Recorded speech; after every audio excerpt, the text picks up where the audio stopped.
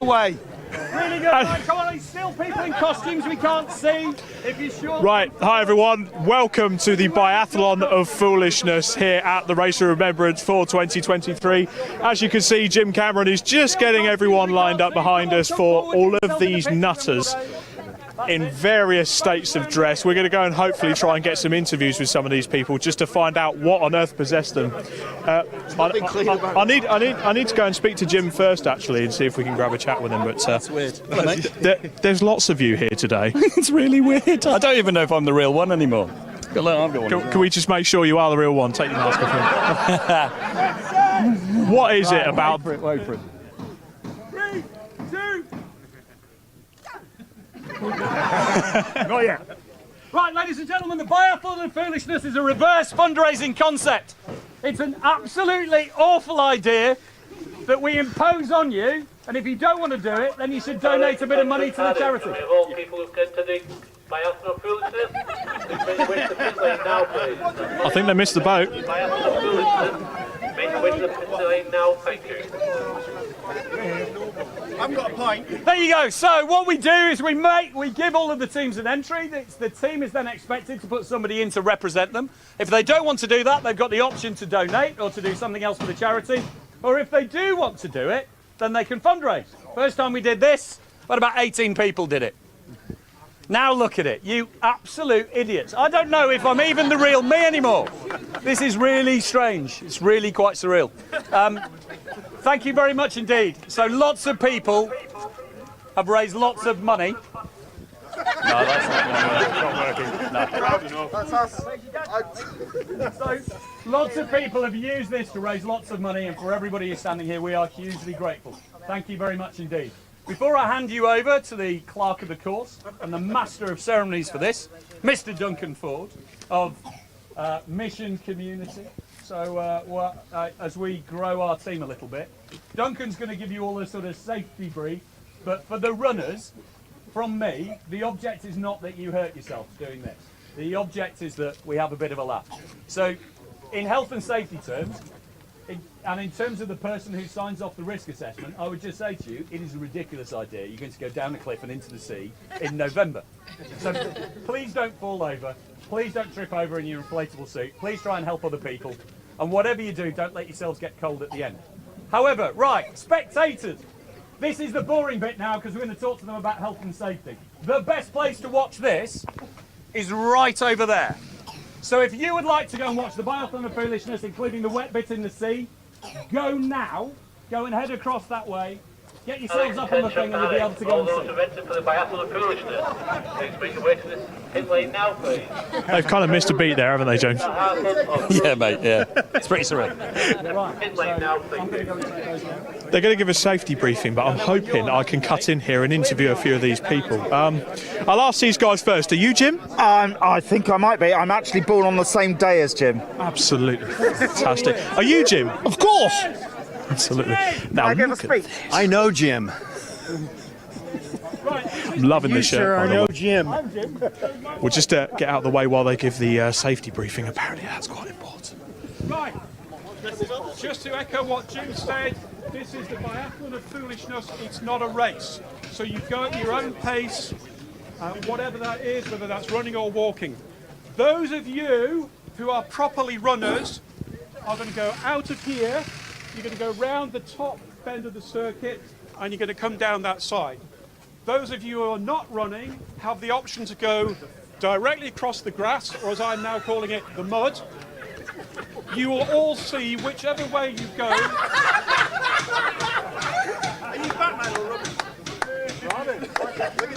You will all see an orange marker at the base of that wall by the marshalled hut. That's where the steps are. Go up the steps, turn left, and one of my volunteers will let you through the gate, turn right, go along, and then down the slope. When you hit that slope, going down and coming back up, I walked that this morning, it is slippy, so take it easy on there. Then when you get into the water, there will be 3 safety swimmers, so if anybody has any problems there, we've got plenty of cover. There will also be medics on that top ledge as well. When you come back here, as James said, come directly across, This is the finishing point. Don't hang around talking about the benefits of open water swimming and how much you enjoyed that. Get yourself straight away, get dry, get changed, get a hot drink inside you and get warm. It is as simple as that. Any questions? Everybody okay to run, walk or whatever? Yep. Okay. We better get to the side here because we're about to get run over, but I'm hoping we can catch up with some people on the way. Let's have a look. Let's go racing! 3, 2, 1. Let's go racing! Here we go, the Biathlon of Foolishness 2023 has took off.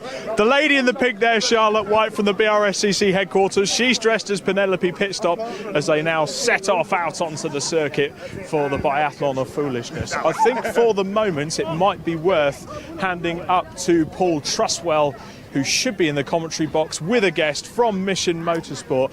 But you're not going to believe this, most of these nutters have taken the long way round. I'd have gone straight for the water and straight in the dry. I don't know about you, but for now, time to head upstairs to Paul Trustwell. Thank you, Rob. Yes, I'm surprised you're not doing this yourself, Rob. You can't head straight for the sea because it's not allowed. The rules say you have to head up towards the banking, turn through the banking, and then come back down before you can head off towards the bit that makes it a biathlon, and we'll hear later on whether or from Scott Woodwitz whether or not that turns into getting your feet wet or anything more than that. But as I say, we've got Stumpy with me. There's a grey wolf there going very well. Seems to be enjoying himself. He's laughing away. Do you know who that is? I'm afraid I don't, but it's not often you see a grey wolf being chased by Elvis. That's very true. There are some themes going in this, aren't there? The RAF has a theme, don't they? And yeah, I'm surprised they're working this weekend actually, because the RAF don't normally work weekends. So that's quite a weird one. There's a couple of guys here in inflatable panda suits, and they're the guys that are with the Fiat Panda that's running in the race. Okay. Well. So as you can see, they're strongest runners in the field. They're holding everyone up by being last. Well, yes. I mean, they're probably doing this as a tactical race because, as we were hearing there, the aim is not to win necessarily, but I think just to endure, to get it over with. And the pandas are being flagged off. They've gone for their bamboos, I think. That's genius. Yes, no, the pandas have had enough, I think. They've just heard that there's water involved, and so the panda's taking a different route. They are necessarily a very sleepy bear, so there might be an issue with them being awake for that long. But it's good to see the shark and the pig have made friends. Yes, it's not something you see very often. No, that's true. So up the hill they go to the banking, through the banking and back down again. Majority of the field are running. They go to pandas with a sneaky little cut through the thing. We'll have to go to the clerk of the course for that. Yeah, so they're making a meal of it, I think, the pandas, but they certainly look the part as the leading runners. We occasionally have some quite fit people doing this and taking it seriously. I can see, looking over into the distance there are already some runners arriving at the bit where you come off the track and head down towards the beach. That's a strong outfit with the pink helmet and the Hawaiian shorts combo. It is, isn't it? There's a lot of bare flesh on that one as well, Stumpy. Bit too much, we could say. Yes, a lot of bare flesh being shown by the Hawaiian shorts. There's a chap we spoke to very briefly earlier on in a Hawaiian shirt. You were telling me he works or has worked in the past flying fire extinguishers. Yeah, Ryan, he's an absolute legend of a fella. Yeah, he used to fly the water bombers that would go in and try and extinguish forest fires. He's also the nicest guy in the world as well. Excellent. And I can see James Cameron down there marshalling people to make sure that they go in the water. I think that's James's way of not getting in the water himself. The pink pig is on a bit of a flyer there, moving nicely down towards the water. I think it's a wolf that's chasing him, so that might be it. He knows what danger he's in. Absolutely. The one of the three little pigs. There we go. Oh, there's somebody who's not dressed up for the part, but looking very fit indeed going down the steps. It's very slippery going down the cliff there, but down into the water they go. And Scott Woodwitz is due to be down there somewhere, and whether Scott's already in the water. Who have we got there, Stumpy? So we got Scott Woodwist down there. Scott, what can you tell us? Where are you? 3, 2, 1, live. Well, as you can see, the competitors are just making their way now down towards the bottom of the coast there, where they've got to go down to the pontoon and back again. Probably am slightly out of breath because I almost feel like I ran a bath on myself trying to get down to the location, but I am down here. We've got the first of the traffic cones coming through. Meanwhile, we've got Faz, our safety car driver, coming back as I think a sort of evil Robin by the looks of it. Yeah, How was? I've still got my race suit on. Yeah, how was that? 62-year-old, I cheated. I turned right out the pit lane. Oh, see, breach of regulation already, but thanks for doing it on that side. I'm slightly pissed on myself. We've got, I think that's Bell and Pocahontas, I think, coming down. You can see in the distance, the first of the cones is going for it, right down towards the end. And this is the real struggle here. Forget the race, remember, this is the toughest race we've got here today. We're just trying to get down the hill. Getting down is easy. Getting down is easy, Scott. It's getting back up again the problem is. Charlotte, who's our events manager at BRSCC, dressed as Penelope Pitstop. So she's heading down the hill.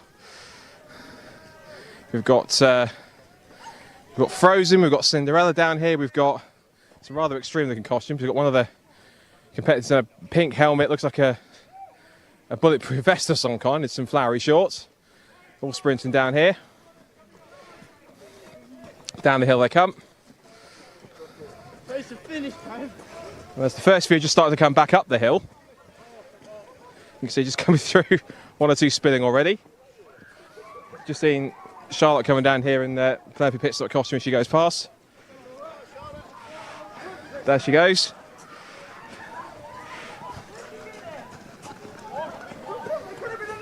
So she's getting a little bit of assistance down there, but there's one traffic cone's gone in now, the rest are all starting to pile down there with them. And it's all one big collective together down there. And it really is going all the way up to the pontoon rise at the end where the tyre is, and then all the way back across again. And I think given it is November, it's pretty deep and it's pretty cold out there. Let's see if we can catch a couple of the contenders as they come through. We've got one of the marshals come back, I think that's Annie coming back. How was that? Freezing. Freezing, he says. We've got a few more animals joining us. We've got like 2 zebras, we've got a cheetah, got a chicken and a shepherd and a penguin. Then we're going to head in a second. Yeah, let's see if we can grab them. We've got a couple of toga runners. How was that? Lovely. All good. Keep running. How'd you feel? Power of dreams. Power of dreams. Just running back up. The traffic cones have finally decided that they've had enough in the water and they're starting to come back up the hill now. Still a few more contenders. We've got Snow White coming down the hill. So still plenty more competitors. We haven't got the piggies and the pandas yet. The piggies are coming past now. See if we can grab a couple of the traffic cones just to come past. Guys, just coming for a second. We're going to get you caught for a second. How was that? Really good. That was awesome. That was really good fun. It's cold. Yeah. On a scale of 1 to ridiculous, how cold is it down? No, you definitely hit ridiculous there. Yeah. Just touch it. Really good. Yeah. Looked like one of you was taking your time down there, and the rest of you all just piled in. We're not all stupid. No, saw what was going on. Coming as well, so look at them. Yeah, they're on their way. We look great. If we just turn the camera, they've got 2 or 3 of their friends coming down the hill, so it's not all the traffic cones are in the mix. So come back down here. Here we go. Well done. Thanks for taking part. Great stuff. Well done.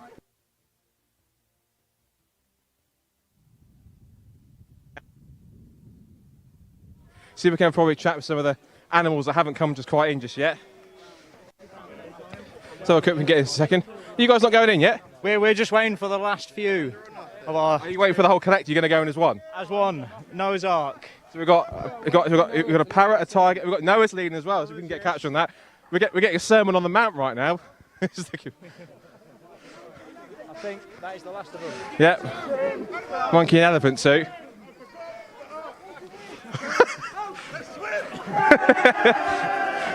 So the animals are off.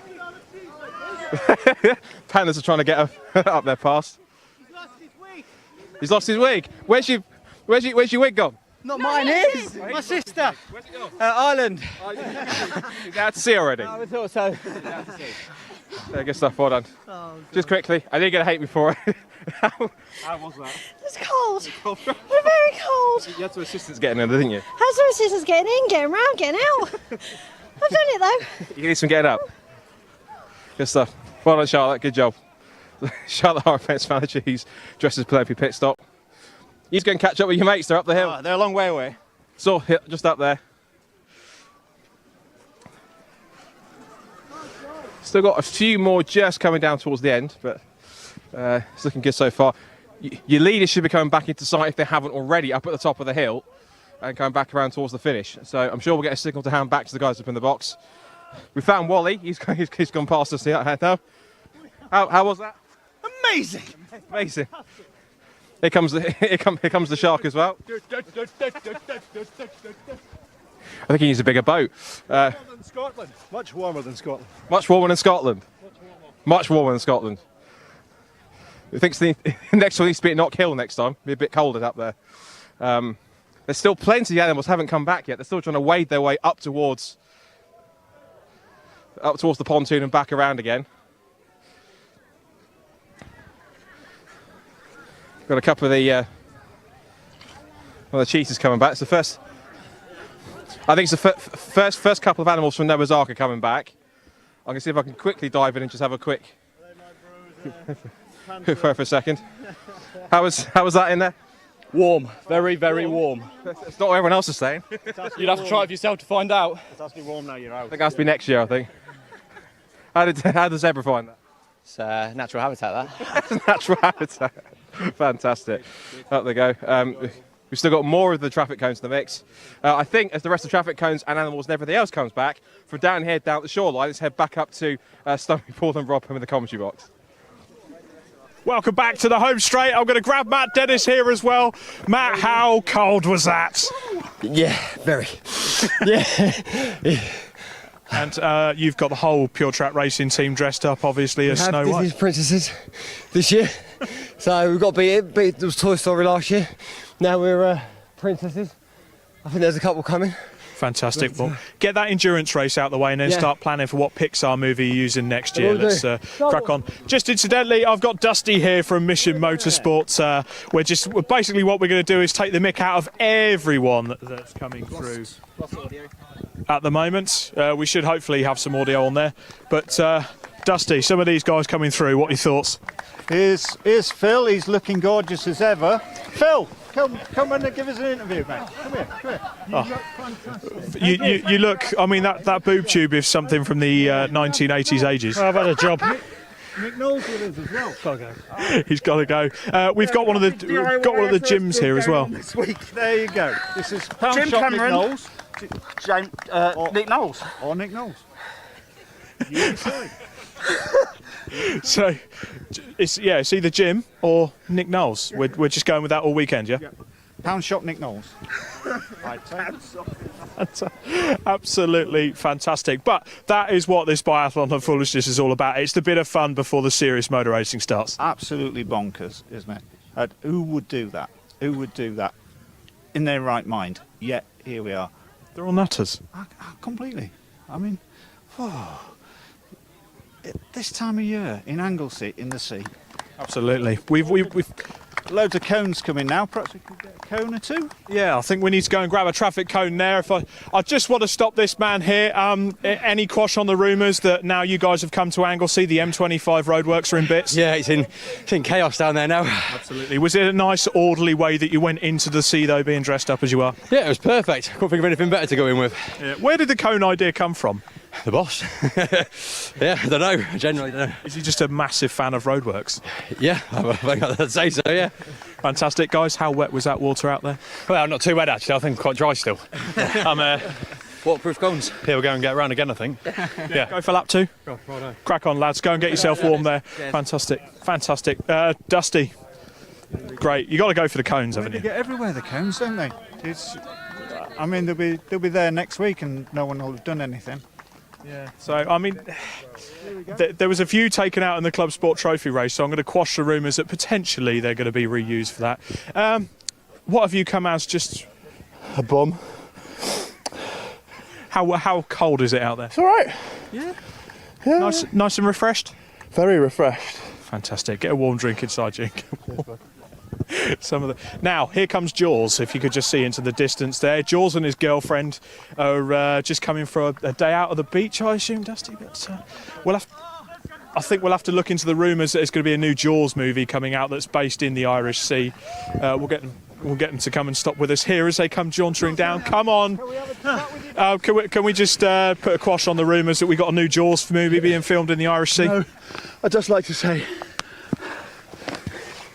oh princess, oh princess, oh, you saved me. I love you, Sharky. I love you too. I love you, Sharky. Will you? Yes, I will go on hands and knees and let you. What have you?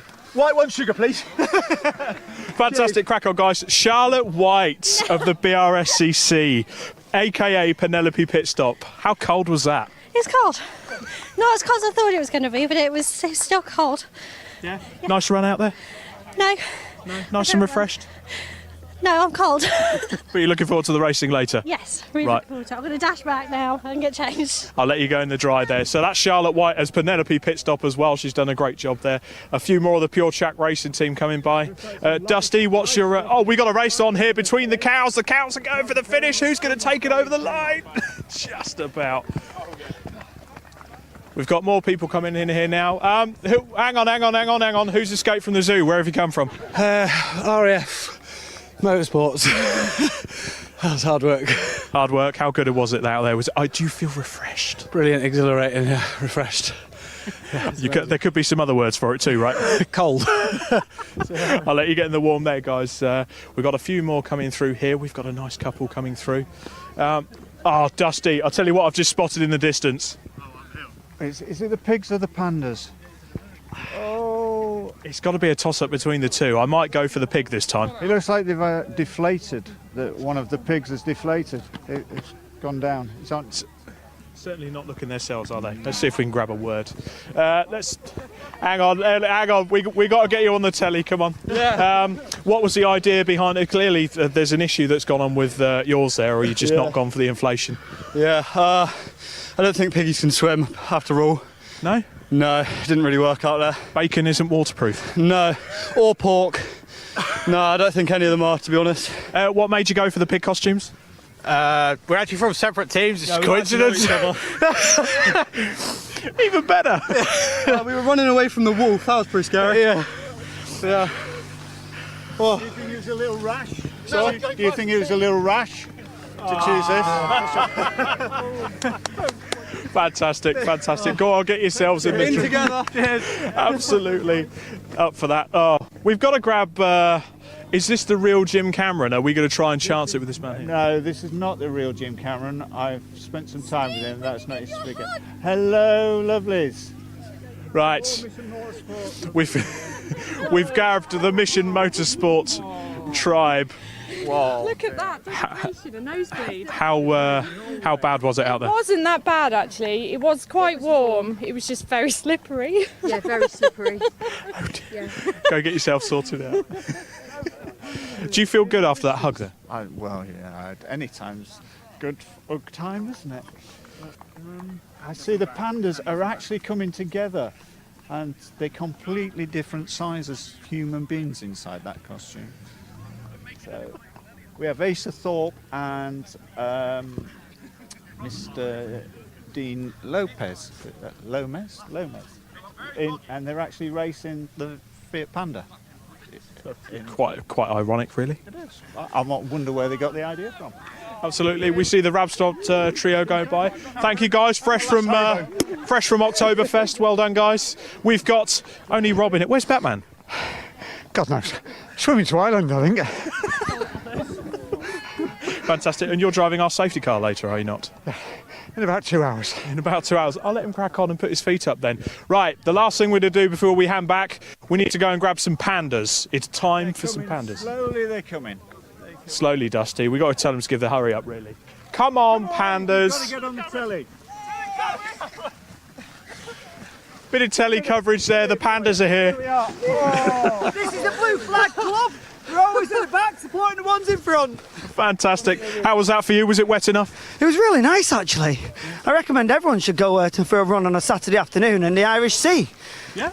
No, definitely not. Definitely too cold. Just below waistline, and then you definitely know you're in the sea. So, how's the race panda going to do in the race? It's going to finish. It's going to finish. It's going to finish. That's The all race we panda is going to finish no matter what. We're prepared for every event. Well, we'll make sure we keep a lookout for the Race Panda during the Race of Remembrance 2023. Thank you. However, and big votes to the Blue Flag Club.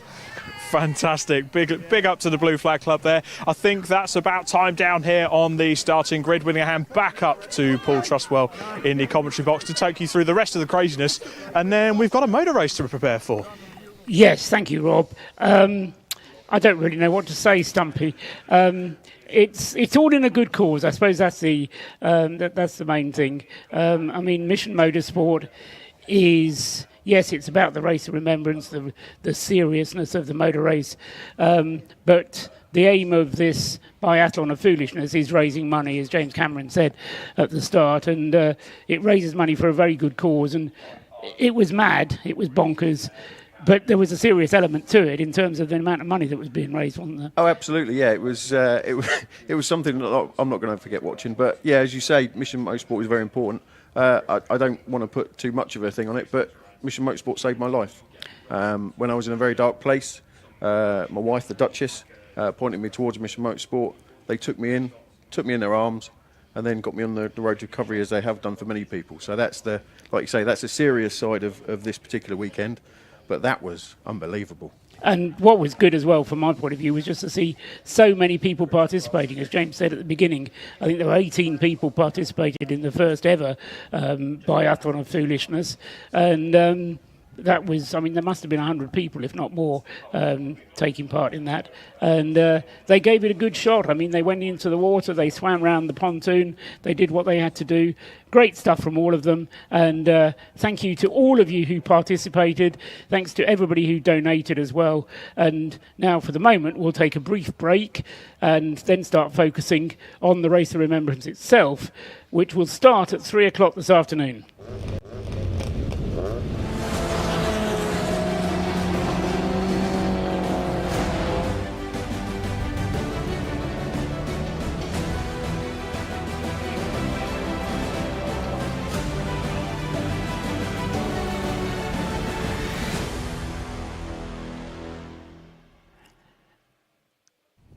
Live now at Anglesey Circuit, the international circuit here at Anglesey, and 45 cars are ready to start the 2023 Race of Remembrance. I'm Paul Trustwell. I'm looking down on the circuit to see the preparations that are going on. We've got a grid walk happening at the moment, final preparations before the start of this 12-hour race, 7 hours of which will take place this evening, starting in about half an hour's time and running up until 10 o'clock tonight. It'll be fully dark by the time they finish. The weather forecast for today looks pretty good to me. Certainly there's no clouds, well, the clouds, but no sign of rain at the moment. Tomorrow is another matter altogether, but let's worry about tomorrow when it comes. As I say, the 5 hours racing will be tomorrow. We've got 7 hours to go today, and as I said a moment ago, that will be starting very soon indeed. And down in amongst the grid walk at the moment, we've got Scott Woodwis and Rob Lewis. Hi everyone, and welcome to the grid walk for the Race of Remembrance at Anglesey 2023. I'm one of your hosts, Robert Lewis. I'm here with my co-host and good friend Scott Woodwis. Scott, it really is a gateway to hypothermia today. It's a cold one, the skies are clear, but we've got a 12-hour race to get on with. We have, and that's after we had just seen our biathlon of foolishness, where plenty were getting all wet and sundry down there. But it's going to be amazing. This is my first time at the event. It's your second time at the event. We've got a great grid of some 45 teams out there, from massive variety of cars, from Lotuses and Caterhams all the way to C1s, Fiat Pandas and everything else in between. It's a fantastic mix, and all here for a fantastic cause, which is to support Mission Motorsport, to support all the veterans and all the beneficiaries and everyone, both current and those that we've sadly lost, have given their lives and given their efforts to for us to be how we are today in terms of the freedoms that we have and all the efforts they're putting to make the world as it is today. So big thank you to all of them first off the bat, and to Mission Motorsport and to everyone involved in putting it together. And I think we've got, it should be a pretty exciting and pretty fascinating 12 hours ahead of us. I think it's going to be a fantastic race. Last year was always going to be the race that will be remembered as the one that no one wanted to win. Certainly the two cars we've got on the front row, they both hit trouble last year when they were in very good positions, and I know Callum Lockie in particular in the Caterham is going to be hunkering at the bit to go and get that as well. But we're stood in as well in front of this beautiful safety car here, Scott. Yeah, so this safety car, we have to say thank you to Lotus and also to SRO and to British GT, because if you've seen them a live broadcast and around British GT events, this is in fact, as far as I'm aware, at least the British GT safety car. This is the Lotus Emira, and it's quite a nice machine. It's this year's safety car. That we have also got the BRSCC Jaguar here as well on top as either backup or a second safety car should we need it. And yeah, it's been doing plenty of laps in here, both with the supercar Saturday that we had as well, with a few cars trying to wrangle some of the cars in at the end of the sessions, and also out there just looking exactly. It was also had a couple of trips out there with the Club Sport Trophy race that we had earlier on as well on top of that, and it'll be on duty pretty much for I think the entire 12 hours. It's great to have got it here. It's always great to have a car like this. We've had the Lotus in the past and other cars in the mix that have been the safety car. So yeah, big thank you to Lotus, to SRO and to British GT for letting us have it for the weekend. Absolutely, beautiful car. And the race itself is going to be split up into 3 segments. So we've got the biggest chunk of it today. We've got a 6-hour segment today. We then resume again tomorrow morning for a slightly shorter stint before we stop for the all-important armistice service, which we have right here in the pit lane at Anglesey, and it will be covered live on Alpha Live. Our big shout out to our team at Alpha Live. The camera guys and girls out there are going to be in for quite a cold one, quite a dry one today. Tomorrow is looking like we're going to get a bit more of the wet stuff. Yeah, full of optimism for tomorrow on that side. But either way, I think come rain or come shine, we have to give a shout out to them and to all the marshals, everyone that will be out there, all the teams, everyone that will be involved, because regardless of the weather conditions, they're all here for one particular reason, to do all the work and to enjoy themselves and to do it in benefit of all the veterans, all the servicemen and women that we've got here this weekend. It is going to be a tricky one. One of the key things that's going to be key to remember is that this race is slightly different to other endurance races because it's 3 parts. It's not necessarily always the car that crosses the line first that actually wins the race on the road, because how it works simply is the winner is whoever can set the fastest time over the 3 combined parts on aggregate. That essentially means that, for example, if at the end of the part 1, hopefully you follow along with this bit, if the leader finishes part 1 tonight 5 seconds ahead of the car in second place, when they start part 2 tomorrow, they might well be together on track, but the result and the gaps stay as they are. They get paused from part 1. That essentially means that the leading car will start with essentially a 5-second head start, so to speak, on the timing screen. That means that in order for the car in second to actually get into the lead, they have to pass the car that's leading on the road and then be ahead by at least 5 seconds in order to be able to take the actual lead. It will become a little bit clearer as the race goes on and as we clear it, but you'll see it on the timing screen. If cars need to catch up gaps, we'll tell you, we'll keep you informed as much as possible, but us too, and of course Paul Troswell up in the box as well. It is quite a fascinating way to do it, but it means that it's not just the fastest car that wins ultimately outright, regardless if you're leading on the road. There's strategy involved. I think a key element of this is going to be how much you use the clear air, because of course you want to build up those gaps or try and reel them back in. Using the clear air to your advantage is going to be really key. If you can go quickly when there's no cars around you, that's going to gain you as much time as possible to try and get towards the cars that are around you to try and gain time on them. Fascinating. We're going to see that play out this weekend. Right, I'm going to let you clear off because you're doing the second half of the grid. We've got a bit of an issue with range, so we've got multiple cameras on the go, similar to how we do the TCR live streams.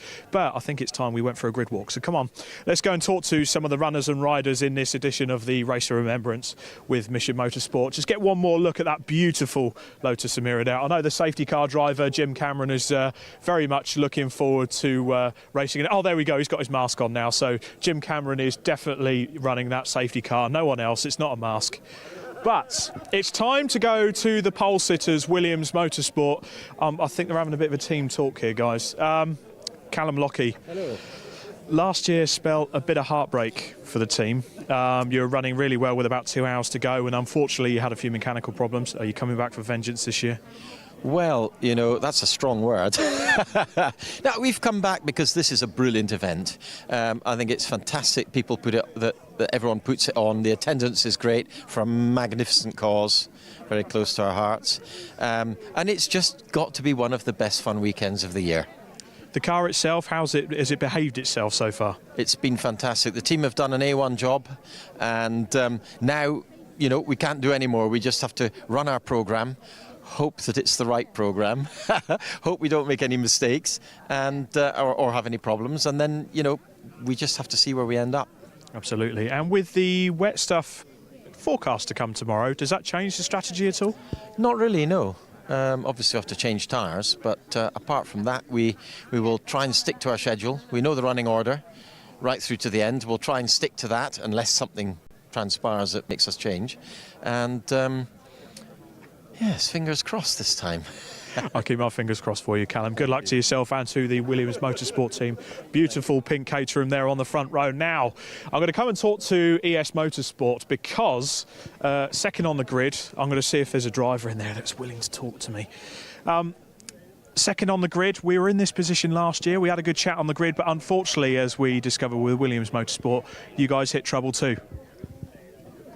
When? Sorry, yeah, no, it was good. Yeah, everything's all right. We had a bit of a problem with the ABS, but yeah, we're back on it and took it easy. Cracking on. So this year, car behaved itself so far, drivers behaved themselves? And so we had a couple of issues with the ABS, but yeah, it's there. Had a little bit in reserve, so it's nice to be. Didn't want to go and launch it in quali, so set it up for Daniel's second driver, so we raced together in Europe, so it'll be good fun. Definitely will be good fun. The bit I was referring to at first was the bad luck you unfortunately suffered last year. Oh, sorry, yeah. We'd lost the piston and a little bit of a bonfire. Certainly was quite exciting in the commentary box. It was pretty exciting going into turn one when she let go. Yeah, it's so good fun. But yeah, back again, give it a go. And you've got some great caterham races next year on the grid. Are you looking forward to a hard fight at the front? Yeah, it should be good. I think hopefully if I can get away at the beginning, yeah, give us a good stem for the race, and then we can settle down a bit. Fantastic. Well, I'll let you get sorted out and ready to go. Now, hopefully, Scott has made himself ready to do an interview down towards the back of the grid. So, Scott Woodwiss, who you got?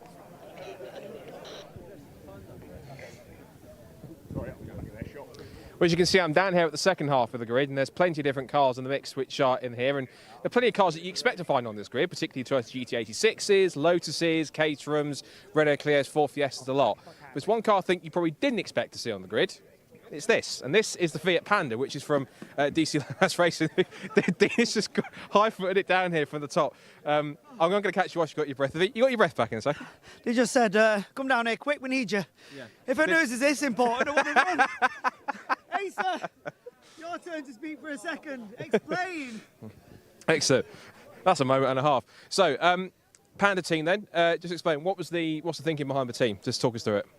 We wanted something just a little bit out of the ordinary, a little bit something that's not been seen before too much on the track. And the Fiat Panda is obviously the greatest car in the world. Ish, not quite. So, yeah. Sorry. We've built a Fiat Panda. The idea is to finish in 12 hours, prove that any idiot can build a car over a year and get it to the end of a 12-hour race. You've done a couple of the Club Sport Trophy races in this car to get it prepped and stuff and ready to go. So, car looks like it's on good form. Yeah, it's been reliable so far. I've had no issues with it. Yeah, it just keeps going. Keeps on going. And Keeps on going. So Dean, just give us your thoughts, because this all came back this stems back from Race of Remembrance last year, doesn't it? Just talk about that. So Race of Remembrance last year, Asa invited me along to be a mechanic, as I can turn a couple of spanners. And anybody said you'll do the fuel. But then the engine blew up on the car. So we got the engine, we put it in the car, it did the outlap in the morning and ended up on the grass over there. Really sad. A little bit more preparation it would have finished. So then I said to Asa, the story is, I could do better than them. And he said, go on then. And I said, what car? He said, a Fiat Panda. And I'm like, is there anything else a bit more ridiculous than building a Fiat Panda to do a 12-hour race? So he said, there's two here for sale. Bought two Pandas, stripped one, built one, did everything to it, diffs, exhaust, the whole works that you could ever wish to do. Yeah, and then they said, you got to get a race licence. So I got my race licence, and then Silverstone, Donington, Croft, Anglesey, Alton Park, and then we're back here again at Anglesey. And how much money have you raised so far? Because you've been raising money by selling squares on this car and sponsorship on top of that. How much have you raised? So we're just shy of 4,000 quid to St Luke's Hospice in Winsford, and you pay £5 per square, you put your name on it, and then all the money goes to St Luke's Hospice in Winsford. And we've got a Just Giving page, so if you go to Garage 22, you can sign the car and donate. And we've also had 2 toolboxes donated by Laser Tools. And there, so we can build any kind of failure on a car while we're in a garage. And then we're going to gift one of them toolboxes to Race of Remembrance. So any funds what are made from that by auction go straight to Race of Remembrance. So by the time we fill the car with signatures and whatever, we're going to do probably 12 grand for the 2 different charities. Amazing stuff. Well, listen, great to have you here. Well done so far. Best of luck for the race. Good stuff.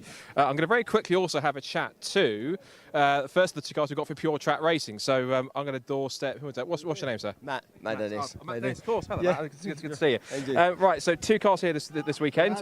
How are they running so far? This one's been a little bit problematic. We had some problems in day quali, but we ironed that out for night quali. Night quali was much better, but obviously it doesn't count for anything. 23's doing well, it's a bit further up the grid, so but it's a long race in it, so we'll see how we go from there. Different colour scheme to last year. Talk us about the wraps that you've got on these cars. Okay, so it was a harebrained idea about 4 weeks ago that I decided Spitfires.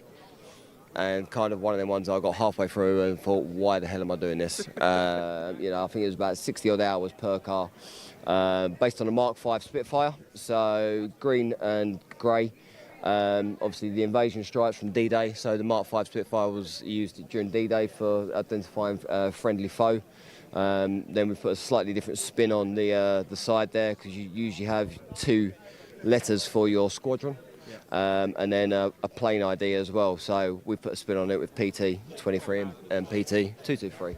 And then we also looked at on the front bonnet as well, we also looked into, these are the squadron logos for the actual squadron 223, and the one on 23 slightly different as well. So yeah, a lot of thought gone into it. Couldn't turn up to an event like this with any part of the livery any slightly bit wrong, so pleased with the way they've come out as well. So yeah, so fingers crossed for a good race. Well, it's great to have you guys here. Best of luck. Thanks for that. And that's one half of the Pure Chat team. I think Rob's over with the other car. Just a few quick rows up. Rob, let's have a chat with you. Hi Jim, how's it going? We've got Jim Cameron down here, understandably, but from Operation Motorsport Canada, I've got Alex Quinn, who's racing this Toyota 86. Alex, you've done a lot of work in IMSA, obviously. You've done a lot of work stateside. How good is it to be here with these 2 teams this weekend? It really is amazing. It's my first time here with these guys and just meeting them all. So it's an amazing cause, and I'm really enjoying it. And obviously, to get back on track in the UK is nice for me as well, and I'm enjoying it in this car. It's a nice car, really fun to drive. It slides around and it's exciting. Tell us a bit just about this team of people around you. They're formidable, aren't they? Absolutely. I mean, just over the past few days, I've got to know them a bit better. I mean, it's inspiring for me, and it's eye-opening at the same time. But it's been a really unique experience. So I've had a great time so far. Game plan going into the race, a different car to last year with the 86. Got different strengths and weaknesses around here? I think so, yeah. And I mean, looking at the cars we're up against, I mean, we'll find out in the race, but we were quick over 1 lap. It might be a bit more difficult in the race, but we're going to give it a good go, and we'll have to manage the car, manage the brakes, etc., and we'll see how it goes. Absolutely, see how it goes. And of course, there's got to be a bit of friendly team rivalry with Team USA, right? Yeah, it's exciting. I've noticed, with the mechanics and all that, there is like an inter-team rivalry, and obviously I'm on the Canadian side. I'm not Canadian, but I'll be doing my best, and I'm sure we'll have fun at the same time. Absolutely, Alex. Thank you very much for that. Now, let's see who else Scott Woodwis has got lined up down at the back end of the grid.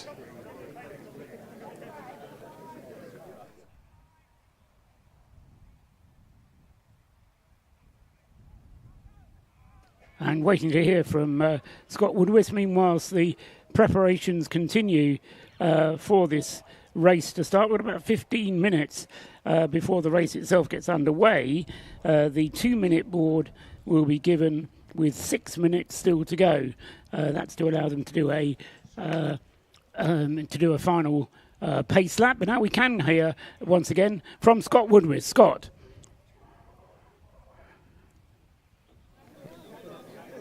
Well, there's plenty of different classes amongst the Race of Remembrance class. You've got the 116 trophy car just in front of us, and others in the mix as well. But leading the class for the smaller city cars, we've got the Auto Bliss team, Stuart Bliss alongside me here. Vice champion city car this year as well, so congratulations for that. But something a bit different for this one. Yeah, it's good fun. So the car's reliable. It has been all year, to be fair, in the City Cup, and it's for a good cause. We've got the guys with us. We've got got Goose back with me this year, so that's fun. Old Andrew Dyer. So if I can keep the car in one piece for the first stint, and then let the other guys take over for a bit, it'd be good fun. Yeah, you can't attacking us like Top Gun, just like you really have a need for speed. Yeah, Need for Speed. I'm more like Days of Thunder for me. Robin's racing. Hopefully no smoke screens to drive through. No, just stay high. Be all right. Yeah, good stuff. Obviously, everyone wants to win their class, do well. Position-wise, or just get to the end. What's the main aim for this? I mean, we're trying. I'd like to beat all the C1s as much of it in different classes. Same sort of car. And I think last year we finished top 25. So if we can do that again, I'll be happy. But yeah, that'd be good. Well, best of luck. Great to have you guys here, and we'll see you again. Rob, I think they're starting to clear the grid a little bit, but just might have a bit more time for another chat. So, Rob, who have you got down the grid at the front? And I've managed to make my way down to see Sarah Dennis of Pure Track Racing. They've got 2 cars out this weekend looking rather camouflaged and resplendent, but there's a little bit more to it than that. So just talk us through what's the story behind these liveries. We kind of wanted to pay some respect to the RAF and the amazing work they've done. So this year we've gone to represent the RAF. Matt came up with a harebrained idea. We were going to get them wrapped, but then we decided to do it ourselves. Can't begin to tell how many hours it's taken to do both cars, but we've tried to really represent the squadrons. So there was a Squadron 23, so we've got their tags on the back of the car and the front of the car as well. And then we've got a Squadron 223 as well, which we're representing. So, yeah, we hope we're not too camouflaged. Didn't really think that one through.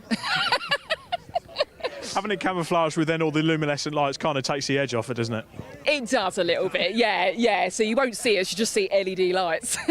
Going into the race this year, obviously last year you ran 2 cars. It was a big test for the team. Yeah. You learnt a lot from it. What's the game plan this year?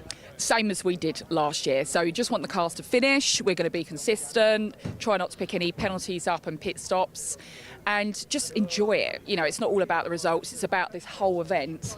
And we just want to completely finish the day and bring both cars home in one piece. Fantastic. Well, Sarah, I'll let you crack on for the moment. People are starting to file out back, but we have got some more interviews to sort out. Hopefully, Scott Woodward has managed to grab someone else. Well, someone else who's no stranger to endurance race at club level, David Drinkwater, doing plenty over the last couple of years, and back in the Royal Motorsport C1 for this one, along with WRC developments. How are you feeling about this race? Yeah, looking forward to it. It's one we've done many times in C1s and other cars. Really enjoy it. The atmosphere, you know, the Remembrance services on a Sunday. Yeah, it's amazing. So you guys are right at the front, practically towards the front of the C1s. You've got the CSC guys just in front of you, but this is really giving like a little, almost like a mini C1 race between you for the next 12 hours, isn't it, really? Yeah, it always is. We have a great battle with Patrick and the team, so it'll be, you know, hopefully we'll be fighting with them for all of the race if it all goes well. Fingers crossed and all that. But yeah, we got the red car and the blue car second and third, so looks good. You've got the boss man behind the wheel as well, Robin Welsh. So how are you feeling about that? Yeah, he's all right. I mean, we've done, you know, he's been with us doing this since we did the compacts in the early days, so you know he's quite used to the team. we've raced together an awful lot, so yeah, he's good, he's quick. So yeah. What is it about this event that you love? Loves it for the fact you can raise a lot of money and the fact that it's a great event, but what is it in particular that you just love about Race of Remembrance that keeps you coming back? It's a bit of a family thing, I think because we've done it so many years, you know quite a lot of the people. We get family and friends helping out, so it's more of a, you know, it's more about the Remembrance service. Having a race is fun and it's great, but there's other things going on, so yeah, it's such an enjoyable event. Probably the best of the year, really. Yeah, great stuff. Well, best of luck for you guys. We'll probably have a chat at some point throughout the 12 hours. Best of luck, hope it goes well. It's back across to Rob, but see who he's got down towards the front of the grid, I think, before we get this race underway. And I've just managed to grab Chris Walsh getting ready. The engines are running in the Operation Motorsport USA entry. I spoke to the Canadian team. Bit of rivalry in there this weekend, bit of a friendly rivalry, but how's the weekend been for you so far? Weekend's been great. I've never been to this part of the world to go racing. Probably the most beautiful track I've ever been to. The teams are great. I mean, the event is really cool and all the people and what they care about. So I'm just really excited to be part of the event. Fantastic. And any specific aims for the event? Just finish well? Yeah, I mean, we're competitive. We're trying to get up on the podium and finish high up. So the goal is to catch up with our Canadian brethren and run with them for a bit and, you know, make the car last and get to the end. Fantastic. Well, Chris, I'll let you crack on with the race there, but that concludes our grid walk for the Race of Remembrance 2023. As you can see and hear, the engines are fired up, the drivers are ready, they're strapped in, ready to go. It's time for the first time this weekend to hand up to the commentary box to our good friend Paul Truswell. Thanks very much, Rob Lewis down there on the grid, and thanks to Scott Woodwis as well. We've got 54 cars. I'd suggested there would be 44 cars. I suggested there would be 45. But the Rodison Sirocco, there's probably a book in itself that could be written about that car, isn't going to be participating. It's not on the grid. It was given dispensation to start, but sadly Rodison's have had turbo problems, and then they had problems with the brakes, and so they've had to scratch their entry. So their position at the back of the grid is apparently not going to be fulfilled unless they've got a car in the garage that they can push out and start halfway through the race. But as we've been saying, we've got a 7-hour segment about to start. I'll quickly run through the grid positions, because although we've heard from a lot of them, we'll put them in context. On the pole position is the 29 Williams Motorsport car, which is shared between Toby Ballard, who's in it at the start, Henry Williams, the man whose name is on the team, and he's joined by Callum Lockie and Roger Patel. Alongside it is the 110 ES Motorsport Lotus Elise, which is a 2-driver lineup of Jason McAnulty and Daniel Palmer. So 29 and 110 is the front row of the grid. Row 2 on the grid is number 14, the DBR Racing Caterham, and alongside that is the first of our relay teams. We didn't really mention the relay teams, but number 77 is a relay team of Caterhams. They have, I think, 5 cars at their disposal. Well, it might even be 6 cars at their disposal to use, but they won't be eligible for the Race of Remembrance itself. They're just in it for the relay team, but we'll look out anyway for number 77 there, starting from the inside of row 2. The third row is car number 111, JRW Motorsport. That's the green Ford Fiesta, looking a little bit out of place amongst the smaller cars that it's close to. Zachary Lewis, Connor Blackburn and Sean Reynolds. When they get underway, hopefully we'll be able to tell you who's in the cars. And alongside 111 is number 16, Tequila Racing. So 111 and 16 is row 3. Row 4, the Operation Motorsport Canada team, car 220. And alongside that, number 37, the Luke and Luke Mazda MX-5 at Mark 1. That's row 4. Row 5 is number 24, the Auto Test TSW Mazda MX-5. And alongside that, 91. Look out for 91. This is the Stuart Humphrey racing car, which has amongst its driving strength Alex Capadia, Martin Rich, Marcus Jewell, as well as Stuart Humphrey himself. So look out for number 91 starting from the inside of row 5. 6 is the car 118, the Paul Sheard Motorsport Mazda MX-5, and alongside that, 22 Operation Motorsport USA Toyota GT86. Row 7 is car number 7, and alongside him is number 101 for Mission Motorsport. That's number 7 is the RAF Motorsports entry. That is the Mazda MX-5 racing with Javelin Track Days, and that's a pretty quick car as well. 2 minutes to go to the start, 2 minutes to go. Row 8, number 96 for Jaffa Cape Racing, and alongside that, the number 11 Peaky Blinders car. Row 9, number 23 is one of the puretrack.co.uk racing cars, and alongside it is car number 63, the Omega entry. Alongside, the next row back, row 10, car number 21 for JTM Engineering, and alongside that is car 209, the CSC Racing entry. Row 11, car number 3, NJM Racing. This is another Ford Fiesta, and alongside that is the 51 Mission Motorsport entry, the GT86, car number 51. Row 12 is car number 223, the second of the Pure Track Racing cars, and alongside that is the Breakdancer Racing Mazda entry. This car is a single car entry, and this is the Breakdancer attempt in the Heroes Trophy, the single car entry. That's on the outside of row 12. Row 13 is car number 25, the Fiat Panda for DC Lomas Racing, and alongside it is car number 9 for VMS Racing. Row 14, car number 52, the GT Wealth Metabubu Racing entry with number 44, Flying Haggis Racing alongside them. Row 15, car number 33 for Royal Navy Motorsport, and 54, the veterans at VMware Matabubu Racing. Safety car about to set off on the final warming up lap, or the pace lap in fact, because it will be a rolling start for these cars. Quickly by number, row 16, cars numbers 18 and 90, row 17, car 92 and 578, row 18, car number 19 and 100, row 19, 417 and 53, row 20, 386 and 586, row 21, 497 and 432, and the last row of the grid, 40, the 22nd row of the grid, 69 and 363. That completes the grid. A bit of a slow start as number 33 won't get going. It does now. That's the Royal Navy Motorsport BMW 116i. A lot of RAF team cars there, but there's just the one Royal Navy car, and that's the one that the Navy, the Air Force, are trying to beat. I'm joined up here by Scott Woodwith, who has hightailed it from the grid where he was getting all the atmosphere, and looking forward to at least an hour of being up here with me, Scott. It's going to be a good race, isn't it? Button there is the one you want to press. That would help if I mute myself. Yeah, that's never a bad thing if I'm muted.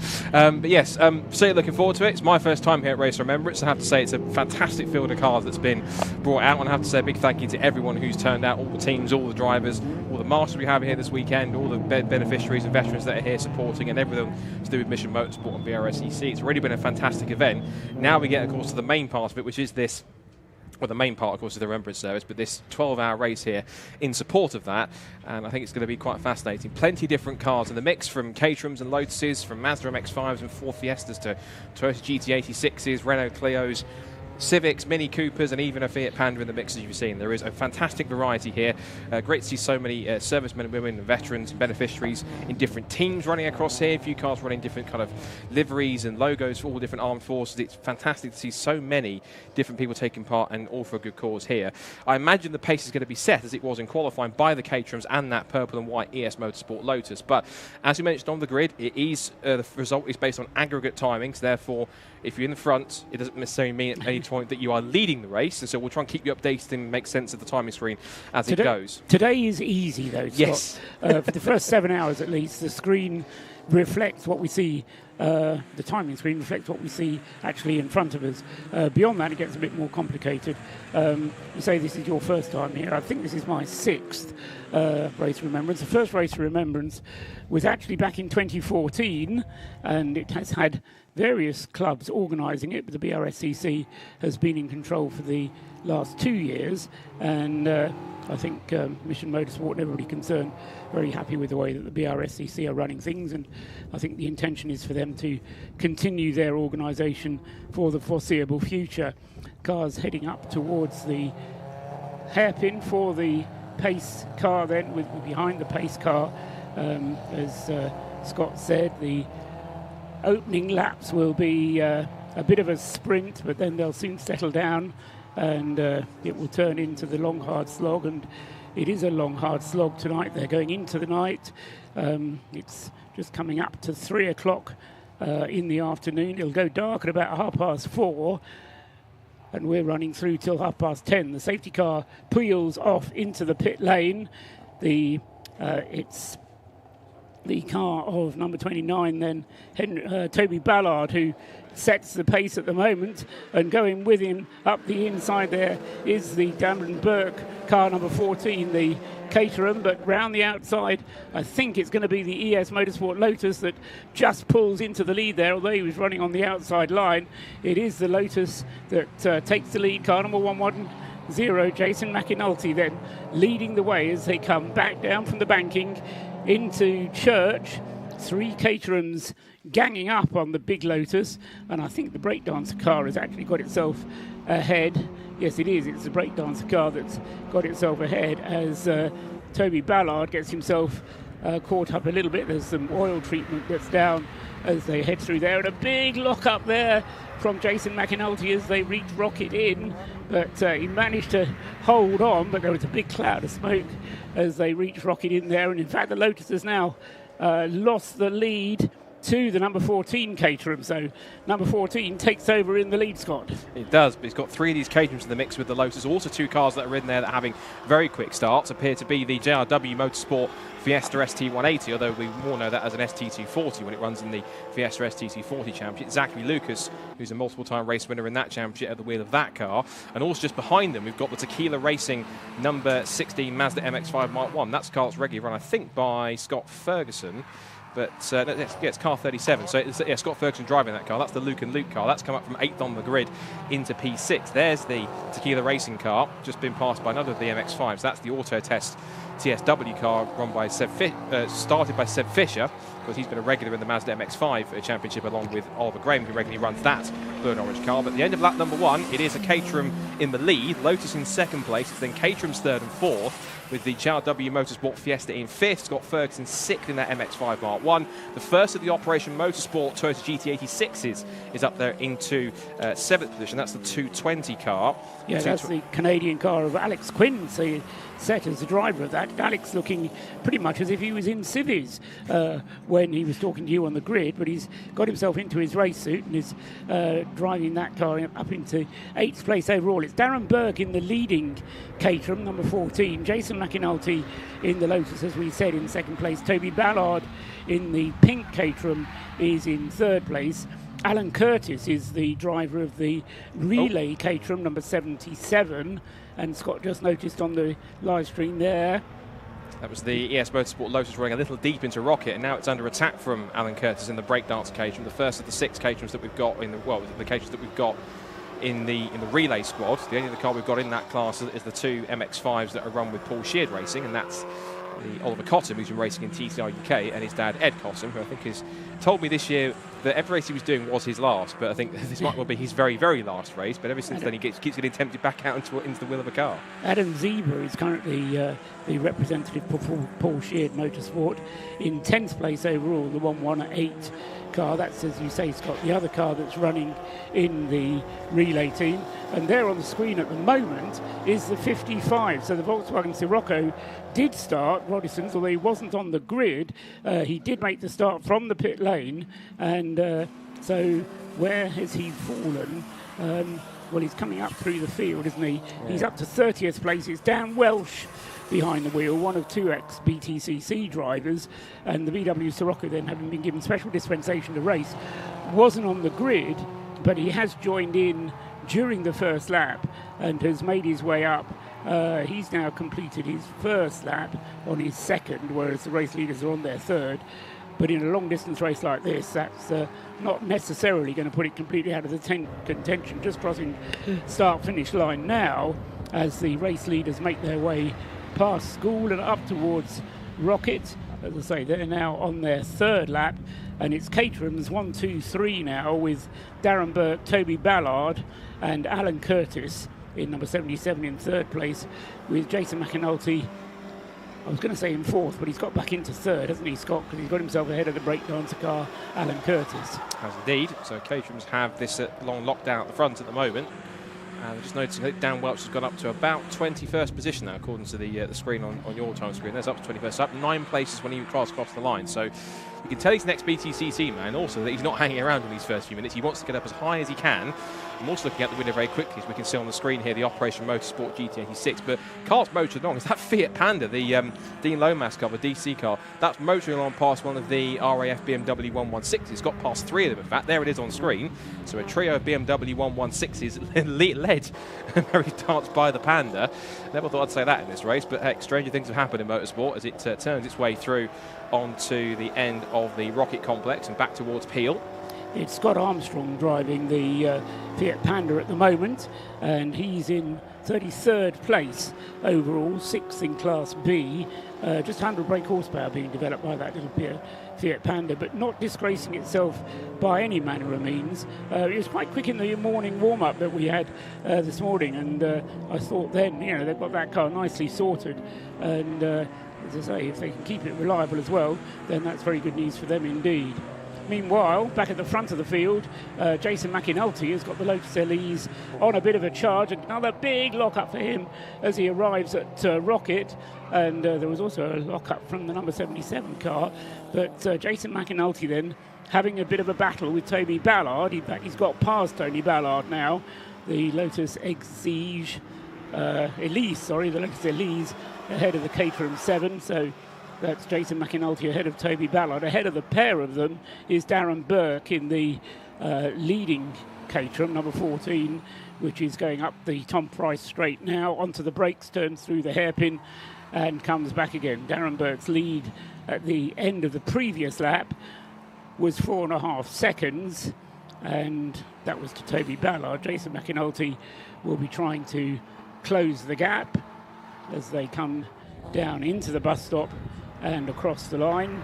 There goes the race leader, Darren Burke, completing his 4th lap.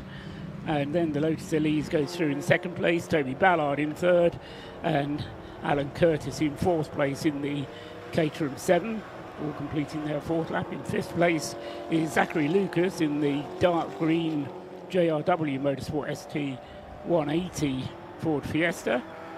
And then he's in 5th place. Scott Ferguson is in the black Mazda in 6th place. And Alex Martin crossing the line now in the Tequila Racing Mazda in 7th place. Then it's Adam Zieber in the relay Porsche Motorsport Mazda. And then next up is Alex Quinn in the Operation Motorsport Canada Toyota GT86. Going great guns there is Alex, obviously enjoying himself enormously. And then Lloyd Huggins with the number 7 Mazda rounds out the top 10 in the RAF Motorsports with Javelin Track Days Mazda. And he's in 10th place in car number 7. Just looking at the down the order, we're seeing the 29 Caterham in the mix there. Looking down there, we saw on screen just briefly the number 88 Mazda MX-5 Mark 1. That's the other of the breakdancer cars. So whilst one of the Caterhams is out in the relay squad, there's also the 88 car that's out there. Harry Ayres at the wheel of that car at the moment. And last time it came across the line, currently showing in 26th position. So it's chasing down one of the 2 pure track racing Renault Clio's, number 23. This is a bit further back in the pack. Car number 3 there, which is the Ford Fiesta, so a bit further back in the pack. And car number 3 is actually up in 15th place. That's battling with the 101 Mission Motorsport car. That's the NJM Racing Ford Fiesta. And that Z-Tech car has currently got at the wheel of it Manigo at the wheel of that car at the moment. And also good to have a few of our BMW 116s in there, as the number 3 Fiesta was getting very sideways on the exit of Peel as it came through the right-hander. Yeah, the BMW class currently being led by Stuart Carrington-Yates in car 21, and he has 2 seconds of an advantage over Will Abraham in the CSC Racing BMW. They're in 20th and 21st place overall, but as Scott was saying, they're the BMW 116 class, and then 3rd in the BMW 116 class is Stephen Robertson in the GT Wealth Matabubu Racing BMW. But he's a little bit further down in 27th place overall. Best lap of the race so far has been done by Jason McAnulty at 1 minute 39.014. So he's the man on the charge. But whilst he's charging, Darren Burke is not exactly disappearing, but he's got a nearly an 8-second advantage now at the front of the field as Darren Burke over Jason McAnulty in 2nd place. The screen showing is Zachary Lucas there in 5th place in car 111, just ahead of the 432 car that's already been lapped, even though the race is at its very early stages, just coming up to 10 minutes elapsed of the 7-hour segment of today's part. Darren Burke goes through and completes his 6th lap now. And there's the Lotus getting it a very squeamish, and indeed there Jason McAnulty as he came through the final turn to complete the lap. And Toby Ballard and Alan Curtis are right on his heels as they went up towards the banking. Darren Burke having it pretty much all his own way at the front of the field at the moment. Yeah, he's trying to make his way through some of the traffic, past the Panda, past the RAF, that's the Royal Army BMW, and then we're going past the Breakdancer MX-5 on top of that. And the next car they've got to try and get past is the number 11 Mazda MX-5, which is a little bit further back in the order. And that is being number 11 is the Peaky Blinders car. That's Joe Jacob, Richard Smith, Nicholas Bailey, and Nick Dougal. And that car currently has car number 11. has, if I can rotate my phone so I can get it on my timing screen properly, this will help. Smith at the wheel of that car. Richard Smith. Richard Smith, so he's in the mix there. Car number 11, the Peaky Blinders car in 25th place. Yeah, as the Panda continues to enjoy scrapping some of the BMWs, the Royal Navy car sort of giving it a run for its money there if it can. Here come the leaders down into the corkscrew corner back towards the Tom Price straight. And still trying to catch up the gap, 9.2 seconds at the front. It looks like Darren Berg, I think, has actually put in a new fastest lap of the race recently, because he's just gone to, that's now gone to 1:38.384 for Darren Berg now. So that car is sharing with Ben Timmons over the course of the 12 hours is looking pretty strong. There's the car in 7th place. That's the Tequila Racing Mazda MX-5 Mark 1. And that car is looking pretty strong at this point in time. That currently has the Tequila Racing squad at the moment. That has Martin at the wheel of that car. So Tequila Racing has Alex Martin sharing that car with Chris Fellows, Anis Sutawala and Chris Knight at that point. And there's the Luke and Luke Mazda MX-5, few of the Mark 1s in the field. That's the supercharged car that usually pops out into Club Sport and Super Sport races, hence the decals on the side that denotes that. He's showing that car with Charlie and Neil Luke, but it is Scott Ferguson, its regular incumbent, that is at the wheel of that car at this point in time. One car we should point out that just flashed through the shot was the 55 Roderson's VW Scirocco with Dan Welch at the wheel, up into the top 10 already. It's up into 9th place from the pit lane. That's an impressive run in not even 15 minutes, Paul. No, just not even 13 minutes, in fact 12 and a half minutes on the clock. And Dan Welsh, as you say, 9th place now. He's lapping in the his best lap's been a 1:42, so he is not lapping as quickly as the Caterhams at the very front, but he'll certainly get him to the top 6, and then they'll just be looking for reliability. And of course the other key to this race is going to be when the different co-drivers get in the race, because some teams have quick co-drivers, others have left quick co-drivers to hand over to, and the maximum driving time is 3 hours. Car won't go that far on a tank full of fuel, so it'll need to stop in the meantime, but 3 hours driving time is the maximum that's allowed, and so at least 2 drivers are required. You can't do the whole Race of Remembrance on your own, but of course the Scirocco car 55 of the Roderson's team does have an extremely quick driver lineup. Having said that, Dan Welsh has just put in a lap of 1:50 and lost 3 places. So Dan Welsh there, the VW Scirocco, had braking problems, I understand, during the warm-up session this morning, and as I say, maybe those braking problems have recurred because the car has come into the pits, in fact. So number 55, in fact, it's been in the pits for over a minute already. So Dan Welsh, 1:50 into the pits, and he is our first pit caller. Just watching whilst you were mentioning there, the battle that's going on for 3rd and 4th between the 2 Caterhams, the breakdancer Caterham and the Williams Motorsport car. They were side by side down the pit straight. It looks as though now it's worked in the favour of the breakdancer Caterham for the time being. So that's now working out well. As for the what we just saw on screen there, that was what was going on with the battle for 9th, 10th, 11th. That was the 220 Optimum Motorsport Toyota GT86 that currently sits in the top 10, the highest of the 2 Operation Motorsport cars. There is the 55 VW Scirocco, Dan Welch, of course, being at the wheel, and you can see there just to the left, checking the tyre pressures, is the man himself, Rob Austin. I believe that's Rob Austin anyway, and I can see also down there that our Rob is down there having a chat as well. Yeah, and hopefully if Rob Lewis can find out what's going on, or he says he's not going to be able to find out he's going to find out what's going on, but we're not necessarily going to be able to hear from him. But the front of the car is up in the air, and just watching on the screen there, Rob Lewis coming through in front of the camera. So he's doing his homework, but having had, well, we said nearly 15 minutes, the Scirocco has hit further problems, unfortunately.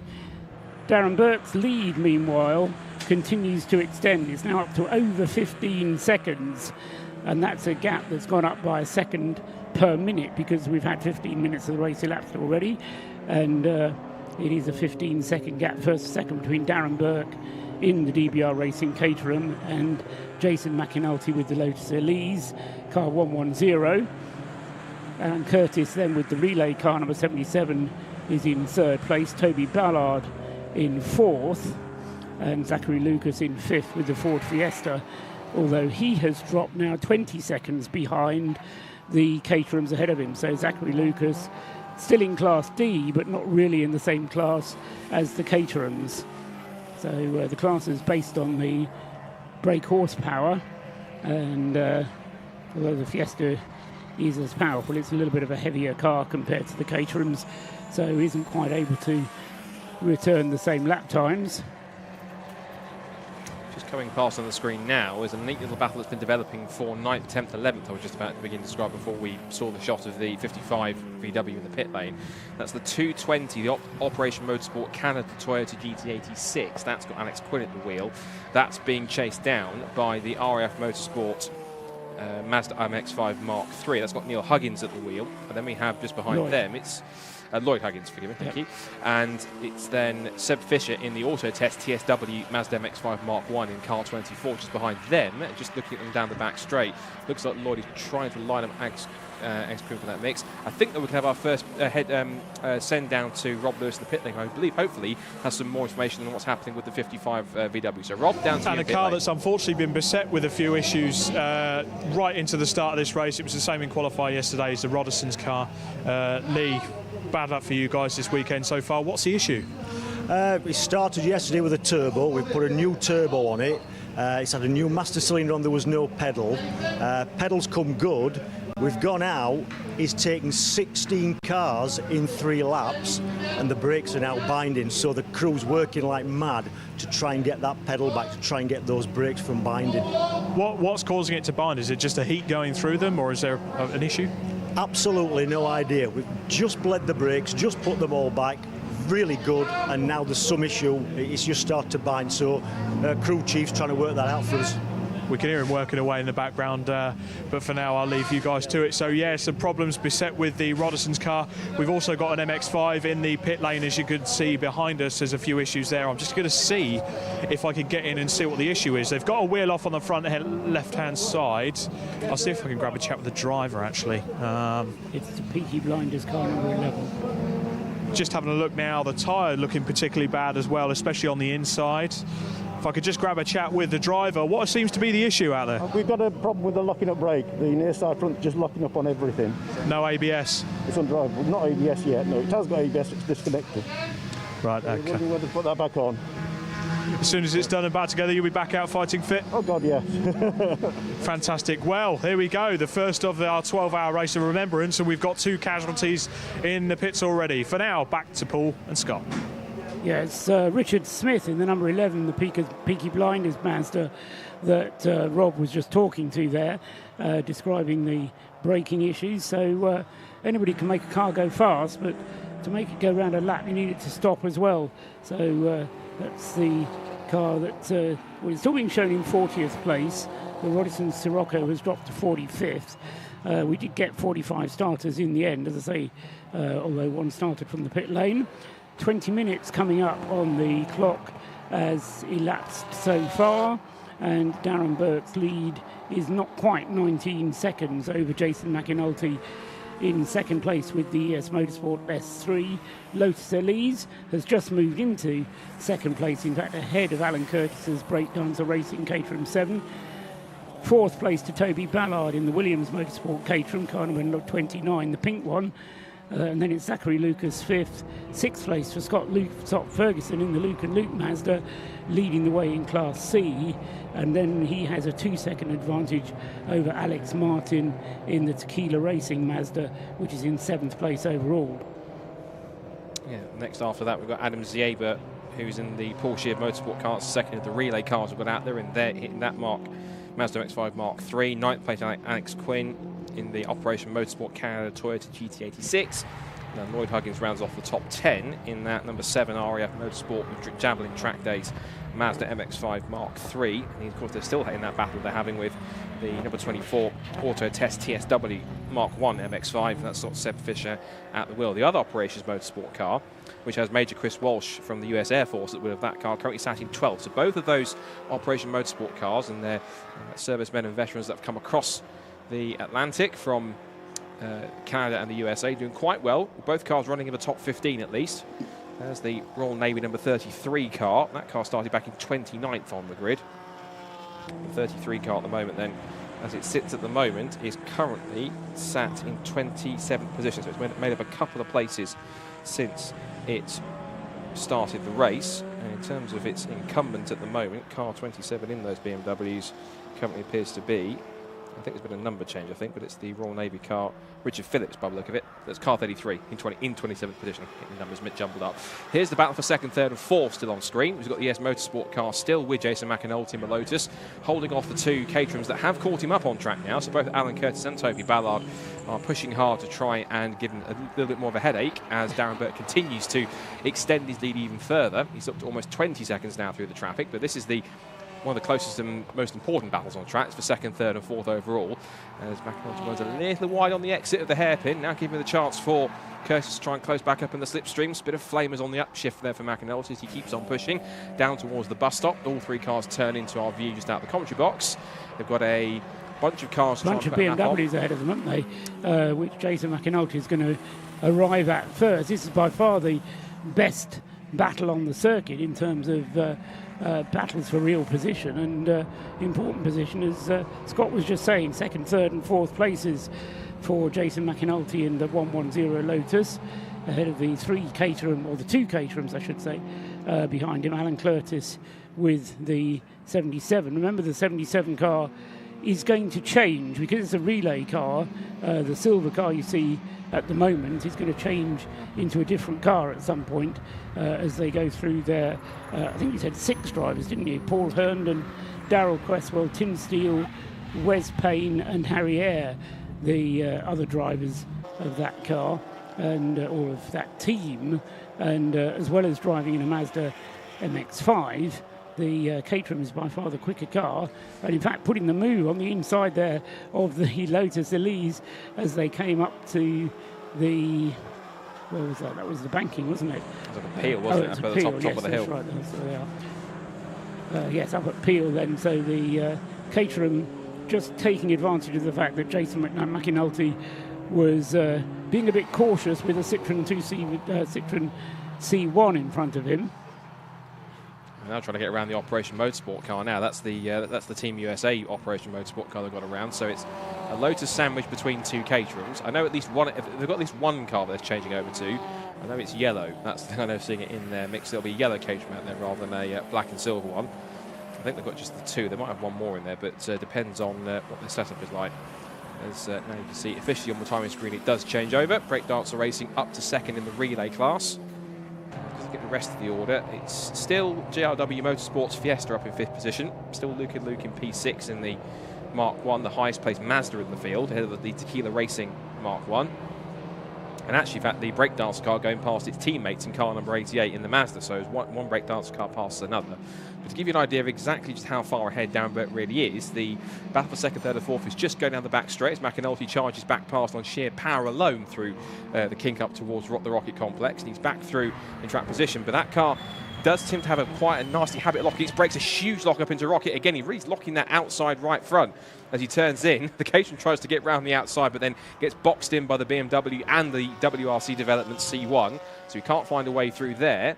Now as he accelerates back up towards Peel, it's back to where they were. But that little Caterham is causing a bit of a nuisance, and these two cars are almost very evenly matched in terms of pace from where they are. The Lotus got the bit more grunt on the straights, but as you'd expect, the nimble little Caterham is a little bit better under brakes, at least they're not locking them up as often as the Lotus is. And through the corners, much more nimble, able to get right up the inside of the Lotus. So they're causing Jason a bit of a nuisance in these early few laps. Indeed, yes. And there were 3 of the 77 Caterhams in qualifying yesterday. Yes, you're right. So I suspect we'll get 3 of them again, as again Alan Curtis sneaks up on the inside of McAnulty, and Toby Ballard thinks about going with him, but then thinks better of it as they come back down the straight into the final turn onto the start-finish line. And the Operation Motorsport Canada is the next one to be overtaken, and Alan Curtis is going to be the first one who arrives on the scene. He goes through up past the Toyota GT86 there, a much bigger car physically, and whilst he's taking the outside line, so McAnulty decides he'll take the inside line through the banking and just boxes the Caterham in behind the GT86 as they head through the traffic, and Jason McAnulty takes the place back again. They're having a rare old battle, aren't they, these two? And probably enjoying themselves enormously as well.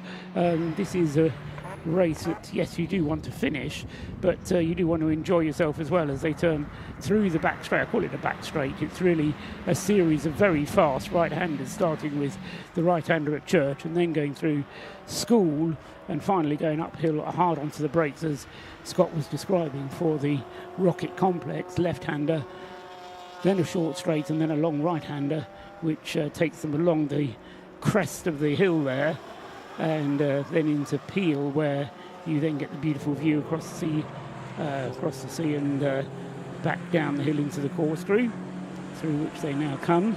25 seconds is now Darren Burke's lead, as Scott Ferguson in 6th place, car number 37, posts his best lap of the race so far, 1 minute 44.137. The fuel load will be beginning to lighten, possibly making the car a bit better to handle, depending how they've set it up to either handle on the full fuel load or mid or low fuel ranges. What would you expect, Scott? About 2 hours of running, an hour and a half of running on a tank full of fuel for a Caterham? Maybe an hour and a half. I'd imagine so, for at least an hour and a half. We have to obviously bear in mind these aren't massive cars, of course, these Caterhams, so they'll try and go as much as they can, and they're also built for performance and speed rather than fuel efficiency, but being quite lightweight, that can possibly balance it out a little bit. So I imagine, I'd say I was surprised if it doesn't go an hour and a half.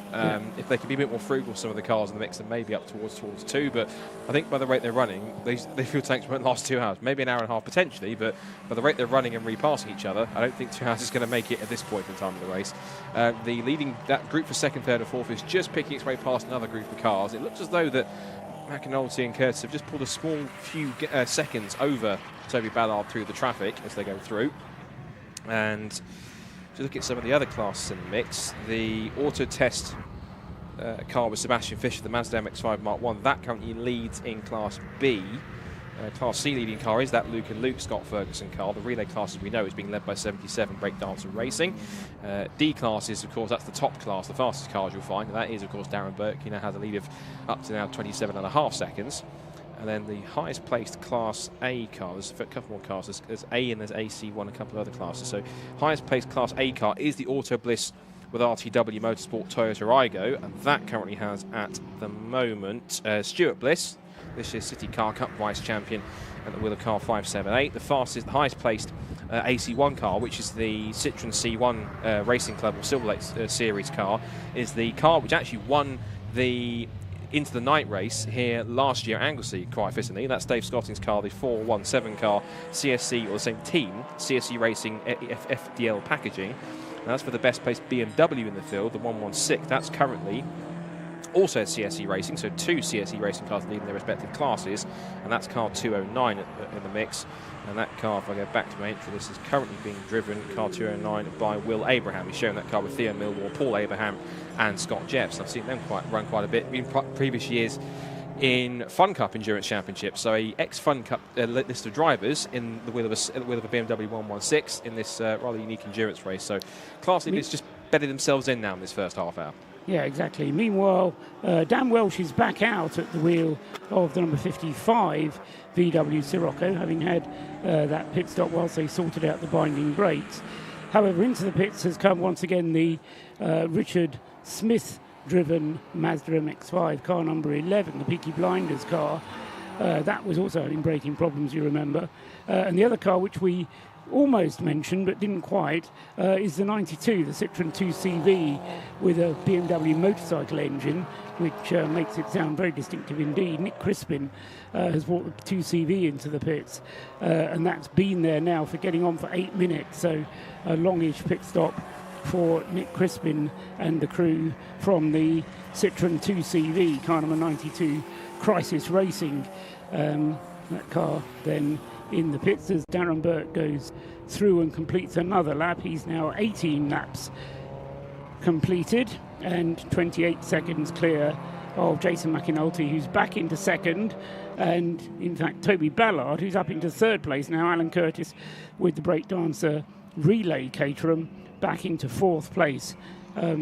Just to make the point, we haven't really laboured this, but 6 pit stops over the course of the 12 hours is mandatory, and each of those pit stops must be 4 minutes or longer, and that applies whether you're a relay car or not. So even if your second relay car is just ready to go, it has to sit and wait to make it a 4-minute pit stop to make it fair with the others, although there is an argument that says that a relay car is a cheat anyway, and I have to say I subscribe a little bit to that view, because I love the term Heroes Trophy, because that is the trophy that's awarded to the Race of Remembrance for the single car entries, and then the relays are just there to make up the numbers. Initially that was true, they were there to make up the numbers, and nowadays it's far more the rarity cars that do enter in the relay teams, but I think it's really just to give the breakdancer team drivers something else to do, because there's so many of them.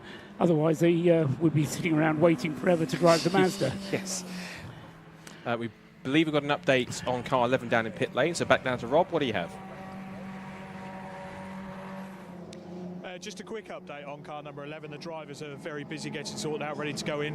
They changed their brake setup for the race from their qualifying setup, and they've had no end of problems with it since they've started the race just over half an hour ago. It keeps locking up, possibly a bit of brake binding going on there as well. So the team have elected to change the brakes back to what they had in qualifying. Yeah, it's a bit of a golden rule you don't follow. You don't change what is already working. That's just my thoughts on it anyway. But more brake issues for car number 11 in the MX-5. They're going to swap the front brakes over to their qualifying setup and head back out. Back to you. Okay, thanks very much, Rob Lewis then. The other car we got down in the pits is still the 92, the Citroen 2CV.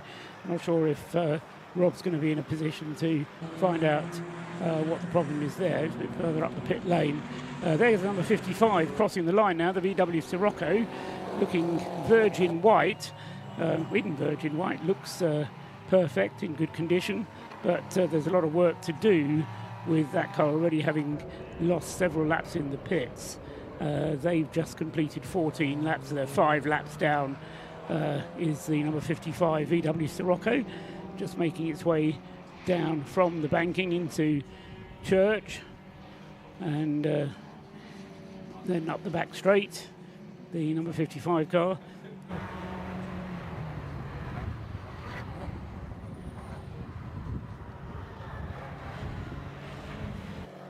Seeing there, 55 car on track now, so it looks like with Dan Welch back at the wheel, trying to make the most of the lappery that he can put in there. Of course, he is down towards the bottom of the timing screen, so he's now got to try and make the most of the clear air he's got around him, because that's going to be even more crucial when we get to parts 2 and 3 tomorrow, when everyone's trying to make up gaps on aggregate after the times that they've been setting today, but at least trying to pick his way through and make up for, quite literally, lost time in the pit lane. Yeah, 5 laps lost in the pit lane, but you weren't here last year, Scott, but the Williams Motorsport car actually had a lead of 6 laps on the rest of the field, with about 3 hours still to run on Sunday afternoon, and ended up losing the race. So 5 laps at this stage seems a lot, but if they can maintain position, then it's worth battling on, and even though it's tough at this stage, it's certainly worth doing.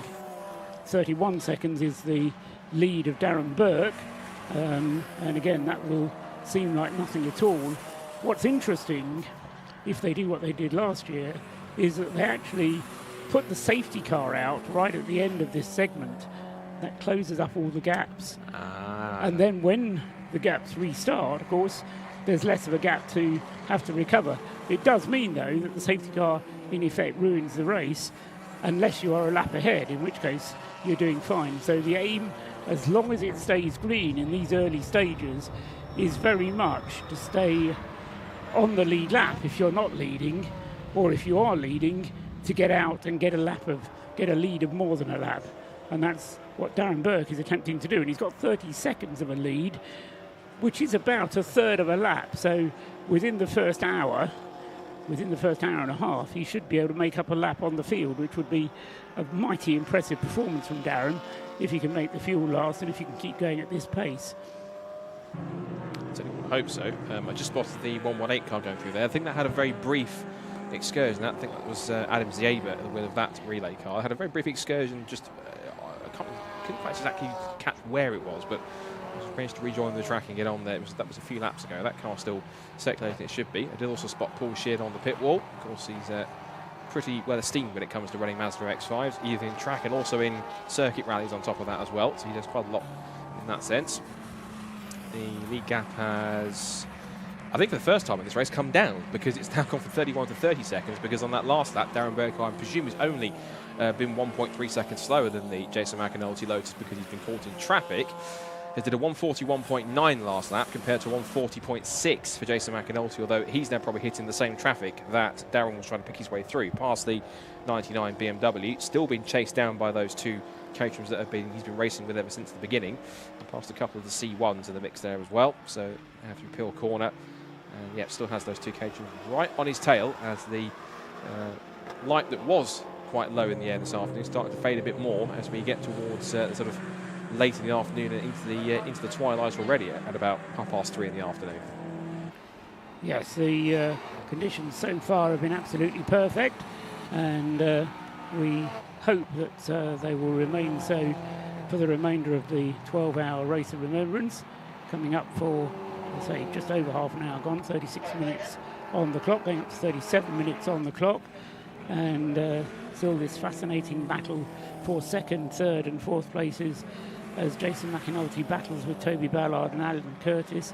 Zachary Lucas relatively lonely in fourth place. He's dropped back, so he's actually a lap down, is Zachary Lucas, already on the rest of the field. We can have an update from the pit lane down to Rob Lewis. Well, you may have seen the car behind me, which I have taken a bit of a shine to. People that will be watching will know why. I used to race these myself, but this is the car number 92, Crisis Racing Citroen 2CV. That's a little bit different from usual, but it's got the classic issue with the 2CVs. They broke the gear lever off in his hand. So Mr. Crispin is in. They've got the issue sorted. They're going back out and hopefully going to set themselves some more fantastic times, because albeit, yes, it is a 2CV, it's not one of the slower cars out there. It's quite a quick car, that. It's actually lapping along the BMW 116s, believe it or not. But that's the issue with car number 92. They broke the gear linkage. Shame, really. Back to you. About 16 minutes they've spent in the pit lane, but heading off again now. And yes, it was exactly 16 minutes lost, so that's going to be almost 10 laps, isn't it, that has been lost by the Citroen 2CV. Car number 92 heading back out onto the circuit with Nick Crispin behind the wheel. Nick Rhodes and Louis Tyson, the other drivers of the car, although I understand that Louis is being called Nick Tyson for the rest of the weekend, just on the grounds that it makes life easier. Where's it? Who's in next? Nick. Okay, come on, Nick. Anyway, so Nick Crispin on his way again. Yeah, 10... no, that hasn't quite worked itself out yet. 10 laps completed for Nick Crispin, 23 laps completed as a race leader. So a lot of ground lost. Running in a class of its own, though, that Citroen 2CV, because of its strange engine configuration, which, as I said earlier on, as far as I understand it, it's a BMW motorbike engine that's powering that 2CV. Raced in the 24-hour race at Spa-Francorchamps, raced at the 24-hour 2CV race in this country as well. So it should have the reliability. Certainly, hopefully they'll be able to sort it out and get it running for the rest of the race. Operation Motorsport Canada featuring on the screen there. Car 220 still in the hands of Alex Quinn, although the car has dropped out of the top 10 now, down to 11th place, although still fourth in the C class. And in fact, those two cars, 220 and car 22, are currently running together. Car 52 off the road, that's one of the BMWs. That's the car 52, that's the GT Wealth Matabubu racing car that's off the road. It looks though it's down at, well, up at the Rocket Complex. You can see the runoff area there, trying to rejoin. And 25th place overall, Steve Robinson, the driver. Yeah, I just checked where he was in the order of the 116s, according to the TSL timing thing. Third. He was third. He was third, but I imagine he's dropped down behind possibly the veterans, the teammates, the veterans at VMware Matabubu racing car with Deuce at the wheel. So Robinson then has got some work to do, I think, to get back up there. There's the 21 car. That car currently second. Sam Carrington-Yates in the JTM Engineering BMW, but they're still chasing down Will Abraham in the CSC Racing BMW that currently leads the class. 19th overall for car number 209. Just saw the 55 VW Scirocco recovering once again, the Roderson's car. Dan Welch still at the wheel of that one, and hopefully lapping at quite a prominent pace.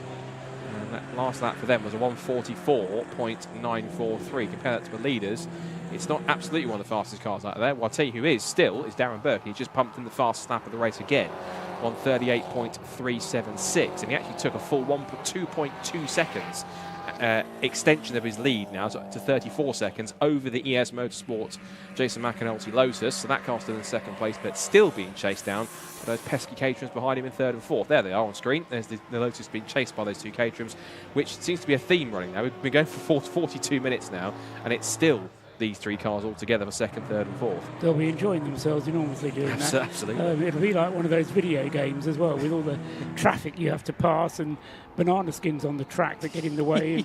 See what sort of video games I play. You mentioned the fastest lap of the race there, set by Darren Burke. Also setting his personal best lap of the race was Alan Curtis on that last lap. At 1:39.523 is the best lap that Alan has managed in the race so far. So nothing wrong with conditions. The wind, which can get up here at Anglesey, is as low as I've ever noticed it, to be honest, as the Jason McAnulty car crosses the start-finish line. Headlights ablaze on the Caterham behind. That's the number 29 car of Tony Ballard.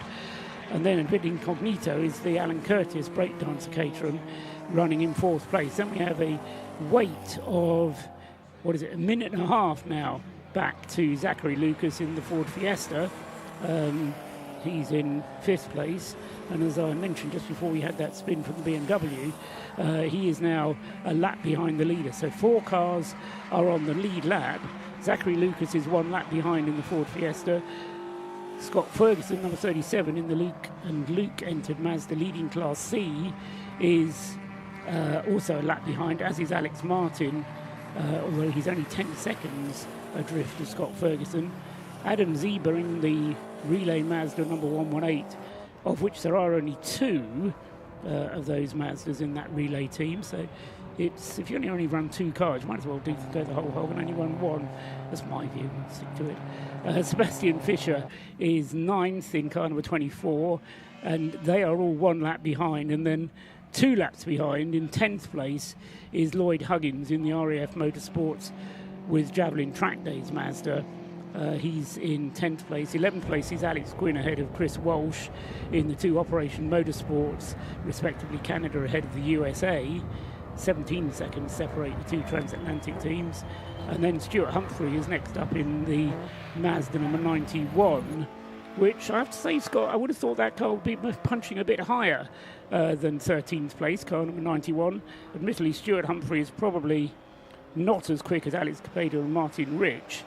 But if that car can at least stick in there. But as I say, it's lost 2 laps on the race leader and is a lap back in terms of class positions. Yeah, that Class C does seem to be very much dominated by Mazda MX-5s. The only anomalies in there are, and the good anomalies, of course, are the 2 Operation Motorsport, essentially North American cars, Canada ahead of USA, as you mentioned. So good to see they're coming together. Lap time-wise, lapping pretty similarly. The gap between them is about 17.5 seconds between the 2 Toyotas in 11th and 12th, respectively. Just behind them, we've got Nick Mango in the NJM Racing, the Ford Fiesta, the older, I think it's the Mark V Z-Tech number 3 car. In fact, there it is, just squeezing up the inside of the number 11 MX-5, the Peaky Blinders car that's rejoined after its brake problem. So that car quite far down the order outside the top 40. But there is the NJM car that's working its way.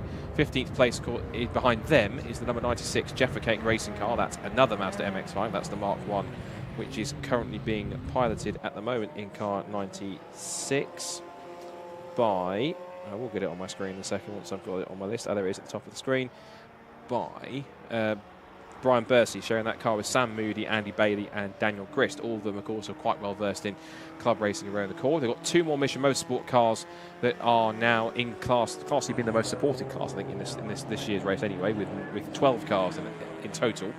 2 more Mission Motorsport cars. The 101 green Mazda MX-5 Mark III is currently 16th, 8th in Class C. And that car currently has, at the moment, Richard Wilkinson at the wheel, showing that with Oliver Brand, Leon Grafe and James Cross. And then the other car, which has just chased them down, is the 51. That's another of the...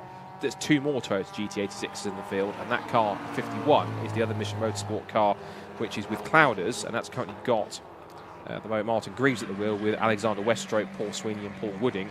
And then just behind them is the first of the Pure Track, two Pure Track Renault Clios, number 223, and that's Jason Hennifer, who's been a regular in the ST150 Challenge in recent years, and has actually been out in Supersport Endurance in the Megane with the other two cars in Supersport Endurance on top of that as well. Just crossing the start-finish line, car number 11, Richard Smith in the Peaky Blinders Mazda MX-5. That was the car that has already had 2 pit stops. We were hearing from Rob Lewis down there in the pits they were having problems with their brakes. They are now back into the race then, so all 55, keep saying 55, all 45 cars that started are now back in the race and out on the circuit. And Richard Smith, albeit being 14 laps behind the leader, is now back out on the circuit and playing catch-up with, say, those 2 pit stops already to his name. And the most recent of them was almost 15 minutes when they came back in to have the brakes looked at. But Richard Smith has continued on his way, and as I say, means that we do have 45 cars actually in the race at the moment. Interestingly enough, the Roderson's VW Scirocco, Dan Welch has already put that car up to 40th place already and is now still 5 or 6 laps off. But in terms of lap time, his last lap was a 1:43.834. Best lap it's managed so far this race is a 1:41.853, and that comfortably puts it quicker than almost all the cars in front of it, apart from the top 4 cars, which is the Load Simmer 3 Caterhams. Everyone else is lapping in at least 1:44. So certainly Dan Welch making up as much time as he can in these early stages. And you're absolutely right when you said earlier on, is that if the breakdancers, if the Caterham that was in line to win last year by 6 laps can lose that time, and in the second half of the race, then being 5 or 6 laps behind at this point certainly means there's a lot more chance that that car can make up the time. What he may have to try and rely on is better pit stop strategy and hoping that the top 4 cars hit some kind of issues throughout the race, particularly if there's aggregate timing involved on top of that. Darren Burke still comes across the line and continues to lead the race. He's really making his way now up towards the banking. As for 2nd, 3rd and 4th, they haven't quite come to you just yet. I imagine they'll be back down towards the hairpin at the point in time. Now, Race Control's put a stop-go penalty on for car 92 you spotted as well on that one. That's not actually what I spotted. Oh, you spotted something else. I was looking at something else, yes. Stop-and-go penalty for the 2CV. It was the number 91 car that drew its attention to me.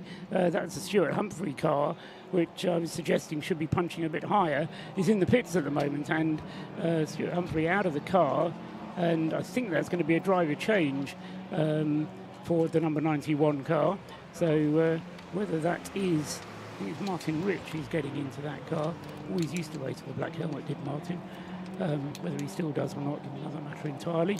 But that car is in the pits, number 91, and at the moment losing ground then in that very hotly contested Class C. We've also got the 220 Operation Motorsport Canada Toyota, who also came in the background I saw on shots. So that's the first official pit stop for the Operation Motorsport Canada squad. It looks like it is going to be a driver change. They're at least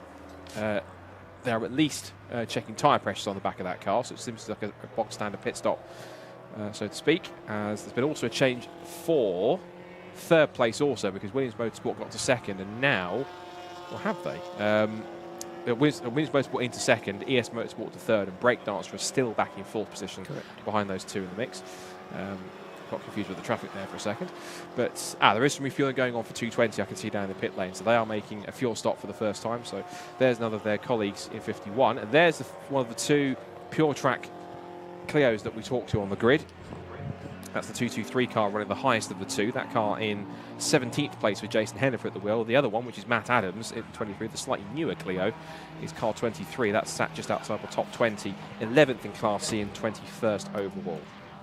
So these pit stops, if you're either watching them on the live screen or are in the pit lane, not the work of a moment. As I said earlier on, it's a mandatory 4 minutes in the pits if you refuel.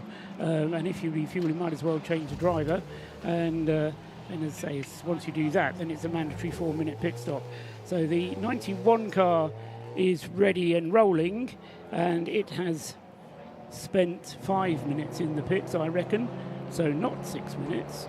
So that's not a 6-minute stop. Oh, sorry, 4 minutes is the mandatory. So 6 stops and 4 minutes is the rule. So that stop from the 91 car actually longer than it needed to be, to the tune of about a minute, whilst they got, I said Martin Rich, and I'll just check who it is who's taken that car over. Jewel, in fact, that's gone into that car now. Yes, Marcus Jewell, and in the number 91 car, currently dropped to 29th from where he was, which I think was just inside the top 20 when he came in for that pit stop. But it does mean the first pit stop's out of the way, as you say, as Alex Quinn has brought the 220 car in, and we'll see whether that car, well, I think you did say it was going to get a driver change as well, didn't you? And Alex is the third, by far and away, the quickest driver of that team in 220. Hugh Leahy, Ron Tomlinson and Jacob Porter, the other drivers. Jacob Porter last night in night practice, I don't know if you were watching it, Scott, but he did a massive 1-hour stint in night practice. They sent him out, and they didn't want to see him ever again from the look of it. Anyway, they got him back in the end. Dropping hints. Yeah, got him back in the end. Yes, anyway, indeed. we can go down to Rob Lewis. He's in the pits. Well, I've managed to grab Alex Quinn as he's jumped out of the Operation Motorsport Canada car. We spoke on the grid wall beforehand. Alex, how was that first stint for you? It was really fun. Obviously, the start was actually pretty hectic. Like it was. You had to have your wits about you. But once we got into it, I had a good battle with the Mazdas, the MX-5s. They're certainly quicker in the corners with the tyres they have, but a little bit slower down the straight. So it makes it really interesting, and it was quite exciting to battle with them. I think our car's slightly slower, but a lot of fun. Absolutely, and Jake Porter's going out in the car now. How do you think he's going to get on? Yeah, he's been learning so much throughout the weekend, and I just hope he has fun. He's been getting quicker and quicker, so we'll see how he goes in the race.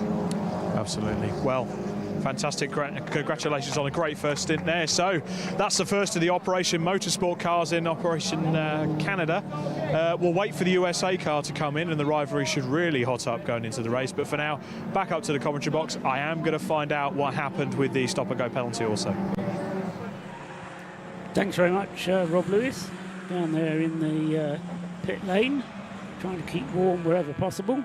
Meanwhile, the rest of the field continue with their pit stops. It was a good pit stop from Operation Motorsport Canada. They had their wits about them on the pit stop as well. 4 minutes and 8 seconds I've got as the pit stop time for that car. So good, efficient use of the time, just wasting 8 seconds of the minimum. And that's the first of their 6 mandatory pit stops out of the way. Of course, with a 12-hour race, then they're easily going to complete those 6 pit stops as the battle of the Lotus 7s and the Caterham 7s and the Lotus Elise continues, heading up towards the banking at the moment. Jason McAnulty holding sway ahead of Toby Ballard in second place. Alan Curtis with the breakdancer Caterham number 77 just tucked in behind the pair of them. These two have been absolutely inseparable throughout the race thus far, and we're very nearly an hour into the race, 54 minutes into the race. And although they've been battling amongst one another, they've been holding each other up, because Darren Burke is now 40 seconds ahead at the front. So he's still going away, but he's not going away as quickly now as he was, Darren Burke. So I think he's just taking things relatively calmly. And if he can save some fuel as well, of course, that's all to the better. Darren Burke coming out of the final turn now to cross the line and complete his 33rd lap. At 1:39 that time, his best was a 1:38.3, and not far behind him on the road is the number 55 VW Sirocco, Dan Welsh, which he's still trying to make up ground in 33rd place overall. Stop and go penalty just been applied for, or been, it's the car 16, that's the Tequila Racing Mazda MX-5. There was also a black and white flag, I'm presuming for track limits, that went out for car number 3. That was the Nick Mango driven NJM Racing Ford Fiesta. So a couple of penalties coming in already. We had that stop go for the 92 as well on top of that. But also stop go now for the number 16 car that currently sits in seventh place at the moment and second in Class C. Alex Martin at the wheel of that car. So yeah, can only imagine that's a track limit penalty. Well, I didn't see any warnings coming up, unless it's a yellow flag issue for the number 16 car. But that's a bit of a problem issue for the number 16. Second in its class at the moment, Alex Martin at the wheel of the Tequila Racing Mazda behind Scott Ferguson. But he is only, how far is he behind? He's 10 seconds behind Scott Ferguson at the moment. So he's can ill afford to have to pay a stop-go penalty. And we heard, I've forgotten who it was, Sarah Davis, was it, on the grid, who was saying how one of the keys to this race is to avoid penalties. Yes, is to be consistent, but you have to keep it clean as well and play by the whistle, to use another sporting analogy. Either that or it goes to Fergie time, if you choose another one. Yes, well done. Yeah, in that sense, one thing I'm intrigued to hear, if we get a chance to talk to Jason McAnulty, whether it's Rob or myself down there in pit lane, one question I do want to ask is the fact that Lotus locking up simply just Jason pushing on, or is there something not quite right in terms of brake bias or brake balance or something else on that car? Because more often than not, that Lotus is locking either of its front wheels quite a lot when it goes into corners, whether it's just trying to keep the pace of the caterhams or it's just something else that's developing. It's a very valid point, and I thought when it did it in the early stages it was because it was heavy on fuel. The fact they've been running for nearly an hour now puts the light of that, because the fuel will be a lot lighter now than it was earlier on, and it does still seem to be suffering this tendency to lock up a wheel, particularly at Rocket, but also when it comes down into the bus stop, into the final turn. Yeah, absolutely. So I imagine if within that 4-minute pit stop they can do a small tweak to brake bias or something on the brakes that can just help it and maybe put a tiny bit more towards the rear, that might certainly help out a little more. There's the car that's just been handed a stop-go penalty, car number 16, the Tequila Racing Mazda. Also going through the shot, there is another car that's had a penalty, the 92 car, for a press down the back straight. That was the number 16 car going past, and another one's been handed. Car 91's now been given a stop-go penalty.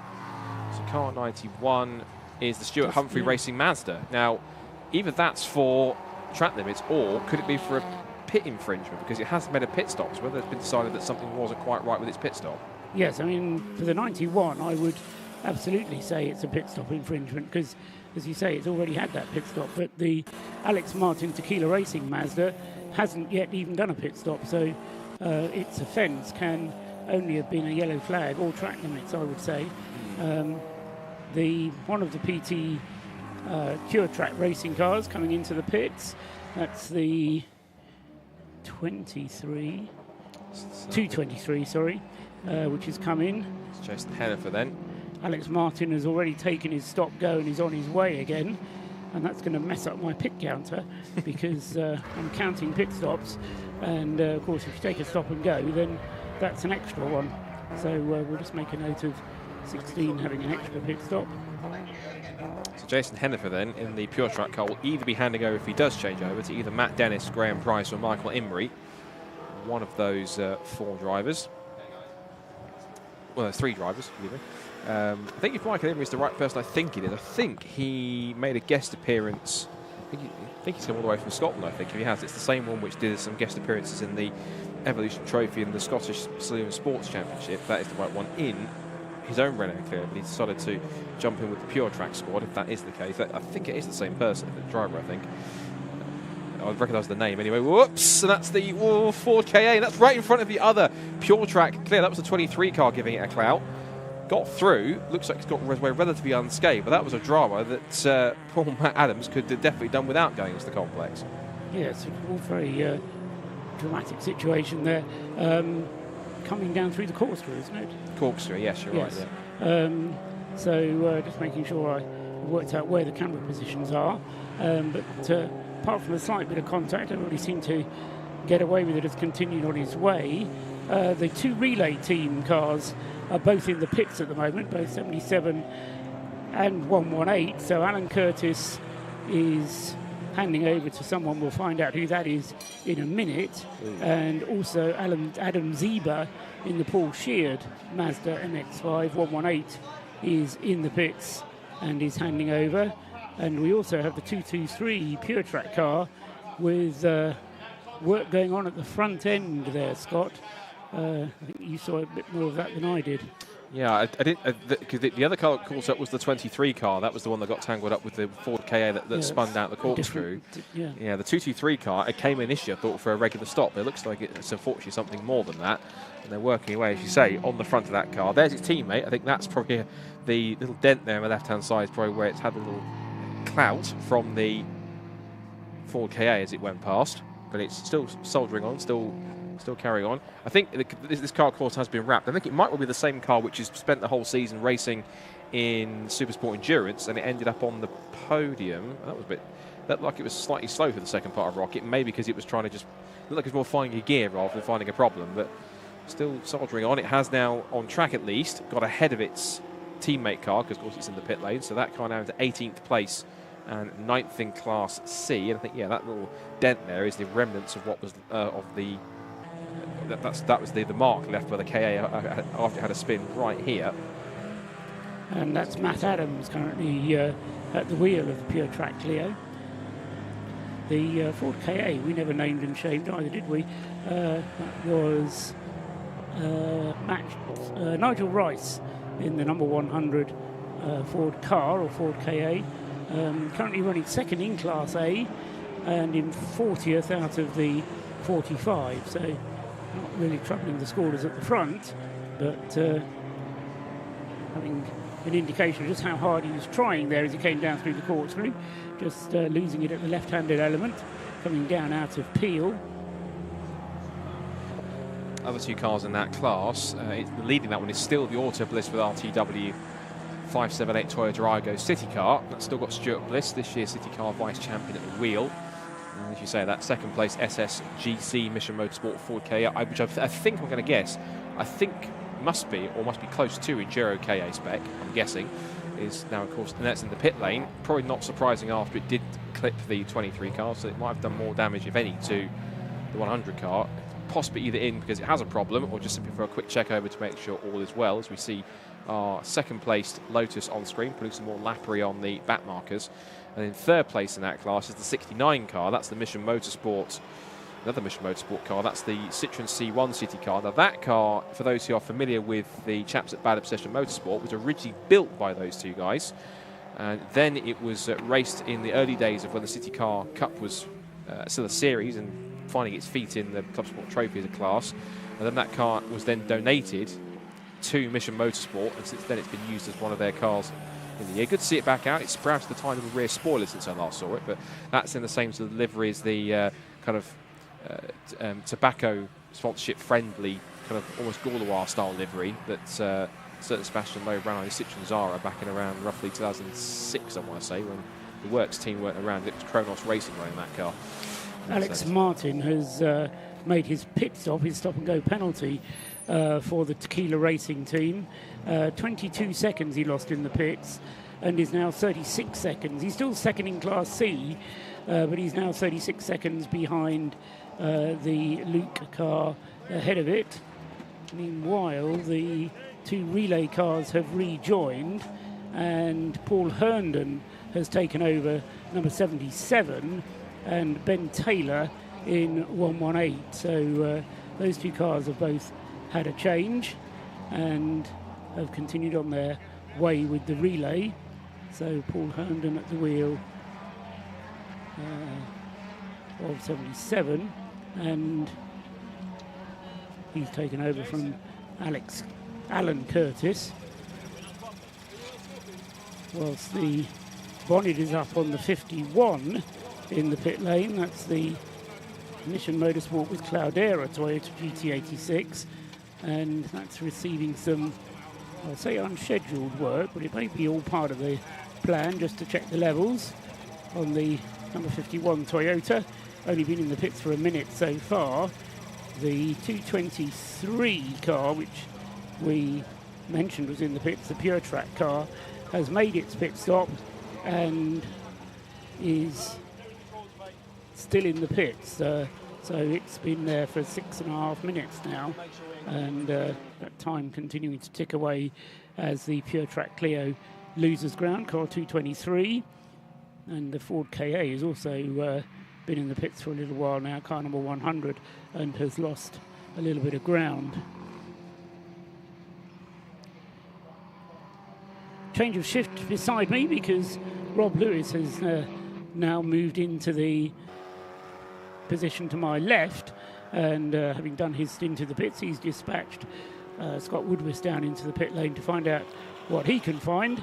What are conditions like, Rob? How's the wind? How's the temperature? Is it pleasant? Pleasant. I'm going to skip that word, Paul. Right. No, it is rather cold. It's flat, calm winds, but it is a bitter temperature. It's very, very cold out there. In theory, it should make it a bit easier on the cars, maybe give them a little bit more performance. But the one thing we found out already, especially with these stop-and-go penalties that we've suddenly had an influx of, is we have a lot of refuelling infringements happening down in the pit lane when the pit stops have started. So the teams have got to up their game, as they say, as we see the IGO slowing there and indicating to the left-hand side. So has that got a problem, or is that heading to the pits? I think it's just keeping out of the way of the faster traffic. He knows that he's not as quick. So the Toyota IGO, I think he's going as fast as he can.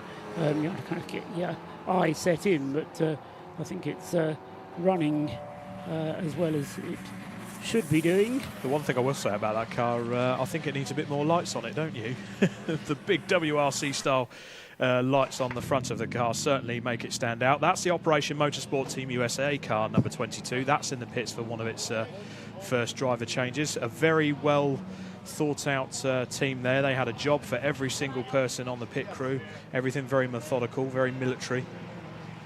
Yes, the number 22, Major Chris Walsh, was in the car for the first stint, and they're now getting ready to send the car out for the second stint. As you say, they're a team crewed by the beneficiaries as well as there's a beneficiary on the driving squad as well. So they really are completing the aim of Mission Motorsport. And that car heads down the pit lane, 4 minutes and 6 seconds on the clock. So pretty much as efficient a pit stop as you could hope for from the Operation Motorsport Canada crew. And that car then now with Matthew Smotherman at the wheel. A little bit on obviously the crimp sheet we've got here for the Operation Motorsport cars. Now Chris Walsh, he's just got out of that car. Chris also racing in the SRO Motorsports Touring Car America series. He's also a former US bobsledder and a 2022 former Winter Olympics hopeful. So certainly he's used to the cold conditions out there, Paul, I'd say. All-round sportsman and a bit of a hero. He's at the Air Force, as far as I know, in the USA. Yep. And so it's a major in the Air Force. And the 22 car currently being shown in 17th place, and as I say, now being taken over by Matthew Smotherman, who was here last year and making his debut in the Race of Remembrance last year. Meanwhile, where has our race leader gone? The pit lane is the answer. A bit slow to pick that up, but the number 14, Darren Burke, Caterham, is in the pits and has been there for a minute already. So the race leader, Darren Burke, in the pit lane for his first routine pit stop. I thought it might be going an hour and a half, but this first stint a little bit shorter. And so Darren Burke is in the pits. Toby Ballard has taken over the lead of the race, therefore. Jason McInulty is second with the Lotus Elise. Darren Burke still being shown on the timing screen as third, although he is in the pits. Not quite sure where in the pit lane number 14 is based, but we will get a message from him as and when we find out where he is. And just while we're on the live stream here as well, I don't know if Scott's been looking at our comments from our YouTubers that are subscribing in from all around the world and tuning in to us. So hello to the Gold Colour, Ewan Wayne, Adam Poppenhouse, Club Racing UK are tuning in, Richard David Moxley is tuning in, Bob Wallace is tuning in, Blue Nose, Paul Wooding, Mr. Paddy, Sen Alex, Hazy J, Adam Pridgeon, Chris Peacock. Welcome to everyone that's tuned in on the Alpha live stream here across on the Alpha Live and BRSCC live streams. Welcome to Anglesey. It's a very cold night here, and we are in the first part of our Race of Remembrance 2023. Some great action out there on the circuit. Luckily, bar one or two little incidents, everyone's behaved themselves so far. Certainly the word down in the pit lane was with car number 16 there was a racing incident, shall we say, Paul. That was the reason for his penalty. That was the reason for the penalty. So that was the one sort of difference out of all the penalties. The rest were for some form of pit stop infringement. Right, exactly. That was what was confusing Scott and myself up here, because the car had got a penalty without even having done a pit stop. He's taken the penalty though. It's Alex Martin. 22 seconds is how long the stop and go cost. So yeah, it's a penalty you want to avoid if you can, but it's not the end of the day. Toby Ballard's just put in his personal best lap of the race in car 29. He's done a 1 minute 39.481, and he leads by nothing at all from Jason McAnulty in the ES Motorsport Lotus Elise, waiting for the first pit stop from both of them, as the live stream shows the car number 14 back out of the pits following its stop, still in 4th place, and now with Rob Kennelly at the wheel of number 14. So it was started, car number 14, by Darren Burke, and has now been taken over by Rob Kennelly. Just looking out of my window here, Paul, I've noticed the Pure Track Racing team are just refueling their Renault Clio, while they've obviously making use of getting some fuel in the car. If they bring the car in with issues, it's getting around that time they need a pit stop anyway. However, I think it's time to head down to my colleague Scott Woodwiss, who's potentially got an interview lined up with that same team. We're down in the pit lane. We've heard from one side of the Operation Motorsport squad from Canada. Now it's time to hear from the driver that's just jumped out of the Team USA car. Major Chris Walsh, welcome to Race of Remembrance. I think the smile on your face thinks that you quite enjoyed that first stint. How was it? Yeah, first stint went really well. You know, just trying to see where the pace was with the leading group, and we ran right behind them for a bit, and I felt like I had to push the car a bit too much to hang there. So backed it off to save some fuel and offset our stops, because we can't run two cars at the same place. So yeah, it went well. Traffic management was good. Alex in the other car had a great pace, so I just kind of let him run away and see what he was capable of, and I think we're in a good position right now. Yeah, both cars running quite well. Last time we saw them was somewhere in and around top 15, top 20, so early pace looks quite promising. Yeah, I think so. I mean, you know, it's a long race, so the car's got to make it to the end of the day. We can push as much as we need to, but really I think someone's going to be, you know, getting the strategy right, making sure, you know, we get as much fuel distance as we can, because we don't know what the other cars are capable of. So yeah, you know, right now I think we put ourselves in a good position, and we're just going to stay here and see how the other drivers do on pace and keep going. That's the strategy, just pumping the laps, see where you get to, and it's just more about just participation rather than where you finish, or have you got a goal of where you want to end up? Yeah, we want to win every time you go to the racetrack. That's the goal, right? Yeah, but really, I mean, it is what this is all about, and so just the fact that all these people are here together for this event, that Operation Motorsport is able to come over here with two teams and do what they're doing with people from all over the country, it's pretty remarkable. So just really awesome to be involved with such a special event. You know, all of you guys are enjoying the whole experience. You seem to be really into it at the moment. Yeah, no, I mean, I've never even raced in the UK, so I'm here. This is probably one of the most scenic tracks I've ever been to.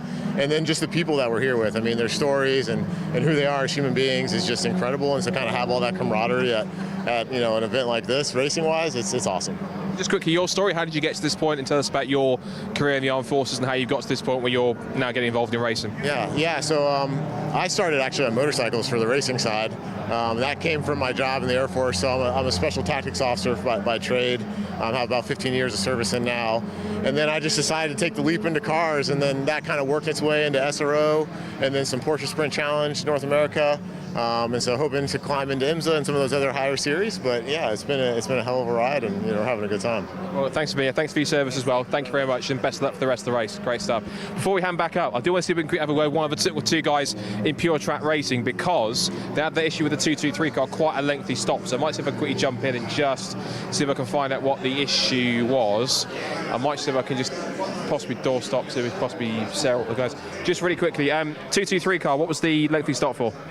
We think it was wheel bearing, so hopefully we've fixed the problem and should be all good to go. Yeah. And as far as you heard, the 23 car got tangled up with the 4K up at the corkscrew. Everything okay with that car, or do you think there's possibly some lasting damage from that? Yeah, we've got a little bit of damage on the side, but it's in the middle of the car, so fortunately it's not affecting us at the moment. Apart from that, before that, up to that point, everything was running to plan? Yeah, brilliant. Yep, all good so far. Just ROR though, isn't it? Just ROR? It's just motor race. Exactly. There you go. Excellent. Well, best of luck. Carry on. So that's it. There's a pure track. Bit of a wheel bearing issue, but both clears are still running. We'll see how they get on when they come to make their first proper pit stops later on. Lengthy pit stop for the 223 car, but they're back out once again. Let's hand back up to Rob and to Paul in the commentary box. I'm now going to track down to the race leaders because they're just come in for their first pit stop and see if we can have a chat with Darren Burke, see how he found about that mega first stint that put him about 40 plus seconds ahead of everyone else. So I'm going to head down there. We'll signal back when we're ready, but back up to Rob and Paul in the commentary box. Yes, it was a good, efficient pit stop from the DBR team. Darren Burke, 4 minutes 11 seconds was the pit stop time, handing over to Rob Kennelly, who's now fourth, but that will cycle round because none of the 3 cars ahead of him have yet made their pit stop. So Toby Ballard leads the race by a margin of just 1.7 seconds from Zachary Lucas in second place. And Toby at the moment, just looking for where he is out on the circuit. So over at Peel, just coming into Peel, is Toby Ballard ahead of Jason McAnulty. Zachary Lucas has now dropped back 2.5 minutes. In fact, he's a lap behind, isn't he, still? So just Toby Ballard and Jason McAnulty on the lead lap. Zachary Lucas has made 1 pit stop. He's in the pits at the moment, that's right. So car number 111 in the pits at the moment. I'm not sure if we'll hear from Scott and Zachary Lucas, who's come in for a change of driver in car number 111. And we yes. Sorry, Paul, just cut in there. We saw Richard Bliss, certainly the Auto Bliss car in the pits as well, actually inside the garage. So we're not sure if there's an issue with the car there. Car on the screen in front of us, car number 9. That's one of the BMW 116 trophy cars. That's certainly been a category that's got its. It's just as competitive as ever. We also have the Silver Lake C1 Series class as well. We have a couple of City Car Cup spec cars and a Ford KA in the field. So many classes up and down in this Race of Remembrance race. But one of the City Cup Auto Bliss Toyota Aigos with the big WRC lights on the front. That is in the garage as we speak. And it looks like it's that time once again, Paul, to pop down to see our friend Scott Woodward in the pits. What you got for us, Scott? Well, after that mega first stint to get a lead out of more than 40 seconds, Darren Burke has handed the number 14 Caterham from the race lead now to Ben Timmins. And Darren, just talk to that stint. You could describe it as mega. The 3 cars behind were having their own battle, but you just kept on sailing away.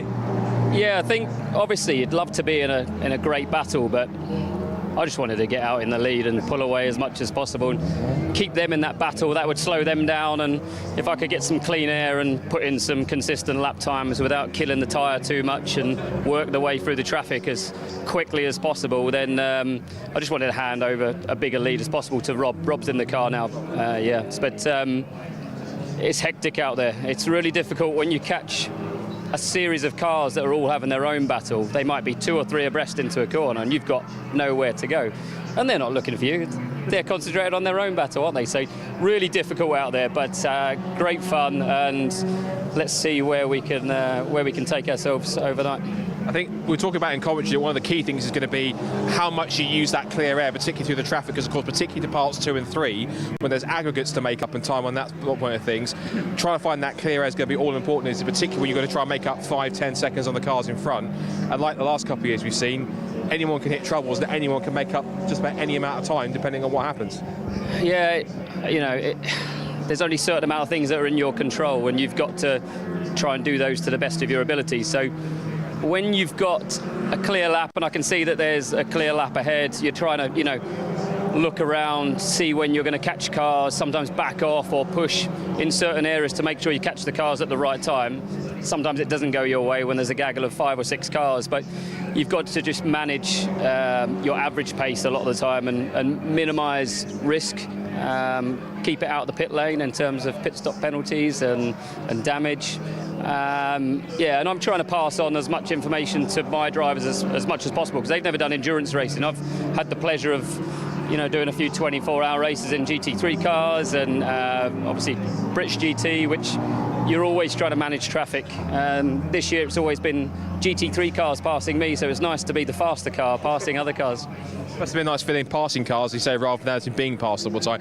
What are the key things that you're passing on to your co-drivers in terms of your endurance racing experience? Is it traffic management? Is it looking after the car? Is it a combination of that? What are you instilling in them to get the most out of these cars during their stints in this long distance race?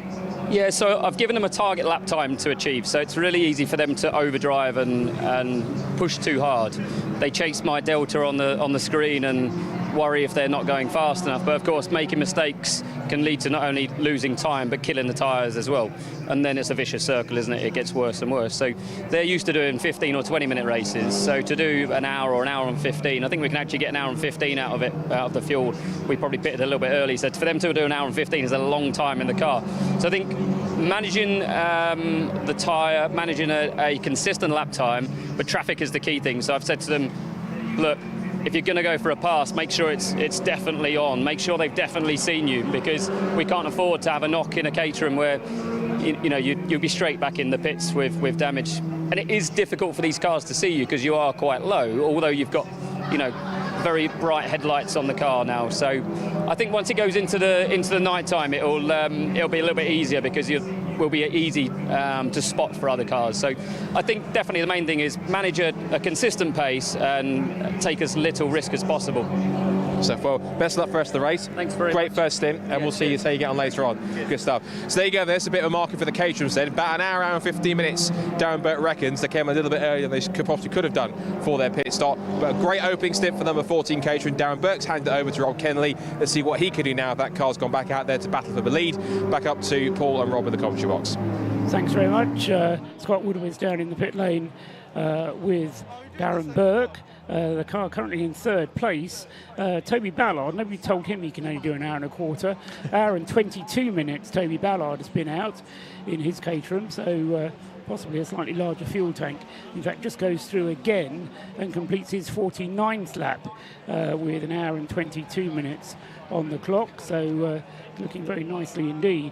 Just 4 seconds ahead of Jason McAnulty in the Lotus Elise in second place. Neither of those two cars has made its first pit stop yet, nor has Scott Ferguson in fourth place, and nor has Seb Fisher in the Autotest TSW Mazda MX-5, car number 24, in seventh place, nor incidentally is Lloyd Huggins in number 7 in the RAF Motorsports Mazda in Class C. So still a lot of cars to make their first pit stop. An hour and, let's say, 23 minutes now into the race. But really interesting, Rob, to hear from Darren Burke there, because he was giving away trade secrets, wasn't he, really? Setting his co-drivers target lap times they should be aiming for, telling them exactly how they should be driving it. Yes, I mean, it's all grist to the mill for people like you and me that have seen a lot of endurance races, but there's a lot of people here who maybe haven't done endurance races. Exactly, but I'll tell you what, the Williams Motorsport team are probably rubbing their hands together now. Now the DBR Racing team have given away their trade secrets. They're thinking, yes, they've given away their strategy. Speaking of endurance racing, there's a couple of C1s on the screen there just being passed by the Williams Motorsport Caterham and by the VW Scirocco that it looks like, touch wood, I'm not going to put the kibosh on Dan Welch out in that Scirocco. Where's the Roderson's car got to 18th at the moment. Fantastic pace there from Dan Welch. 5 laps back on the race leader. Yeah, still 5 laps back on the race leader, but certainly one of the quicker cars as they come through in front of us and in front of the purple Lotus Elise as well. Yeah, so he's trying to make it 4 laps difference, isn't he? So the Scirocco, the white car, if you can see the live stream there, just going around the outside of the purple Lotus Elise, or trying to go around the purple Elise, will then be only 4 laps behind, although it'll still be the same distance. It'll just be 4 laps, which would be slightly safer should a safety car come out. But no, you're absolutely right to draw attention to that, Rob, because the VW Scirocco started the race from the pits at the very start, then had, about 10 minutes in the pits while they sorted out some binding brakes, and now he's trying to make up still further ground but he's got a long way to go in a race that has a long way to go. We've had an hour and a half of a 12-hour race, in effect, although as far as tonight's racing is concerned, we've only got 5.5 hours still to go now, running through until 10 o'clock local time. If you're far and away in foreign climes, it's now coming up to 4:30. We're going to run through till 10 o'clock tonight, and it will be going dark. Well, it is going dark about now as we watch the 2CV making its way through the corkscrew, looking as if it's got no lights on at all, in fact. It did look that way, didn't it, Paul? I'm sure they'll be facing the wrath of the clerk of the course if they can't get their lights on. There will be a point where they'll put the signage out asking for all competitors to have their lights on. There are a few cars out there just looking out of our window that have chosen to keep their lights off for the moment. Maybe they'll think it's a tactical advantage. There'll be people listening to this, endurance fans listening to this, who will think purple light. Now, does the purple light mean anything to you? Code 60. Yeah, that's the modern day version of purple light. At Le Mans in the 1980s, even into, well, back in the 1970s, going into the 1980s, there was a purple light over the start-finish line. When the purple light came on, that meant it was dark and you had to have your headlights on. In those days, you didn't have to have your headlights on for the rest of the 24 hours, but the headlights came on when the purple light came on over the start-finish line at Le Mans. And being a Le Mans fan like I am, as you're well aware, Rob, I had to just mention that because I say there will be people listening who will say, yes, I remember the purple light at Le Mans. Ties in well with the Car 110 scheme there, nice and purple. Very just showing purple, off. yes, quite. Nowadays, yes, code 60 is the colour code purple. We've got the number 14 Rob Kennelly car getting involved in that battle. Now, this is interesting because Rob Kennelly has done a pit stop. 4 minutes he was in the pits when he took over the car from Darren Burke. He's made up that 4 minutes and is now in amongst that battle. Although is 2 laps back. He's 2 laps back. But he is trying to make his way back up through the field. And, of course, his problem, Rob Kennelly's problem, is that he's got Darren Burke's voice in his ear saying, only overtake if there's no risk, and push without risk is another phrase which will mean something to some people. He'll be wanting to push on with Rob Kennelly in a car that he knows is quick. There they go, across the start-finish line now, right on the tail of Toby Ballard. Toby Ballard's got no fuel in that car at all. He's been racing for an hour and a half, and so Toby Ballard's car will be getting very light indeed. But he's being given a run for his money by Rob Kennelly. Absolutely. And the one thing that they will be critically aware of, they've got to make that 4-minute stop be exactly 4 minutes, because they know that that car is 2 laps back and he is sticking with that group. So we've got an average lap time here of about 1:42 at the moment. The leaders are doing 1:41, 1:42. You add 2 of those laps together and you get a bit more time for going in and out of the pit lane. That kind of puts car number 14 in the box seat. And there we go, it flashes up on the screen now. Race control has given the order for lights on. So all competitors will now be making sure their cars have got everything illuminated they can do. And this is the best part of the motor race, Paul, because you'll see exactly what other unique lighting these competitors have come up with. Yes, and you can see the car as well, which is important to be able to see the car and its identification lights at the same time. Not as many of them having wacky identifications as we've seen in previous years. I do like the Operation Motorsport, Canada and USA teams. They have very bright lights over the roof rails of their cars, so they're easy to pick out as it goes dark. I don't think they actually change colour, although that is something we've seen in the past, where it kind of changes colour as it goes through. Yeah, it is getting to that magical time of night now where the sun is dipping down. We're getting into the evening time. If only it were a little warmer. Scott Woodward is down in the pits. What can he tell us?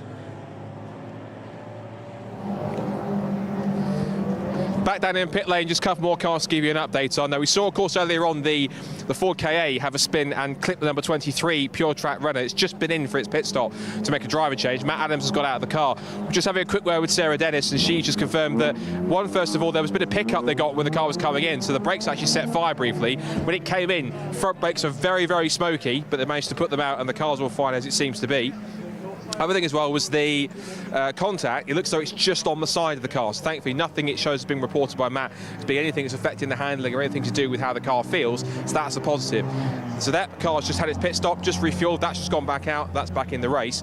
The other car that's just been in for a while and come back out again is the car that was leading Class A, and that was the 576 Auto Bliss Toyota Aygo, which had Stuart Bliss at the wheel. That car had an exhaust clip come off, so the exhaust was hanging down. That car's come back in, had that fixed, back out in the race now. Might still be in the lead. I haven't checked the timing screen just yet, but it's out there and just back into the race to try and pick up some time. A few more cars making pit stops. The 18 Royal Air Force car just behind us here is making its pit stop in the BMW as we switch around. That car making its first stop of the race, one of the RAF Motorsport cars. We've also got in as well, whilst we look at that, the 51 car, one of the Mission Motorsport Clariera Veterans cars also in as well. The third of the Toyota Aygos to make a pit stop. And just behind them, I can see, is the 101 Mission Motorsport Mazda MX-5. So a few more teams making their first stops of ROR 2023. So a few pit stops been made there. And another car that's also just been and gone as well is the Fiat Panda making its first stop of the race. So the pit stop now, as the sun starts to go down, it's starting to get towards the twilight. The pit lane lights are coming on now. The pit lane starts to become a bit of a hive of activity here. We're getting past the first hour into the first hour and a half. It's starting to get pretty intense here at Race of Remembrance in 2023. Back to you guys. Thanks very much. Scott Woodward's down there in the pits. It is still Toby Ballard that leads the race by just 2.2 seconds from Jason McAnulty in the ES Motorsport Lotus Elise, but by just 2.2 seconds, those two. Talking of Jason McAnulty, we've actually got someone that's coming on the comments. We've got Connie McAnulty that's tuning in all the way from sunny Florida. Absolutely, because it's absolutely Baltic out there at the moment, Connie. So if you could send some sunshine out way, send a bit of the Florida warmth this way, that'll be fantastic. Now, this battle in front of us on screen now, this is for the lead in the Silver Lake C1 Racing Series class. This is the RAV Sport Gary Mitchell driven car being hotly pursued by the FDL packaging car as well. So they're currently in overall position of 35th and 36th. But, oh no, I've got that completely wrong. It's the 32nd and 33rd place car. So Gary Mitchell's driving the RAV Sport car, and Dave Scotting is in the CSC racing car as well. But two other cars in that class will be the WRC Developments class. They will be sticking to their own plan with the endurance racing. I think they will very much have a strict plan in place, a lap time to adhere to. So we'll be waiting to see how the WRC Developments team get on as we go later on into the race. And I'm looking forward actually to bring an interview later on with the two leaders of the C1 Racing Club. As we see down the inside of RAV Sport, there's a little bit of contact there from the FDL packaging car. Calm down, boys. There's a little bit of flashing going on there as the number 16 Mazda goes through. Calm down. There's still 5.5 hours of racing yet to go there, guys. Yeah, never mind about the 5 hours tomorrow. Although, to be fair, and it's a point worth making, there is no Parc Fermé these days. Time was when we had Parc Fermé conditions between tonight and tomorrow morning. These days, I think it became too difficult to police apart from anything else. So if they do want to work on the cars overnight and the mechanics are prepared to do so, then they can work on them. So we'll say possibly get some rebuilds happening overnight. But to say we don't need to worry about that just yet because it's only just turned 4:30 and we've still got till 10 o'clock tonight to run. But despite how bright it is in the pit lane, looking out up towards Rocket and down to the corkscrew, there is a continuous train of headlights now coming down the hill and heading out onto the Tom Price Straight. The car coming across the line with very little forward illumination was one of the Citroen C1s there. Just want to work out who that was. Could have been that orange and grey car. That's the Bliss car. That's the Toyota Aygo. That's well, it's meant to be very illuminated because that's got the big WRC pods on the front. So okay. I'm wondering if don't seem to be working at the moment, unless I misidentified the car. But orange and silver livery on it. Yeah, it's a shame, really. I was looking forward to seeing that illuminate the circuit and probably half of Anglesey Island. Challenge to the lead as Jason McAnulty goes through into the lead as they went through target that time. Cheers from distant Florida. And Jason McAnulty then dived through as they went up there. These two still making the fuel last, and the car's getting much lighter on their fuel now as there's a slowing car. And that is the 44 Honda. The Honda Civic, so they obviously cannot get back to pit lane. Whatever has happened there has happened very quickly. Flying Haggis Racing and just trying to work out where that is on the circuit. But Flying Haggis Racing is the first incident. It's at Peel, isn't it? Yeah, so at Peel, that car is pulled off. Car 44 currently in the hands of Gordon Duncan for the magnificently named Flying Haggis Racing. Now you can see team. there the lights flashing on the front of it, Paul. I'm wondering if he's trying to turn it over and get the car to start. But he doesn't want to do it. No. And he's giving it another go, and it still doesn't want to go. So yellow flags at the moment up at Peel. In fact, if I use the binoculars, I can see where the car is. Yes, it's not actually in that much of a dangerous place, but it's got going again. He's got the right-hand indicator going. We have some movement there, so... He seems to be wanting to get back onto the track, but he's heading the wrong way at the moment. Oh, I see, he's gone straight on at Rocket Inn. That was his issue. I thought he was at Rocket Out, but he's gone straight on at Rocket Inn. And so he's rejoined the track at Rocket Inn and is now heading around. So I was looking at through the binoculars and back onto the track. So momentary panic for Gordon Duncan in number 44. He's 25th overall now, having just lost a place. In fact, he'll drop back a couple more places by the time he gets around. But in the lead of the race, Jason McAnulty then now at the top of the times with the Lotus Elise for ES Motorsport. 57 laps in the book. And 1.2 seconds is his margin of lead over Toby Ballard in second place. 2 laps down is Rob Kennelly, but with a pit stop in hand in the DBR Racing Caterham. Alex Martin is in the Tequila Motorsports car, and although he's shown as having done a pit stop, that is not a proper pit stop. That was a penalty. Remember, he had a stop and go to make, so Alex Martin is artificially highly placed because he owes us the pit stop. Obviously, you can't refuel if you come in and do a stop and go. No. Paul Herndon is in 5th place in the second stint of the breakdancers relay. In 5th place. In 6th place is Sebastian Fischer with the Auto Test TSW Mazda leading the way in Class B. Just flashed up on the screen there from Race Control, a stop-go penalty for car number 88. So are we seeing more competitors falling foul of the refuelling regulations, I wonder? 88 being the breakdancer Mazda of Darrell Cresswell. He was in the pits a little while ago. The pit stop time was 5 minutes and 4 seconds. So a slightly longer pit stop than it needed to be. A couple of cars battling there for the BMW 116 class. We said earlier on it's a very well subscribed class, and the leader of that at the moment is actually in the pit lane. It's the JTM Engineering car that's showing on our timing screens as 10th overall in the BMW 116 class. And second place in that is the Royal Navy Motorsport car number 33. They're 14th overall and second in the BMW class, and 16th at the moment VMS Racing with Graham at the wheel there, car number 90. And I was talking to Mark Thompson, one of the famous Thompson twins, engineers extraordinaire, who was having a bit of a time coming into the race weekend rebuilding one of those cars. They went out testing at Donington after a reshell. There's the iGo on screen as well, just passing our shot there, Paul. Still no illuminations on the front, so I'm pretty sure Race Control will have something to say about that soon enough. Yeah, the other car, which is a bit dim, if you'll pardon the phrase, is the VW Sirocco, car 55. Of course, that car didn't participate in night practice last night, and it does have lights at the front, no doubt about it, but they're just a bit dim.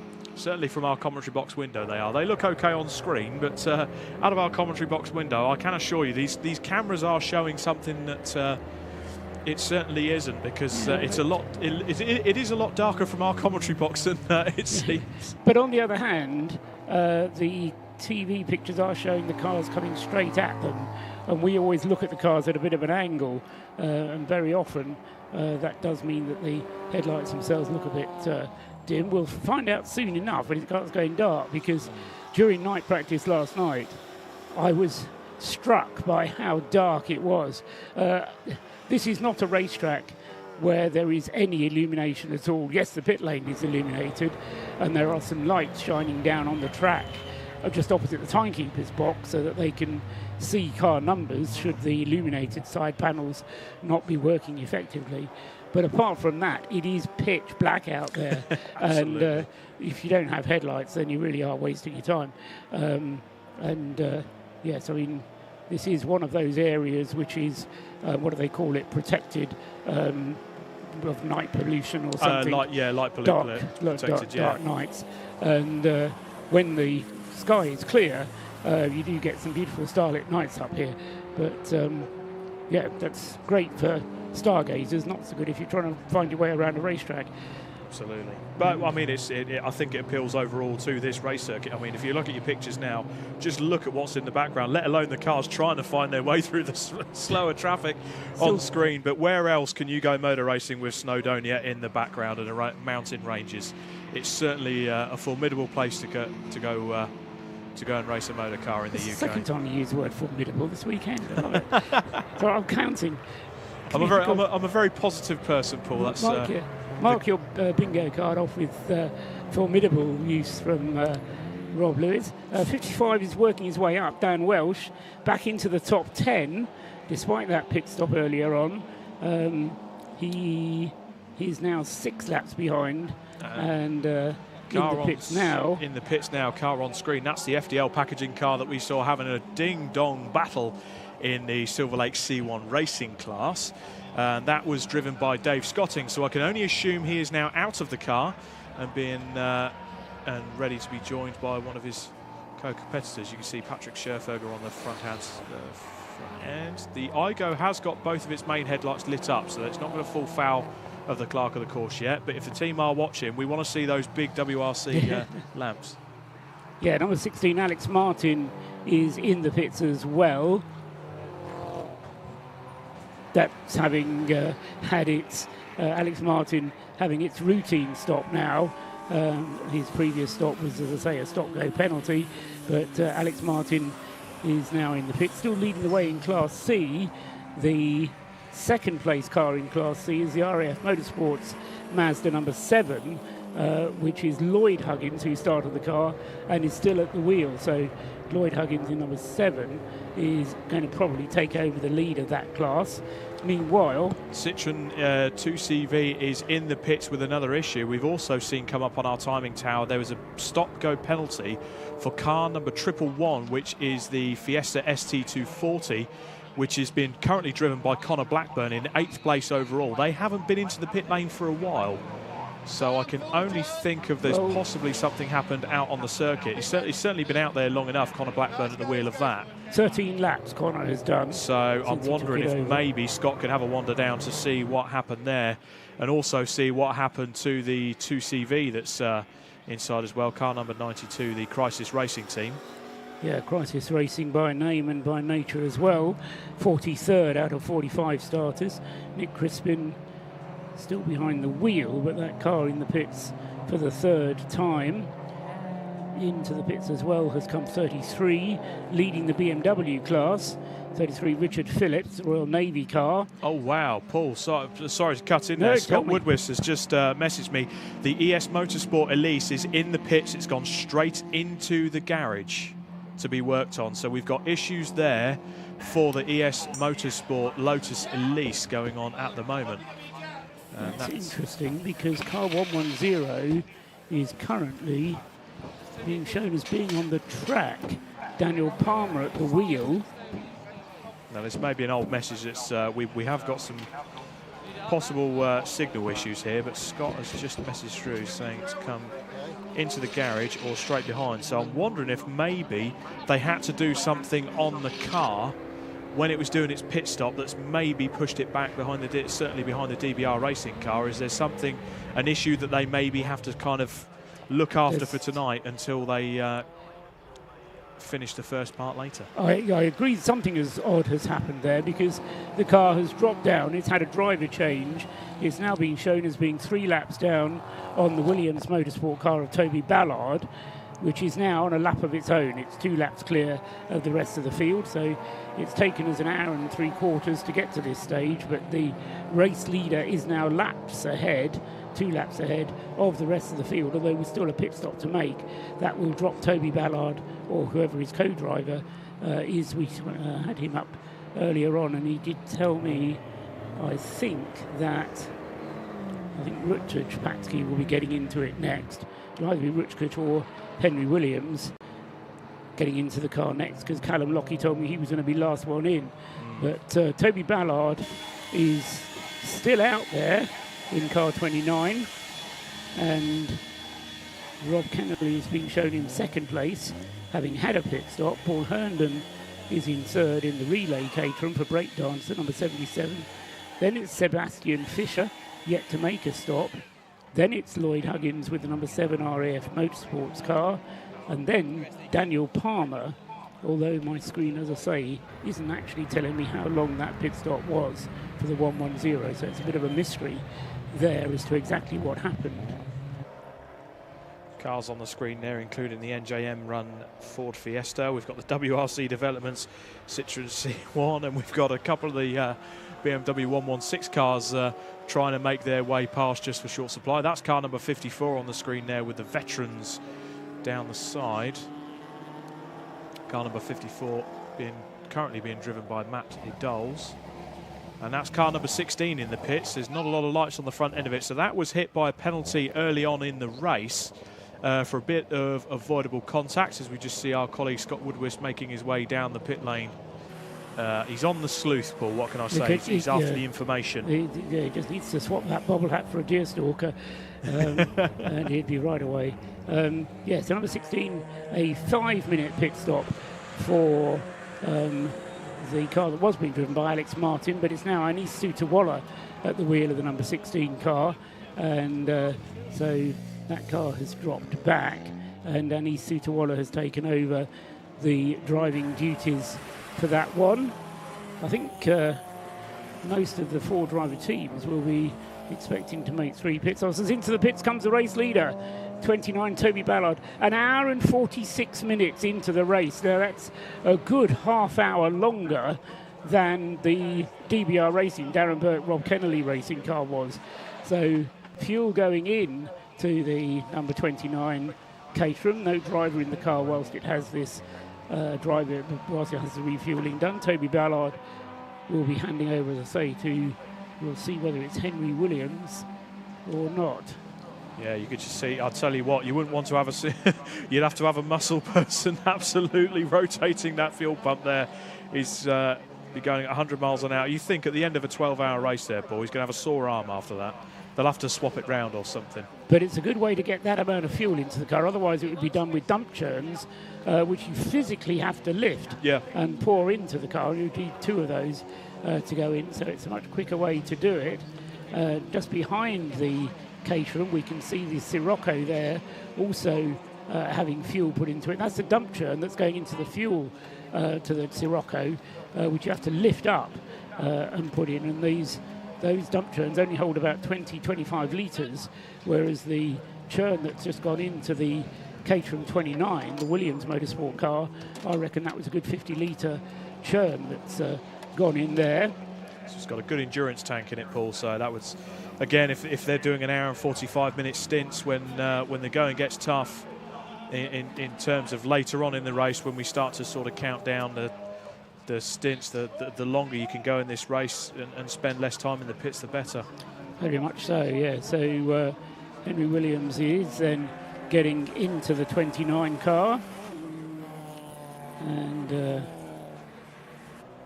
they are getting ready, losing valuable time, of course. And whilst this is happening, so Rob Kennelly in the number 14 is coming more and more back into contention.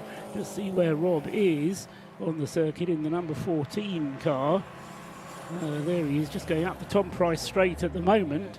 So when he comes through the hairpin, back down to the bus stop, past the start-finish line, he will be completing his 63rd lap, and he will retake the lead of the race. So the number 14 DBR Racing car, which got itself nicely into the lead at the beginning of the race to the tune of, 40 seconds, 50 seconds or so. Then it was a good run from the number 14 car. It should retake the lead once Toby Ballard's handing over to Henry Williams pit stop is completed, which it should be within the next 30 seconds or so. 30 seconds counting down to the elapse of 4 minutes for the number 29 car. And let's wonder if Scott's going to be able to have a word with Toby Ballard, because we heard from Darren Burke, and that was a mighty stint from Toby. Certainly would have earned his drink afterwards, that's for sure. Drink and then some. 4 minutes now elapsed for the 29, and he's still in the pit lane. There he goes down the pit lane now, and it's 4 minutes and 10 seconds in the pit, so that's pretty efficient for the erstwhile race leader. And it was Richard Patke who takes the car over. Roger Patke, as he, can't say likes to be called, he'll quite happily be called Roger Patke or Rutledge Patke. So he's being shown as being in the lead at the moment, but the number 14 did go through. Or did he? Yes, he did. He's already a lap ahead. So Rob Kennelly back in the lead of the race then. Will be coming up to complete 64 laps before Patke does. So a change of race lead, and Rob Kennelly then back into the lead of the race. Paul Herndon is going to be back in third. Yeah, so Patke will resume in second place. Paul Herndon will be third once that pit stop cycle unwinds itself. And I just wonder whether the problem for the 110, I'm trying to put together how my pit stop counter stopped working, but the 110 Lotus Elise is not being shown as having completed a pit stop. And I'm just trying to put two and two together. Your message said that he went straight into the back of the paddock. I wonder if he didn't turn into the pit lane properly, but turned left just before they get to the pit lane entrance, and so wasn't picked up by the pit lane timing loop. Could well be. Then went into the paddock, did his pit stop, went back out onto the track, change of driver, but cut off a little bit of the track. He may get a penalty for that. They may just say it's close enough, it was a 4-minute pit stop. I'm almost kind of wondering if maybe he's using the fuel facilities here at Anglesey Circuit. Well, that is done. I don't know if they do it in the C1 race, but in the VW Fun Cup race that they do at Spa-Francorchamps, where I've been at, they do use the central refueling station at Spa-Francorchamps. Rather than having the pit stops refueling done in the car, they do it in the central refueling area. So we've just been joined up here by a very smiley Callum Lockie. I don't often see Callum. Well, no, Callum and I go back a long way, but I've often seen you smiling, but not quite to the extent that you came up there. That was a great stint from you, man, Toby. It was very nice. You must be pleased with what he's done. Yeah, he kept it nice and clean and just kept it in the groove, and that's exactly what we want. Right, now, you led the race for about half an hour once the DBR, the Darren Burke car, went and made its pit stop. Yes. Are you worried by the pace of that car? No. Darren is certainly very quick, but we can match that. Oops, someone's had a little oopsie. Yeah, that's the 55 Sirocco, which has but remember, gone off. Yeah, it's always a combination of drivers, and a combination of strategy, and a combination of fuel consumption. Exactly. So there's a lot in the mix, and early on in the race, that doesn't become very apparent very quickly. Exactly. But as the race goes on, especially as we must do 6 4-minute stops, that's the minimum. Yeah. But others with smaller petrol tanks or whatever will have to do more than that. That's right. And then so towards the end of the race, that will become much more apparent. So how much fuel did you put in there? It must have been 50 litres It was about that, I think, yeah, but I don't know the exact figure because I'm not involved in that. I was keeping out of the way and letting the crew whose job it is get on with it without interference from me. Okay, as I say, it was interesting the fact they used the hand pump to get the fuel into the car. Well, it's a nicely sealed system, that, and it's quick delivery. Yeah. Might just point out, we've got a safety car out at the moment, so if it goes quiet in the background, that's why. And this is due to the 55 car, which has come off. What we can hear, I think, from Scott Woodwith, who can tell us a little bit more about the 55 that's gone off. Well, as you can see, safety car out here at Race of Remembrance 2023, and as usually you expect, there's several teams taking full advantage of that and making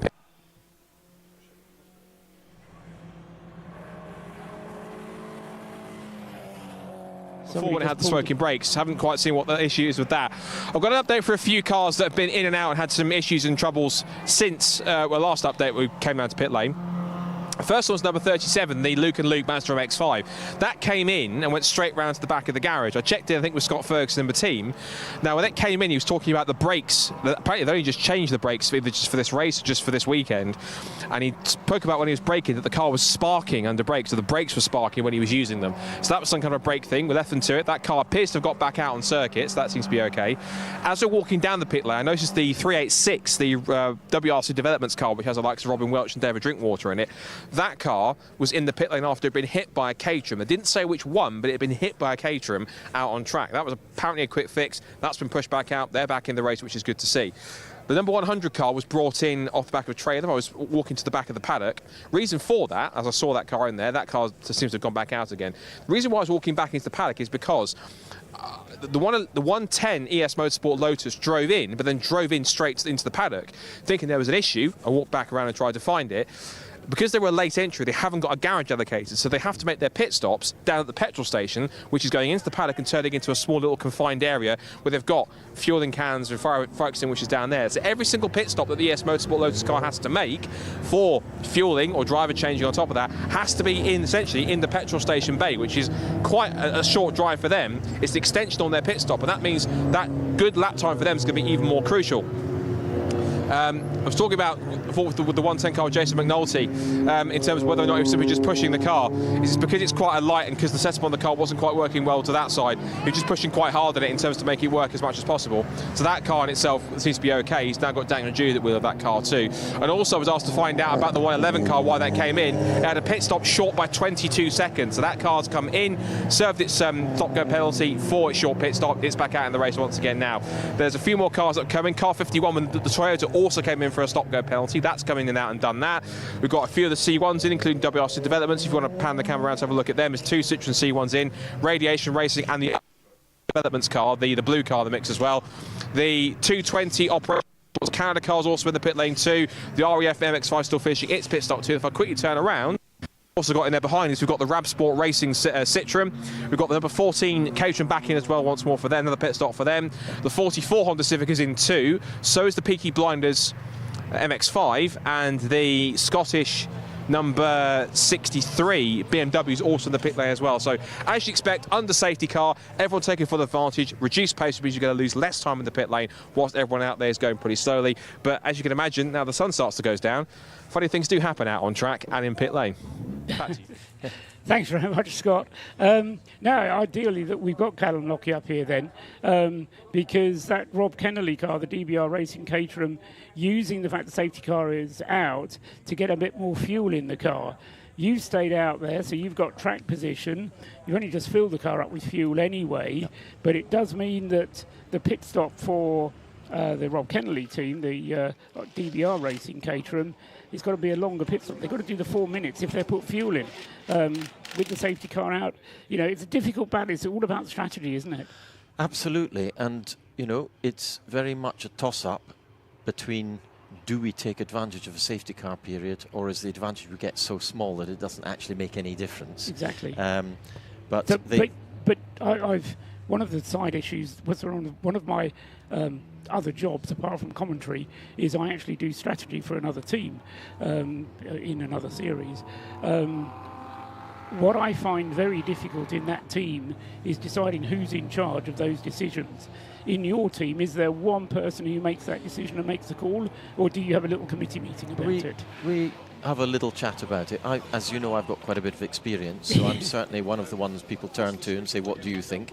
But Melindy, you know, my partner Melindy, she has massive experience as well. Yes. She's been on the pit wall for at least 10 or 12 of my 17, 24 hours and done all the fuel calcs and all the radio comms and the strategy. We've had long conversations in races over the radio to work out a strategic solution to a situation.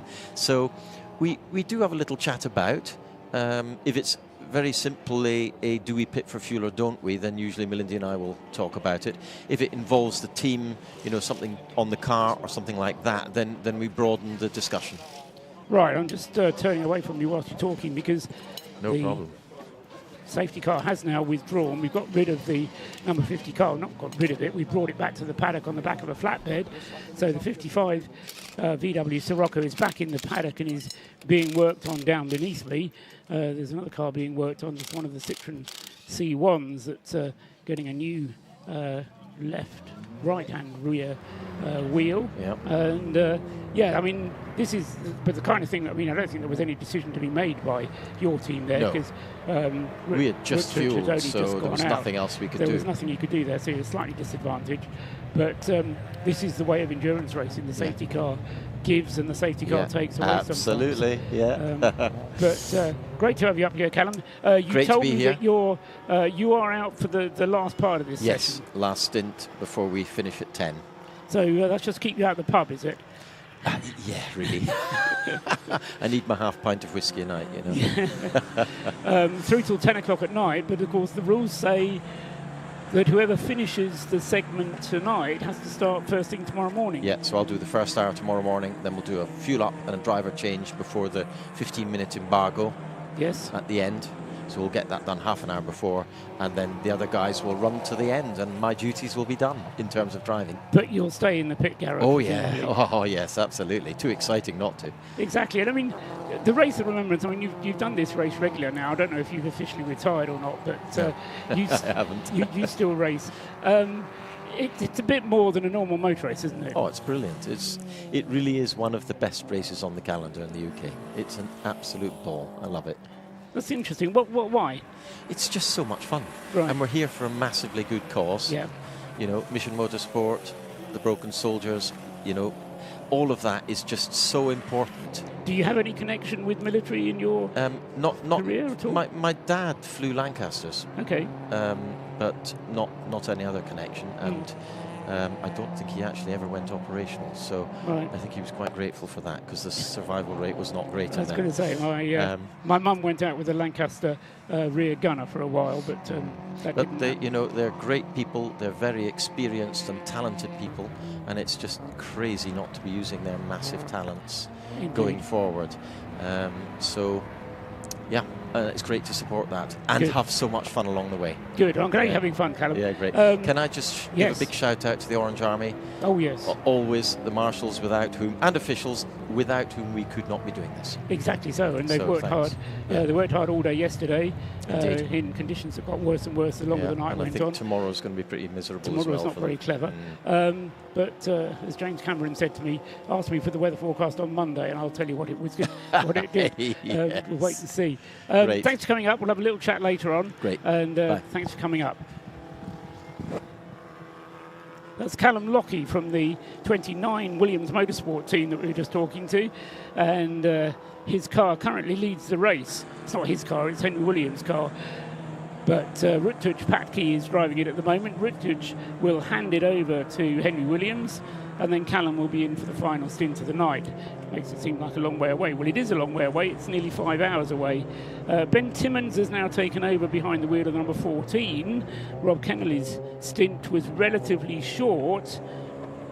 I say relatively short. It was 26 laps for Rob Kennelly, but compare that to the 63 that Toby Ballard did, and you'll get some idea of how long Toby Ballard was behind the wheel. Ben Timmons then, taking advantage of the fact that we had that safety car, got a bit more fuel into the DBR Racing Caterham, and he's now playing catch-up 1 lap behind the Ruttuj Patke Williams Motorsport Caterham. Then we've got the ES Motorsport Lotus Elise, Daniel Palmer now behind the wheel of that, as I said, and thanks to Scott Woodwith, incidentally, for giving us the explanation of the pit stop there. They were indeed a late entry and only appeared on my entry list as a handwritten entry, so they don't have a garage out of which they can operate. Does mean their pit stops aren't given a proper time on my screen here. Tim Steele is next up in the Breakdancer Racing Caterham relay team. That's the third driver in that team, 77. Alan Curtis and Paul Herndon having already driven, and now Tim Steele behind the wheel. Next up is Connor Blackburn in the 111 car, which he's taken over from Zachary Lucas. He didn't come in during that safety car interlude. And 111, the Ford Fiesta, remains 5th. In 6th place is Neil Huggins, now at the wheel of the RAF Motorsports Mazda, leading the way in Class C, and a minute and a quarter ahead of Anis Sutawala at the wheel of the Tequila Racing Mazda, which is in 7th place overall, 2nd in Class C. And then the leader of Class B is car 24, Michael Green, in the Autotest TSW car. Ben Taylor is next up in the relay team of 118. I think Ben has been at the wheel of that car. No, it's Adam Zieber who started the car. That's right. And then Ben Taylor took over after an hour, but he stayed out during that safety car interlude. And then next up in 10th place is the Operation Motorsport USA car, the Toyota GT86 of Matthew Smotherman, 3rd in Class C, ahead of Marcus Jewell in the Stuart Humphrey Racing car. And just looking down to see where's the 220 drop, Ron Tomlinson has fallen quite a long way back, has Ron, and don't necessarily have a good explanation for the 220 having dropped quite so far back. They must have had a longer pit stop. Jacob Porter has been out in the car, and it is now Ron Tomlinson at the wheel. So they've made 2 routine pit stops. The fuel tank on the Toyota GT86, I suspect, not having been enlarged for this race, so they have to make more pit stops more often. So that safety car interlude, probably I reckon about 5 minutes long, and once the 55 car was recovered, we were then able to get on with matters, and the 55 Sirocco being shown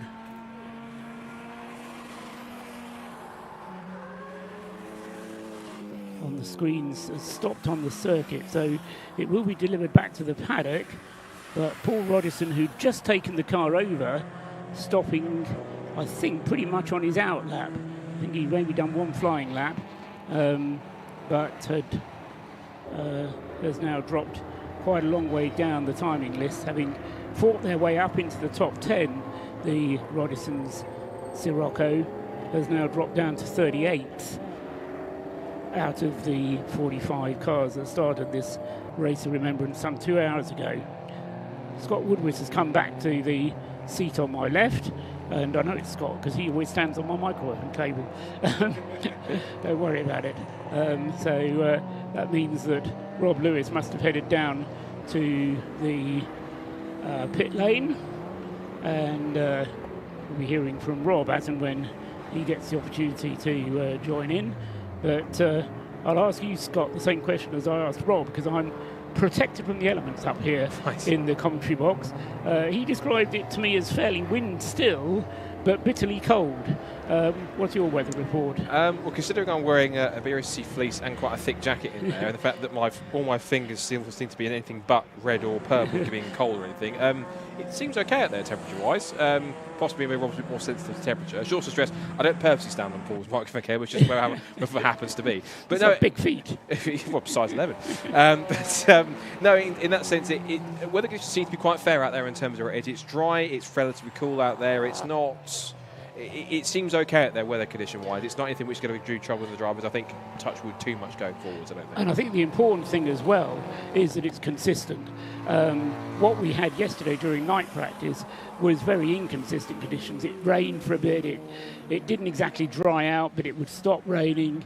Then there'd be a little squally shower, and you'd arrive at one corner where your braking point would be 100 yards later, and then all of a sudden it would be 100 yards further up the road. So they were very difficult conditions in night practice last night. With the dry conditions, it is consistent. You can get into a rhythm, and when we get more drivers up here, then we'll be able to talk to them about how important it is to get into that rhythm and really get used to the conditions as they are. Now, I've been joined up here by another very familiar face, and I'm racking my brains now trying to put a name to the face. Christopher Put me Tate. out of my million. Christopher Tate. Sorry, Chris. It's been a few years since we met. It's been a few years. It's not sitting in the commentary box at Le Mans now, Paul. I was going to say, now you've opened your voice. The and nice link is, of course, we're looking at cars racing in the dark. isn't it great? Yes, Yeah. absolutely. And I'm here, Paul, because I have the privilege now of being a chairman of the trustees of Mission Motorsport. Are you indeed? Okay. Yes, indeed. So, Christopher Tate. And this is my first time at this great event, and I'm stunned. It is. I mean, we just had Callum Lockie up here saying it was his best race of the year. And when you can think about the sort of things that Callum Lockie goes to in his career, that's actually quite an important thing to say as well. Christopher Tate has formerly been circuit manager at Donington Park. Yes, he's part of what I could almost call the Tate family dynasty, but with a huge history in motorsport generally. So, yes, I mean, what drew you to become... what was your title in Mission Motorsport? You just told me. Chairman of the trustees. Chairman of the Paul. trustees. And what drew me is a large... a telephone call from James Cameron. A large, hairy ex-RTR man. Yeah, that's right. Well, you know, early on when running Donington and James was just starting, we put on a track day for veterans. Gosh, that must have been early spring of 2011, I should think, 12, Really? perhaps 2012. Yeah, that'd be right, because it was a decade last year, wasn't Yeah. it, of Mission Motorsport. Yeah. And so always been involved, and some of the veterans, for instance, we got them jobs with the beginning of Formula E, Paul. Right. Can you imagine? Logistics guys. Yeah. What a perfect thing for them to do. Absolutely. Moving 20 electric racing cars around the world wasn't very complicated compared to what they'd been doing beforehand. And so we've always kept in touch. And now I am pretty much retired from being actively involved day to day in motorsport. I've ended up doing a lot of work with Motorsport UK, and I'm also chairman of safety, which is an important consideration across all sorts of motorsport.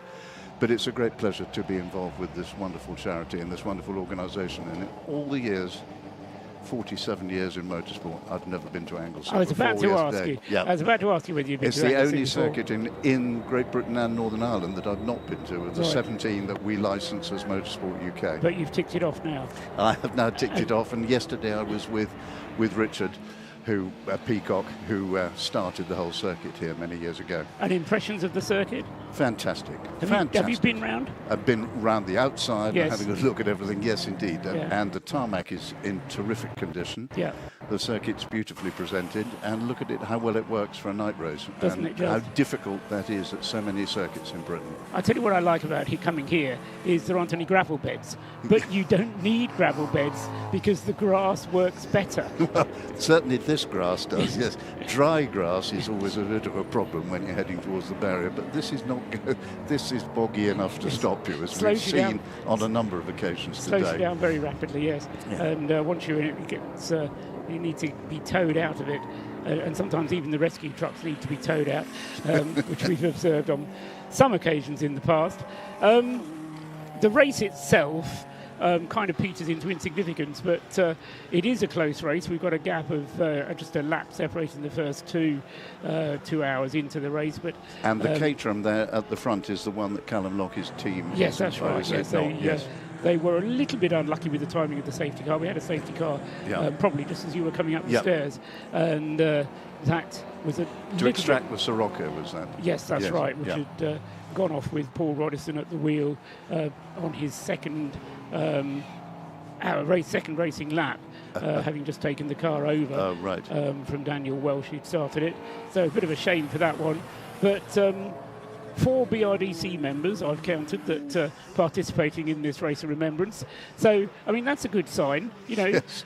if a BRDC member's willing to give up a weekend and come up here to Anglesey and Yes, a chilly fantastic. November, and a part of it is the Service of Remembrance tomorrow.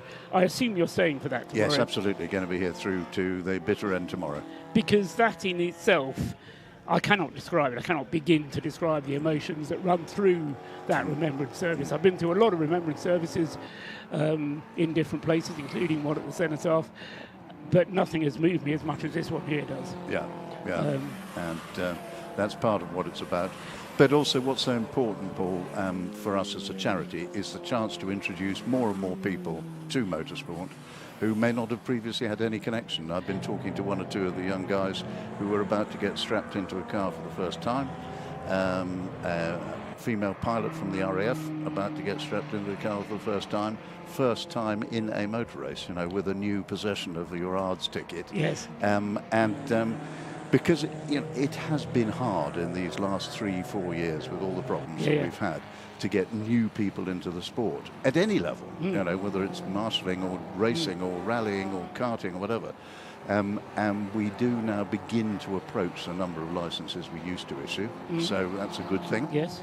But an event like this, attracting people, particularly people who've served and want to get involved in the industry as well as in the actual racing, is a great opportunity. So, as you know, there are lots of guys from with charity sponsorship who are here in the pits working on the cars. Absolutely. It's not just about drivers. And it's not just about the drivers. No, exactly. And many people have gone on from there to actually go on to get a job in the automotive industry, never mind the motorsport industry. And that's a really exciting outcome for what it is Mission Motorsport is trying to do. And from what James Cameron was saying to me earlier on, he's actually broadening the horizons even further beyond even the motor industry, so that he's going out into other industrial areas as well.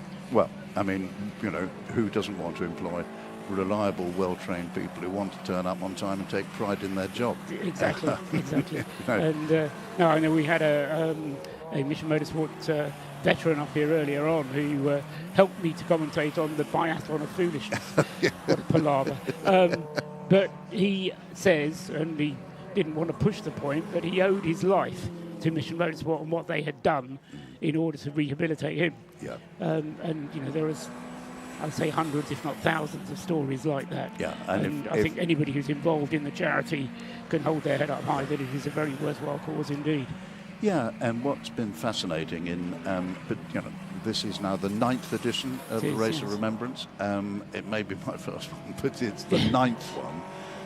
And the numbers of people who we've been able to help are increasing.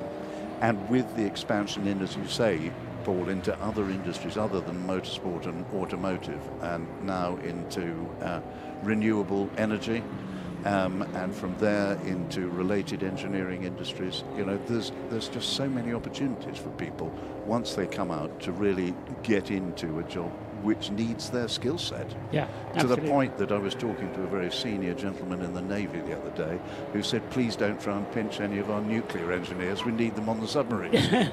So, but that is the reputation we're beginning to get, and all this against the backdrop of this wonderful view, isn't it? As the sun slowly faded, well, sun as much as we've seen, as it got darker earlier, just to see those mountains and the sea disappearing is just unique.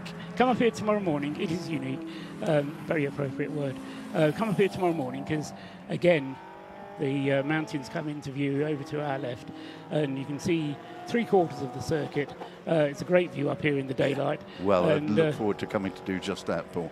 And you must tell me when I do that what the differences are, as you recall, dawn at Le Mans. And dawn at Anglesey. The early morning in Anglesey. I think it's T-shirts or pullovers. That's right. Excellent. Well, great, fantastic. Thanks for talking to us. Quick shout to James Cameron. Say thank you to him for bringing you up here. I apologise for not instantly recognising you, but I see a lot of people, Chris, and it's great to have you up here.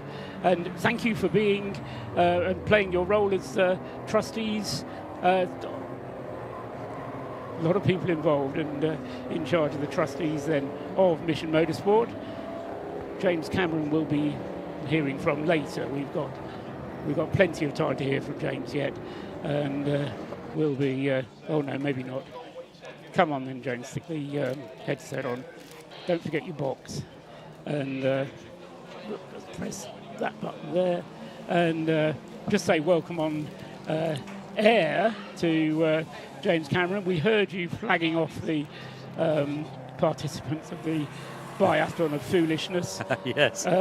Which was a great success, I have to say. Do you know how many people actually entered that? We'd have to look at the photos, actually. Must have been over afterwards. 100. Yeah, and it was extraordinary. And it, Yes. it just sort of gets bigger and slightly dafter every time Yes. with the costumes. The costumes are ridiculous. I mean, going out, I think there were 3 who were kind of dressed for the event. Yes. And who did it properly. Yeah, but weirdos. everybody else. Yeah, no, we did- eschew that sort of Yes, behaviour. yes, quite well. It's It's the quite, biathlon of foolishness, not. Well, quite. But shouldn't be do as taken you're told. seriously. Yes. Yes, exactly.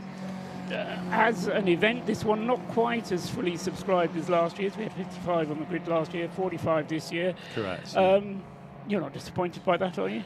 Yeah. I mean, obviously, in terms of what that represents in entry fees, and therefore, the sort of outcome for BRSCC and what they're able to help pass on to us. Yeah, absolutely, that does have an impact. But of course, we had a bigger clubman's race Yes. as well, which was really lovely. And BRSCC, but quick to ensure that's reflected, back to the charity. So, where you take away with one, you kind of gain with another. I think also we've seen a lot more people fundraising this year. So it's kind of swings and roundabouts. What we've definitely got is a really, this is Anglesey, 45 cars around Anglesey is a big paddock. That's an awful lot of teams going around there. So I don't know whether for the drivers that's sort of noticeable, whether that's really noticeable at all, but I suspect not, to be perfectly honest. I don't think so. No, I think 45 is enough, to be honest. No, 100%. First one we ran, I think, was 26. Yeah, and you look down on that grid at the start, and it was just a swarming mass of cars, people. Yeah, it was lovely, wasn't it? Yeah, and yes. And an Armed Forces Covenant signing happening at the front end of it, yeah. Yes. For BRSCC. And perhaps for those that don't know what the Armed Forces Covenant is, yes, please tell us. A covenant is a promise. It's a thing that's always been talked about, that those who have served the country should be looked after their service. But really since sort of 2012 and 2014, it was first articulated into a thing that people could sort of sign up to. And the covenant, the Armed Forces Covenant at its centre is very simple, and it just says that the organisation that's signing it will endeavour to ensure that those who have served are not disadvantaged by their service. So it's not about positive discrimination. It's much more about making sure that the playing field is levelled for those who served and for their families. And there's all sorts of ways in which that can manifest itself.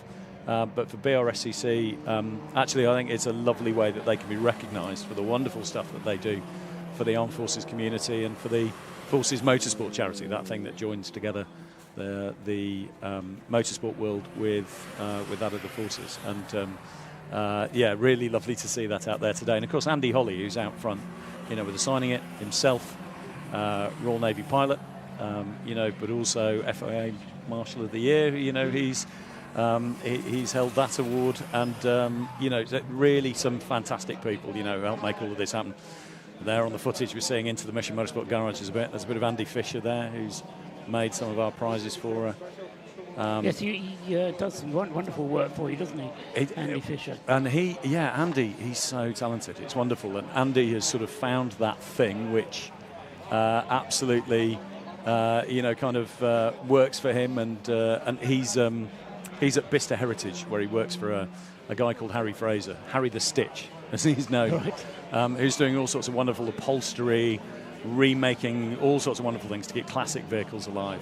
And Andy, right in the middle of it, is responsible for making some of our individual prizes.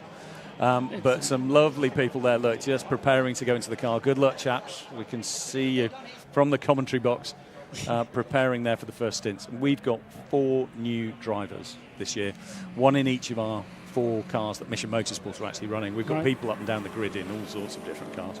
But 4 new drivers, and for them starting in the dark and at Anglesey and on a grid that's as varied. I think the Air Force has got a car full of novices. Yeah, they've got 3, and we did them all together. Right. So we did them together, and I was really impressed. So they're all done down at Thruxton. Yeah.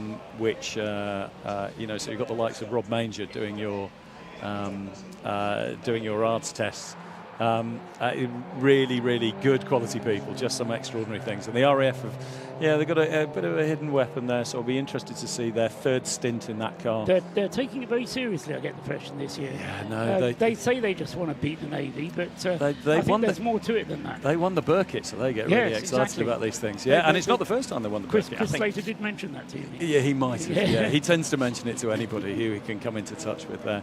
That's the Racing Panda, just getting a little bit of tint on its wing mirrors. It's a really big thing, racing in the dark. You know, for anyone who's driven on motorways or on an A road and somebody behind has got their lights on full beam, how annoying and distracting and difficult it is. Everybody's got their lights on full beam here. Well, exactly, that's extra the whole point. LEDs. Yeah. And there's cars that are rapid with the speed differentials for the Panda, and I'm not knocking the Panda in any way. It hasn't disgraced itself out there. It's quite a quick little car. Yeah, but it's distinguishing between what is coming up behind you that's going much faster than you, where you've sort of got to prepare for this thing coming past. And then the other piece is something that you might have just overtaken that's really slow. And all of a sudden you get in front of it, you see these huge lights all over the place, and you dive out of its way, and it's the thing you've just fought to get past for so many laps. Potters slowly back past you again. We can go down to the pit lane now. Thanks very much, James. Absolutely. We can go down to the pit lane now and hear from the VW Scirocco, which you may have seen the Scirocco come to a bit of harm earlier. It's been an eventful weekend. I've got Dan Welch down here with us for the ROR weekend. Talk us through that first stint and what happened with the visit to the barriers. Well, the first thing I've got to say, it's not raining. Yep. The wind isn't hurling us over, and it's actually a rather nice evening to go racing, so that's fantastic. As our Roddeston Motorsport car, we've not had the best start to the weekend. As with these things, you bring a fresh car to an event, and we've had a few teething issues, which, okay, it's fine. We thought we were over them just in time for the start of the race, and we've got good pace, but we're having to nurse a bit of a brake issue. They're just overheating a bit, so we're not able to push as hard as we'd like to. And I think Paul discovered that on his outlap. So I take it foot to the floor and trip to the boonies, should we say? Yeah, I think so. He's called it driver error. I can't say it's a lack of experience because he's got a lot of it. But I did a 2-hour stint nearly at the start of the race and was really having to manage the brakes. So, it was quite a lot to keep on top of. But we're just going to nurse the car to the end of the night and see if we can make some improvements and push again tomorrow. I suppose that with the race being sort of cut up into segments, it gives you guys the opportunities, comes back strong in part 2. It is, and it's a really nice way of the regulations being that when they pause the race, there is no parc ferme conditions. So, we can change the car, we can change brake pads or discs, or, we are able to work on the car, which is a really nice touch, actually. Fantastic. Well, hopefully we can get you guys up there and fighting fit for a good position. The only other question I was going to ask, where's your good friend Rob Austin? He's in the car. He's out going round. So when Paul had his little off, as part of the procedure, he had to go to the medical centre just to get checked over. So it was quicker to get Rob in the car. He's out there now. And at the minute, he said all's fine. Fantastic, that's what I'd like to hear. Good. We'll hopefully catch up with the Roddeston Motorsport Scirocco later on when they're a little bit higher up the order there. But for now, back to you. Thanks very much. Down there in the pits there, as we've got another car off. This is the 91 car, Stuart Humphrey Racing. Marcus Jewell is currently at the wheel. It's third in its class, and it's not going anywhere. So a safety car has called for. Second safety car we've had this evening. We got through the first part of the race nice and cleanly, but 2 safety cars now, and that's at 2 hours and 28 minutes. So we only had about 28 minutes before we got the safety car out again, but the car then stranded, I think that was up at the banking. Scott Woodward may be able to correct me. It's got going again. As I can see, that looks like it's at the hairpin before the short straight back towards bits of the bus stop. Right. Okay, so he's cleared of the situation. The safety car is out. The rescue units are not yet scrambling, but all that's right in the world. In fact, I think we're going to see Marcus Jewell actually coming around. No, that's not him. car number 91 is possibly going to be able to recover. It's in pit lane. Oh, he's coming to the pits, right. I didn't see him coming to the pits yet, so thank you for that, Scott. So into the pits comes 91. The safety car is heading up towards Rocket at the moment. So a pause whilst that goes on. See who else chooses this moment to come into the pits. Whether or not we'll see the 29 Rutgers-Patke car coming in. That car has done 21 laps, so they can get a bit of fuel into it. Around about 40 minutes worth of fuel for Rutgers. But nobody else at the moment taking the opportunity to come in. 223, the Renault Clio heads for the pit lane, as does 497, the McEwen's Citroen C1,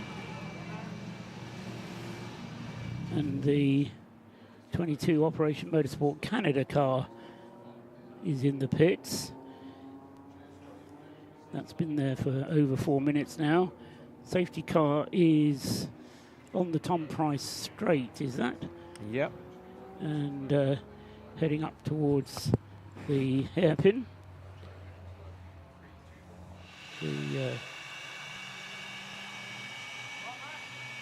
More fuel goes into the Renault Clio, 223.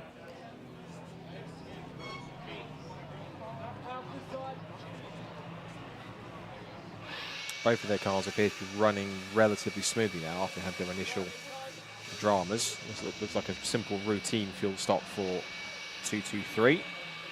Yes, this is the advantage, of course, of having a 4-minute mandatory pit stop time. It does mean that you don't have to have expensive refueling equipment, however rudimentary it is. You, as long as you have the equipment, safety equipment that's required.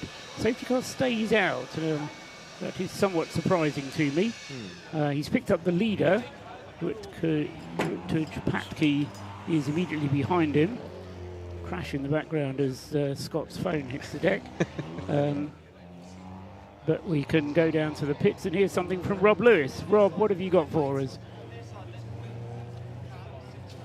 Okay, something a bit slightly off topic to the racing that's going on at the moment. We have got a safety car out to pick up that stranded car. It's a bit of a showdown between the two WRC development cars. Robin Welch and Tom Brown, who is also known as Team One Brawn. The man so fast he's had to borrow Robin Welch's suit. But it's a showdown between you both this weekend because you're in opposing cars in the same team. So have the mind games already started? Oh yes, well we're in front, so that's all I need to say at the moment. Yeah, Robin, any comeback to that? You know what, Rob? I'm the best there is. You know, I wake up in the morning, I piss excellence, no one can handle my stuff. And you know what, I'm just a big English winning machine, so we're just going to do what we do. Anything back to that, Tom? No, he's right. It's, sorry, if you're not first, you're last. In that comment. Tom, anything to come back to Robin with? No, not really. No, he's they've own car issues, aren't they? So, yeah, you know, it's not going well. I'll put it in real perspective. They were going faster than us in quali with a handbrake on, so he is quite a good driver. I am quite lucky to get some tips off him and stuff, and I probably wouldn't have got the lap times that I have been getting without his pointers. So, yeah, it's all love, really. We love it. It's all good. It's good. The faster he goes, the faster we go, the faster the team go. We're going to be in the same car a lot next year, so it's to my benefit to make him faster, and it's all good. It's all love, really, but yeah, I will beat his time today just to prove a point, even in the wet. That's one way to do it.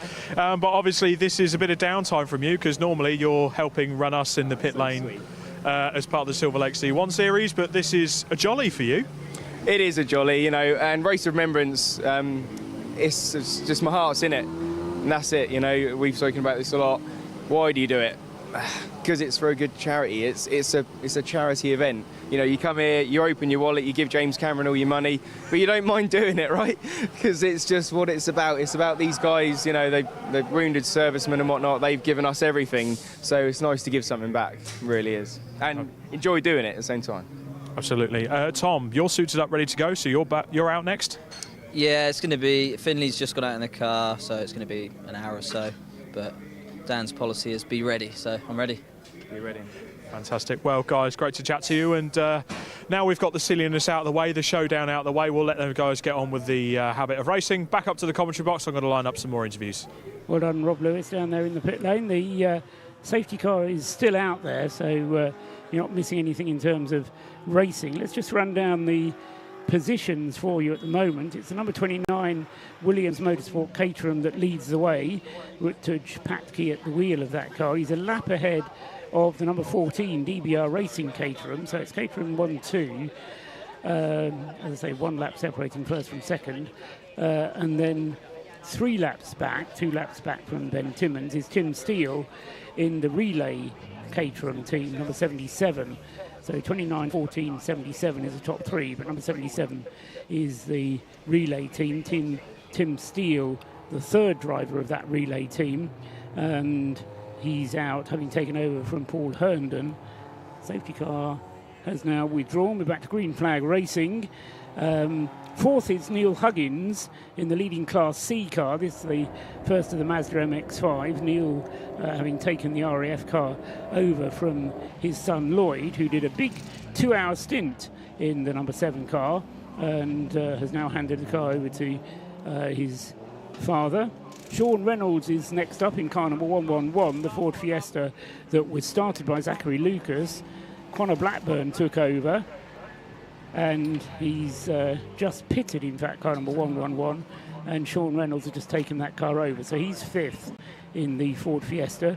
6th is the leader of Class B, which is Michael Green in the Autotest TSW Mazda MX-5. He's already 6 laps down on the race leader, and has completed just 1 pit stop, so he's on the same number of pit stops as the race leader, but he's 6 laps down.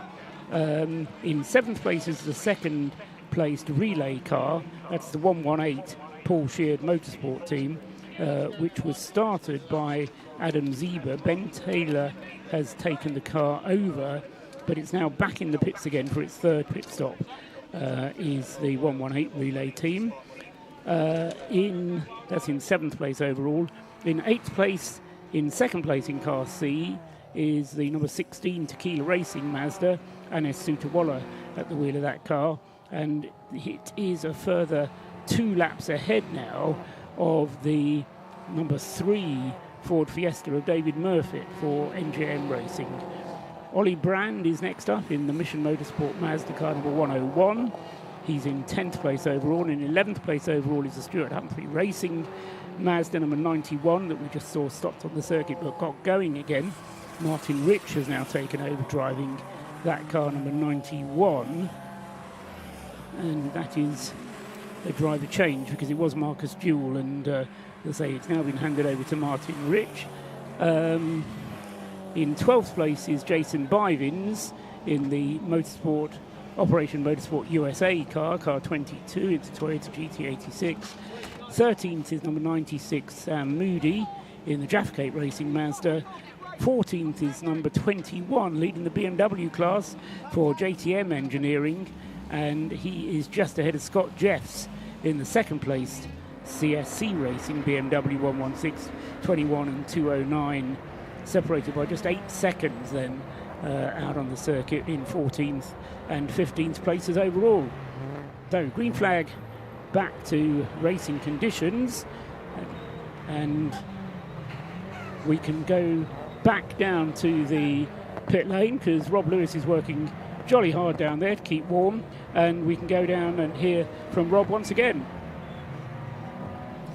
I wanted to go through a few of the lower classes of the race. We've spoken to the C1 Series representatives there with Robin and Tom, and I've got Freddie from VMS Racing who are running several of the BMW 116 trophy cars this weekend. So how's the weekend gone for the team so far this weekend? Yeah, so far, okay, we're doing all right. Not quite the start we wanted, but the idea between VMS is they are tree surgeons, VMS is vegetation management, team building exercise for them, go and have some fun. And here we are having some fun. We're going all right. Yeah, we're doing all right. And what is it about these cars that suits this circuit? Because a few of them look like they're having fun out there. It's surprising in the adverse conditions how good a 116 is. Anglesey especially, there's a bit of up and down, fast stuff, slow stuff. They handle really well. We'll see. I wouldn't mind having to go to Caterham as a replacement though, if the opportunity came. But yeah, they're good fun. And what's the game plan actually going into this race weekend? What is it? Do you guys have a set plan in place, or do you just go out to have fun and take in the event itself? A bit of both, really. Obviously, the competitive always takes over, and in the car try and restrain the red mist. But yeah, we're all here for a good cause and the right reasons, and having fun at the end of the days. Fantastic. Well, fantastic to talk to Freddie there with VMS Racing there with our BMW 116 competitors. You'll be sure to be seeing them flying out on the circuit. There's about 9 of them out in class at the moment. So for now, back upstairs. Yes, Freddie Tatham then in the car number 9. We were hearing from there. Tim Crichton is the driver who's actually out in the car at the moment. And the VMS Racing car number 9 currently running 7th in the BMW class, which is being led, as I was just saying as I ran through the order there, the BMW class is up into the top 15, the first 2. In fact, the first 3 are 14th, 15th and 16th. And let's hear it for the Royal Navy. Adam Dewis in car 33 is the leading armed forces car, and ahead of the RAF car, Emma Ockenden is down in 29th place with car number 18, which is the first of the RAF BMWs, the second of them being Gemma Barnsdale in car number 19. Chris Slater told me the reason why they were running 19 and 18, and it is that order, 1918, because 1918 was when the RAF was founded. And also fitting as well, 1918 was when World War I ended. World War ended, but more importantly, more importantly, if you're an RAF man, it was when the RAF was actually founded. Yes. Anyway, that's the story behind the 2 BMWs running in the RAF class, but currently their main aim was to beat the Navy, and the Navy's running very strongly with their car number 33 in 3rd place. And no doubt the Navy will go even better tomorrow when it rains. Ha ha. I thought about that one a long time. Stop and go penalties being shown on the screen for car 55 and, more importantly, perhaps number 110. So a penalty, stop and go penalty for the ES Motorsports car, which is in the pits at the moment and has been dropping down the field, having been battling amongst the leaders. But now Daniel Palmer is down in 19th place, Scott. Yeah, although on the TSL screen we've got here, as well, he's currently showing having been 13th and around the top 10, so I'm not sure where he's got to. He's in the pits, yes. Yeah, he's in the pit lane now, but he has been, I think, somewhere around the top 10 according to the TSL screen. Yeah, go with the TSL because that's official. This is a bit unofficial what I do here. Yeah, it's fascinating though. I've been watching you use that since the start of the day. It's quite a fascinating bit of software. It's marvellous, yes. Can't do a thing without it. But yes, be that as it may, it is a pit stop for the 110 and a stop and go penalty. The 110 has currently been in the pits for 3 minutes, and this, I assume, is going to be Jason McInulty taking the car back over from Daniel Palmer, who's brought the car into the pits. And yeah, so that car 110 has had some problems with Daniel Palmer at the wheel, and yes, he's not being able to put in the same kind of lap times as Jason McInulty is. Just looking at some of our comments for those watching on YouTube. Thank you to everyone who is watching on YouTube, whichever feed you're watching. Someone asked a question, Ezank, the user, said, can anyone explain the colour highlighting? That's quite simply on the left-hand side if you mean on the timing tower. Most of that is simply denotation of which class each car is in. And then if you see the 2 little other icons or little extra bits on the end on the left, the purple, as you can see, is whichever car holds the fastest lap of the race, in which case that's currently the number 14 DBR Racing Caterham. Anyone, for example, like the Crisis Racing number 92 car that has pit in blue next to it, means that car is taking a pit stop. So that is simply those 2 the colour denotations on the side. But the other colours are simply the different classes, marking those out for those that are in the mix. The 110 car in the pit lane, Mission Motorsport's 101 Mazda in, the 54 VM Racing car was in. I think that's the BMW, the 116 car. But that car that was in, I did notice that car had quite a bit of dirt on the front, around the front end of it, which means it's obviously had an off or an excursion somewhere on the grass at some point and had some kind of an issue. But yeah, thanks to everyone who's watching on the live stream from around the world. There's we've got people watching from Brazil. We've got Connie McAnulty, who's thanking us for the broadcast, watching from sunny Florida. She's cheering on her husband Jason McAnulty in the Lotus. So that's currently serving what looks to be a stop-go penalty, if not a regular pit stop at the moment. Yeah, it was going very well until we started talking about Connie in Florida, and then it all of a sudden started having problems. But we'll blame that on Daniel Palmer, because he was at the wheel of the car when it had problems. But I suspect it's going to be Jason going back out in the car. And yes, I apologise to anybody who particularly wants to send me a message. I just don't listen to other forms of input when I'm commentating, because it becomes a distraction to me. And I lose my thread altogether. And you wouldn't want that, would you? So we head on into the night. 2 3/4 hours elapsed of the race so far this afternoon. It's now well and truly pitch black if you are in Florida, and the lights, the only real means of seeing your way around, and if you don't have full illumination, then yes, you really do have to find your way around by sense of smell, because it's a really dark part of the world here in Anglesey.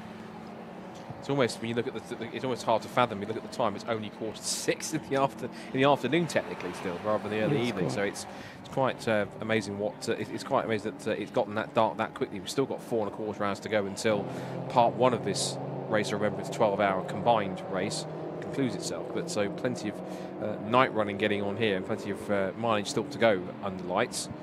And the race continues on. It's now just drivers simply just driving off into the darkness and just seeing what occurs corner by corner as they come up. And of course, the only illumination they've really got is whatever lights there are down the very small spotlights down the pit straight, and then they race off back into the darkness with only their headlights for company, and those are the cars around them. But I've always found with endurance racing there is something almost quite special and quite magical about watching endurance racing, particularly when it gets into the twilight hours into night, because there's something it makes the sport come alive a little bit more at height. When you don't have as much vision being pitch black, I feel like the senses kind of heightened, like the smells and the sounds of it all, and everything else is quite key. That was the number 16 car, and that looked like it was either a huge lockup, or there was some kind of smoke that was underneath it. Possibly it was a huge lockup, I think, 'cause it's got back to speed again. Just to interrupt myself on that point I was making. But it either had, I think it was a huge lockup, because it had 3 or 4 cars right around it, very much boxed into Peel Corner, and then just tried to stop and had a huge locking of the front wheels in order to make sure it didn't hit anybody, and then was quite tentative in getting back on the throttle again. And Sutawala at the wheel of the Tequila Racing Mazda. It was car number 16. No harm done though. He seems to be up to full speed again, and it's not quite as quick as previous drivers have been at the wheel of that car, but still second in its class, the number 16 Tequila Racing car, with the lead of Class C currently being held by the RAF Motorsports car of Neil Huggins. Perhaps more to emphasise the effort put in by Lloyd Huggins. I'm not quite sure if Rob's going to be able to find Lloyd Huggins, but younger son of Neil Huggins, did a very good stint in the opening couple of hours, very long stint for him, and in the RAF Motorsports with the Javelin Track Days entry, and they've done a great job so far and are currently in 4th place overall, 5 laps now behind the race leaders. I do think, forgive me interjection a second, I do think I've just been hearing Maze quite quiet, we've got possibly Rob down in pit lane. I think one of the Mission Motorsport teams to have a chat, so let's quickly scoot down to Rob in pit lane and see what he has. The Mission Motorsport car number 101 Mazda MX-5 has just been into the pit lane. The driver that's jumped out of it is this fine gentleman here, Ollie Brand. Ollie, how was that stint? It's good. It felt like a tale of about 3 halves. At the start, I seemed to make a couple of places up.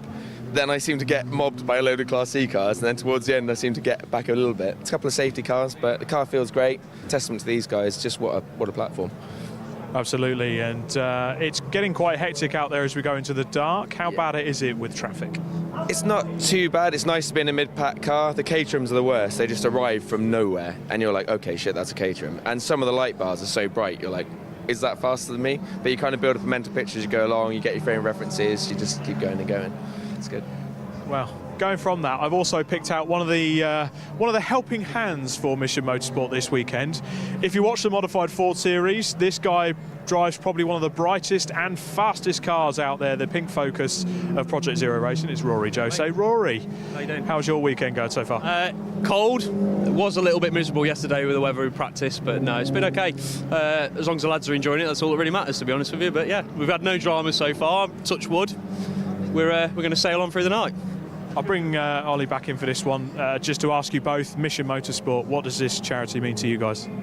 So I haven't really done a massive amount with Mission Motorsport. This is my first Race of Remembrance with them. I used to do their track days for troops when I first left the military. It was a fantastic time to engage with fellow veterans and also with the charity as well. They're fantastic. There's such a massive mix of different people here with different injuries and guys that are still serving, but they're catering for everyone. And like I say, getting the beneficiaries out in the car as well has been fantastic. Yeah, people.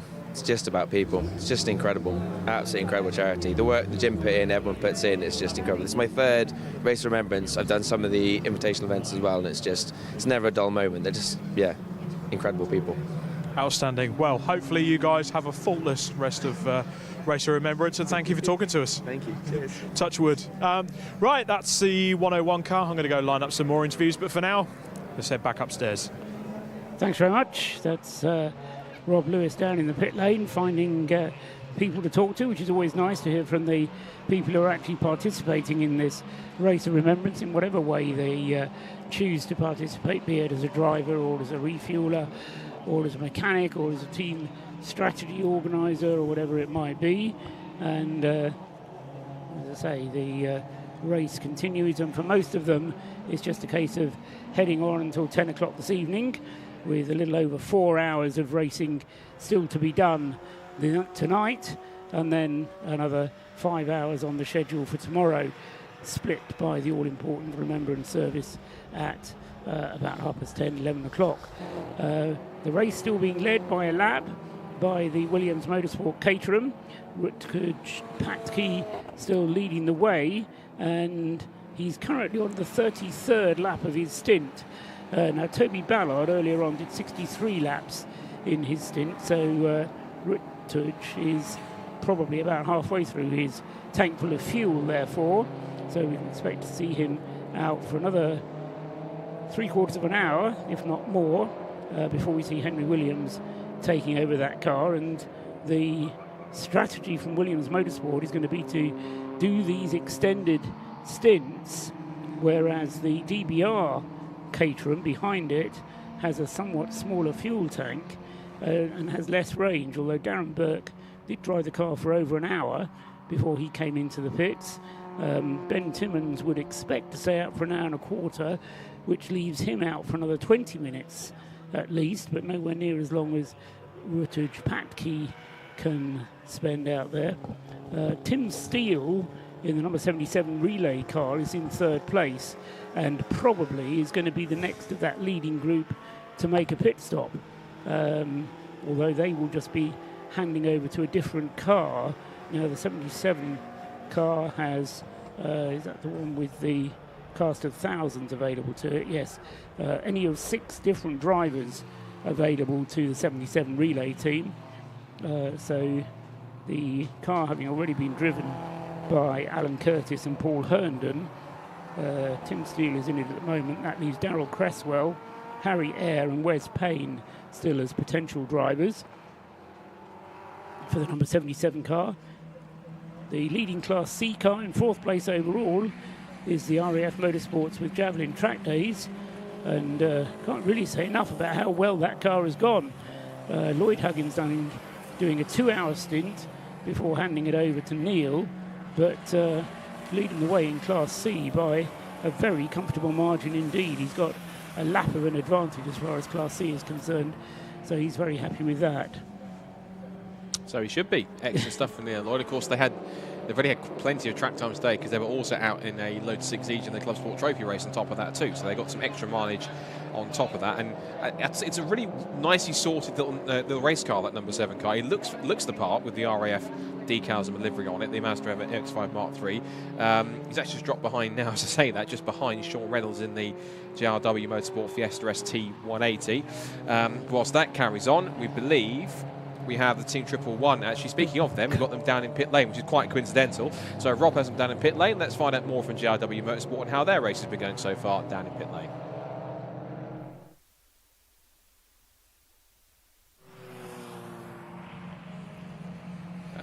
We'll come back to that in a second once we have some audio. We can actually hear Rob, because we do want to hear Rob. And I think it was Zachary Lucas he was about to talk to just there. He started off the 111 car.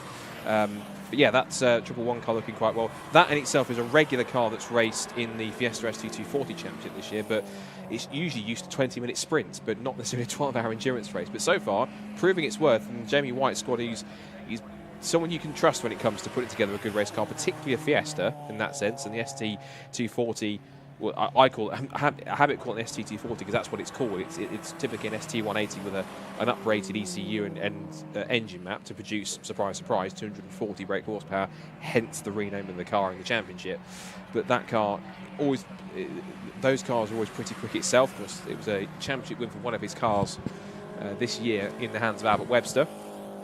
So JRW Motorsport taking up the title of ST240s this year. I think now we possibly do have audio back with Rob now, so we'll try again handing down to have a chat with him and Zachary Lucas in pit lane.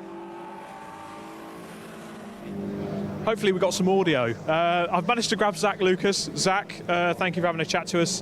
The Soul EcoBoost powered Fiesta, straight from the ST240 Championship. How's the run gone for you guys so far? Yeah, good. I mean, we qualified 5th, which was brilliant. Had a good start, and obviously a couple of laps in, I was holding on to the Caterhams, but once the tyres warmed up, their corner speed just a little bit quicker than us in the dry, so they were scraping away from us. But we're doing really well at the minute. It's just the key's just going to be trying to keep it going for the rest of the 12 hours, really.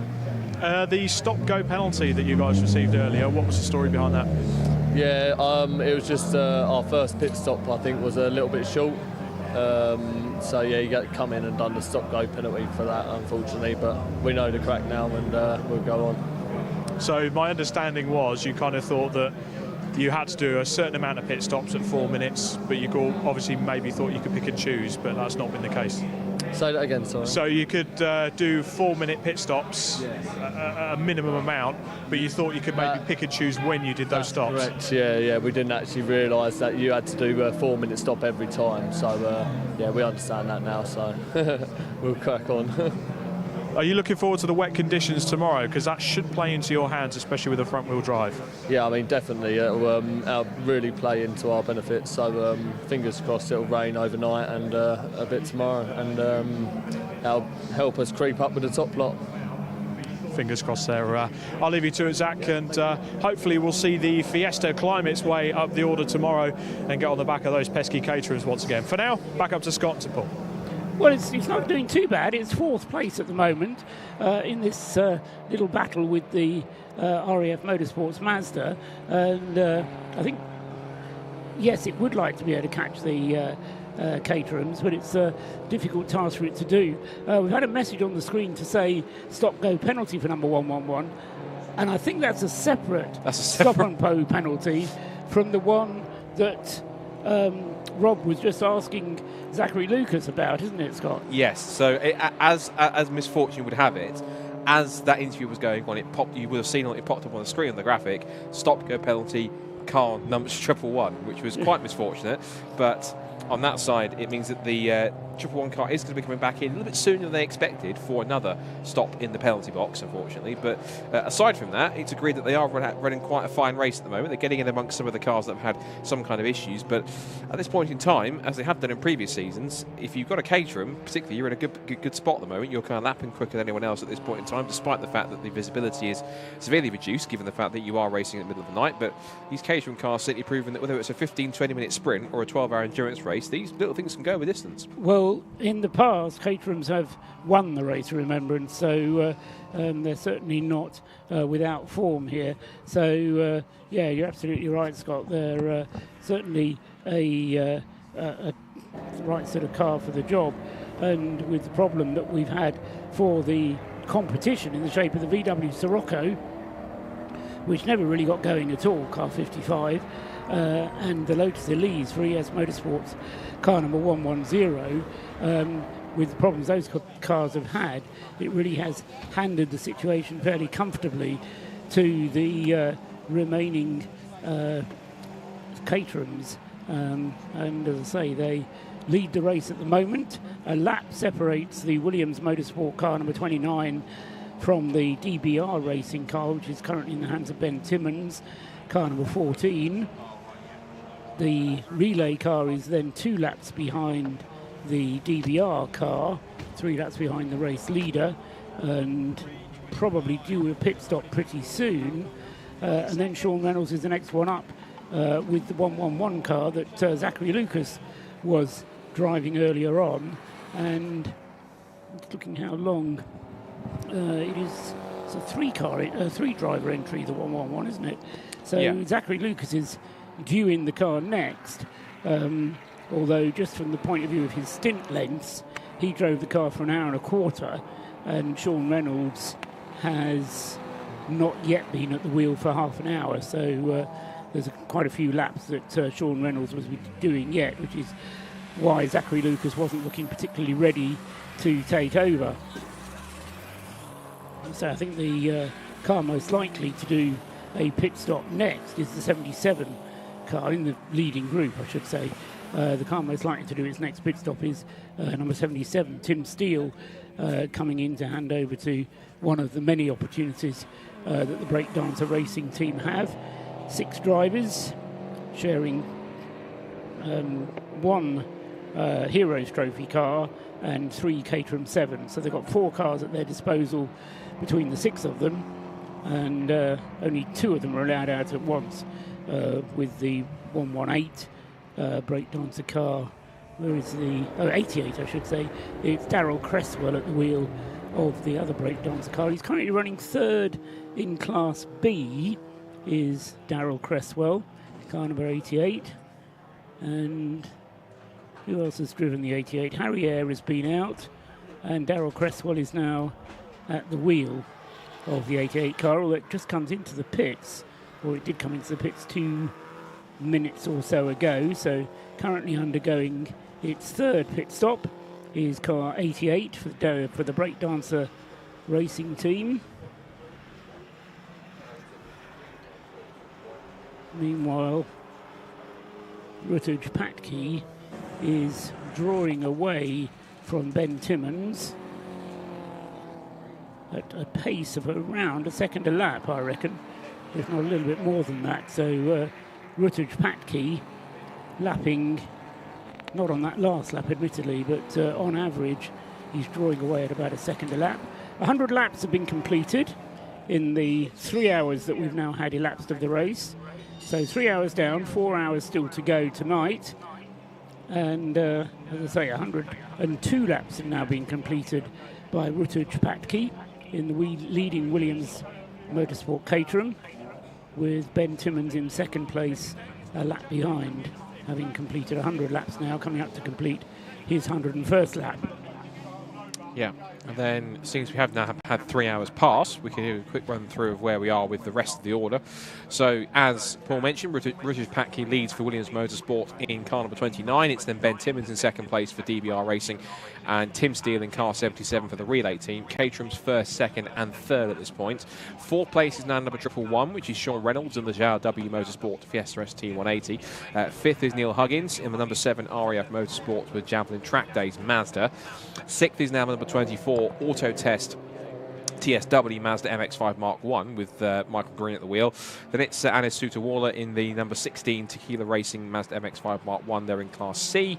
The second of the relay teams, the only other relay team in the squad, in the field, the Paul Sheard Motorsport car of Oliver Cottam is at the wheel there. Oliver Cottam, of course, TCR UK star this season, is in 8th. 9th place is the NGM racing car, the Ford Fiesta of David Murphy.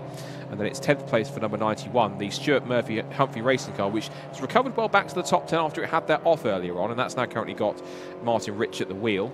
11th place is now the leading Operation Motorsport USA car. That's Jason Bivens at the wheel.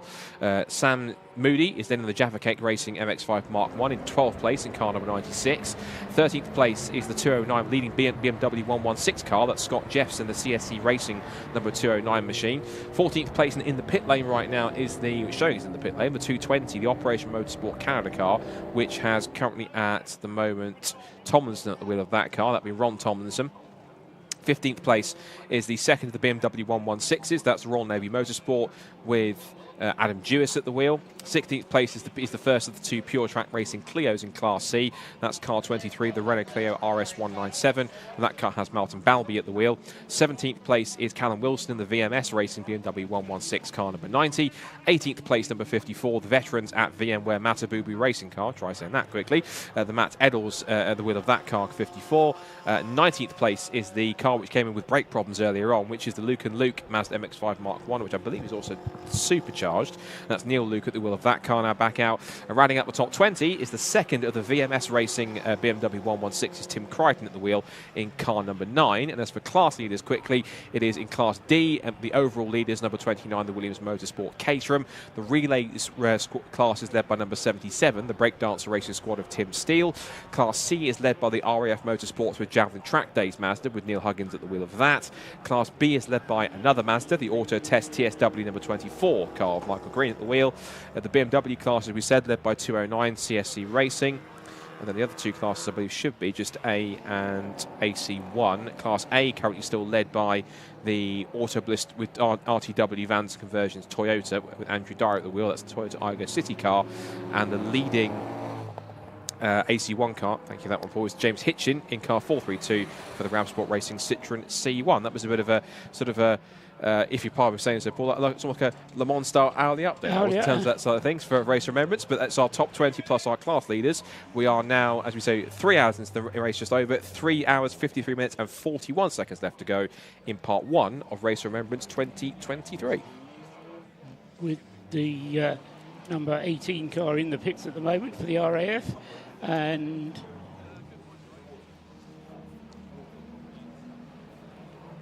I'm just wondering, are we ready to go down to the pit lane?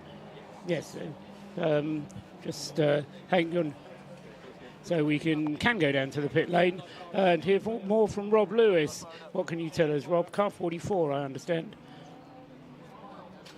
Now, especially Paul, I'll cast your mind back to earlier on. We saw a Honda Civic Flying Haggis racing in the garage behind me. They pulled off just up at Rocket Inn with a bit of an issue. Turns out what it is a converted production road car that's been turned into a race car, and one of the most important jobs you do when turning it into a race car is most road cars have a little cut-off switch that cut off the fuel pump of the car if you have an accident. Unfortunately, in this case, they haven't done that, so it's caught a bit of a rumble strip on the outside of the corner when it's going very, very fast, and caused enough of G-force to knock that switch off. So it had its fuel cut for about 30 seconds, then it reset itself, and it was able to get going again. Car number 111, which was going in 4th place, going great guns, the Ford Fiesta, our quickest front-wheel drive car in the field. That's just come in for a couple of stop-go penalties to do with pit lane infringements, to do with the red light at the end of the pit lane, I believe, or so I've been told. And I've just been given by one of the roving journalists, Peter Shearer, up and down the pit lane. ES Motorsport, the Lotus Elise is currently stuck in 3rd gear. So it's got that issue. It's going to have to do a gearbox change overnight.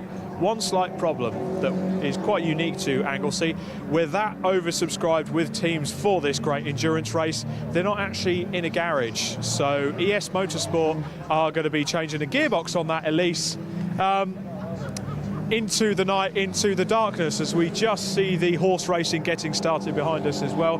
Great camaraderie from all the teams out there as well. See if you can place your bets on a winner. But for now, back upstairs. I certainly won't fancy to be giving Rob Lewis a lift, not with the state of my back anyway. My money's on number 3. Anyway. Yes, very good. Everybody says what great atmosphere there is here at the Race of Remembrance, and Rob Lewis there being challenged somewhat by entertainment from people in the background. Good to hear though from Rob, and to as well have that in update on the Jason McAnulty ES Motorsport Lotus Elise. very bad luck for them. And of course the other problem with being in Anglesey, if you do need more parts, it's an awfully long way to go and get them. Yes. As the Roddison's team already found out, because they had a long way to go last night to go and fetch their parts they required for their turbocharger. Having fixed the turbo, they then had even more problems with the braking later on. Now, two of the leading cars, no, not in the leading cars, because we've scrolled down a little bit on that screen. Let's scroll back up again. I was going to talk about cars in the pits. So the leading car that's in the pits at the moment is number 3, the Ford Fiesta. The other Ford Fiesta, David Murphy's car, NJM Racing Limited's Ford Fiesta, as opposed to the ST180, which runs in Class D. Sean Reynolds continuing to go quite nicely now, but the number 3 car is in the pits, and that's going to elevate Martin Rich in the Stuart Humphrey Racing Mazda up into 9th place, I reckon, once that pit stop is completed for the number 3 Fiesta. Still, though, this tantalising 1-lap lead held by Rutledge Patke. Tim Steele is staying out in the Great Dancer Racing Relay Team car, and into the pits is in fact the number 14 car. Now this is Rob Kennelly. It's an hour and 10 minutes into his stint, so Rob Kennelly is into the pits then with number 14, the second place car, and that's going to enable Rutledge Patke to extend his lead still further, because he has another 40 minutes of drive time, I reckon, left in the Williams Motorsport Caterham.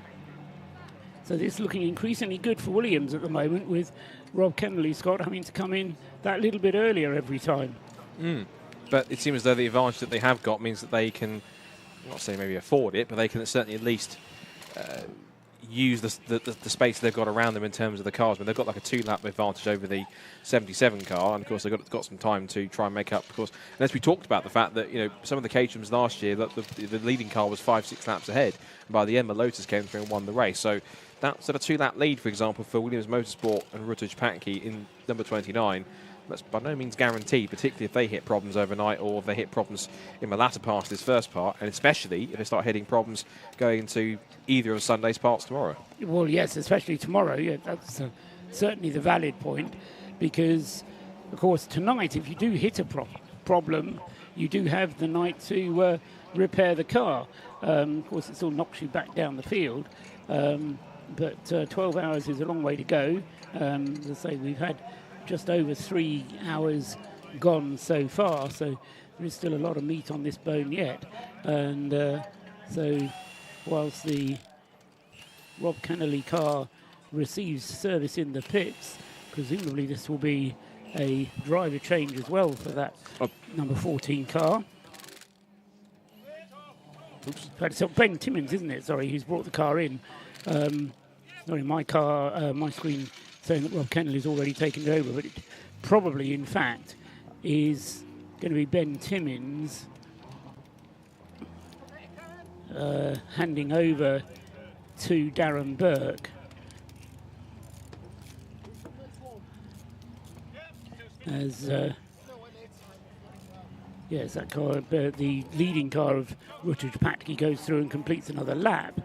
So Ben Timmins, who is in the pits at the moment with number 14, 3 minutes just ticking up on his time spent in the pits. Job for Rob Lewis, as and when he can find out, is the Operation Motorsport Canada car, which has been in the pits for some 10 minutes now, which is somewhat longer than we would have expected it to be in, unless it's got a problem of some sort. The 220 car, having had a troubled run, having had a good start from Alex Quinn, but struggling a little bit now. And as I say, that car, the Operation Motorsport Canada car, in the pits. Also in the pits at the moment is the Tequila Motorsport car, and Anis Sutawalla, having been driving the car now for about an hour and a half. So a good long stint from Anis. That's 40 laps, in fact, from Anis Sutawalla. So the pit stop's continuing, and out goes number 14 back out onto the circuit, and Darren Burke does indeed take over at the wheel once again of the number 14. So Darren Burke, the first driver I reckon to have gone out of the car and then, or started in the car and then cycled through all three of his drivers.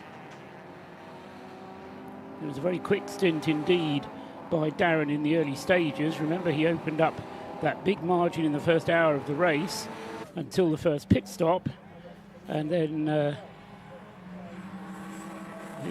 car came into the pits after less than an hour and a quarter, but it allowed the Williams Motorsport Caterham just to establish a bit of an advantage at the front of the field.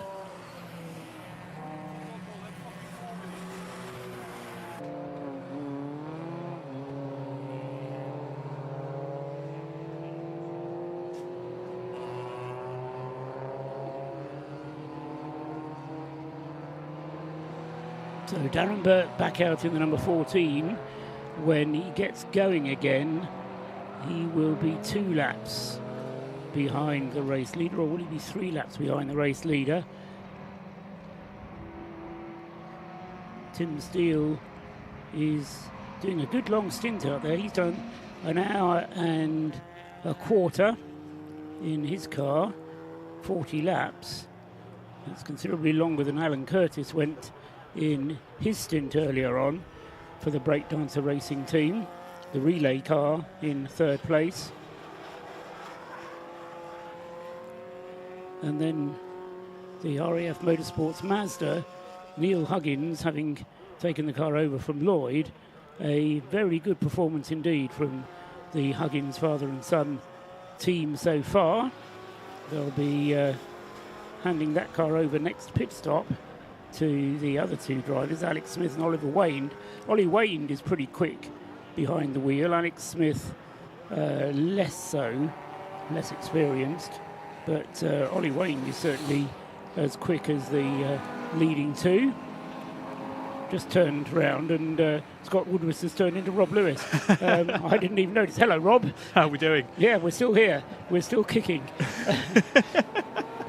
Yeah, it's a crying shame with ES Motorsport hitting troubles like they did. But as I explained downstairs, Peter Shearer just gave me a little tug on the arm and told me what was going on there. So I think their stress is going to be getting that car through to the end of certainly this segment of the race, and then thanks to the part firme conditions, they can get to work on it and get that gearbox changed. But maybe they'll have to throw a few quid to one of the garage proprietors. Yes, where do you get a gearbox for a Lotus Elise in Anglesey on a Saturday night?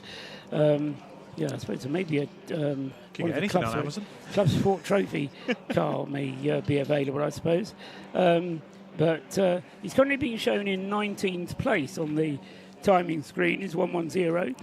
Daniel Palmer then in 19th place. So he is circulating. So if the car is stuck in 3rd gear, it's a mighty job being done by Daniel to drive it around, unless they've managed to just get the gearbox to work amongst a few gears.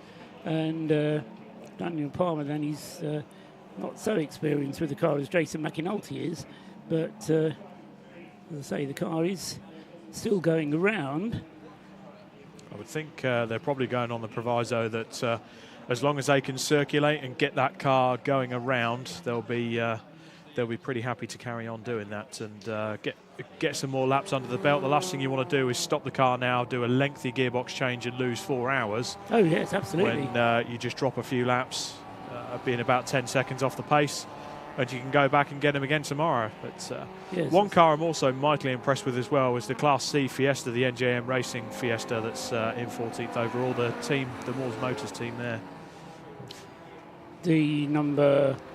that would be the number 3 car. Yeah, the number 3 Fiesta, George with, Wright. George Wright at the wheel. Yeah. The 111 car, I need to tell you about that. Before you do, can I just note that Rutledge Patke is in the pits. Car 29, the race leader, is in the pits, and this is a bit earlier than it should be. The number 77 car has come in. That's Tim Steele's relay car, the Caterham.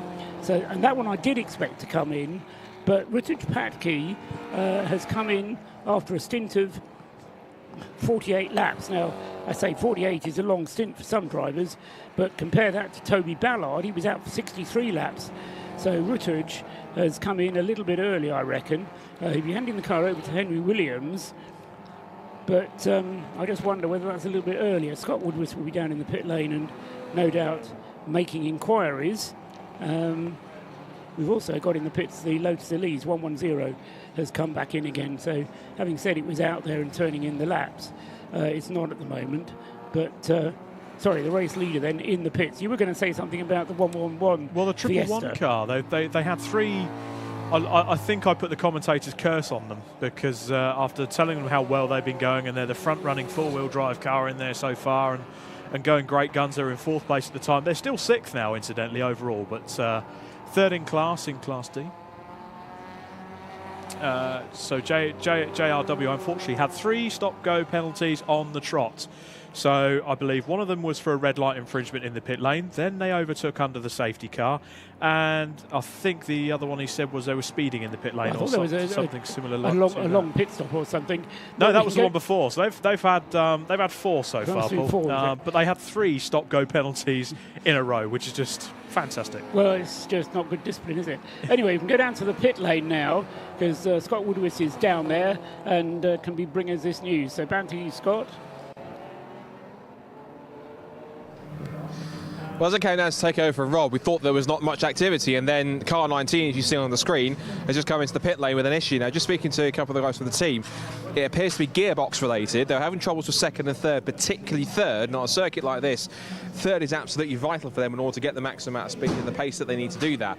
Hopefully, it might be a quick fix, something they can actually just deal with over the next sort of 3 hours or so. The plan is that they've got a spare gearbox from a spare car that they can use, but they can change in overnight, but they'll have to do that overnight because anytime they try and do it right now, it's going to lose a major amount of time, of course, in the race. It's easy to do it. Just a reminder with the rules, if there's anything that you need to do to fix the car, you can do it overnight. There's no kind of part ferme, so to speak, in terms of, I think there is a grace period where you're not allowed to touch the cars initially, but then once that grace period is gone, I think, case in point, last year, Rob Boston raced, I should say. They actually changed an engine, I think I'm correct, on the Lotus last year, or did something to the engine, major on the engine last year, to change that in order to get it back going again. That was all good. The race leader's car 29 has just gone out of the pit, so they just made a charge change. We might go down and have a chat to their driver. I think it was the Rutledge Patke. We're going to have a chat to them too. Also behind us, they've gone now, but the 23 Pure Track clear was also in for a mandatory stop, but it seems as though there's some fixing going on for the 19 BMW, and it might be in for quite a while, and it might well need a gearbox change overnight once this first part of the race is done. But problems for the RAF car, but they're going to soldier on, so to speak, and try and get themselves to the end, at least if it requires them to try and hold a gear, but it's simply just 3rd gear being the major problem. So I'm going to try and see if I can hunt down the driver from car 29 that's just jumped out, which I think is Rutledge Patke, and see how he found that stint as we went into darkness here at ROR. But until then, back up to you guys in the box.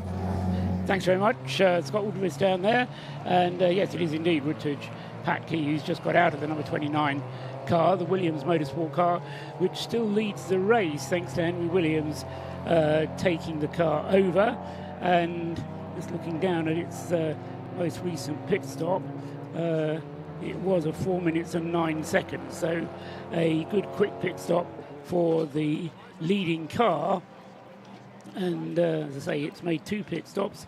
The 2nd place car has already made 3 pit stops because they started the car with Darren Burke. Rob Kennelly took it over from Darren, then Ben Timmons had a stint, and now Darren Burke is back behind the wheel of the 2nd place car. So their smaller fuel tank means that the number 14 Caterham has to stop more often.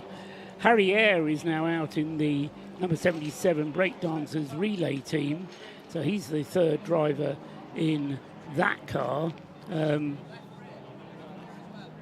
Although they've had 3 pit stops, so Harry Eyre is, I think, actually the fourth driver in that car, because 77 has just had Tim Steele behind the wheel. So Alan Curtis, Paul Herndon and Tim Steele, the drivers, making Harry Eyre the fourth driver of the number 77. Fifth place is still the remarkable number 7 for the RAF with Javelin track days. Neil Huggins continuing behind the wheel there. Another driver we'd like to hear from, if we can, Scott, would be Lloyd Huggins if he's around, because his first stint was 2 hours, and Neil Huggins looks like he wants to do 2 hours as well.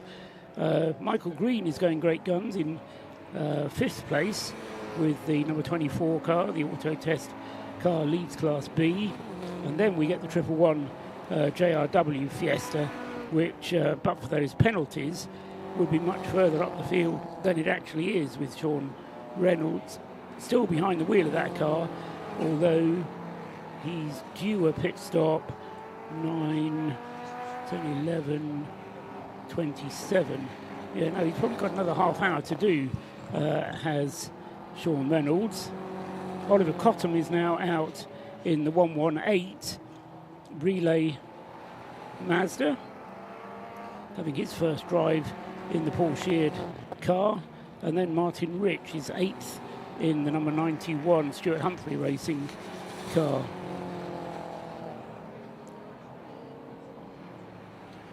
Behind that, the number 16 Tequila Racing car with Chris Knight now behind the wheel of that car. The BMW 116 doing very well, Rob, with the number 209 Scott Jeff's car, 12th place overall for a BMW 116. That's not too bad, but before we hear from Rob, we can go down to the pit lane and hear from Scott Woodward, who's got the drivers of car 416 with him. There are some teams and drivers that quite like Anglesey, and this is one of Nick Cunningham, of course, for CSC Racing FDL Packaging. Your car's just being serviced behind us now at the moment, but we're just talking before we came on. You guys rather like Anglesey for quite a few different reasons. Yeah, we've had a couple of good outings here. So about a year and a half ago, me and my brother won the Into the Night race with the C1 club, and then last year we also won the Race of Remembrance here in the C1 class. So there'll be only 2 race wins. Hopefully we can be in contention for tomorrow to try and, if not get on the podium, at least get another win. But your guys just going back out now, so the car that you've handed over, how are fortunes at the moment for your car? Yeah, good. No, it's been driving really well. I think I got caught in a few battles, ended up pushing it a little hard. The last 10 laps were pretty sketchy and pretty loud on the tyres. A lot of thuds as we were going around in bits and pieces. So, but no, the actual car's performing really well. A shame we got good times yesterday in quali, and pretty consistent times from both Dave and myself so far today. So, no, driving really well. I think next time I'll just have to be a bit more careful with the tyres though, because I think wouldn't have lasted much longer. All that experience, of course, you won Race Remembrance last year, as you say, you won the Into the Night race. How much is all that data experience, how much is that worth for you guys now going to this race, knowing that you've succeeded here twice before? That must be more than valuable for you to use to kind of build on what you can do this year. Yeah, I mean, I think the first time I raced here, we got sort of, I personally, because the first time I'd done Race of Remembrance, got caught into chasing other cars, battling with them, when really you sort of realise half the time you're not even near the other cars you're competing against on the track. It's just about keeping your head down, banging out consistent lap times and staying out of trouble really. So sort of that added coolness, I suppose, compared to when I did it a couple of years ago for the first time, where I was a bit more gung-ho, shall we say, tends to help, I think. So, great job so far. Best of luck for the rest of the race, and see if we can catch you later on. Well done. So, as Rod can certainly test with the C1 aspect, experience around here counts for a lot. Back to you guys in the box. Lovely stuff. Thanks very much. Scott Woodward down there interviewing people. And just to catch up with what's going on the circuit, Ben Timmins is now just 1 lap behind the race leader. Although it's not Ben Timmins, I'm misidentifying him. It's the Darren Burke at the wheel of car 29 now. So car 29 is Darren Burke, just 1 lap behind the race leader, which is Henry Williams in the Williams Motorsport entry. And the two of them lapping roughly the same, although Darren Burke slightly quicker Although, to be fair to Henry Williams, he's got a full tank of fuel, having just taken over the car. Neil Huggins still carrying on in the number 7 and doing some great lap times. As, to be fair to him, is the 24, the 2 Mazda MX-5s, the Mark III of Neil Huggins and the Mark 1 of Michael Green. Good long stints from both of them. Very consistent lap times. Oh, just on screen there, that's car number 101 in the walls. That's the Mission Motorsport car. We spoke Leon Greif. Leon Greif. So there's a bit of smoke coming from the front of that car. Now, has that had an impact, or has that hit some reliability issues? There is a lot of steam coming from that car at the moment. It does look like it's overheating, but similarly, it also looks like it's potentially been through the mud. So where are they positioned? I think it must be at target, because yellow flags are being shown at the start-finish line. And safety car being called. So the safety car is being scrambled. We're going to have, it does look like they're on the exit of, that would be Church over in the corner. One of the fastest, certainly one of the fastest corners on the circuit. Lights still illuminated on the car, so the electrics are still on. And I'm just wondering, and I really hope this isn't the case, but I am just wondering if maybe the engine has shouted no more on that car. You can just see the flashing lights in the background of the safety car getting ready to go out. We are going to have a pause in this race while the safety car goes out on circuit, collects up the leader. Yes, it's funny place. It's off at, as Rob says, at Church. But it's very close to the edge of the circuit, isn't it? Yeah, the lights are flickering as if he's trying to turn the engine over. So, I think I can see the car rocking. So you can't. It's always difficult to tell in the dark. I do wonder if the car has gone off and then got stuck. We'll soon see. Right. So whilst we get the race neutralised and get that car back into a place of safety, we can go back down to the pit lane again, and Scott Woodwitz has found Lloyd Huggins, who did a 2-hour stint a little while ago. Down to you, Scott. Another driver that's been quite impressive, and a car that's been impressive throughout the race so far, has been the number 7 RAF Mazda MX-5, and Lloyd Huggins is part of that driving strength, joins me now. Lloyd, really strong start to the race the first few hours. Just talk us through how you, Neil, and the rest have been coping with it. Yeah, so it's been good start to the race. Obviously, it's a bit closer to the start, but you know, you just got to be sensible. It's a 12-hour race. Look after the tyres, look after the car, and just pick and choose your battles, really. Yeah. So, good start.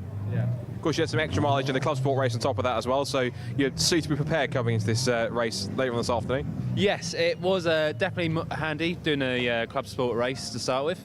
It got me dialed into the track conditions and woke me up a little bit ready for today's race. And the club sport went well. We got P2 overall in the end, which was only our second outing in the car. So we were very happy indeed.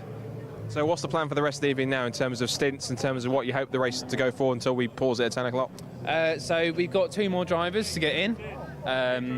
Obviously the last driver today's got to do tomorrow morning, so he's going to have a slightly shorter stint tonight, ready for him to start tomorrow morning. And 2 stops, hopefully, is what we're going to do. And you're in contention for the class win as well, so I mean, you'll be up there kind of fighting to the right at the end, won't you? I hope so. But as I said, still plenty of time to go yet, and let's not count our chickens, eh? Yeah. Appreciate it's busy for you guys, so we'll leave you to it, but well done so far. Best of luck for the rest of the race, and we might check in later on. Good stuff. Thank you very much. So as you can see, high of activity. The number 7 car is actually in the pit lane right now at the moment, along with everybody else, because as we've just detailed, I think safety car is out on track for a spin, we believe. The number 33 Royal Navy car is in, the 7 car is in. We've got a few more of the BMWs also lined up in pit lane. The 22 Operations Motorsport USA Toyota is also in just behind us as well. If the camera gets pan around in a second, just panning around here, you can see the 22 car in for its stop too. And stop going as it should do. And it's quite a precise and almost, it's quite a imperative point of the pit stop, is that everyone stands ready, everyone waits for the refueling to be finished. Essentially, there's no physical touching of the car until the fueling is done. It's the same sort of rule you get in many endurance championships. All refueling has to be done first. As soon as it's done and it's cleared, then you can then start working on everything else. So one shed of fuel's gone in for the 22 car, the second one also going in. But as you can see, there is plenty of work going on down in the pit lane here as the safety car has come out. And I think we'll hand back to Rob and Paul as the pit stops carry on here and the safety car at Race of Remembrance. Back to you. Thanks very much. Scott Woodworth down there in the pit lane then. Safety car coming through, leading them through, although the Mission Motorsport Mazda that stopped has in fact got going again thanks to the marshals. We shouted out to them earlier on, thanking them. Well, more hard work, and I'm afraid you've still got 3.5 hours to go, lads and lasses. So don't stand down yet. But the car is underway again, although the safety car has stayed out there. Neil Huggins then has come in, and now we want to hear from Neil and Lloyd and see if they can compare each other's stints. But Lloyd there, quite rightly not counting any chickens, but that car has been going very nicely indeed so far as it just ticks through its 4-minute pit stop. Just to show on the screen there, you would have seen the medical car that was in the pit lane. Just looking out of our window here, don't panic. I think it was a team member of one of the teams limping towards the car, so I think someone's maybe dropped a wheel on it or something, dropped a wheel on their toe. So probably the reason why the safety car has stayed out during this period. It was great to see the 101 car manage to get pushed out by our marshals, and big up to our Orange Army that are out there watching and helping us keep this race going at the moment. We couldn't do it without our marshals in orange. Also going to take this opportunity to have a look at some of the YouTube comments.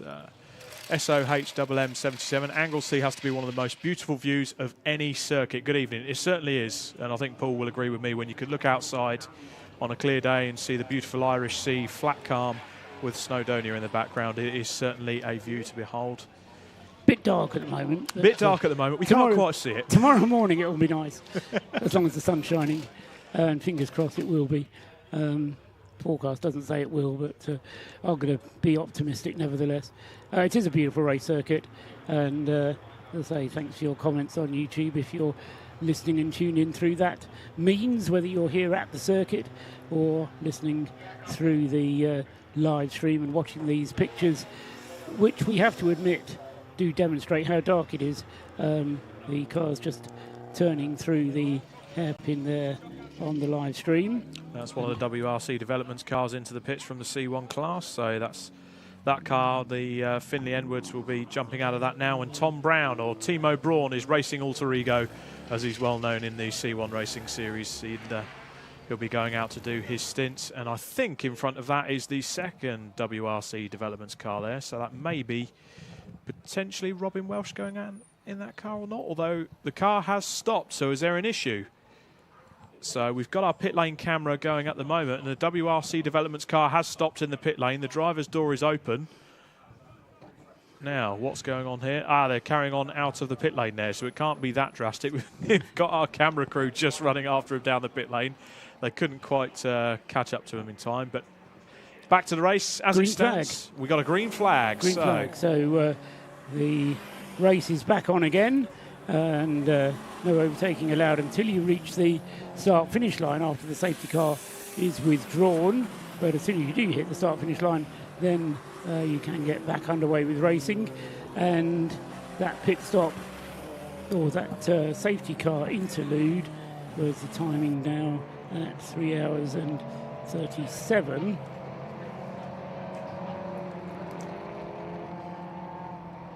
So 3 safety cars so far, or 3 safety car periods so far, and so far it's hard to say whether that has affected the battle for the race lead very much, actually, because none of the leading 3 cars chose that moment to come into the pits, nor did, interestingly, the number 24 car, which is now moved up to 4th place as the number 7 has made its pit stop. So Lloyd Huggins, Neil Huggins, has now handed over to Alex Smith in the number 7 RAF car, and he is a proper RAF man, is Alex Smith, and so we're to see what lap times he is capable of doing compared to those of the Huggins father and son.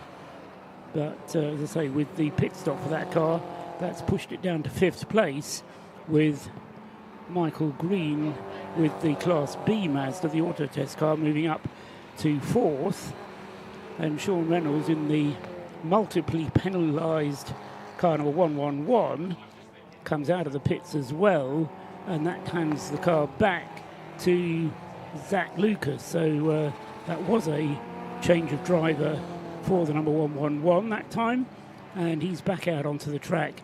As I say, Zachary Lucas back at the wheel of the 111 car, and also having just made a pit stop is the 118 Ollie Cotton Paul Sheard Motorsport relay car. That's in 7th place, and that's just made a pit stop as well. Car 220, the Operation Motorsport Canada car, is still in the pits. We mentioned that about 10 minutes or so ago, but there's a problem for the 220 car, and interesting if Scott can find out more about Operation Motorsport Canada, because that's hugely disappointing for that team. They were really looking forward to a good run here, and sadly that's not quite come to pass for them. So the 220 car has, let's say, dropped right down the order with this half-hour and longer pit stop for the Toyota GT86. Shame, really. They had a really good stint in that the first showing with Alex Quinn at the wheel. Didn't they? And they ran well in qualifying, but the cars hit some mechanical malady. And so the Toyota GT86 is currently being led by the Operation Motorsport USA car 22, which Mike Stillwagon is at the wheel of at the moment. 4th in Class C at the moment, 12th overall. Be a very good time actually to run down some of our class leaders as it stands. We've got 1st overall and 1st in Class D, which is the more powerful power to weight ratio of the classes, is Williams Motorsport. I'm always used to, I don't know about you, Paul, but I'm always used to power to weight ratio racing. It's always Class A is the most powerful class. So that's the confusing bit about this. Okay, so you have to turn that on its head. Class D is your most powerful cars. We've got Class R in this, so there'll be a few people also asking at home watching the YouTube live stream. You have the different colours on our timing screens. They have asked about that, so that sort of dictates what class these cars are in. So the Williams Motorsport, there'll be the yellow on your screen, and that's Class D, the most powerful cars we've got out there. In 3rd place overall is Breakdancer Racing. They're leading Class R, which is our relay teams. Now, these are cars that traditionally, they won't use one car and keep swapping the drivers. They just keep swapping cars like a relay race. So we've got 2 cars out in that currently at the moment. The second of those cars is the Paul Sheard. Is it 3? I think three caterings are here this weekend for Paul Sheard, for the Breakdancers team. And we've got... Paul Sheard's only got 2 cars. Paul Sheard's only got 2 cars. That's... my mistake there. Leading Class C at the moment is in 5th place overall. That's the RAF Motorsports with Javelin Track Days. That's Smith at the wheel of that, and that is a Mazda Mark III MX-5. And Class C on your screen will be the white colouring next to that. Class C with quite a big grid actually in this race this weekend. I think there's 12 of them altogether, Rob. Yeah, 12 of them altogether. So that's quite clearly the biggest grid very in terms of class. Very competitive class as well. Yeah, if you you've certainly got your work cut out if you want Class C honours in that this weekend. Class B is currently being led, according to my timing screens, by Auto Test TSW Racing with Green at the wheel, and that is 4th overall, which is absolutely astounding. And that is a Mark I Mazda MX-5. So the Class B on your screens will have the pink colour next to it, the light pink. And then we've also got our BMW 116 trophy class there. So that's for the 750 Motor Club spec BMW 116 trophy cars. And there's a number of them in this weekend. I believe 9 overall have entered in. Leading that at the moment is Jeff's in the CSC racing car, and that's 11th overall and 1st in the BMW 116 class. We've got the AC1 class for the cars that conform to the Silver Lake C1 Racing Series. That's currently being led by Rabsport. They are 29th overall. And they will be red on the colouring on your timing screens in front of you. and we've also got one sole invitation entry that's unfortunately stone dead last and in the pit lane, and that is the Crisis Racing Citroen 2CV. That, as you suggested earlier, Paul, it's had nothing but a crisis since it started this race, unfortunately, and it all started with a broken gear stick. Yes, and they've had problems since then. Car having been in the pits now for over a quarter of an hour, and as I say, that's certainly not its first pit stop for the Citroen 2CV, car number 92. And as you say, they're currently dead last. They've had 5 pit stops. They had 1 pit stop before the one they're in at the moment, which was over 3/4 of an hour. So no wonder they're so far behind. In fact, already 48 laps behind. The race leader having completed 122 laps now, in the hands of Henry Williams, the Williams Motorsport Caterham. Henry will drive the remainder of this stint. He's only been in the car for about 10 minutes or so, no, a little bit longer than that. 20 minutes for Henry Williams, 11 laps he's done.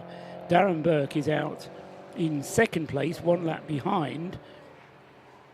But in time terms, that's less than 2 minutes. So it only takes 1 pit stop from Henry Williams, and that will see the DBR Racing Caterham up into the lead of the race. Then we get the first of the relay cars, as Rob was describing. Harry Eyre at the wheel of the number 77 Breakdancer Racing relay team.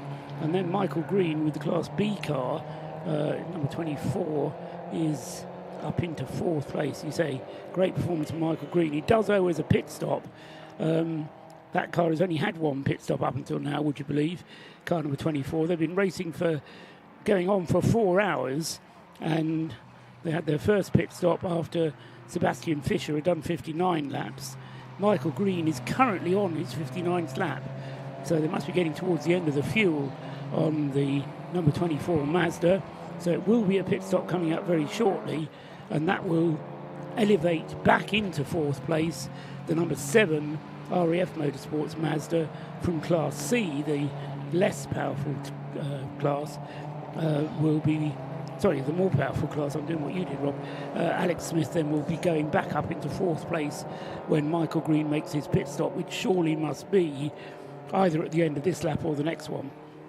I think we've actually got an interview lined up down in the pit lane with our good friend Scott Woodwish. So, Scott, who have you got lined up for us?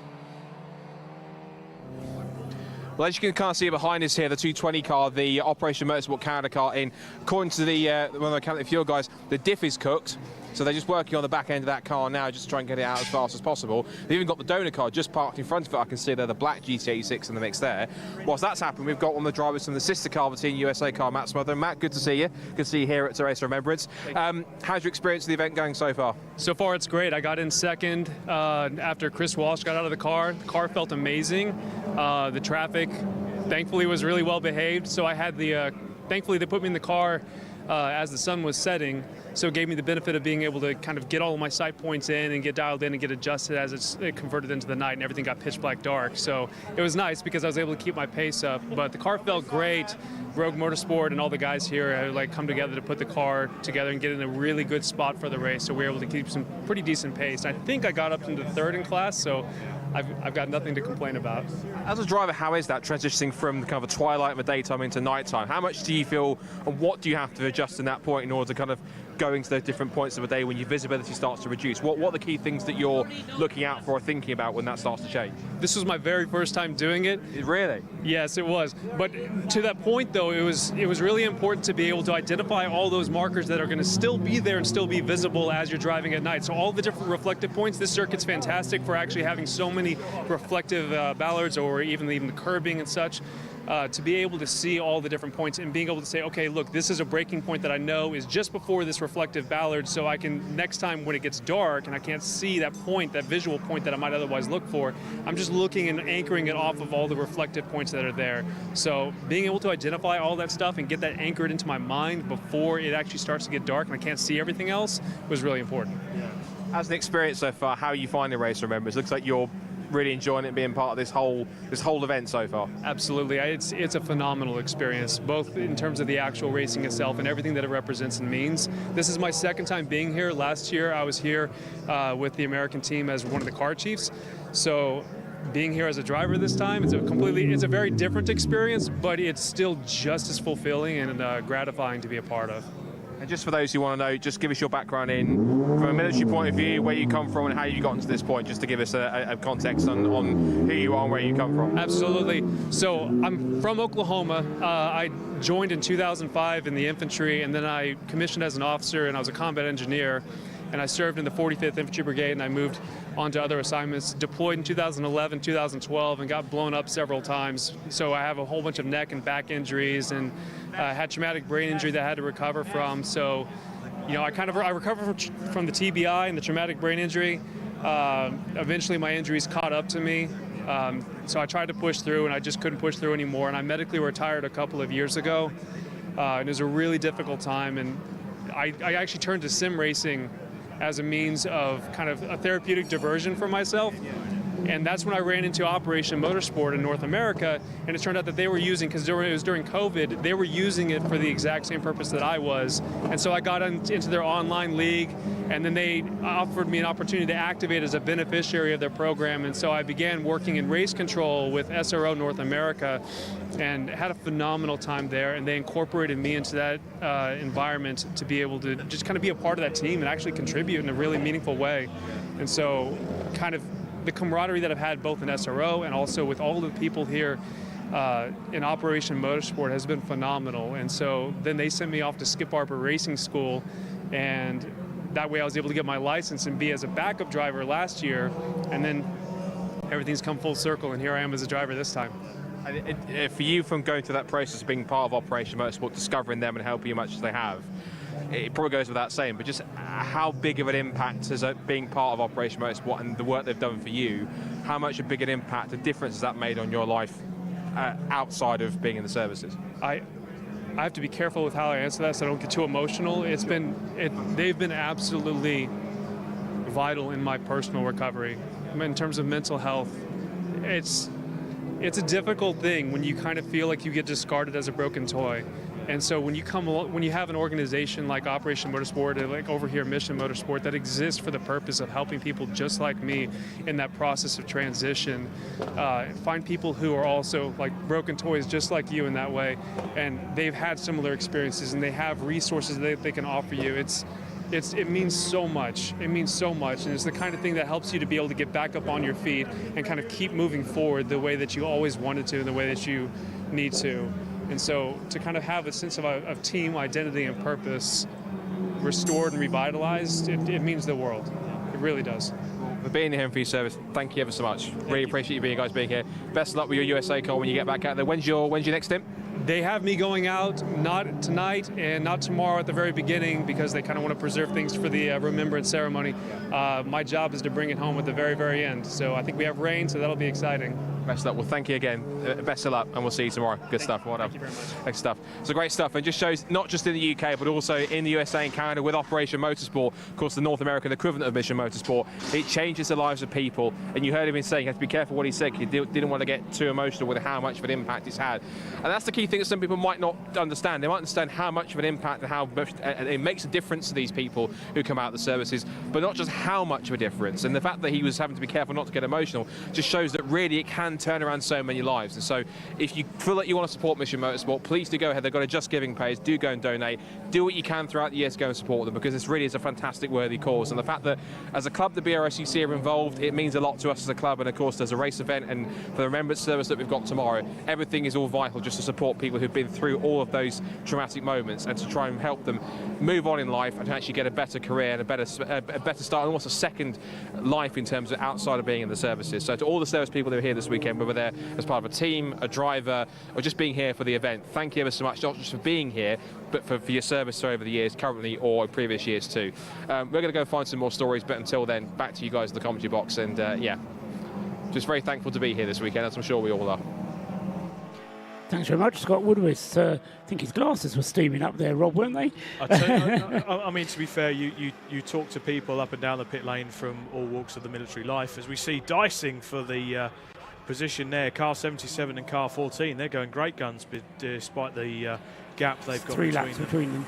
Yeah. But some of the teams up and down the pit lane, we also, because today is in fact Armistice Day, the whole pit lane came out earlier on and we all bowed our heads and paid our respects, and there was a tear in the eye of a few of us there, and I'm sure there will be tomorrow when we have the Remembrance service also. Yeah, it was Matt Smotherton that Scott was talking to, just to remind you, if you weren't there at the beginning of it or you tuned in halfway through, one of the drivers for Operation Motorsport USA, car 22. He's been out already. He took the car over, as he said, from Major Chris Walsh, who took the start. The car is currently in the hands of Mike Stillwagon, who is another driver who was here last year for the Race of Remembrance and is having a second go at it this year. The car itself, car 22, is currently 4th in its class, Class C, the very hotly contested Class C, and car 22 then in 11th place overall. The first of the Toyota GT86s, which, although they've been the weapon of choice, haven't been hugely reliable in overall terms this weekend. So Mike Stillwagon will be taking care to look after his Toyota GT86 and make sure he doesn't overstress the beast. But at the moment, it's going very nicely indeed for Operation Motorsport USA and their team of drivers. As I say, Matt Smotherton, to whom Scott was just talking, Mike Stillwagon is in the car at the moment. Major Chris Walsh, who's already driven the car, and Jason Bivins, who's already been behind the wheel as well. So all 4 drivers have been out in that car 22. And yes, that's Jason Bivins was in 3rd, and Mike Stillwagon is in the car now, so that makes sense. And as I say, the car going well in 11th place overall.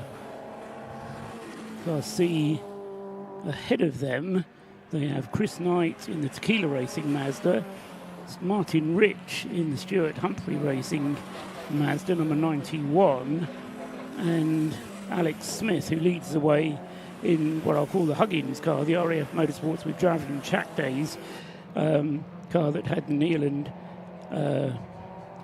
what's his name, the Neil and Lloyd Huggins, who started the number 7 car. Alex Smith, as I say, taking it over now, and he's lapping in the 150s, not quite as quick as the Huggins were, as the Tequila Racing car now gets itself ahead of Martin Rich as a result of the 91 car being in the pits. So 91 in the pits, and were we being told something about number 91 being in the pits, Rob, a moment ago? I believe we were. By James. He told us something about 91 being in the pits, but he's disappeared now. I think that was a Mazda that potentially had a bit of contact, if I'm right. It had a bit of a rear bumper scrape. So what did you tell us about, I'm talking off air here, about the number 91 Mazda a moment ago? I thought one of you told us something about it. Never mind, we'll move back to that. Yes. It was a bit of a bit of a bump at turn 1. Bit of a bump at turn 1 anyway. They're still involved in it, and number 91 then, Martin Rich, just losing a place there, and a place for position as well. And the car is still in the pits now, having been there for 5 minutes, so a slightly longer pit stop for number 91.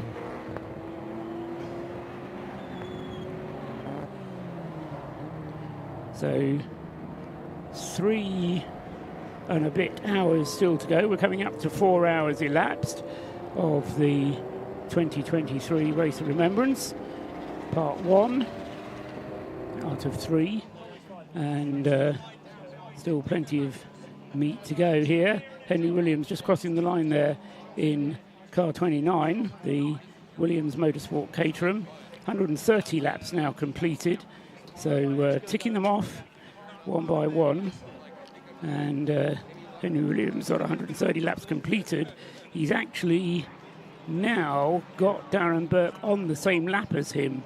The gap is 1 minute and 20 seconds, so Darren Burke has been lapping very rapidly indeed, as we saw in the early stages. Darren Burke, in fact, he's been lapping 2 seconds a lap quicker than Henry Williams. So Darren Burke, despite these dark conditions, is really going great guns. I asked Callum Lockie earlier on whether he was worried about the speed of that 14 car, and he quite glumly said, no, you're not worried at all. But I think there is something to be worried about there, because the speed of that DBR Racing Caterham, I reckon, is certainly quicker than the Williams Motorsport car. 2 seconds taken that time out of the lead, and we'll keep an eye on that one over the remaining 3 hours of this part, because although the DBR Racing Caterham pits more often, when it's on the circuit it laps more quickly. So it's the age-old problem of endurance racing. And I've been joined not by Chris Slater from the RAF, he's behind us. I don't actually know your name, apologies. Tell us your name. I'm Brian Watson, I'm the chair of You're RAF Brian Motorsport. Watson? I am indeed, yes. Right, you should have been out earlier on in the club sports race. I was indeed. Unfortunately, my car decided to break just at the end of qualifying, so it's now in the trailer. Okay, never mind. That's disappointing, but you're still here and you're enjoying yourself, are you, Brian? Absolutely. We've got 3 teams out this year, as you know, and they're doing okay. Our car 7 is going pretty well. It's got Alex Smith at the wheel at the moment, one of our younger drivers, and that's going pretty good at the moment. It's putting in the nice laps. Yeah, he's actually serving in the RAF at the moment, isn't he? He is indeed. He's actually a helicopter technician based in Cyprus, who's actually based in Cyprus, and his wife is racing in another car as well. So they've flown the helicopter over here, have they? No, Right. they came in the normal way. Right, okay, which is by an aeroplane. Yeah, of some absolutely, sort or another. Just while I think about it, there was a helicopter flying over the circuit at the start of the race. That wasn't anything to do with the RAF, was it? We couldn't work that out. No, that wasn't anything to do with you. I did wonder for a moment, but whether you were trying to sort of come in and drop some bags of flour on people or something like that. But no, I mean, it's a great event. You're enjoying it, are you here, Brian? Absolutely. I mean, I had a pleasure today of helping sort of sign the Armed Forces Covenant for BRSCC. So Right. I was the defence witness for that. So it was a pleasure to be involved in that, because this is a really great event that they put on for us. And as you've said many times, it's such a great event to be involved in, and it's a pleasure to be here with 3 teams, lots of youngsters out racing, which is the important part, and they're all enjoying themselves. At the moment, I've got 2 cars out. One's damaged, new gearbox been fitted. They're all over it, getting that gearbox done, and it'll be done within about 2 hours. So that's the kind of race this is. Now, how galling is it for you that the Royal Navy is leading you at the moment? Well, we have to balance this up. So at the inter-services, which we do at the Burkett, we beat the Army and the Navy. So Yes. you know, these things balance out sometimes. Right. The battle may be won, but the battle may be lost, but the war is not yet over. Absolutely. Yeah, so these it's a long military campaign. yeah. But no, I mean, you're right. You're involved in the RAF Motorsports throughout the season, presumably. Yes. So I've got 6 teams on 2 and 4 wheels. My biggest team is run by Chris, as you well know. In many ways, he's the biggest as well, and the tallest. But in essence, my aim is my job is to get youngsters out competing in motorsport, whatever they like, and getting involved in motorsport, so servicing, marshalling, whatever it takes. All about getting them out there and enjoying something that we all love. Is there something about? I mean, I associate the RAF with either jet fighters or the Red Arrows or helicopter pilots, or these the big jobs, I suppose, in the Air Force, the pilots. Is there anything that is? I mean, it is to me an obvious similarity between driving a racing car and piloting an aeroplane, because they both need good hand-eye coordination and things like that. Is that something you're looking at at all, in either looking at a young racing driver and thinking, oh, that could be a good pilot, or vice versa?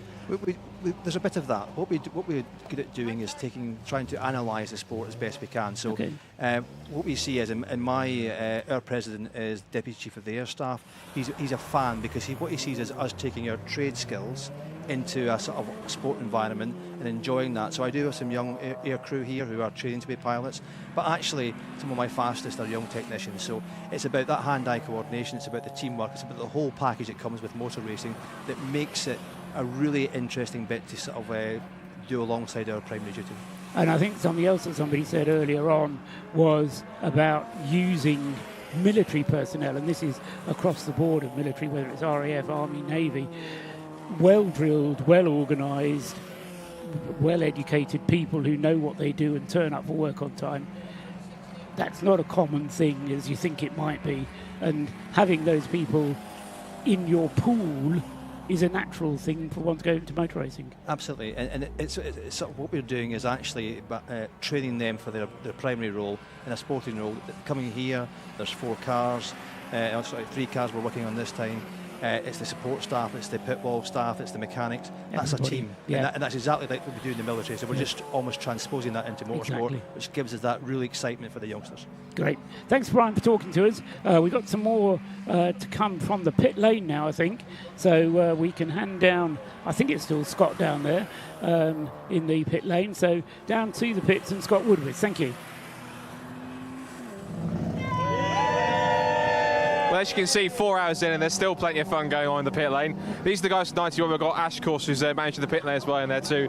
He's like to photo bomb the occasion as well. But yeah, Car 91 just been in for the pit lane, just talking to Martin Rich as we see more support for the Scots down here. And if there's anyone in the live chat that supports these guys, be sure to give them a shout, and we'll shout them back on that side. There goes Ash on top of that as well.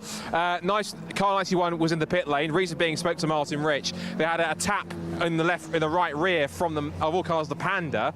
He called the contact in his words totally unnecessary, but is what it is. So that car only got cosmetic damage to the right rear. When it came into the pit lane, the marshal stated that he just needs to try and take that off. Otherwise, I guess if it had been continued flapping, he would have gone on to get themselves a black and orange flag, and that would have set them back a little bit further on that side. Car's gone back out. Martin's a bit sort of disappointed that he's lost a bit of time, but he's going to get back in tomorrow to see if he can get going again. The other car that's had the issues, which came into the pit lane whilst we were also looking at the Operation Motorsport car, was the CSC Racing BMW. Now that came into the box. I went down there, had a chat. They weren't quite sure exactly what the issue was. Talking to one of the mechanics, he was driving down the back section towards Rocket, and the car just started to lose all power or started to hesitate, possibly a misfire. That's in the box. That might be for a little longer than so, but that car's going to carry on going through. Also the car in there too. We've got the Scottish BMW in as well for a pit stop here. So the 63 car's in. I've just seen also, whilst we're looking at that, the 69 car, the Mission Motorsport Citroen C1 with the kind of WRC style livery on it, is also the pit lane for its next pit stop right down the top of the pit lane. Radiation Racing are in 2, and so is also 33. That's the Royal Navy BMW. So more pit lane activity down here, and as you saw, it's plenty of fun at Race of Remembrance. It's my first time, and I said to my camera guy here, I'm thoroughly enjoying it. Don't know about you guys, but it's a pretty fun event all around so far. Back to you. I can tell you're having fun, Scott. Good to know. So Scott Woodward's down there enjoying himself down in the pit lane. We'll get him back up here before too long and allow Rob to go down and warm himself up, or right the way round.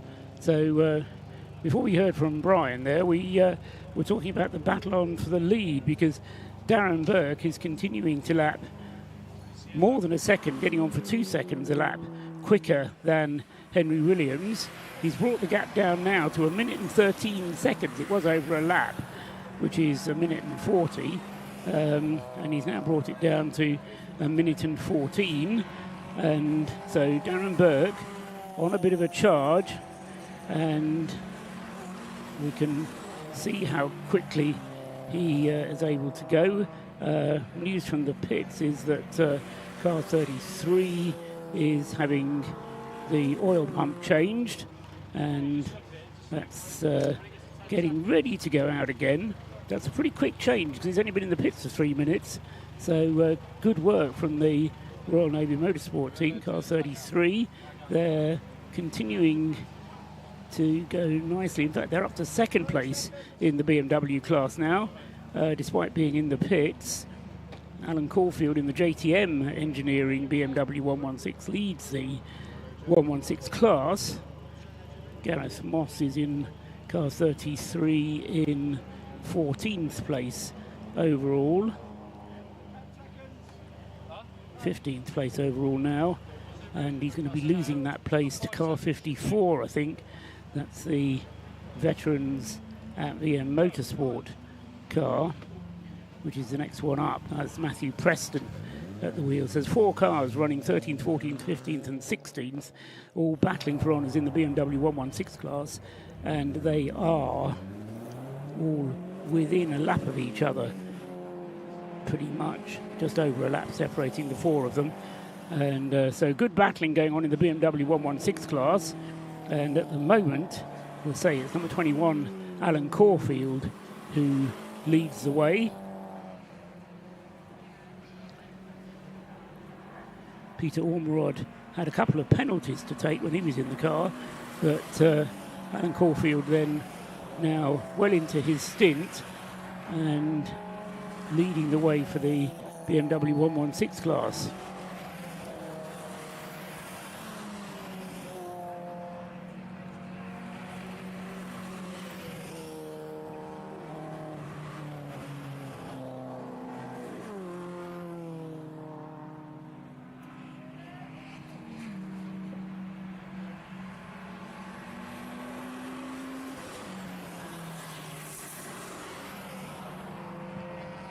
So 4 hours now elapsed of the race, 4 hours and 10 minutes very nearly.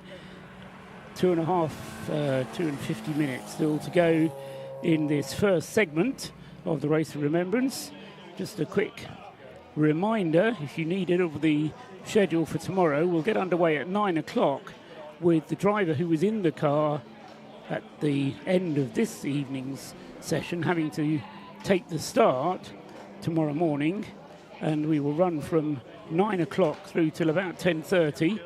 We'll then be making a break for the Remembrance service, and then at about 11:15 we'll get things underway again, and then we'll run the final segment to get us to the 12 hours in total, which will take us through till about 3 o'clock, 3:30 or so in the afternoon.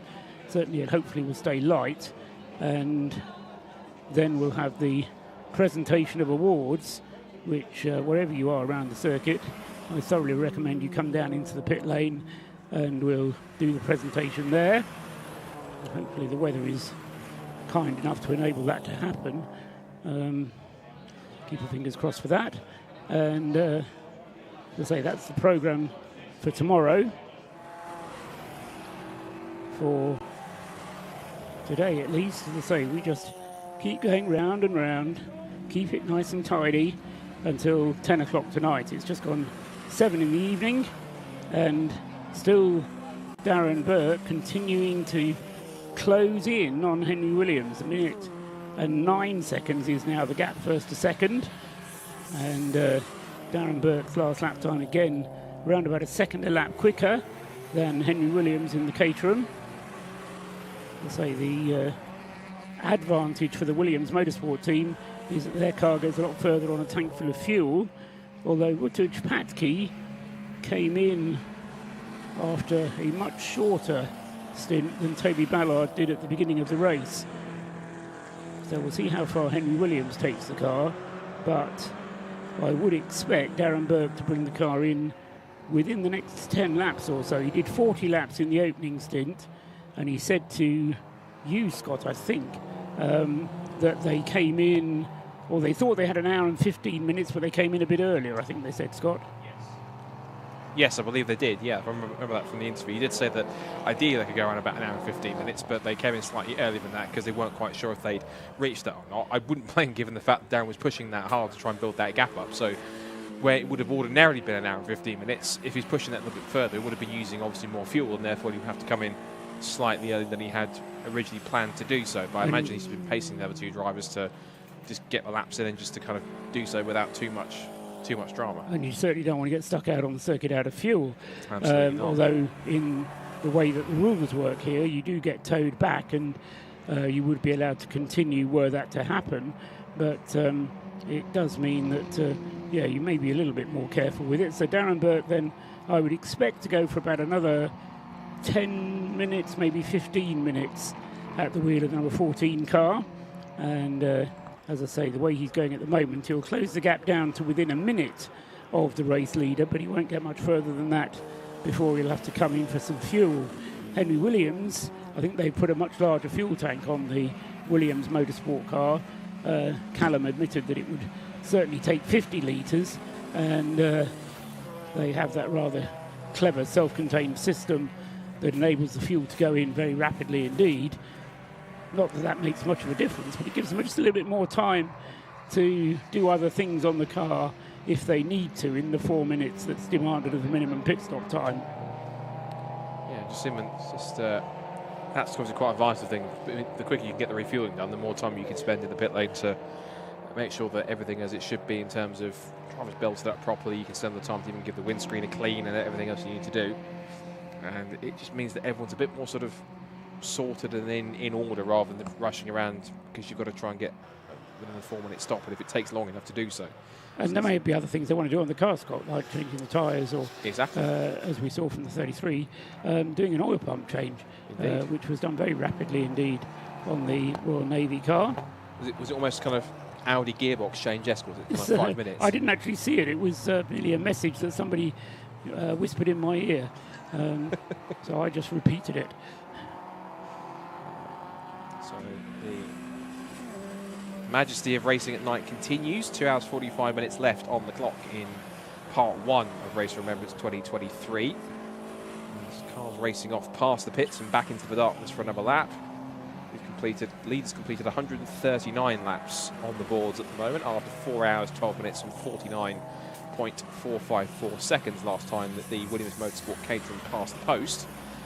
One car that's continuing to steadily work its way back up the order again after it's been yo-yoing a bit from the back to as high as the top 10 and back again is that Roderson's number 55 Scirocco. Rob Austin now at the wheel of that car, up into 15th place now on the same lap as the car in 14th, which is the second place BMW 116 trophy car. That's the VMS Compton car with Thomas Warwick Compton at the wheel of that.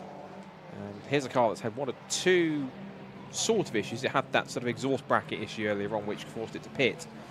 But 578 Stuart Bliss is, well, the Bliss car is in for a scheduled fuel stop. And typically, as I say, the city cars only tend to do kind of 15, 20 minutes or so sprint races, but good to see the city cars are getting a good workout here at Anglesey. The extra kind of WRC style spotlights on the front as well. Certainly, there's that one. I'm not sure if I've seen a Toyota Aygo WRC, or not a WRC car, but a rally car before. Right, stop and go penalty for car 23. That's the second of the 2 pure track racing Clios. They've got one car in the pit lane right now, the 223, the Renault Sport Clio 197.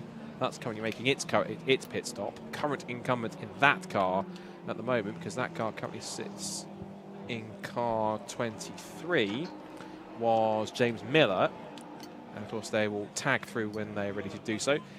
Into the car, I think that's Dominic Fletcher getting in by the looks of it, I think, because it's not Andrew Dyer, that's not Stuart Bliss, so it must be Dominic Fletcher. Third of their drivers in that team getting in.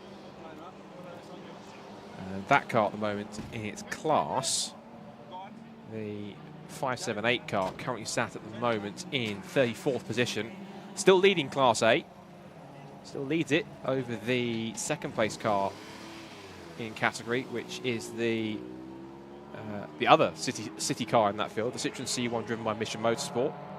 That's the ex-Bad Obsessions Motorsport car. Then the SSGC Mission Motorsport Ford KA, which is driven by Charles Clark at the moment, continues off. There is, I think, just I can recognise the shape of the car as it goes through out of the banking and onto the back straight. So we get it. So getting up to 2 hours 43 minutes left. I'll give you a smart update. Oops, that's the Panda off the road. Why the Panda's off the road there? I did hear a screech of tyres in the background, but that's a bit of spin entering the banking, and then it's come back on and taken a small shortcut inside the corner. Remains to be seen. It was off camera, but we just saw the end of that when the Panda was rejoining back onto the road. But we get to that point where car number illuminations and spotlights are key. Another stop-go penalty incoming now for car 363. That's the Radiation Racing Citroen C1. And that currently has William Bell at the wheel. 38th place at the moment in racing, 6th in the C1 class. So it continues in. A couple of the BMWs very nose to tail, including the Royal Navy car in the mix there too. Just a note there from, I'm not sure if it's been covered on the stream at all before, but Connie McNulty has just commented again saying that Jason McNulty car should have been celebrating his 22nd wedding anniversary on holiday with his wife this week, but he wanted to race at Race of Remembrance. Like a good wife, he let him race. Well, Connie, you are a very good wife, so I'm sure Jason's very, very thankful to do that. He said we'll celebrate the anniversary next week instead. I I'm not sure if most wives would have been so understanding, but for you, Connie, I take my hat off to you for allowing to do so. I'm sure Jason's very, very thankful for that as well on top of that. Currently that car currently sat at the moment in 17th place at the moment, after having one or two of their own dramas. Let's quickly just fill you in on where we are with running orders and with class orders. So in terms of the top of the timing screen, so to speak, it is the Williams Motorsport Caterham with Henry Williams at the wheel, car number 29, that currently has a lead of, we don't know yet because the Darren Burke Caterham hasn't come past the pits just yet and completed that 142, but it has a lead of about, I think, at least a minute. And that is in second place, Darren Burke at the wheel of the DBR Caterham. Then we have the Breakdancer Racing relay car with Harry Eyre at the wheel. He's already had a stint in the Mazda MX-5 Mark 1. And in the 3 car, 4th place at the moment in the top 5 is the 111 GRW Motorsport car. And 5th is the RAF Motorsport with Javelin Track Days Mazda. I believe that we can quickly go down to Robin Pit Lane, who has an update on one of the VWs, possibly one of the cars in the mix down in pit lanes. WRC Developments down in pit lane, so let's quickly head over to Rob and see what he has for us down in the pits. More trouble, unfortunately, has beset the WRC Developments team. They've had to call one of their cars in, or rather the scrutineers have had to call in one of their cars because it looks like it's leaking fuel out of the fuel cap, which is normally when a car has just been brimmed and it's gone out, and they've overfilled it slightly and it comes out of the top, except this car's been out for about 45 minutes now. So it could be a broken cap. The team are just getting ready with everything. You can see Rob Welsh just getting ready with some torches. They're going to do the usual. They're going to check over the tyres, check over the car, and maybe turn this into something a bit more strategic, but all for a cap. All for a fuel cap on top of there. I can also see one of the Pure Track Racing cars has unfortunately been beset by a stop-go penalty, so I am going to walk up and see if I could talk to a member of the team there. And as you could see into the background there, the Roddison Scirocco is also in for its stop. Rob Boston pulling that into the pits. It looks like they're going for at least a couple of fuel churns there, and they'll be getting ready to go back out. And that car's been making very good progress.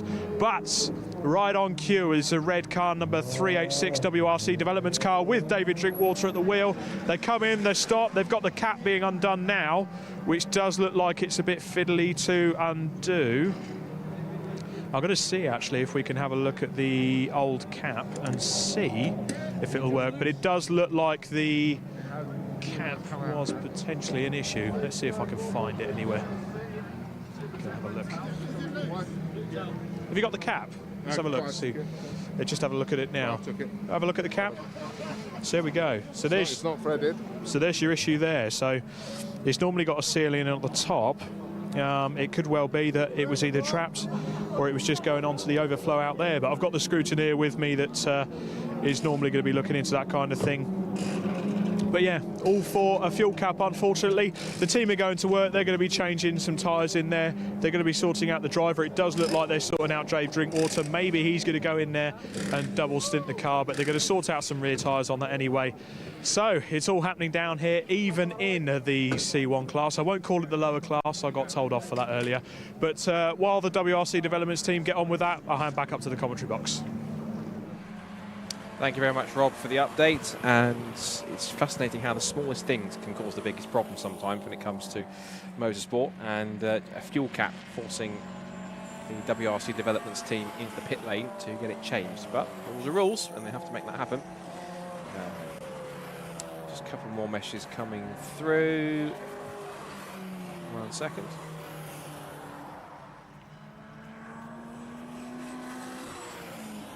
Been asked how I wanted my tea, just it's a very trivial first world problem, but I really appreciate it. But back to more important matters, which was just look at some more of our meshes coming through. I do want to make sure, because Paul's taking a short break, as he very much deserves, having been on the microphone just about all day today mostly, which is a heroic effort, and thank you very much to Paul for doing so.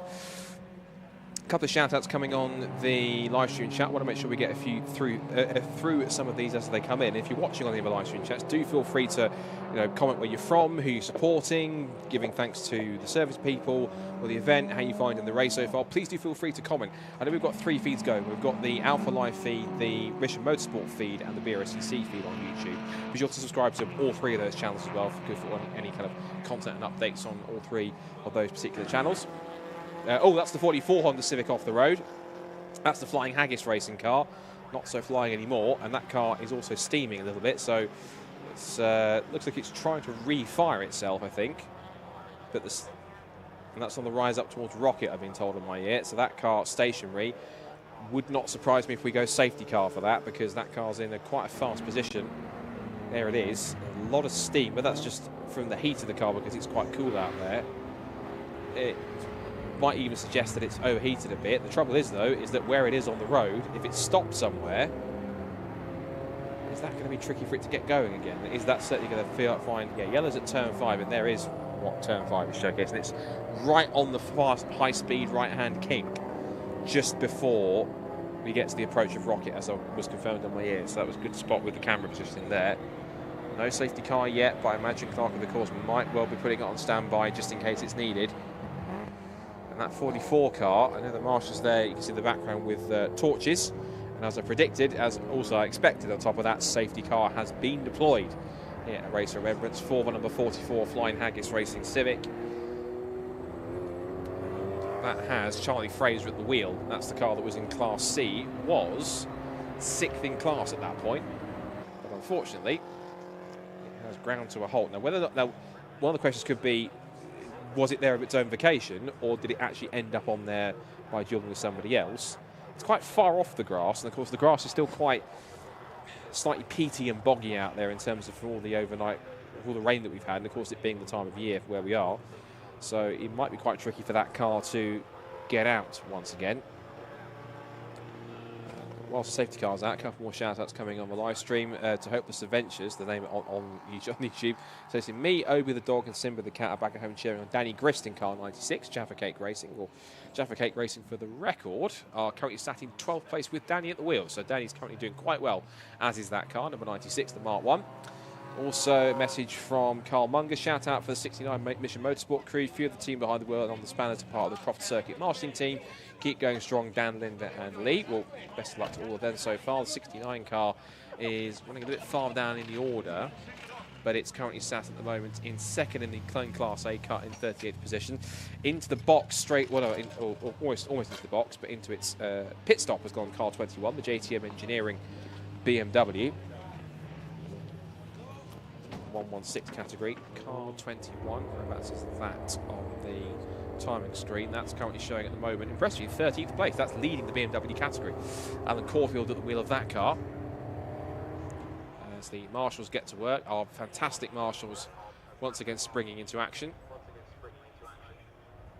And big thanks to all the marshals for all their efforts so far this weekend, pushing the 44 car backwards. Now, it looked as though it was like when they pushed it, it got stuck there. So whether or not he was trying to pass somebody and it kind of got offline, interestingly, it's been pushed back onto the circuit and full beam lights are on, and it looks as though it's just getting away. So I'm not 100% whether they've had a reset of the car and then realised where they've parked it.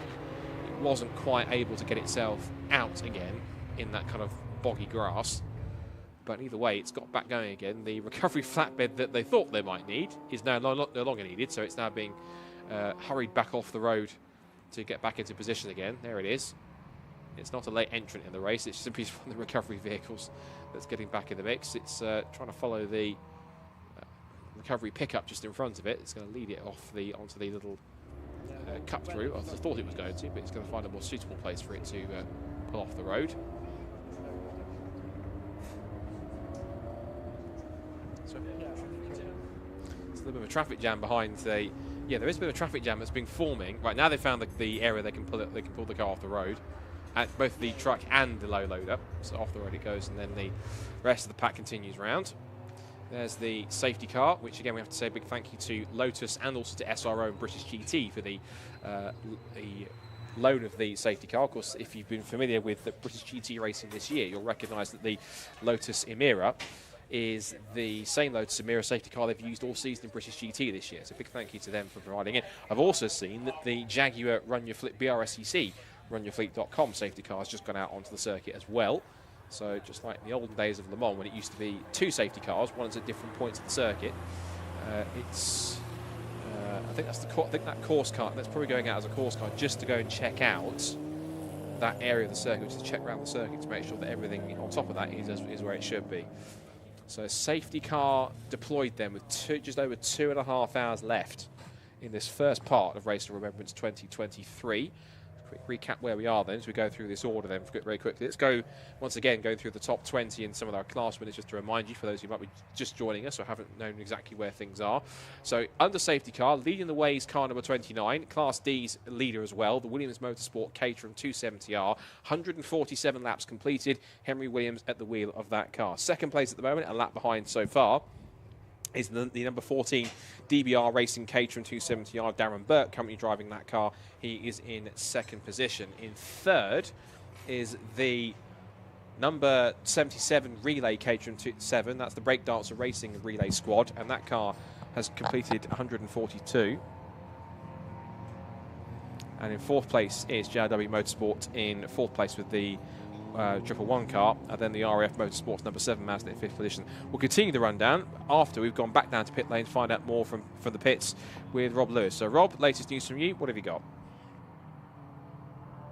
I've managed to grab Darren Burke, who's stepped out of the car 14 here. Still one of the front runners in this race so far. Darren, how was your second stint? Yeah, tricky. Obviously, in the dark, it's always more difficult. But we had a delaminating tyre on that one, so you had to quickly change. We're down to the cords. But yeah, it's difficult in the daylight with the traffic, to be honest with you, and it makes it even harder with the... I think you're good to go, boys. Surely, yeah, go, send it. Hopefully that was the right call. I felt like we were there too long. The timer stopped, so it was difficult. I think that was plenty enough. Sorry. Yeah, you had a delaminated tyre. Delaminated tyre. I think because we've got a fair few novice drivers out there that maybe have never raced in the dark before, it's very difficult for everyone. But the overall pace of the track has sort of slowed a little bit more. People are a bit more cautious, so you lose a bit more time in the traffic. Lap times weren't too bad though, considering. Could I just have a look at that tyre? We'll show that off to the public. So when they talk about a delaminating tyre, they mean something like this. So it's basically removed the top layers of the tyre and it's gone down to the tyre cord there. Now, it would have done it on this inside edge. The sheer sort of coarseness of Anglesey and Pembury's a bit like it as well. It's something they put in the Welsh tarmac. Is really, really hard on these tyres. So I'll tell you one thing, Darren, you've got plenty of use out of these tyres, certainly. Yeah, we like to say that's getting your money's worth. Cost-effective motor racing. Cost-effective, absolutely. Luckily, I didn't have to pay for them, so I was just told to use them. But you just got to send it out there, haven't you? Yeah, exactly. So it's doing well so far. Green flags out on the track. How's it looking for you guys for the rest of the race? What's your thoughts? Yeah, I think our main competition are the Williams guys, but they're in a slightly more favourable position because they've got twice the fuel load that we can take. Sorry, so we're having to do 2 pit stops to their 1, and that's costing us a lot of time. We've got good pace. I think we're probably be on for second unless something goes wrong, but we just got to keep out of trouble and keep pushing on and enjoying it. I think the lads are doing a great job, so let's see how it pans out in the end. Fantastic, Darren. We'll wait and see how we get on there now. We're going to pop to the garage next door because, as you would have seen, one of the prime causes of the safety car, unfortunately, was the venerable Flying Haggis team. Now, they're doing quite a bit of work to the front of the car. I know we can't step into the garage too much. I'm going to keep my cameraman there. I'm just going to see if I can grab a word with someone. They've got the car jacked up at the moment, so we'll see if I can grab someone. Apologies, we've just got you live on the live stream at the moment. What's the issue with the car? So it looked like we've had a tyre failure, which put us in the grass. So we just had to declog it, change the tyre. Yeah, all good. Any rumours you're now entering the Camel Trophy for the Land Rovers? We might do. The car certainly looks a bit banged up, but apart from the obvious issues with the mud, no other issues with the car? No, everything else is fine. Fantastic. Well, we'll let the Flying Haggis team get on with that. If I just get pushed out of the way and they can get it jacked down. So they can get this car back out on circuit. Hopefully I can get out of their way and not get run over by anything, and they can get back out and get the laps in. So off they go now. For now, I'm going to head back up into the commentary box, and it's time to head for Port and Scott Woodward. Thanks, Rob. Just me at the moment, because Paul is taking a very well-earned break at this point in time. Right, I am going to get through my top 20, run through my class runs before we do anything else. I've been assured of that. But anyway, good work as always from Rob down in pit lane for both of those. Excellent stuff. So let's run through where we are then. So as we go back to green flag racing here with just under 2.5 hours to go. So from the top once again, number 29, the Williams Motorsport Caterham does lead the way then with Henry Williams at the wheel. Second place is the DBR racing car with Rob Kenley, another of the Caterhams in car number 14. And in third place, it's the relay leaders, Dancer Racing, Darrell Creswell at the wheel of Caterham number 77. Then it's fourth place for the 111 Ford Fiesta ST180, JRW Motorsport. That's Zachary Lucas at the wheel of that car. Then in fifth position, it is Alexander Smith. He's in car number 7. That's the RAF Motorsports with Javelin Track Days. And Mazda MX-5 Mark III having a strong run so far. They are top of Class C and doing quite a fine job. Top of Class B behind them is car number 24. That's the Auto Test TSW Mazda MX-5. Ollie Graham. That is, in fact, I believe, his car, in fact. Ollie Graham. I recognise that from the MX-5 Championship in BRSCC circles. That car sits in 6th place at the moment. 7th place is the second of the 2 relay teams. That's Paul Shear Motorsport. Adam Zieba in car number 118. Currently sits in P7 right now. 8th place is the highest of the 2 Operation Motorsport cars from North America. That's the USA car, which currently has the Mike Stillwagon at the wheel. That Toyota GT86 in 8th place and second in Class C, number 22. 9th place, number 16, despite some of the drive-through, the stop-go penalties that they've had. Tequila Racing, which currently has Chris Fellows at the wheel, currently sits in 9th place. Their Mazda MX-5 Mark 1. And rounding out the top 10 is Alex Capadia, man himself, in the number 91 Stuart Humphrey Racing, Mazda MX-5 Mark 3, 4th in Class C, and he'll be looking to try and rise up the order a little bit more. 11th place for the number 96 Jaffa Cake Racing Mazda MX-5 Mark 1, second in Class B, Danny Grist at the wheel.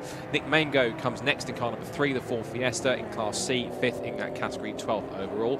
13th place then goes to the Thomas Warwick Compton, number 90.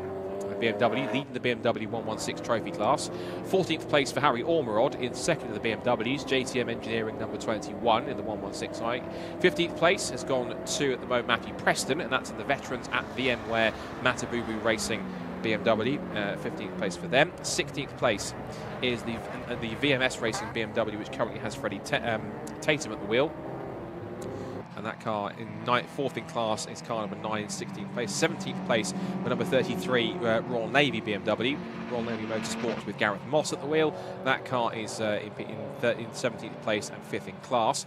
18th place is the other breakdancer car. That's Wes Payne at the wheel of the Mazda MX-5 Mark 1. And that's 3rd in Class B, number 88. And 19th place is car number 18. That is the Christopher Pawley RAF Motorsports with Infrastar BMW 116. And running out the top 20 is a car still on the recovery trail after its issues, and that's the ES Motorsport Jason McAnulty Lotus Elise SS3 in car 110. That's currently 4th in Class D. And just to remind myself of other class leaders on top of the ones that we have already mentioned, which for the record are in Class D and overall the Williams Motorsport Caterham number 29, the relay class led by the number 77 Breakdancer Racing Caterhams. It's Class C lead in 5th overall for the RAF Motorsports with Javelin Track Days Mazda MX-5 Mark III. The Auto Test TSW Mazda MX-5 Mark 1 leads Class B in 6th overall. 13th overall and leading the BMW 116 trophy class is the VMS Racing car with Thomas Warwick Compton at the wheel. Then it's the AC1 class, which is being led by the Indigo Motorsport CSE Racing car. That's got Alex McKeown at the wheel. And last but not least, we've got Class A. Despite the earlier issues, we've still got car 578, which is the Toyota Aygo by Auto Bliss with the RTW band conversions. And that has Dominic Fletcher at the wheel. And leader has completed so far 151 laps. Fastest lap of the race still held by car number 14, the DBR Racing Caterham, 1 minute 38.376. And with 2 hours, 22 minutes and 41 seconds back on the clock. Time to welcome back in Paul Trustwell, who's been enjoying a very well-done little break, haven't you? I have, actually. I thought I'd take advantage of the fact that I had 2 assistants this year. Time has been the Race of Remembrance that I've had no assistants at all. So I'm very grateful for the 2 assistants that have come up here. And so it's made my life a little bit easier. Now, because I've just missed a few minutes, I just need you to update me. First of all, Scott, we had a safety car whilst I was out.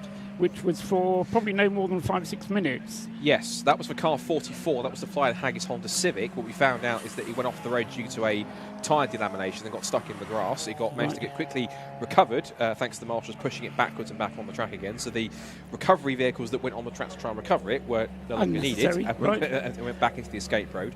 And then since then, quite simply, we've just had a rather simple, rather undramatic run through. A couple of the cars have had 1 or 2 stop and goes. The last one that came up was the 363 Citroen C1, but apart from that, we've had...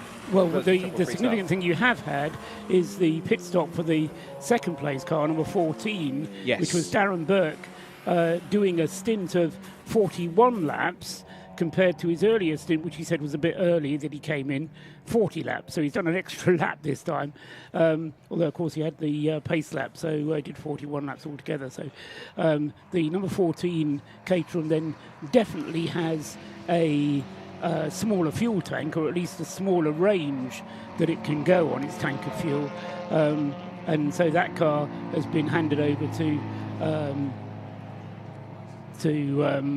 Rob Kennelly, who's now taken over the car, and the gap has gone back out to a lap, because when I went off for my break, the gap, Darren Burke was closing in on Henry Williams, and he'd got it down to just about under a minute, I think.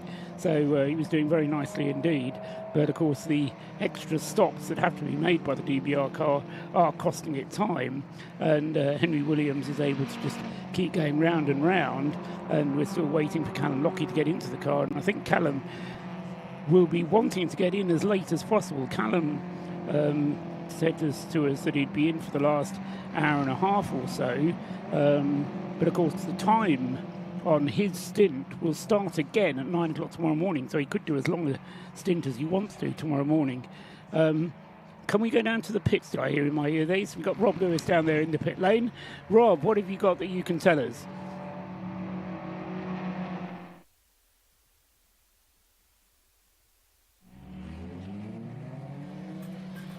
Rob would love to be able to tell us something, but his fingers are so cold, bless him. He's so cold that he's lost his voice temporarily. Yeah, something like that.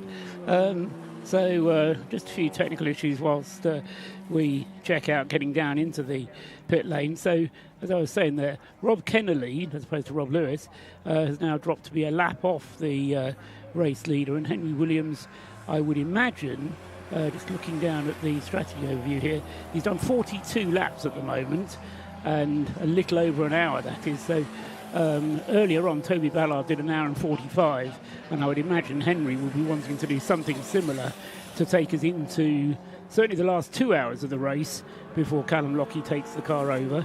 Yeah. And the other thing, of course, they'd like to do is to use as much of the fuel as they can, because they will be allowed to fuel the car overnight as well. Doesn't have to restart on the same amount of fuel as it finished. And then they'll refuel the car again just before the break for the Remembrance service at 11 o'clock tomorrow. So that will be the plan for the 29 Williams Motorsport Caterham, which so far they'll be touching wood.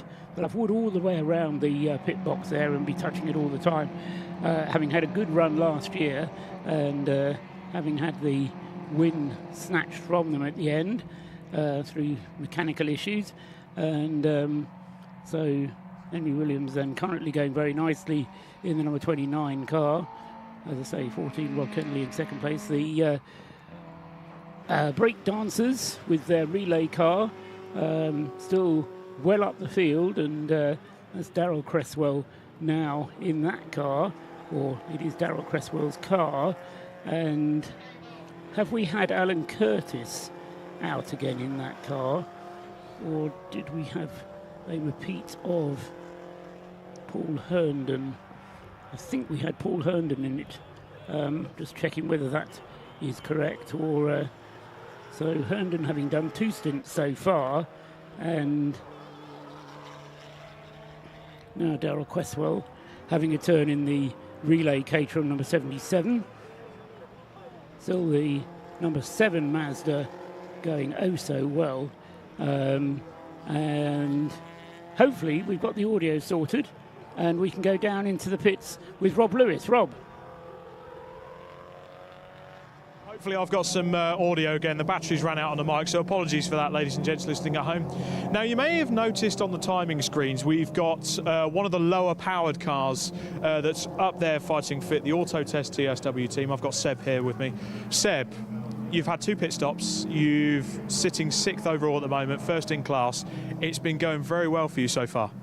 Yeah, so far it's been going amazingly well. So we've got basically it's a BRSCC MX-5 Mark 1 spec car. It's been built this year. Myself and the other 2 drivers racing that championship will have done the last couple of years. And we just thought if we could come here and go quickly and have no issues, we'd have a good result. So far, so good. Obviously, we're only not even halfway through the race yet. So fingers crossed it keeps going well. Car keeps running well. And yeah, we'll see where we are at the end. But yeah, thrilled so far. Having a great time. It's got to be up there with one of the giant killing performances so far, and the rain is due tomorrow, so do you reckon you can fancy a bit more? Yeah, we don't mind the rain. We've got some good rain tyres. The car goes well in the rain.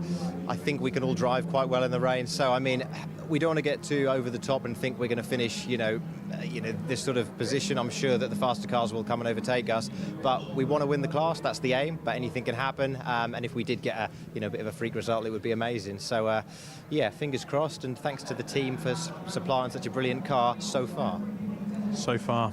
Is it cold enough for you? No, I can actually do with it being a little colder, to be fair. No, it is a little bit chilly, but yeah, keep busy. To be fair, at the moment, we're sitting around not doing too much, but anything can change. So, yeah, we're doing all right, but I don't want to get overconfident, should we say. No, that's one of the very sensible things to do there, Seb, but thank you for chatting to us today, and we'll keep a keen eye on how TSW get on with their Mazda MX-5. I've just noticed the Scirocco come into the pit lane for a stop-go penalty, so I'm going to pop down to the garage and find out exactly what happened there. I have a feeling it may have been an infringement to do with their pit lane visit earlier for a driver change, so we'll find out. But for now, back up to the commentary box with Scott and Paul. Well, you've certainly got Scott, but Paul's taking a bit of a break because I've just been joined whilst he's taking a very well-earned break by good mate of mine who I haven't commented literally for absolutely ages, but it's quite fitting that he's up there, and he has been here in previous years, but as a driver more than as in a context. So, very good welcome to the box, John Monroe. John, really good to see you again, and good to have you in the box. And looking at Race Remembrance from a different perspective this year, but as a interested spectator, at least helping one or two of the guys out there. How are you finding it? Yeah, hi Scott. Great to be up here, and it is a bit different. Yeah, I think I've done 6 of the last 8 as a driver, but this year we just took a year out, just come in to enjoy the event and take it all in, and it's a lot more relaxed for sure. I'm enjoying just watching and actually being able to follow the race without being super stressed about when I'm getting in the car or whether we're having any issues and stuff like that. So it's totally different, but I'm loving it, and I'm here supporting quite a few different teams, and everyone's had their own issues at points. Obviously Flying Haggis recently went off. I know all the guys and girls there, but yeah, it's just really enjoyable to go walk around the entire circuit as well earlier, and the weather's been perfect, so couldn't ask for more. Just seeing a C1 just going across the grass out of turn 1. I can't quite say exactly what that is, but I was worried that he was going to come out in front of the Caterham. He does come out in front of a Caterham, but thankfully it's on the inside line, so he's not going to get too much of an issue on that side. And that could be one of the things that can really catch you out, is that you've got cars sort of errantly going off at random because you're offline or just going too hot into a corner. And particularly with reduced visibility, yeah, some of these cars have got big spotlights on the front, but even so, just going that quickly at night sometimes can have its forwards and catch you out, especially when you least expect it. So good that the Caterhams around that were following him were pretty much on their toes to see that happening and kind of almost backed off in anticipation for it kind of catapulting itself across the middle of the banking at that point. It can get a lot worse as well when the grass is very wet, and it is still wet out there. It's very damp and soggy. The water just doesn't drain. When it's cold and it's winter. And here at Anglesey, it's very often cold at this time of year. I don't think you get much heat, but yeah, it's still pretty damp. But thankfully, we've not had any rain in the last few days, so things are looking pretty okay. And yeah, I mean, on the circuit out there, I know the grip's really good. As you say, at night time, the visibility is not always the easiest. The cat's eyes, you're relying on them so much, but as a driver, the most difficult thing I think about driving at night is being able to see the exits of the corners, being able to see the curbs and the lines as you come towards the exit. So you really need to commit to the throttle early and just hope that it's still there like it has been on the other laps. So it's very easy to run wide, and obviously once you're on the grass, you're kind of a passenger at that point. That was a good sign. That was the Flying Haggis Civic going back through. They said the reason for that was a tyre delamination going up towards the kink before up towards the start going into the Rocket Complex. Hence why they got stuck in the grass. Because I did mention, given the fact I had experience earlier on, having to tread through it and essentially ruining my trainers at the same point, going down to do the reporting what was going on with the biathlon of Foolishness right down at the point on the coast where they were going down into the water. That grass, at the very least, it's very not peaty, but it's very boggy down there in terms of where it is. So unsurprisingly, given that it's still wet and still quite sort of muddy out there in terms of if you really get stuck into it, it's no surprise that car got stuck where it did. But that car thankfully back out, and thankfully it was simply just a quick fix. And that can be some of the things that can catch you out, is that you can get some incidents that don't look all that dramatic but can cause a massive problem. You could just run over a curb somewhere. It doesn't look all that dramatic, but it can tear a hole through the sump, or it can rip something off the underneath of the car.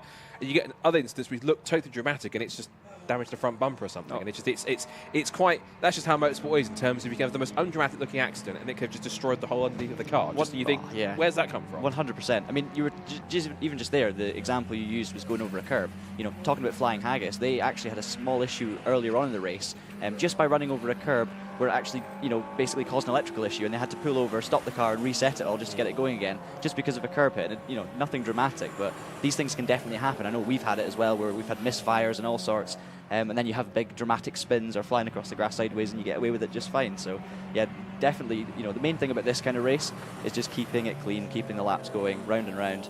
And it seemed, to be honest, today has been one of the cleanest Race of Remembrances I remember. You know, the start of the race, I think it was an hour and a half or 2 hours nearly without a safety car. It was incredible to see. And obviously with the dry conditions and the good visibility, it's, you know, all the drivers who started this race about the first stint really did get one of the best opening sections of a Race of Remembrance that I can remember for sure. It's been fantastic.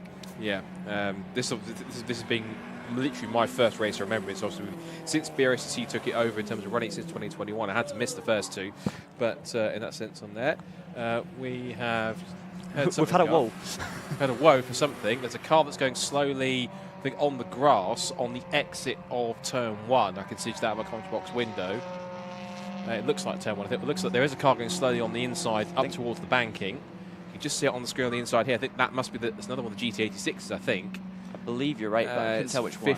It's 51 or 53. It's not the operation. Oh, there's another one there going wide. Just what the Caterham, just holding it on the circuit. That's the Caterham. I can't tell exactly which one that one is, but it's definitely one of the Caterhams has carried on. So I think then we had the GT86 have a small spin just now recently up at the final corner. I think it was one of those two. It wasn't either one of the North American ones because the Canadian one's still in the pit garage having repairs going on, possibly still sorting out the diff or anything else that needs to be changed. And the USA one is still currently showing at the moment in 8th position, car number 22. So it's one of the other Mission Motorsport cars, either 51 or 53. Couldn't quite tell exactly which one it was, but it was one of those other white GT86s that's got hit a bit of strife and ran wide on the opening corner on that lap, as we head towards the last 2 hours of this first part of Race of Remembrance. And it's crazy to think it's only 10 to 8, but I don't know about anyone else, but it feels a heck of a lot later than 10 to 8. It feels like it's like midnight, 1 o'clock in the morning. It's because it's been dark for so long as well. And it definitely, this is the part that does kind of drag on in terms of, you know, you're hoping the car can get to the end. And actually, there's still over 2 hours to go. You know, this is a long race still to go just tonight. I mean, we've had over 5 hours. You talk about World Endurance Championship and you hear about a 4 or 5 hour race, that's a long run. So these cars have been out there for a long time now, and this is when, you know, the fatigue starts to kick in with the cars, but obviously the drivers, there's still drivers who are just getting in for the first stints around about now. So you've still got people that have been waiting all day for this moment, coming out in the dark, and it's very, very tricky to get adapted to the circuit. But yeah, a lot can still happen in these last few hours. You're talking about the GT86s as well. There's one of them going really well, the 22 car, up inside the top 10. It's really good to see as well. We've got, I think, 4 GT86s on the grid this year. Fantastic sets of drivers as well, complete mixture of experience levels, so it's been great to see. I always look at those cars and just think that's the perfect kind of car for this sort of event. You know, just the right amount of power, great fun to drive, good handling. They do look like a really, really good fun car to drive out there. Well, they had different cars last year because the Operation Motorsport guys had a pair of Honda Civics that they brought all the way over from America. It was one of the US spec ones that they brought over last year, and they seemed, if I remember correctly, they had quite a good run last year on top of that as well. So it seems that these cars are pretty well sorted. I don't know if these cars have come all the way across from America. If not, no, they've been prepared and supported by Rogue Motorsport, who are quite well versed in anything to do with Toyotas, particularly MR2s when they run in the MR2 Championship, and on top of that GT86s. So Patrick Mortel and his guys very well versed in just about all things Toyotas. I think they also do one or two stuff, I think, to do with some of the Yaris GRs as well. I think they've done some stuff with them too. But it's good to see those cars running pretty well. I participate that, so it's those two cars plus also the other two Mission Motorsport ones have been breathed on by Rogue Motorsport. That is the front wheel of the 111 Fiesta. I recognise that because of course it's the ST240 Fiesta. I say ST240s, it's the ST180 that's had a power upgrade, and it's one of the cars that races in the championship. And the reason why it's called ST240, you can probably guess, is because when that rated the power, how much horsepower does it have? 240, obviously. So that's where that obvious name comes from. And it puts them down well, that car. It's been flying out there this weekend. All weekend, actually. It was really impressive as well, you know, before the official sessions got underway. And yeah, they've been having a good run. Up in 4th place at the moment as well, Scott. I will say this car has actually been very impressive for one thing, is that usually these cars only go out for like maximum 20-minute sprint races. The fact this car's really proved itself over the distance over the first 5 hours of this, almost 5 hours of this race, and it's still running strong in 4th position. Currently 3rd in its class, because the other two cars, it's in the highest class, so it's in a podium position. Unfortunately, also in its class are two Caterhams and a Lotus and other quick cars that are in there too. But for what it's achieved so far, given that others have also hit their problems, so far they've had a couple of penalties and stop-go penalties on top of that also for short pit stops and everything else. The car's still showing in 4th position. It currently holds... It's on the same lap as the Class C leader, which is the RAF Motorsports number 7 Mazda MX-5 Mark III in 5th position. So it's just ahead of that by, it was ahead by about 1 minute and 38. But I imagine that car, unless that car comes in soon, might well go ahead and make its next pit stop. It's crazy to think there are some cars that literally, in terms of mandatory pit stops, have only made just the 2 so far, and it includes the leader, and it includes... I mean, the car that's made the most pit stops is almost a question to be this one, because it's made so far, according to the timing screen, no less than 8 pit stops at this point in time. It is literally the most car that's been in the pits the most times for whatever reason. There's penalties, stops, and everything else on top. But it's, even despite that, still showing in 4th position, just shows how well this car's been going. And one thing I will say about this car as well, when these cars first time I ever saw one of these ST240 spec Fiestas race cars, it was just before COVID hit, and it was a wet Donington Park. And John Cooper, shout out to John, probably someone who's got the most mileage out of one of these cars than anyone else. He was testing it in the wet Donington Park. Even in the wet in a straight line, I've always said this about these cars in particular, these ST240s are unquestionably, nothing, I can't comment anything else, other than absolute rockets in a straight line. 240 brake horsepower, yes, but it does a lot with 240 brake horsepower, these cars. And when they're in a straight line, when they're on the throttle, these things fly down the straights. They are that quick. They're so good. You're actually seeing a lot, you know, as we say, a stop-go penalty coming in for the 110 car. Yeah, so that's unfortunate for them. That is. That's the Lotus Elise. Lotus. Yeah. 19th place for them. Real they've had a nightmare actually, Scott, because earlier in the race it was so great watching them fighting with the Caterhams. It was just, you know, nip and tuck the whole way around, and as we walked around the circuit, you know, everywhere we went, they were always in that little group, and it was superb to watch. So it's a real shame to have seen them dropping so much. I'm not sure what happened to them, I missed that, but I know they were having a lot of lockups actually. Yeah. Seemed to be having some braking issues, but I don't know what caused them to lose so many laps earlier on. I think just 1 or 2 issues and penalties along the way on that side. What's also hampering this is because they don't have a garage, they have to go and do the refueling and driver changes right down where the petrol station is down there, because it's the only place they can do it where they've got the fire extinguishers and the fuel canisters down there in order to be able to make it work. So that on that side is probably the reason why they had to drop down, amongst other issues that they've had coming and going throughout here. You've just seen the Fiesta drop behind, obviously coming out the pit lane now, and we've got the new driver in there, Blackburn, taking to the wheel, but he's just dropped down behind the Class C leader, the number 7 Mazda, as you were saying. And yeah, you're talking about the Fiestas being quick in a straight line. I think you're seeing a lot of the kind of club level championships. We're seeing a lot of people in the power to weight category moving towards more power and more weight, and just making sure they've got the grunt down the straights, and then basically using the weight to make the car handle better, and actually, you know, adding aero and adding all these things. And it seems to be working really well for a lot of people. But the Fiestas are becoming more and more popular choices for those sorts of series, because I think they just have such a fantastic base to build on. And obviously, as you say, they use the power really, really well. The modern Ford engines are fantastic. So yeah, it's been good to see. Actually, the car as well, directly behind them. It's the Class B Mazda that jumped ahead of them. I was going to speak about as well. They are doing an incredible effort. The car 24. I mean, they're running a Mark 1 Mazda in Class B, so not a huge amount of power relative to everyone else, but they have just been so consistent. They've only made 2 stops, so they will drop back a little bit, but that car's been, for me, one of the most impressive to watch from the outside in this race. They've just been putting in the laps, and every time you watch that car out on circuit, it's always using all of the track, absolutely maximising the package they've got. And for a Class B car to be running as high as they are, it's super impressive. They can all be proud of the race they've had. Yeah, I can't disagree with that. Of course, that trio of drivers, the Auto Test TSW squad,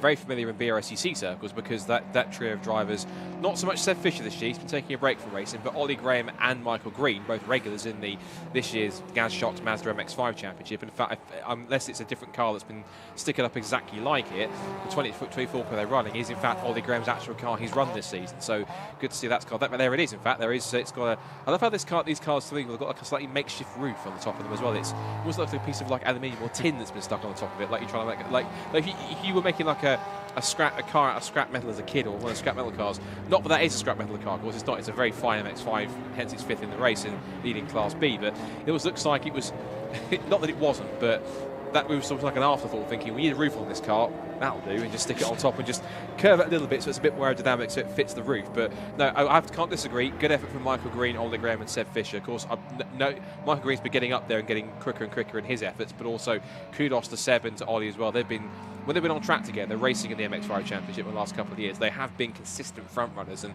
Seb Fisher, ever since he joined the championship several years ago, has been, once he got up to speed on the tyres and everything, was a consistent front runner, podium finisher. I think he won a couple of races, which took a while to do it, but he finally managed it. So really good, solid effort from those guys. And again, proving that cars like that will last the distance if they're well prepared and they're good to go. So good stuff from them, and excellent stuff from them. I do believe we've got another interview lined up in pit lane for which team? Team Canada. So that car's been in the pits for quite a while with repairs. Let's try and get an update on how they're getting on. I think we've got an interview on that one too. So let's head down to Rob in pit lane and see what it's all about. Got the Operation Motorsport Team USA car behind us being sorted out in the pit lane, and in the garage is the Operation Motorsport Team Canada car. I've got the crew chief Matt here with me. Matt, it's been a testing first part of this race. You've had some changes to do on the car. Talk us through it. Yeah, we had came in here, got 2 days of practice. We had some coolant issues, and so last night we swapped the motor, and the guys worked late into 3 a.m. this morning to swap the motor. Came right back at it. We got a couple of laps in tonight, and we blew the diff. So the diff overcooked and got too hot, and so the guys came in. They did an awesome job. We've swapped it out. It's been about an hour and 40 minutes now. We're going to put in some fuel, and we're going to get our guys out, and we're going to try to make up some pace. What is it about this team that just endears you to them? They're a fantastic bunch. You know, it's surprising. Like, these guys are coming in from like all over different parts of Canada. We got people from Alberta, BC, Ontario, Quebec, Maritimes. So we got them all over, and they're coming together and they're forming like this great team. I'm sorry, I'm just watching it just because we're just fueling up our procedures, and we just want to make sure that we're good to go. So talk us through it again. Don't worry about the camera for a second. Just talk us through what you guys have to go through when you're doing a pit stop. What are you looking out for? The 2 main things is Anglesey's pretty hard on the front left. So working on the front left is making sure that we're not overwearing the tires, and we're trying to do some good job here with the fuel. So we come in, we do a driver swap. Most of the driver swaps are happening right after a full tank of fuel's gone through the car. So initially we did a little bit of a break, so we staggered between the American car and ourselves. And now we're just trying to get back out there. But you know, the Americans are doing great. They're running P2 right now, so we didn't want to like interrupt and get right back into the mix like too early and disrupt their pit stop. So we made a 2-team decision. We held the car in the pit, in the box for a little bit longer, and now we're going to get back out there.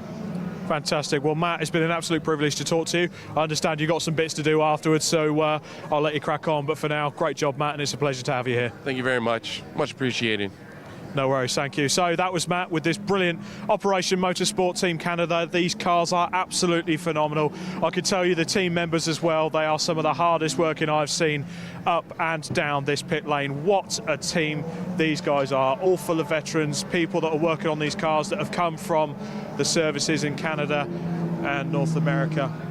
Fantastic, absolutely brilliant. I don't think there's anything more I can really put on top of that. So for now, I'm going to head back upstairs to Scott Woodwis and to Paul Trustwell. Thanks, Rob. Paul's still taking his well-earned break at the moment, so still me and John up here. But we're talking about the GT86s.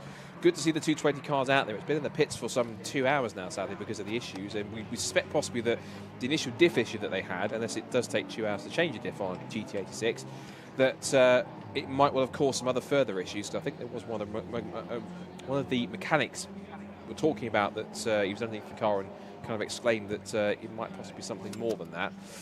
So that car back out. Sadly, that car is back in 43rd position now, some 76 laps off the lead, and 20 laps behind the next car, which is also in pit lane having problems and repaired. That's the CSC Racing BMW, which last time I was down there, they didn't know what the problem was, but they were trying to fix it.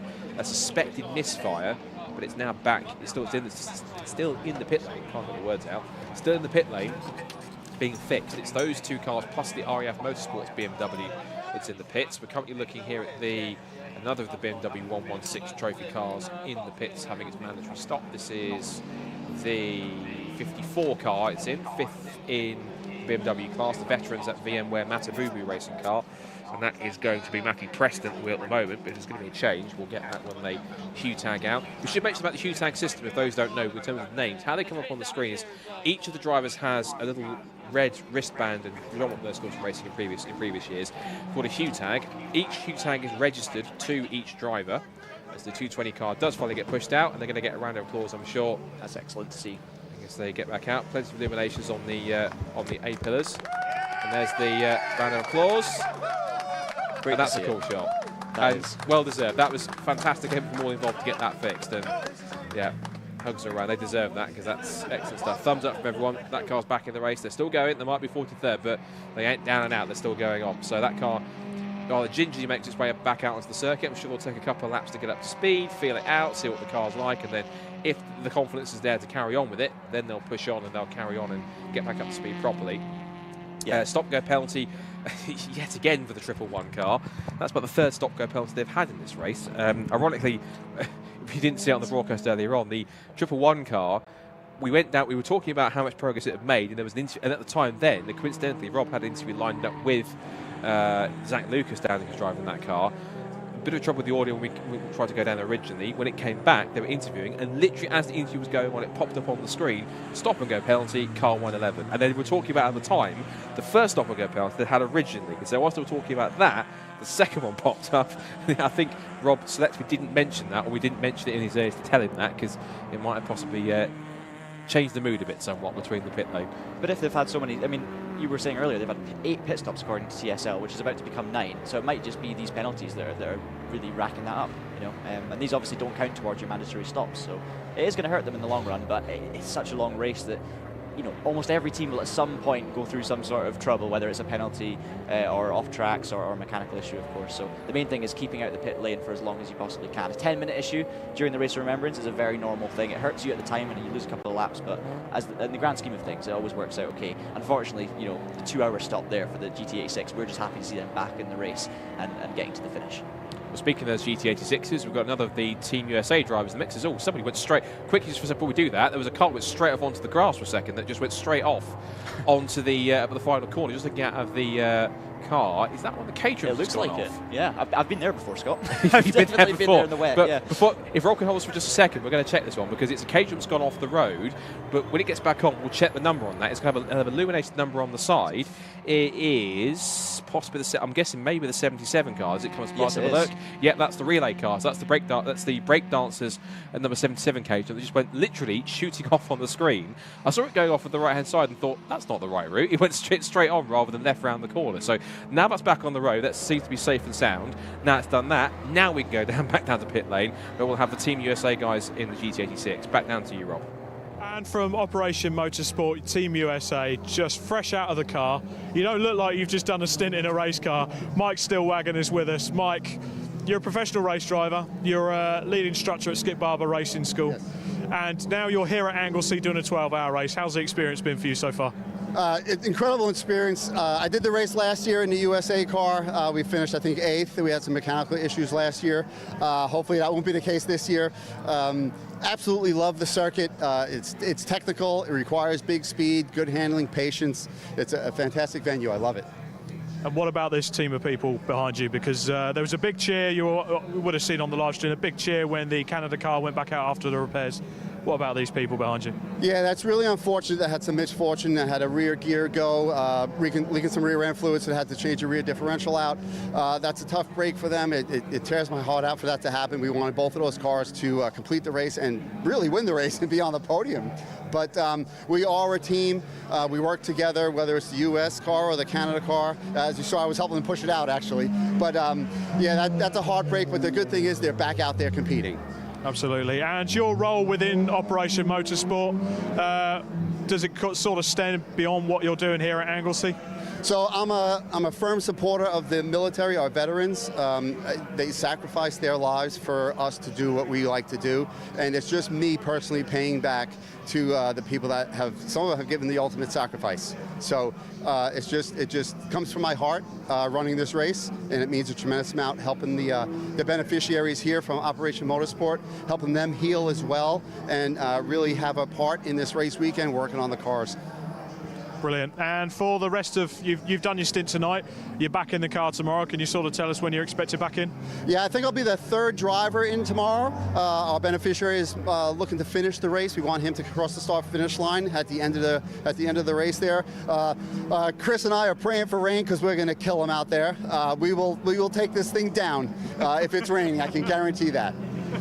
Fantastic. Well, certainly fighting talk there, Mike. A pleasure to talk to you. Thank you for everything. Thank you for coming over and enjoying the Race of Remembrance. And yeah, by all means, if you've got family watching. Yeah. Thank you, everybody. Kerry Lawson for putting me in the car. I really appreciate that. Thanks for the family support back home and supporting these guys. Definitely support these guys. Get yourself in the YouTube comments there on the live stream as well. Mike, an absolute pleasure, mate. Thank you very much. So that's from the USA side of the Operation Motorsport camp. I'm going to go and find some more interviews. For now, it's time to head back up to Paul and Scott. Thanks very much. Rob Lewis down there in the pit lane with Mike Stillwagon. So I'm pretty sure Mike was here last year and a big supporter of the Operation Motorsport USA activities.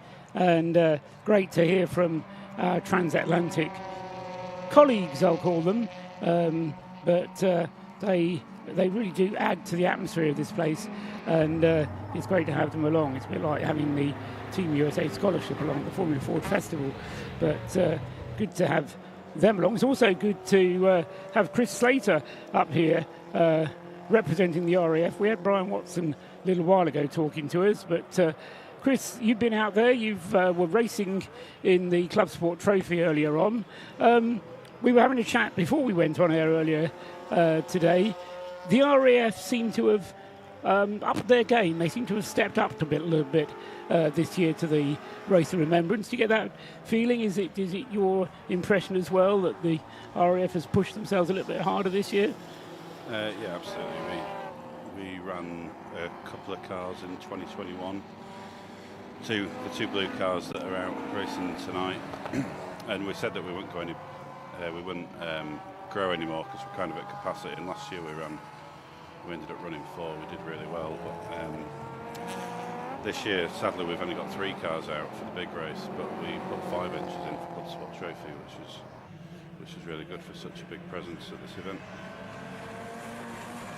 The car that we've really been watching in the Race of Remembrance this year is the number 7 RAF car, which is currently running in 4th place. And I mean, quite remarkably, they've only done 2 pit stops. They had 1 pit stop at 2 hours to switch from Lloyd to Neil Huggins, and then you had another pit stop about an hour and a half ago for Alex Smith to get in the car.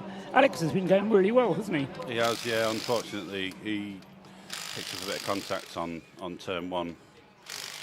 Somebody exited the pits and went into the side of him, so he's carrying a snag with a bit of geo problems. So, but he's coming towards the end of his stint. We were really lucky to pick up and benefit from other people's misfortune with 2 safety cars for our pit stops. So they were really tactically advantageous for us. Lucky, you mean?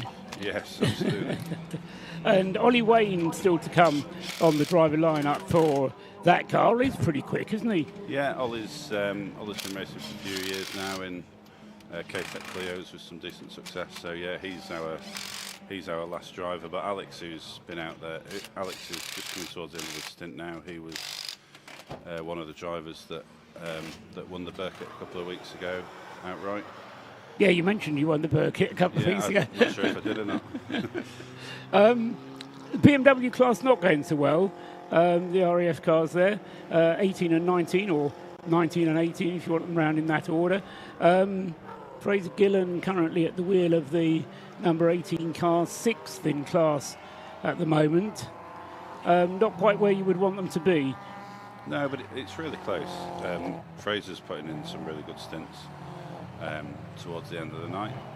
Unfortunately, car 19, which is the car that we have our novices in, that suffered a gearbox fault. So the team have worked really hard to get the gearbox out. We picked up a spare off another team, but unfortunately it was from a different model. It didn't fit. So that's the excuse that my garage usually gives me. Well, we've got we have a spare car behind the garage is on a trailer, which was for cannibalising parts. Yes. But we've managed to source another gearbox at 10 o'clock. So somebody's got a gearbox. Richard from VMS has offered to sell us a gearbox, and he doesn't need it at 10 o'clock. If he does need it, then we'll be stripping a gearbox out of our spare car. So you won't be getting an early night tonight? No. And you will be having an early start tomorrow morning? And we will be having an early start tomorrow morning. But the 18 car is really close. Yeah. They're running 18th to 20th overall, and they're all on the same lap. Yeah, and as you say, Fraser's running some pretty good lap times as well in the 18 car there. So that's going well. You're not driving yourself this year, Chris?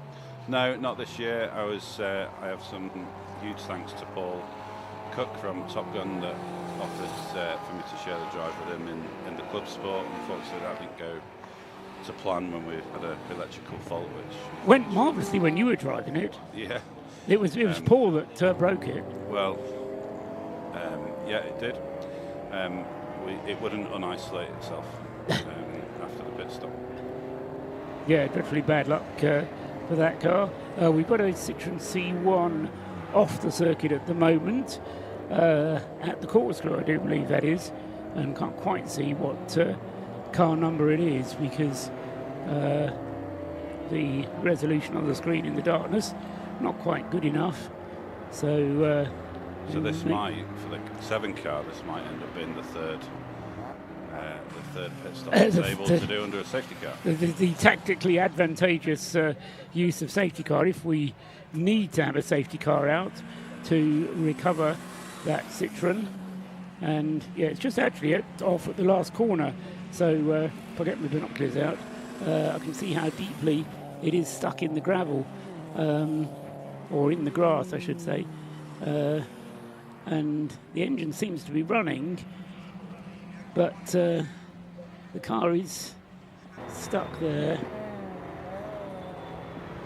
off the circuit, but binoculars won't focus in the darkness either. So I wonder if the screen will tell us who it might be.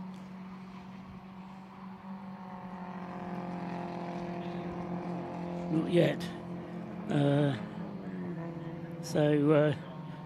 car off the circuit, safety car not yet been deployed. The car's fairly well off the circuit, so we might be able to get away with it with a local yellow.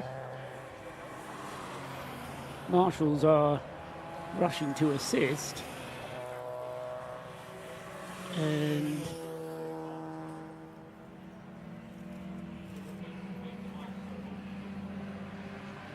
now the marshal has moved in front of the number. I can see the number, I just can't read it. In the pits, though, has come Henry Williams. He's chosen this moment to come in, and the 18 car not yet in. All the 7 car is the one we were expecting to come in, wasn't it? Alex Smith, but they've stayed out. How do you actually communicate with the... do you have pit car radio, or you do it all through the pit board? No, we've got pit car radio, Right. and we've got pit boards on standby if there's any problems. But the team are working really hard. We've got 30 people here. Yeah. Between drivers and support crew, and if it weren't for them, quite simply, we wouldn't be out.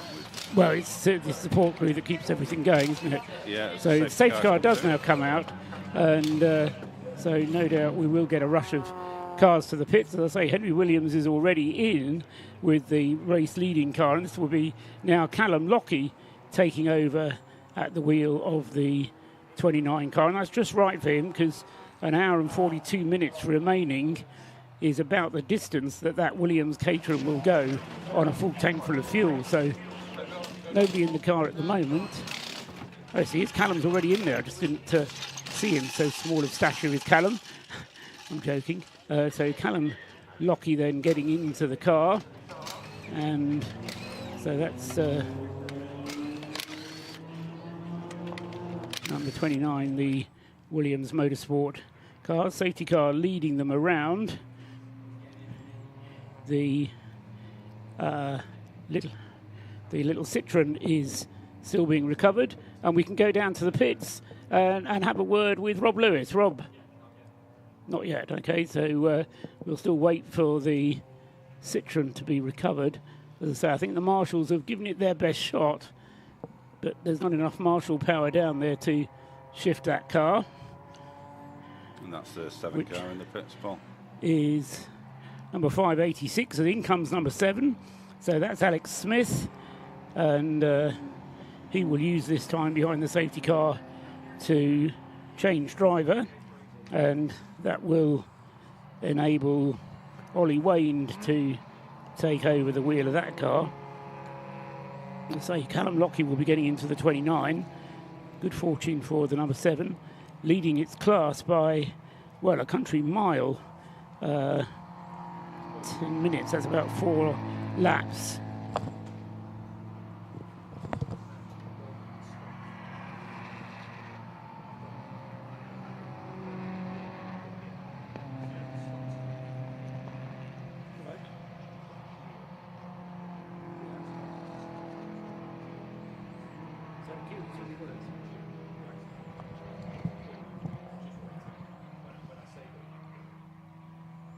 So the car that's in the grass stuck is number 586, which is the Citroen C1 of the WRC Developments team. Colin Gillespie, one of the drivers. Just trying to work out who's the driver at the moment. It's Matt Shears at the wheel at the moment. This is the 4th placed car in the Citroen C1 class. So one of the leading runners, but losing time now as it's being given a tow. And as I say, that car just wouldn't restart again, the 586 WRC. And we can now go down into the pits, and it's Kieran who's doing the interview. Over to you, Kieran. Thanks, guys. I'm down here with Henry Williams with Williams Motorsport. You guys are leading the race at the moment, and you just come back from your first stint. How was it? Long and painful. It's great fun, but yeah, it's gnarly out there with the different speeds of cars. It's mental. It's great fun though, really good fun. How are you finding fighting through the traffic in the dark? Obviously, have you driven in the dark for the first time? Yeah. So we did this last year as well, which is awesome. So last year was my first time in the dark. I really enjoy it. It's great fun, and this track is so set up for it.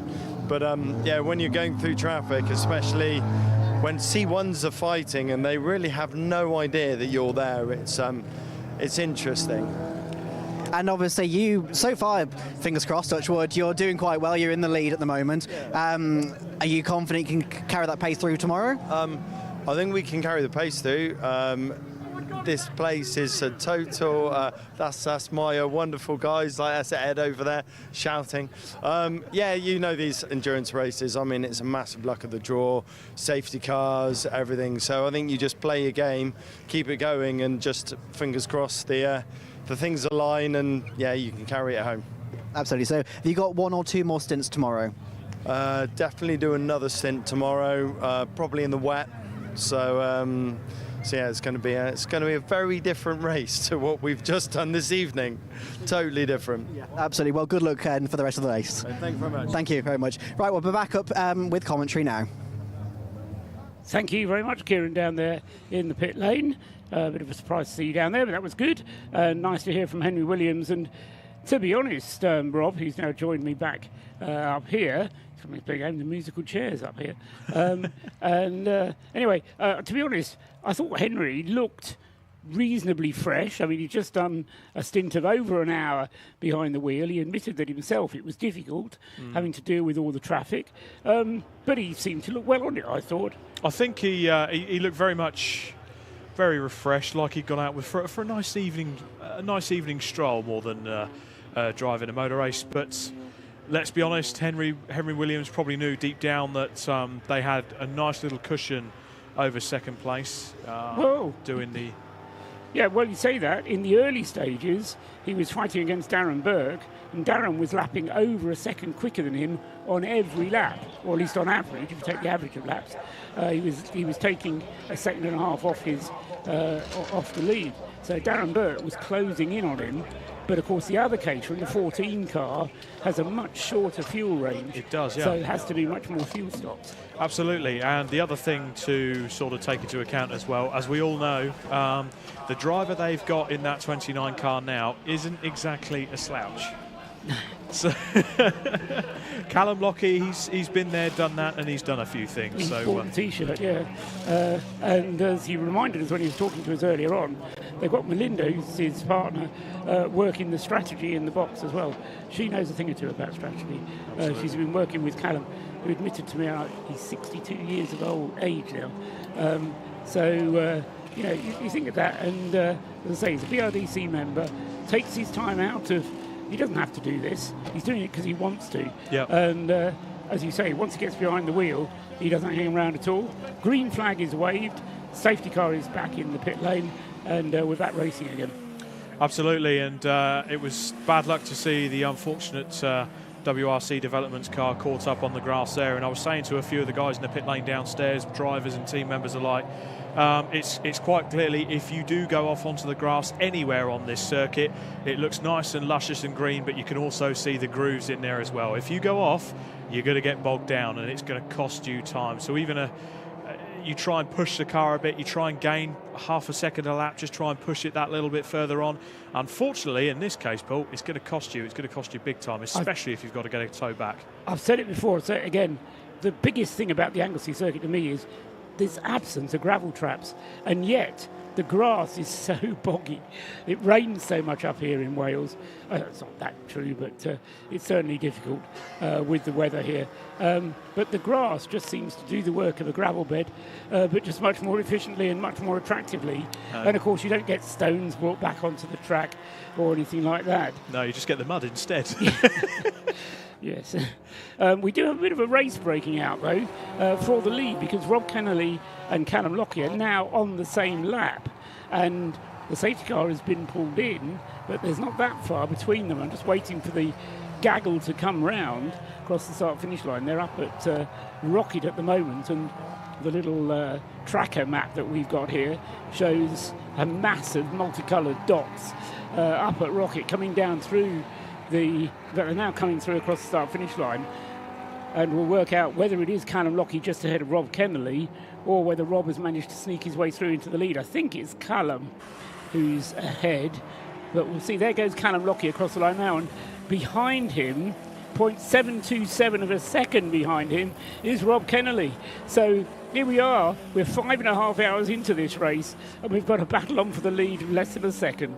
Sit back and enjoy it, Paul. We've got an hour and a half now. This final stint is going to be a ding-dong battle between the two at the front, Williams Motorsport and DBR Racing. Yeah. And, you know, like you said, Callum Lockie, when it comes to endurance racing, he's been there, he's seen it and done it. I'm pretty sure you can go onto YouTube, only after you've watched the Race of Remembrance, of course. You can go onto YouTube and look up previous seasons of the British GT Championship where Callum Lockie was front and centre racing in many marks in that series and doing very well doing so. But there are the cars on screen now. There are the two that are nose to tail, hotly pursuing each other for the lead of this race in this 2023 running of the Race of Remembrance. Go back to Le Mans in the 1980s and you'll see Callum Lockie's name on the entry list. Absolutely. Yeah, the problem for the 14 car, Rob Kennelly, is he hasn't got fuel to get him to the end of this segment of the race. He's going to have to come in before the end of this segment of the race to get more fuel and hand the car over. That's going to cost him 4 minutes, because every pit stop involving a fuel change or fuel addition costs you 4 minutes in the pits. So although it's nose to tail at the moment, Callum, by my reckoning, has just got enough fuel to get him through to the end of this segment of the race. He'll use all of that fuel because he's allowed to refuel overnight. Yeah. So they'll put more fuel in overnight. And then Callum will be starting tomorrow morning with a full tank of fuel and a 3 minute or so advantage, I reckon, by the time the race gets underway again. But for the moment, as you said a moment ago, Rob, sit back and enjoy this, because we've got Callum Lockie with Rob Kennelly trying to chase all over the back end of that Caterham. So the two Caterhams up at the front, look out for number 29 and 14. Well, they're not quite nose to tail, but they're very nearly. Yeah, this is the issue that they're coming up to now. It's the traffic they've got to deal with. They've got those BMW 116 cars, and because they are in this middle of this interesting battle that's going on, as we see car number 14 streaking across in front of us, heading down the back straight, hotly pursuing Callum Lockie, going up the hill into Rockets.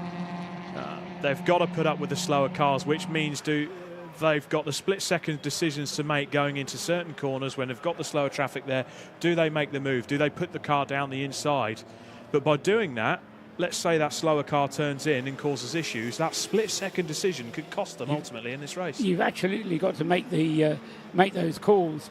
And we've heard from the Citroën drivers that you've been speaking to, from their point of view, how quickly the Caterhams arrive on their tails. Yes. The speed differential is quite significant. They look in their mirror, they see a bright flash of lights, they think, oh, that's a little way back. Get to the next corner, and that flash of lights is right beside them. Yeah. So they've really, as you say, got to keep their wits about them, both the back markers and the leading runners. So there they go, they've crossed the line again. Callum has, in fact, they're lapping identical lap times, 1:43.2 for Callum Lockyer, 1:43.1 that time around for Rob Kennelly. And so the gap comes down from 0.7 to 0.6 of a second. Great stuff as the two of them both put in the fastest lap of their stint so far. Somewhat overlooked behind, still Darryl Cresswell in the Breakdancer Racing Caterham, the relay team in third place. Ollie Graham going great guns with the Mazda in Class B in fourth place. He's surely due a pit stop. Yeah, that car has only done 2 pit stops in the race so far. And Ollie Graham in fourth place has probably got another 15 laps worth of fuel before he needs to come into the pits. Good performance that from the number 24 team. And the number 7 car, which we've been doing due credit to, Oliver Wayne is now at the wheel of the number 7 car. As a result of its pit stop, has now dropped back to 6th, was 4th, but it's now dropped back to 6th. But Ollie still leading Class C in the RAF Motorsports with Javelin Track Sports Track Days car. That's number 7 in 6th place. We've still got this keen battle going on. Now we're going to cross down to the pit lane. I think we've got a special interview lined up with some of the Orange fraternity. So let's cross down to the pit lane and see what we have. Guess we've got a bit of a different one this time. This is Wally the Marshal, and we've just been having a bit of a chat actually. You've been doing this for 42 years, was it? 42 years, yeah, 42 years this year.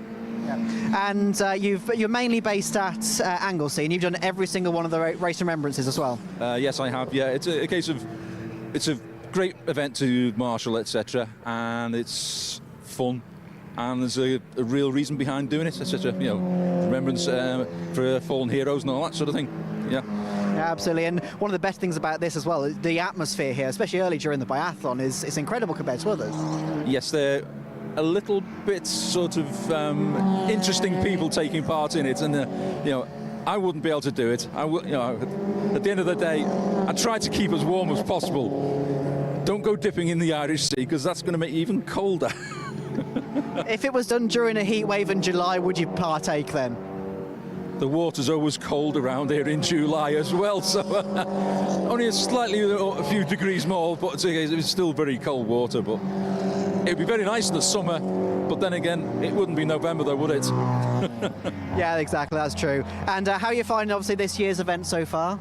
Great, it's great as usual, etc. Great camaraderie, we're having so much fun, etc.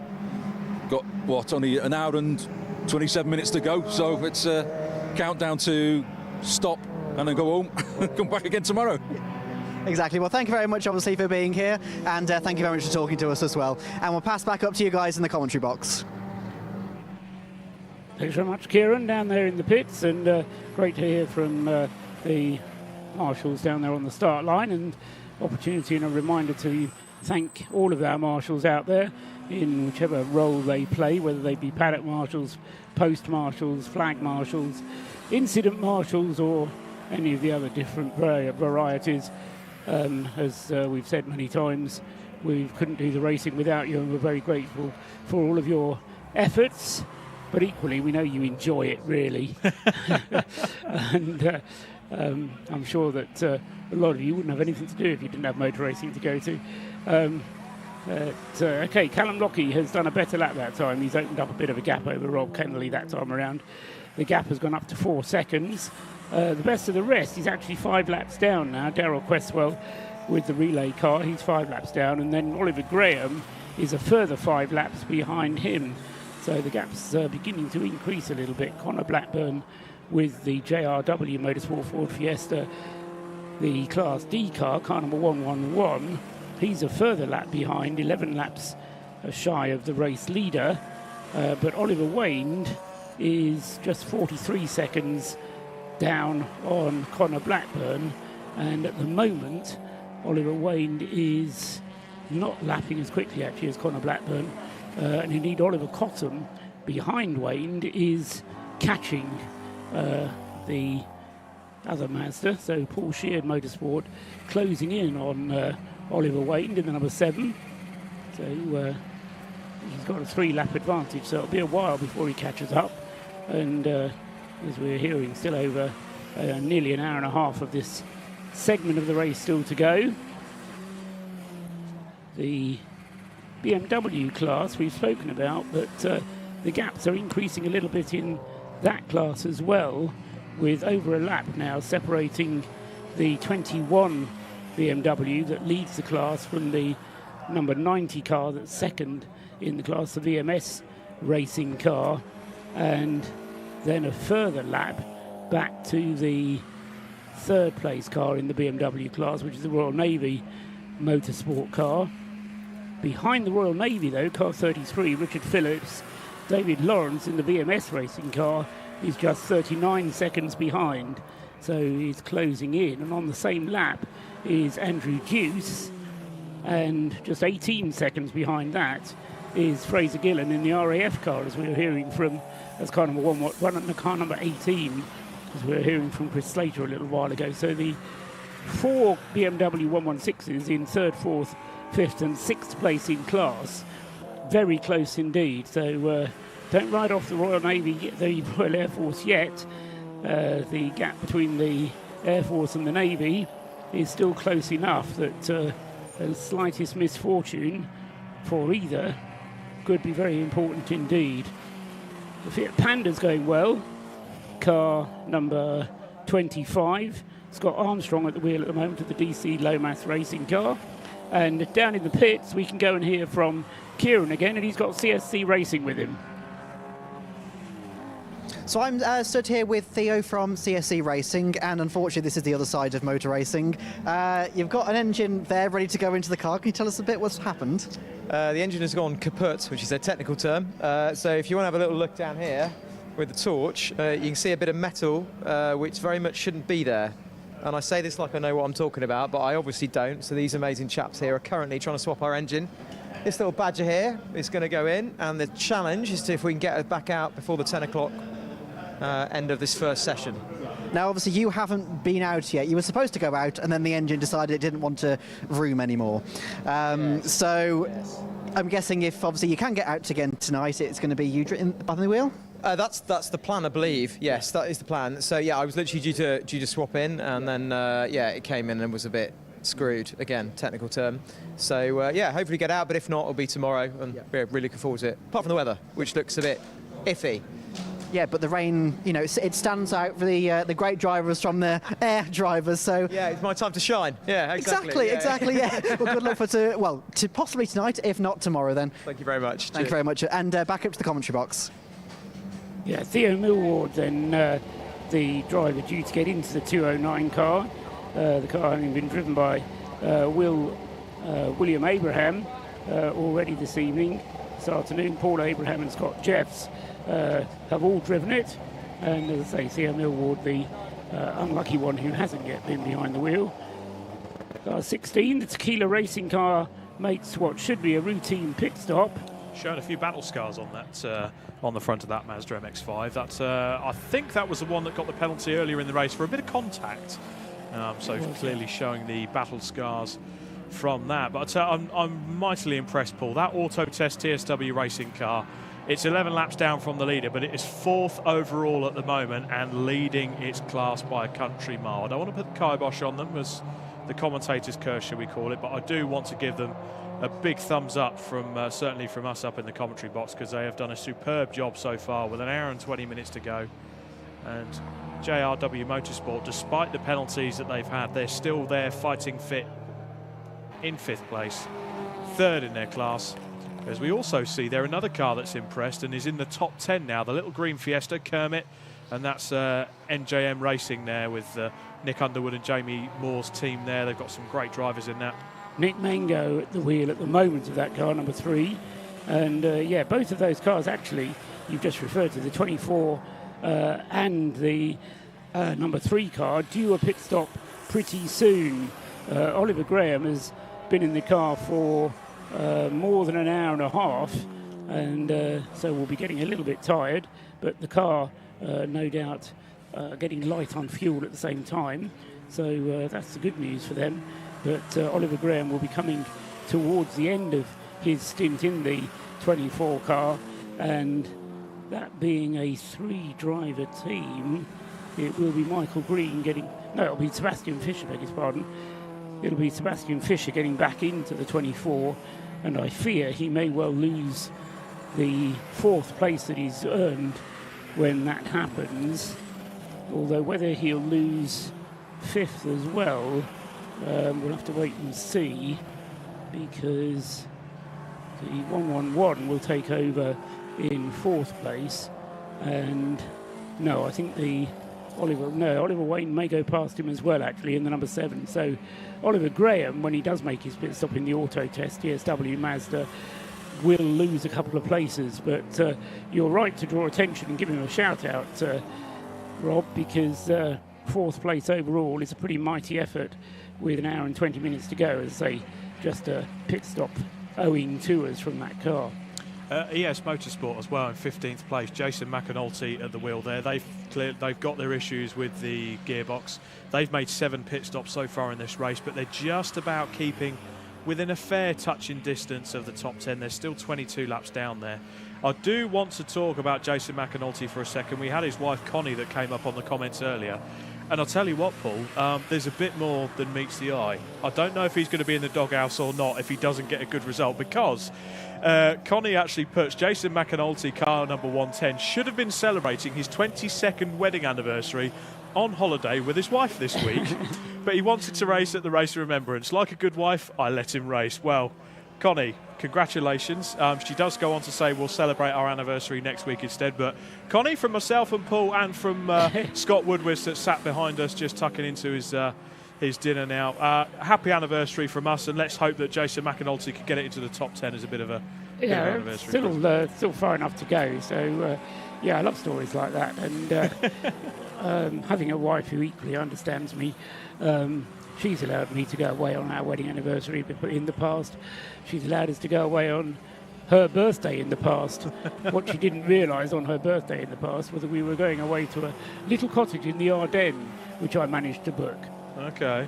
And in August. In August. And what I didn't tell her was that the Belgian Grand Prix was on the time. There we go. And I'd managed to get a gig to work at the Belgian Grand Prix as well, so I was able to tell her, look, love, I can earn some money at the Belgian Grand Prix that weekend. Is that all right? So I left her in this little cottage. It's a marvellous cottage, and she enjoyed herself. So if you're listening, my dear, thank you for being an understanding wife. She's almost certainly not listening, though, because she doesn't very often. We can go down to some pits again, and Kieran is down there still, working his little socks off he is. Well, we came down here to try and find out a little bit more what's going on with Car 19 sitting in the background, and we asked if anybody wanted to have a bit of a chat. Instead, they volunteered Alex because he had an amazing moustache, as they put it. But you're actually a driver for car number 7, and you've just come out of a stint. How was that? Yeah, so 2-hour stint, currently leading the class, which is fantastic. Yeah, it's busy out there, it really is. In previous years, I've raced a 116, and you're one of the slower cars on track. Now you're sort of midfield. You know, you've got to focus a lot more on overtaking than being overtaken. So that's a bit of a learning curve. Slight bit of contact from a car coming out of the pits. Not my fault, supposedly. But the car's okay. I believe the other car involved is fine. So yeah, it's going well so far, and Ollie's currently in the car, and he's on the pace immediately. So yeah, fingers crossed it'll end well for us, but we'll see. So how are you finding your overall pace? Well, overall. Yeah, the pace was okay. After the contact, I backed off a bit and slowly had to get used to it again, because it was towing out quite a bit on the rear, stepping across in turn 3 and the kink up to the rocket, which was a bit unsettling. But once I got around that, yeah, car felt okay, and it's just working around a problem. But like I say, after the half the race finishes tonight, we can take a proper look at the car and make an assessment from there. Absolutely. So where do you think your kind of goal is to be finishing tomorrow?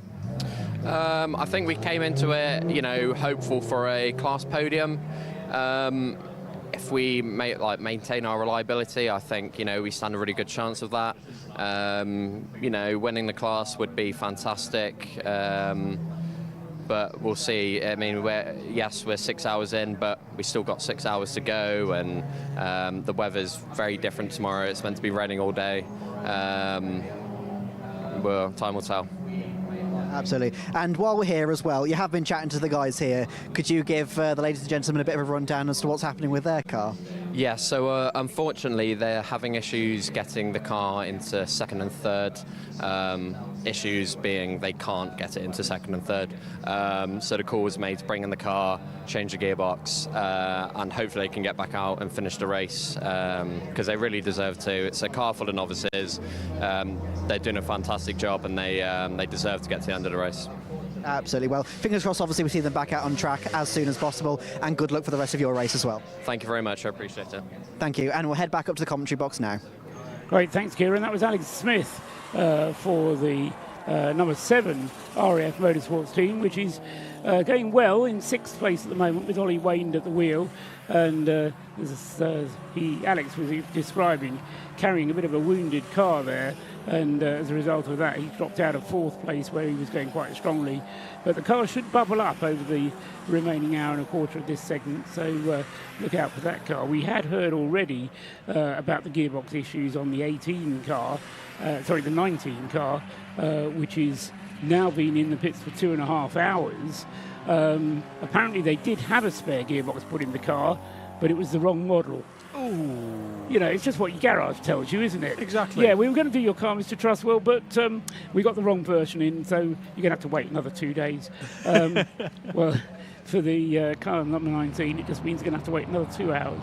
But the battle in the BMW class, certainly for the lead, is fairly sorted, but the rest of the BMW class, pretty close, Rob.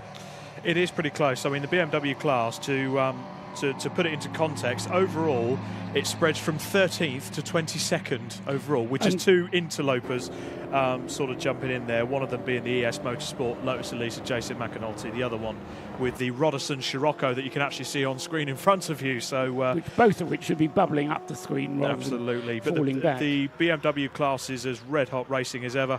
Leading that at the moment is JTM Engineering with Omorod at the wheel there. That's car number 21. Second place is VMS Racing with Warwick Compton at the wheel of that one, and he's 13 seconds behind the leader, albeit our timing screens are now showing that he is in the pit lane. The Royal Navy Motorsport team is on the podium place in the BMW class with Phillips at the wheel. Fourth place is VMS Racing with David Lawrence in the sister car there. Veterans at VMware Matabu Racing is fifth place in the BMW class and 19th overall. RAF Motorsports with Infrastar is 20th overall and 6th in class, and 7th in that class is the GT Wealth Matabu Racing with Baguli at the wheel. They're 22nd overall. And just to interject there, Rob, there's whole of that BMW class, with the exception of the leader who's 2 laps ahead, the second place down to 6th is separated by just a lap. Just one lap. So it's all to play for. So every pit stop that a BMW makes changes the order. Absolutely. And to break down the C1 class there is Oscar Proietti. If he's watching on the YouTube live stream there, he would have spoken to me many times on my time on the C1 pit lane. To bring you down the C1 class there, so leading that class at the moment is Indigo Motorsport CSC Racing with McEwen at the wheel. They're 26th overall and first in class. Our timing screen showing they're also in the pit lane taking their stop at the moment. We've got Dave Scotting in second place in the CSC Racing FDL packaging car. So a good day out there so far for CSC Racing, certainly in the C1 class, not so much in the BMW class. Ravsport Racing have been really competitive and up there as well with Gary Mitchell at the wheel. They're in third place at the moment and 32nd overall. Tom Brown, he's showing in fourth place at the moment. I'm just going to refresh my timing screens because I have a feeling it might have just outdated itself, and see if we can get an improved timing screen. There we go, that makes it better. So that changes everything. So Indigo Motorsport with McEwen at the wheel, he's 28th overall, first in class. 29th and second in class at the moment is Dave Scotting still.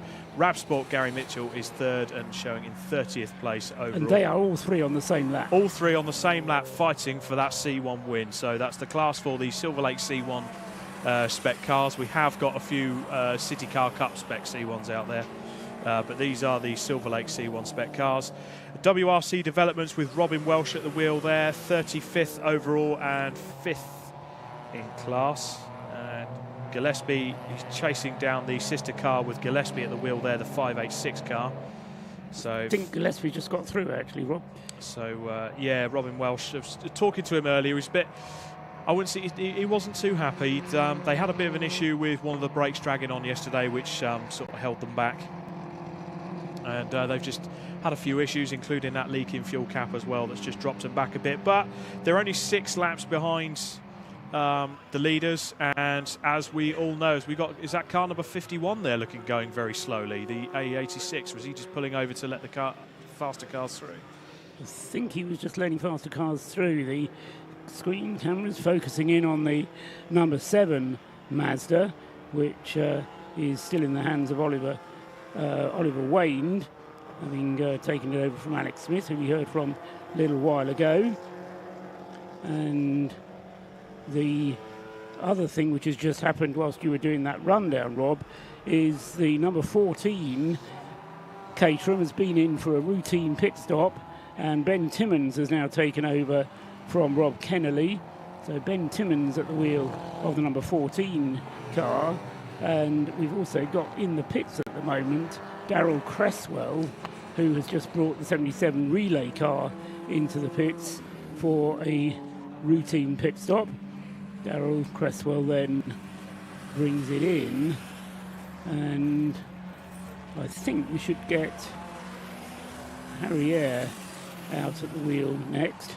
Kind of lose track with so many drivers driving that relay team as to who's in the car from one turn to the next. I think Harry Eyre's already had his go actually, so we've had Alan Curtis Can you just check the entry list for me, Rob, on the number 77 relay catering team, the breakdancer team? Alan Curtis, Paul Herndon, Tim Steele, Harry Eyre, Darryl Cresswell. Who am I missing? So I've got on my list Paul Herndon, yes, Darryl Cresswell, Tim Steele, Wes Payne, Alan Curtis, Harry Eyre. Wes Payne is the one that's missing, so Wes Payne should be the next one out. I think he's the only one who's not driven in this segment. So a 7-hour segment, and those caterers have been out for a little over an hour each. And so Wes Payne will get the honour of driving the final hour. And still that relay team of caterers, I think they've got 3 cars that they share between the 6 of them. And as I say, I think it should be Wes Payne going out next in the 77. In fact, he's already out. But it's Tim Steele, actually, so he's getting 2 bites at his cherry, it would seem.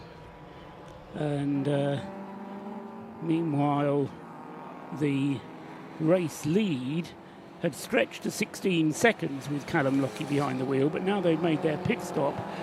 The DBR racing team has slipped 2 laps down on the Williams Motorsport crew, as we thought that he might. Ben Timmons has taken over at the wheel of the 14 car, but the car itself, as I say, with the 4-minute pit stop for Ben Timmons, that car is now dropped down to, it's still second, but it's 2 laps down on the rest of the field. And just flashed up on our screen now, you'd have seen on the YouTube stream, car number 586, that's the WRC Developments with CB Auto Services car, currently 4th in the C1 class. That has now got a stop-go penalty that it's got to serve. So more woes, unfortunately, for the WRC Developments crew. Rightio, so we'll keep an eye on that one. And as I say, Callum Lockie, by my reckoning, should have fuel enough to get him to the end of this stint. And when he gets to the end of this stint, we'll actually have something unique in motor racing, which is the red and white checkered flag, because this segment of the race is completed with a red and white checkered flag. So look out for that as and when it happens. Meanwhile, we can go down to Kieran, whose socks must be burning. He's been working so hard down there. Kieran, down there in the pits, over to you. So I'm stood here with Alex from car number 91. We are getting out of the way of Team Haggis Racing because they have been in the garage a while, but they're coming out. So you've not long got out of the car. How was your stint? It was really good, actually, yeah. Unfortunately, we got hit from behind early on, so we had the rear bumper hanging off, so the guys had to do a bit of a repair, which put us about 3-4 laps down, which is obviously not ideal, but we managed to get up to about 3rd in class again during my stint, and Stuart's out there now, team owner Stuart Humphrey, and so we're just hoping we can get up to 2nd by the end of the night if we can. That will be our ideal move, perhaps 3rd, but then we can use tomorrow to try and catch up to the guys at the lead. So this is your first time at Race of Remembrance. How are you finding your first experience of it? Loving it, absolutely loving it. I mean, there's 50 cars out there, all different speeds, all different abilities. It's like wacky races out there. It's just, you're never not racing somebody. So it was really, really exciting, really interesting. Did you take part in the biathlon earlier? I didn't. I went and watched it. I went and stood over by the sea and watched it. It looked ridiculously cold. So yeah, I was happy just to be watching that one. Was it just the temperature that stopped you from having a go? Yeah, that was it, I think, yeah. Would you, if you came back next year, would you perhaps be willing to have a go at it? Yeah, I'd have a go. Yeah, definitely have a go at that. Yeah. What would your costume be? Cool. I don't know. I have no idea. I'll think about that one, yeah. Okay. All right, well, good luck for the rest of the race, and thanks for chatting with us. Thank you very much. And we're back up to commentary now. Thanks very much, Kieran, down there in the pits with Alex Capadia, one of 4 BRDC members here at the Race of Remembrance this year. And great to have Alex here, and masses of experience and successful experience. You don't get invited to join the BRDC unless you've proved yourself as a quality racing driver, won races and championships internationally. So good to have Alex Capadia here, and as he says, looking to go well in the Stuart Humphrey Racing Mazda in Class C, that currently they're 5th in the class, and there's work to do, but as Alex says, it's a long race, and he'll be looking to improve his position, and the whole team will be looking to improve their position as the race goes on. We just had the best lap of the race, would you believe? Pitch black. I'm stuck for words. Callum Lockie, needless to say, talking of BRDC members, was the man who set the fastest lap of the race just a few moments ago. 1:38.211 it was, not on this lap, but on the previous lap. So he's continuing to extend his lead over Ben Simmons then in second place. It's still 2 laps, but Callum really flying out there, and as I say, chooses a moment at 5 to 9 in the evening, with just over an hour of this segment of the race still to go to set the best lap of the race. Pretty impressive. I mean, you've raced occasionally, Rob. I mean, you're not quite pushing and knocking on the BRDC yet. No. It could happen, you never know. But, racing in the dark, how can you go quicker than anybody else has gone in the daytime? It's weird. I've done a few. I started my career off racing 2CVs, and obviously with the 24 hours at Snetterton, and it's almost weird. I kind of found that my perceptions of racing in the dark, you almost go quicker accidentally because you're not quite seeing. You don't see as many of the barriers and the sort of infrastructure around you. You can't really see where it could go wrong. You've just got that single focused, almost tunnel vision of where you're going on the circuit. And as long as you've got your braking markers and you can just push it that little bit more, your mind almost pushes you to go that little bit faster a bit everywhere. So I can see how that could happen. But let's be honest, it's Callum Lockie. He is an absolute legend of endurance racing. He is a legend of the sport. And to put on my engineer's hat on, cars do go a bit quicker in the dark, don't they? They like the cold. The engines will be a little bit more throaty, so the cars will be loving this. It's not as warm as it was. I mean, it was unseasonably warm last year when we had this same race, and by this time we'd had a lot of failures, potentially owing to that, but I think the cold weather's also helping here with a few of these cars. Got to get pressure, tyre temperature up into the right range, though, haven't you? And that's not easy when it's as cold as it is here this weekend. No, it certainly isn't. And I think the thing that is currently helping is the fact that there's no wind. It's just a nice chill. So it's I think as long as the cars are worked well enough, they can get the temperature down onto the circuit, no problem at all, and build up the temperature in those tyres. The test is going to come tomorrow because we are forecast a bit of the wet stuff.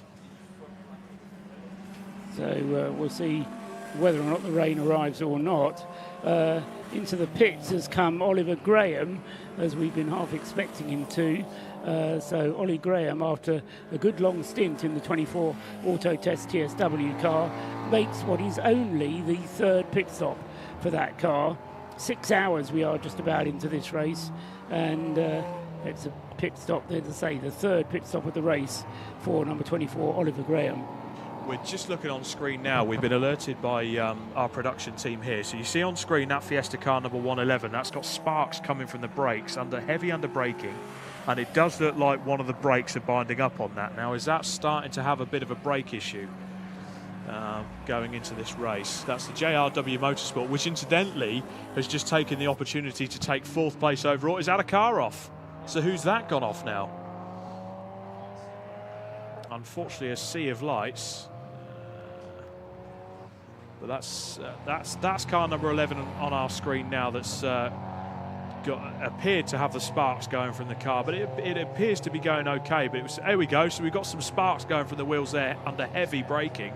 So there's certainly something a bit awry there. But we've got a car on the grass and back and rejoin. That's the NJM Racing Fiesta. So that's the green Fiesta that, funnily enough, we put the kibosh on that, Paul. We were saying it's going so well, still running 8th in class at the moment. Well, and there we go. Oh, that's the one with the sparks coming from the brakes. So he's obviously suffering not only from the sparks, but the consequences of those brakes going down, presumably just worn through the pad.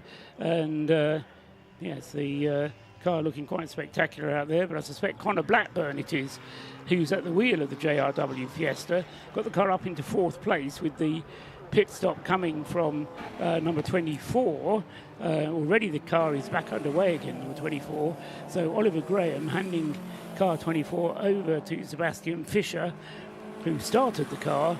He's going to do the last hour, and so that car has dropped down, as we thought it would, 2 places after its pit stop. So Connor Blackburn up to 4th in the JRW Fiesta. Then it's Ollie Wayne up into 5th place with the number 7 car, who is now half a minute behind Connor Blackburn. So number 7 still going nicely in the RAF Motorsports team car with Javelin track days.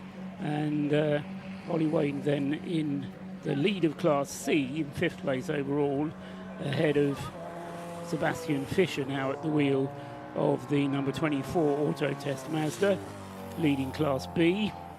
Then we've got Ollie Cottam with the Paul Sheard Motorsport Mazda in the relay team, car 118.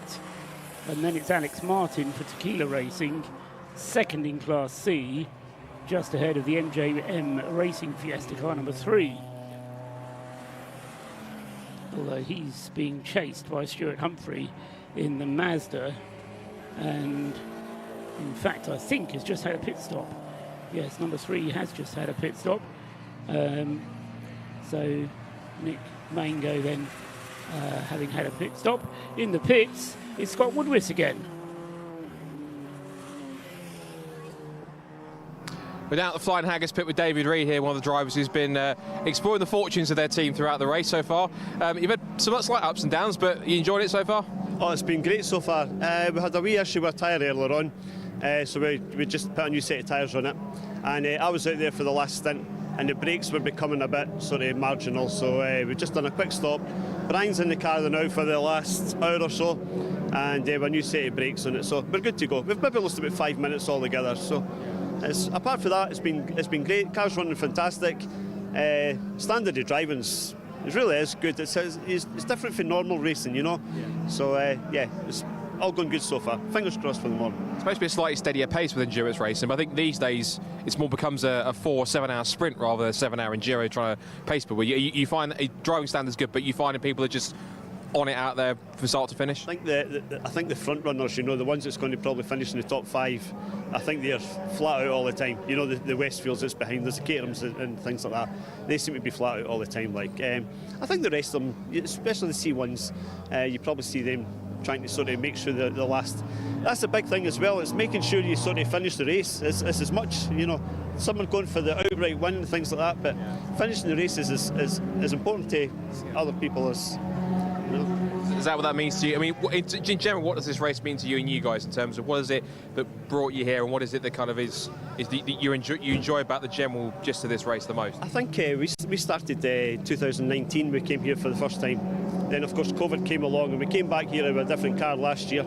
And but just to have a sort of team with us, and we've got the TWP guys this year because they're not running a team. They volunteered their services to help us out, and that's it. You know, we met some of these guys on Thursday night. It's and you know they're doing everything for us. It's instead of me having to do something, it's really good, really good. Seems like you've managed to forge that bond in the team really quickly, despite only meeting them on Thursday. So in 2 days, it's great.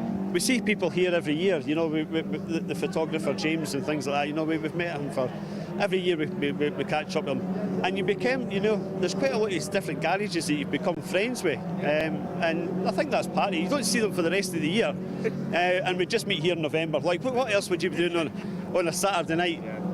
Oh, here we go again. At least they're not. At least they're not dancing. That's the spirit of the race in terms of that's how much it is. It's that there is a serious part of it in terms of the remembrance side of things. Yes, but apart from absolutely. that, it's just bags of fun. I mean, it's my first time here personally myself. I'm enjoying it because it's stuff like this. It's just a race that's just pure fun to be part of. You know, our team, we mostly do sprints and hill climbs up in Scotland. We've got a full team for all over Scotland. So to do this is entirely different for us, and it's a one-off thing that we do. We don't do endurance racing the rest of the year.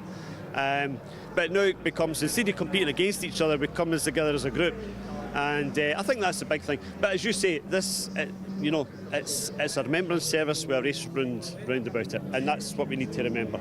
We can all have a bit of fun, but we're here for a reason. And for those of you who might be watching thinking, I should have lined up and done it this year, are you one of those guys that couldn't recommend it enough to say, look, if you get the opportunity, do this race? Without a doubt, yeah.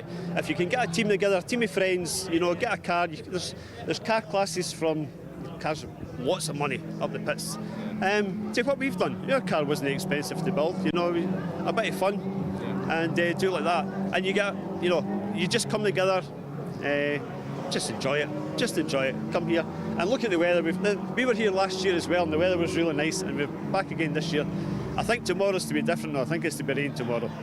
We'll have to wait and see. Yeah. Listen, you guys got some great team spirit. Thanks for being here. Best of luck for the rest of the race. Yes, no worries. And we'll see you for later on. Get stuff. Let's see stuff. Right, whilst it's going on.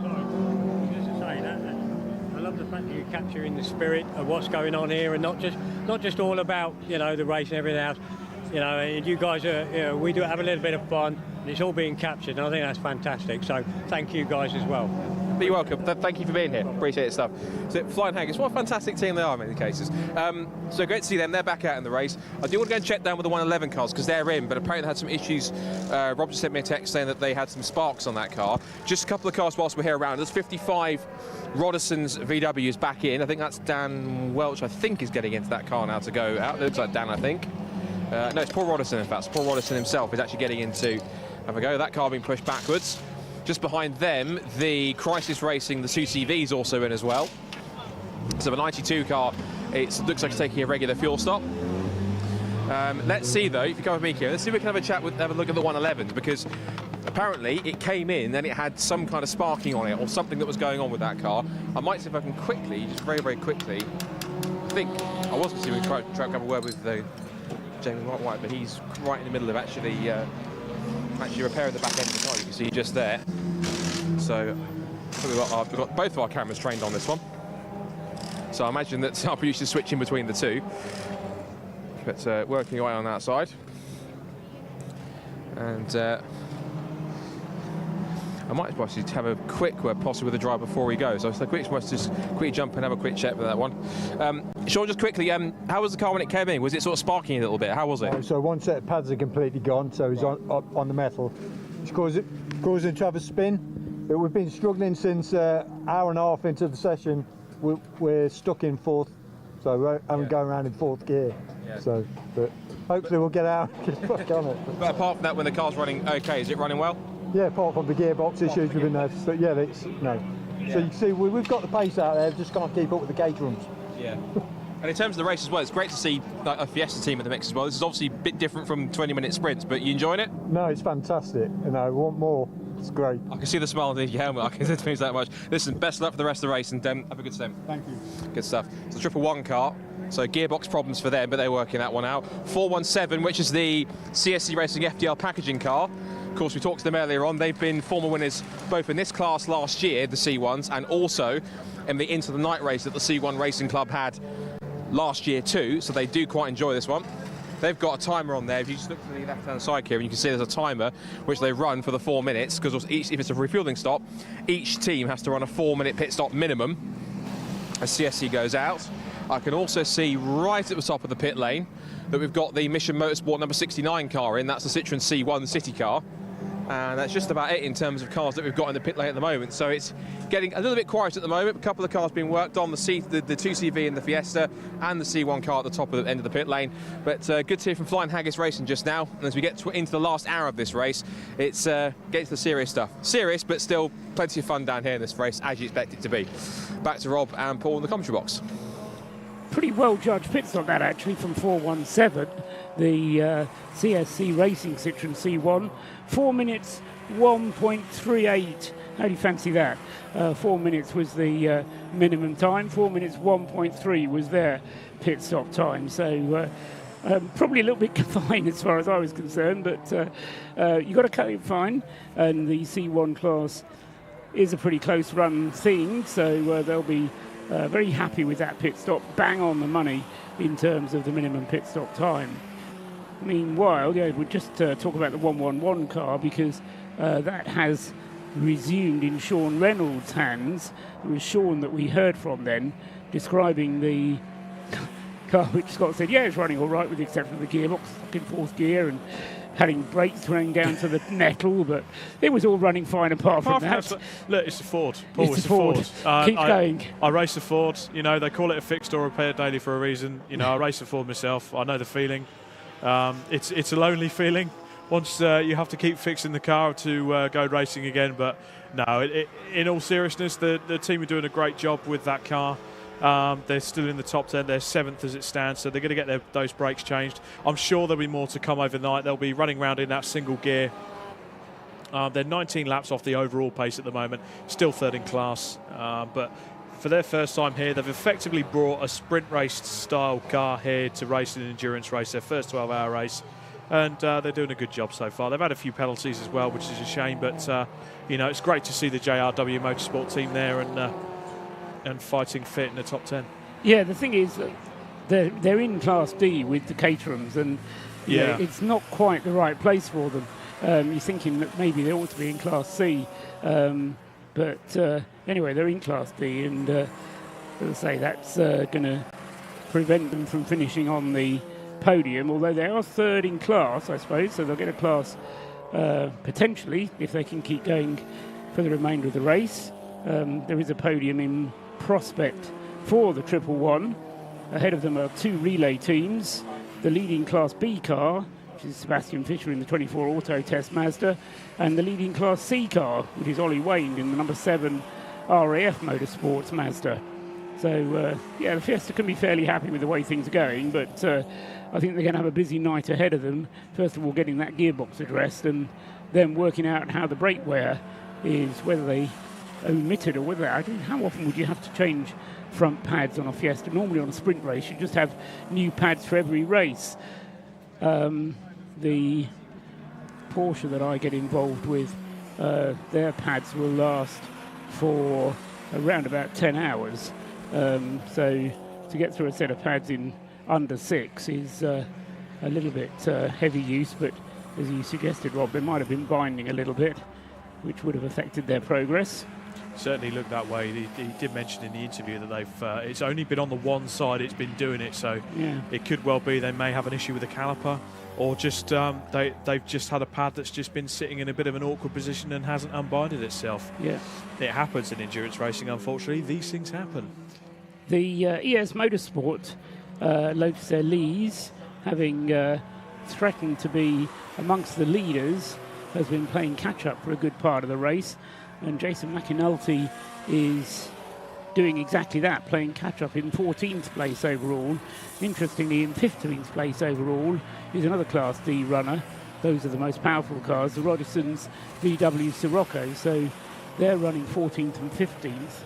They are separated by about a minute and a half, with the Lotus ahead of the Sirocco at the moment, and yes, in fact, exactly a minute and a half separate them, as Jason McAnulty just crosses the start-finish line in front of us and goes on to another lap. Paul Rodison, let's say, will come past in less than a lap's time, so nothing really separating those two, both having had their individual problems but playing catch-up. Looks like we have a spinner that's car number 92, Crisis Racing, once again in another crisis of themselves.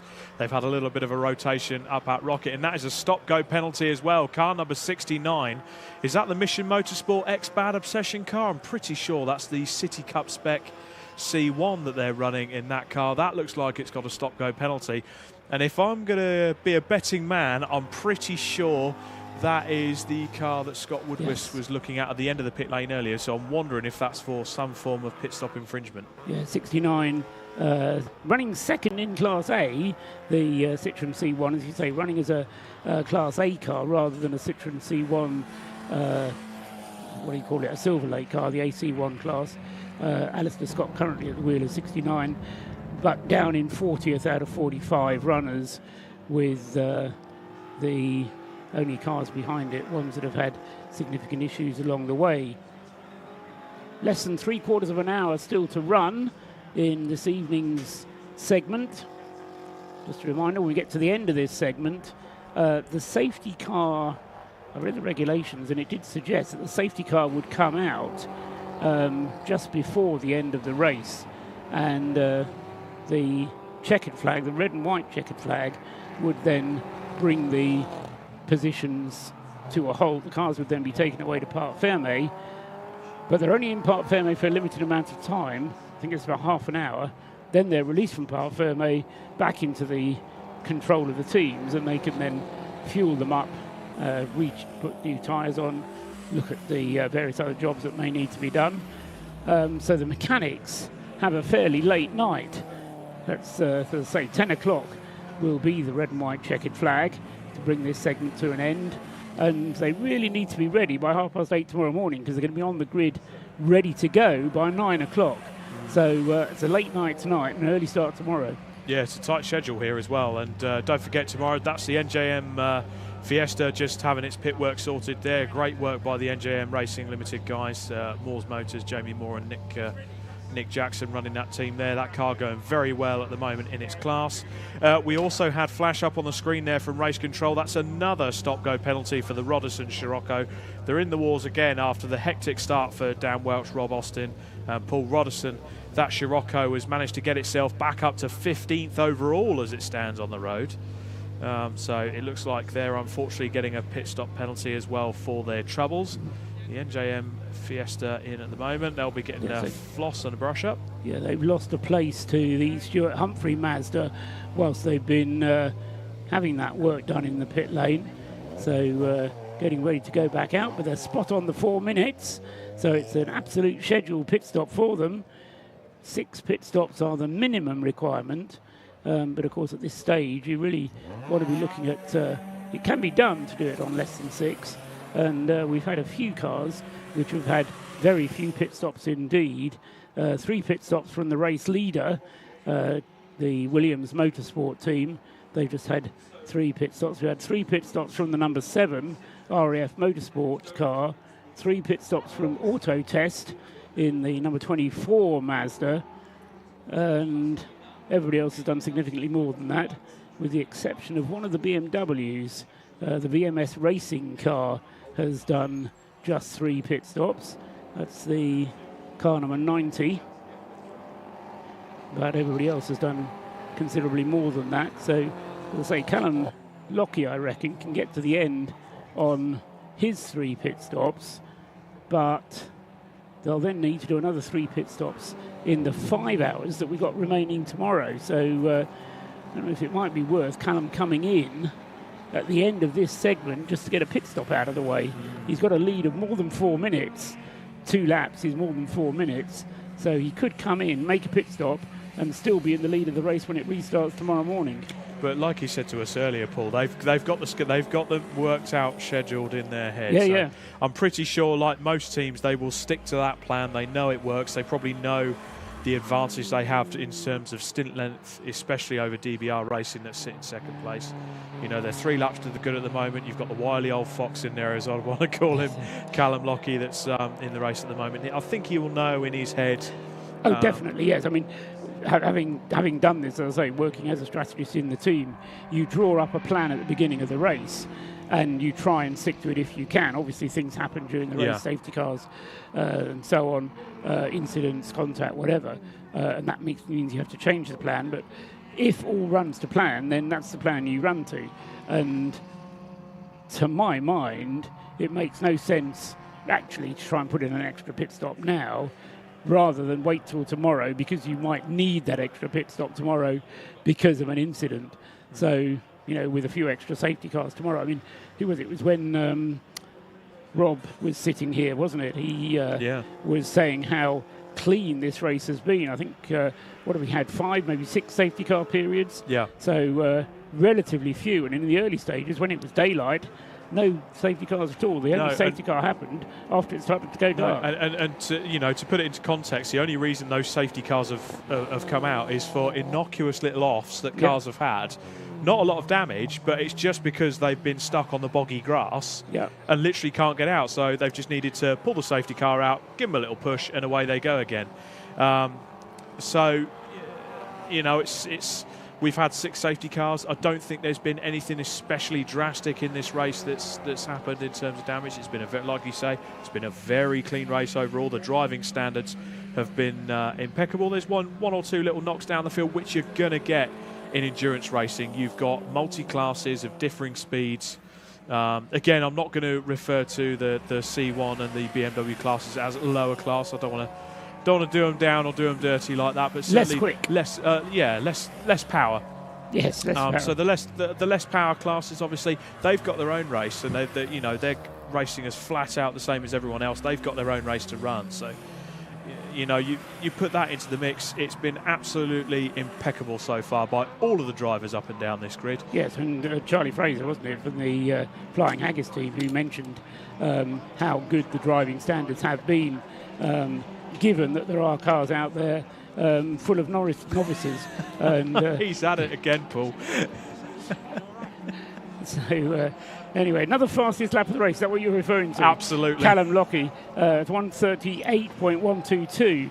Another best lap of the race then, with 38 minutes to go. The fuel load lightning in the number 29 Williams Motorsport Caterham, and 1:38.122, the quickest lap of the race, means that he is now 3 laps clear of Ben Timmins in the DBR Racing Caterham.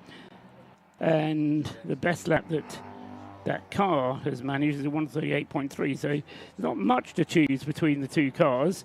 I suggested earlier on that the DBR Racing car was a little bit quicker. Certainly when Darren Byrne was driving it, it did go much quicker than the Williams Motorsport Caterham, but put Callum behind the wheel of the Caterham and it goes quicker than Ben Timmins, 1:38.122 then. So 3 laps of an advantage between the first two, and a very dominant performance so far by Williams Motorsport. I'll just warn you, Paul, you've got trouble coming on the air. I'll introduce James Cameron in a minute to the history.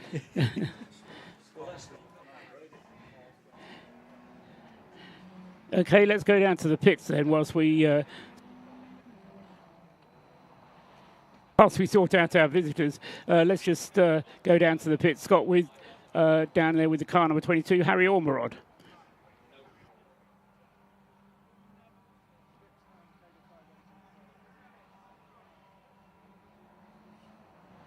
Yeah, we've got just waiting for Scott Woodwis to come live, and then we'll be able to talk to our next guest up here. But Scott is ready to go.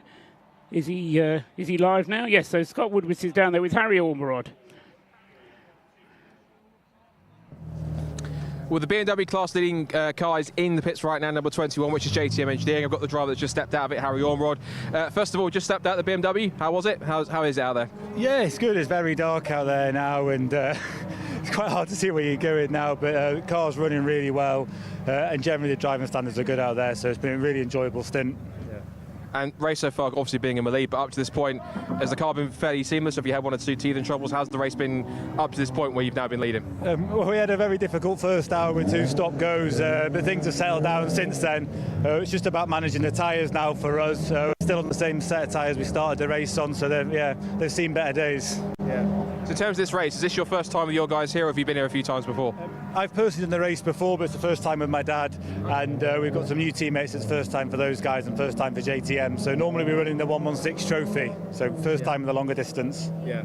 So as a team, you guys collectively seem to be enjoying stuff. It's great atmosphere down in pit lane. You seem to be really enjoying yourself as much as everyone else. Yeah, no, we're having a great time. We're just really enjoying having an end of season, kind of bit of a blowout with everyone. So great fun. Are you just here purely because you enjoy the race, or is there a sentimental value with anyone armed force on top of it, or are you just here purely just for a laugh? We're actually quite local to the circuit, so we've always come to watch this race for years. Before I got into racing, before Dad got into racing, so it was always one we wanted to do together. So this is the first year we're doing it together. So yeah, just really enjoying the moment together. And in terms of the plan for tomorrow, of course, if you can stay in front, of course, that's when the aggregates then start to come into play. So it should just be a case of just drive as best you can, get the break in the traffic, and just try and keep that gap to the cars behind. Yeah, we were a bit late out tonight qualifying last night, so we had a bit of a run in the dark, in the wet. So we know what the wet's like around here. We know it's going to be real hard work tomorrow, so a long race still to go. Yeah. You're doing a fine job, so well done. Great to have you guys here, and we'll see you for more racing tomorrow. Yeah, great stuff. So there's the BMW leaders, doing quite fine. Had a bit of a tricky start to the race, but getting up there, now leading the race. It's good to have Harry Ormerod, of course, good to him having going so far. One of the MX-5 has just gone back out again, but at the moment it's gone all quiet in pit lane for the first time in a while. You can see there's no cars in, at least making a pit stop as far as you can see. As you can clearly see on the cameras, we've done a quick 360 rotation. So I think whilst we maybe look for some more stories or wait for a car to come in for a pit stop in any cases, I think we better head back up to the boys in the box. Over to you. Thanks very much, Scott Woodwis down there with Harry Ormerod, and the leading BMW there, JTM Engineering, car 21, leading its class, 13th place overall. Sam Carrington-Yates behind the wheel at the moment. That was Harry Ormerod racing with his father, Peter.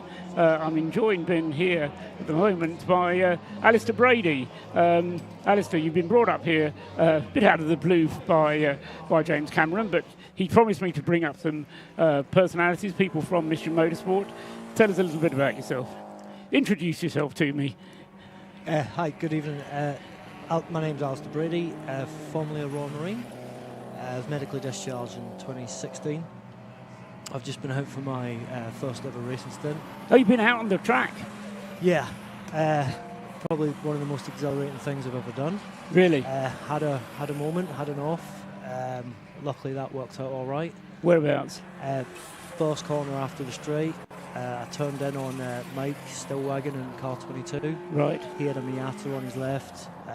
Luckily he didn't have any damage. I rolled off and was able to rejoin the track a little bit further down when I saw a gap. And what else have you done then? You've done your ARDS test at Thruxton? Yep, a couple of weeks ago. Really? Yeah. And as you say, the most exhilarating thing you've done in your life. And some people say this is a bit like a drug, though. Once you take it, you then want to do it again. I'm absolutely feeling that. I can't argue with that one little bit. Yeah. So what car number are you in? 53. 53, right. And presumably you'll be going out tomorrow. I am indeed. And likely it's going to be raining tomorrow. Yeah. Do the windscreen wipers work? They definitely do. They're quite fancy, actually. They're automatic. Oh, right.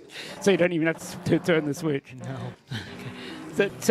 So I mean, without getting into the whole life story, how did you meet with Mission Motorsport? Had you had any interest in motorsport before? Yeah, absolutely. I've always had an interest in cars and motorbikes. Background was bolts, so we have to sort of know about engines and mechanicals.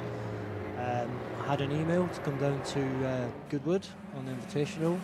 I'd like to say the rest is history, but I've been at Race of Remembrance before, managing one of the MX-5 teams. Okay.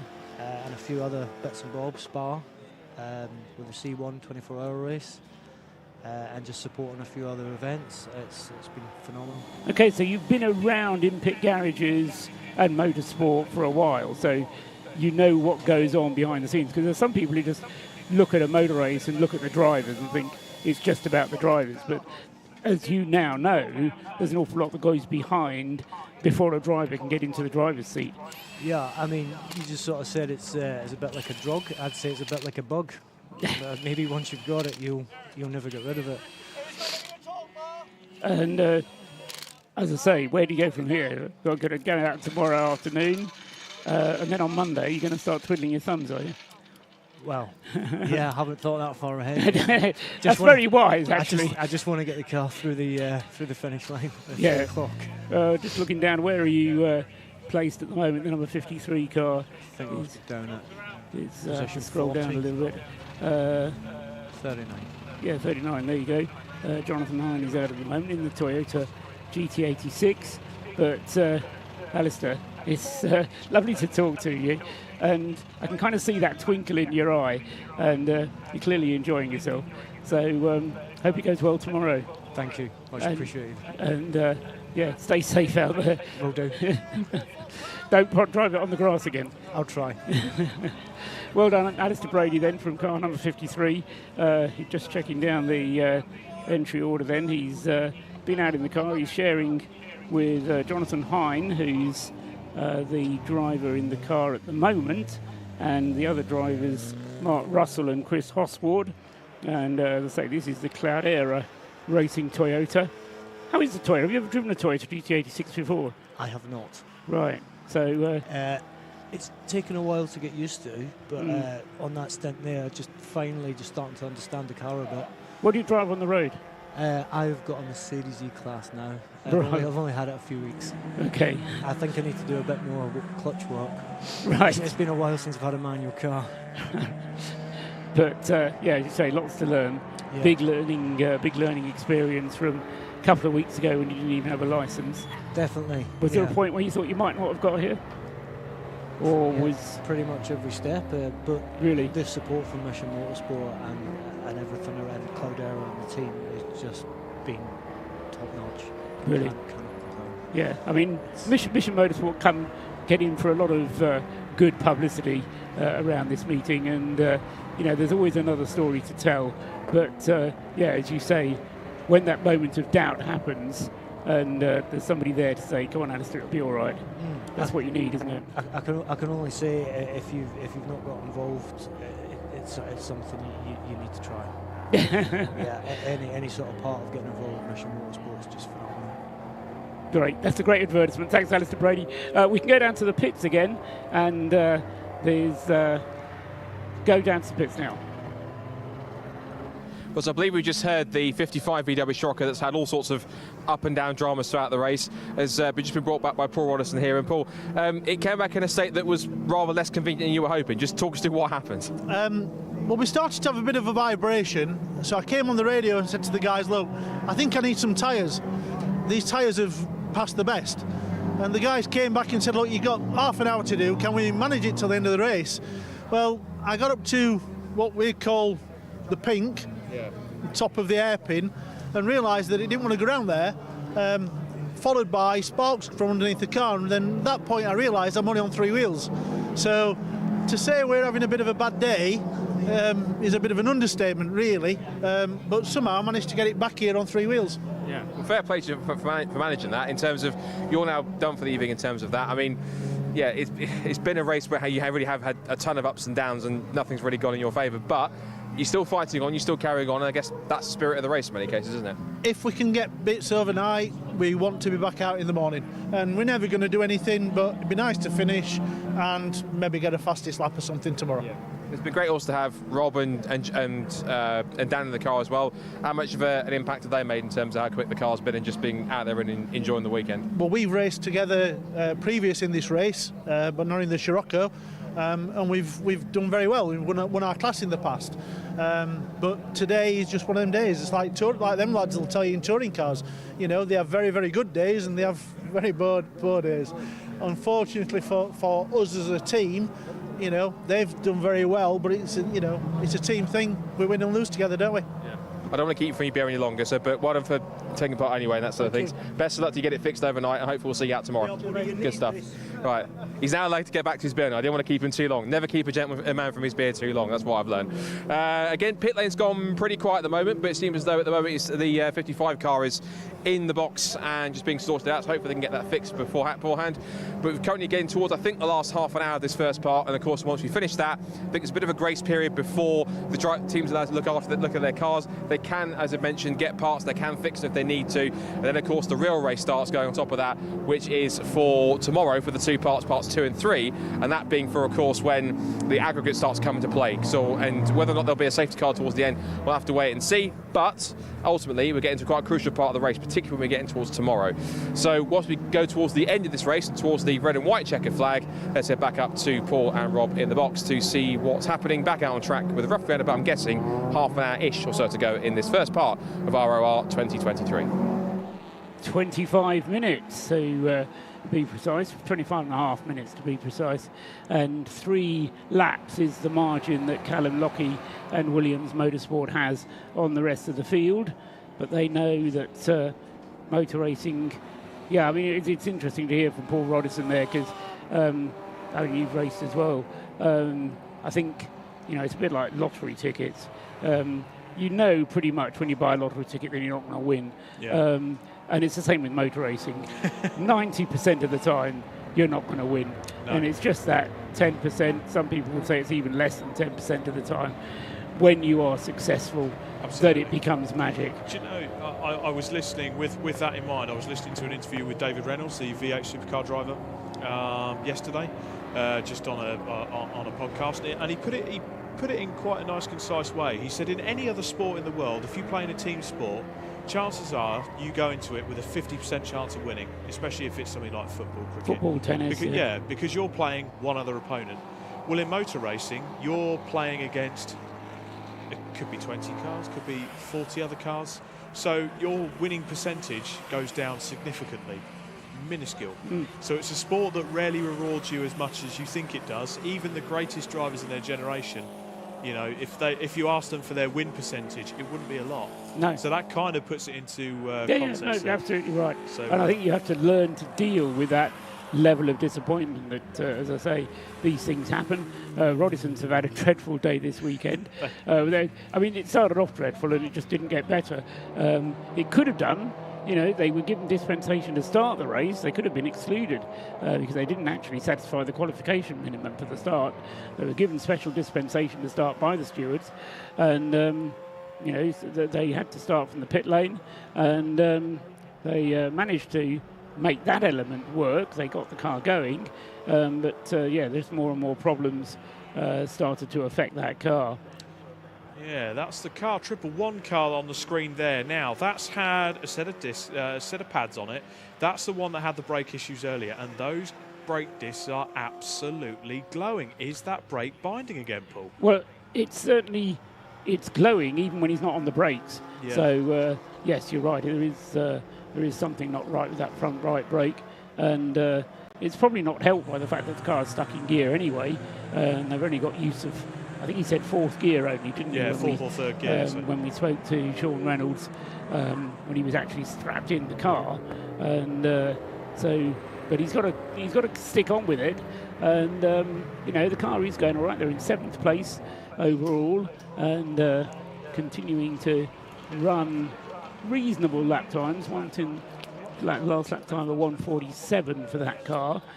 Compared to Oliver Cottam in the Paul Sheard Mazda ahead of him with 1:49, so he's quicker than the car ahead of him. He's quicker than Sebastian Fischer in the Class B Mazda ahead of him. He's also running in the 1:49s last time around. Even Ollie Wayne with the RAF Mazda up ahead of him, he's running in the 1:51s. So it's worth Sean battling on, and you know, if they can get the car sorted overnight, then so much the better. Absolutely, and I think if, well, obviously they're looking at a gearbox change on that car, and they'll be looking at a brand new set of front brakes, so they'll obviously park them up for some sort of part firm A before they let them get on with it this afternoon. I take it that's just to get the scrutineers just to have a little wander around the cars and check that they're happy with the way that the cars are in the race, obviously. Yes, and there's probably things that the scrutineers are going to say you need to get that fixed before you go out tomorrow, because undoubtedly there's a few nips and tucks, shall we say, that have affected some of the cars, which may not be immediately apparent in the darkness. So the scrutineers want to have a bit of a closer look with a torch around the cars. So, well, the one thing I will say, the way this race is, was certainly the first part of this race is planned out. So the first 7 hours of this 12-hour race endurance, split into 3 segments. We've got 20 minutes to go of part 1. And the Williams Motorsport car that's leading this race with Callum Lockie at the wheel, fastest lap of the race. 3 laps to the good of DBR Racing in 2nd place, and 11 laps to the good of Breakdancer Racing in 3rd place. And that's a significant gap, isn't it? It's the gap back to 3rd place, which even if that 11 laps would disappear, the Breakdancer Racing team, because it's a relay team, doesn't qualify for the Heroes Trophy. I've forgotten quite how the regulations are worded, but it says something like a relay team cannot win the Race of Remembrance. Yeah. So quite simply, even if they cover more laps than anyone else with the Breakdancer team, they're not going to win the race. So that 11 laps is actually 15 laps back to the next Heroes Trophy car, which is Oliver Wayne in 4th place overall in the RAS car.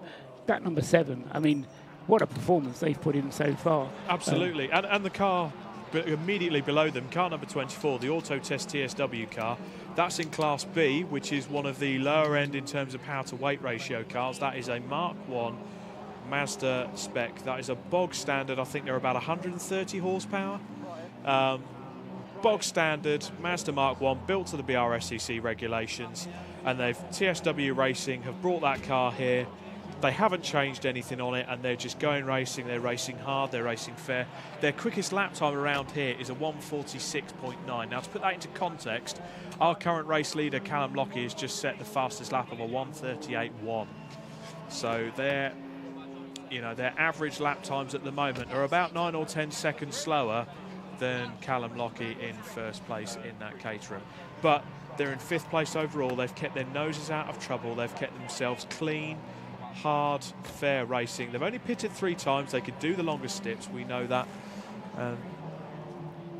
And we've got a car potentially with some issues there. Have we got anything up on the screen? So that's is that car number 19 going out onto the circuit? Yeah, it's number 19 that we can see on the screens. So was that the one that was just having the gearbox? It certainly was. Let me just find my pit callers log here, and that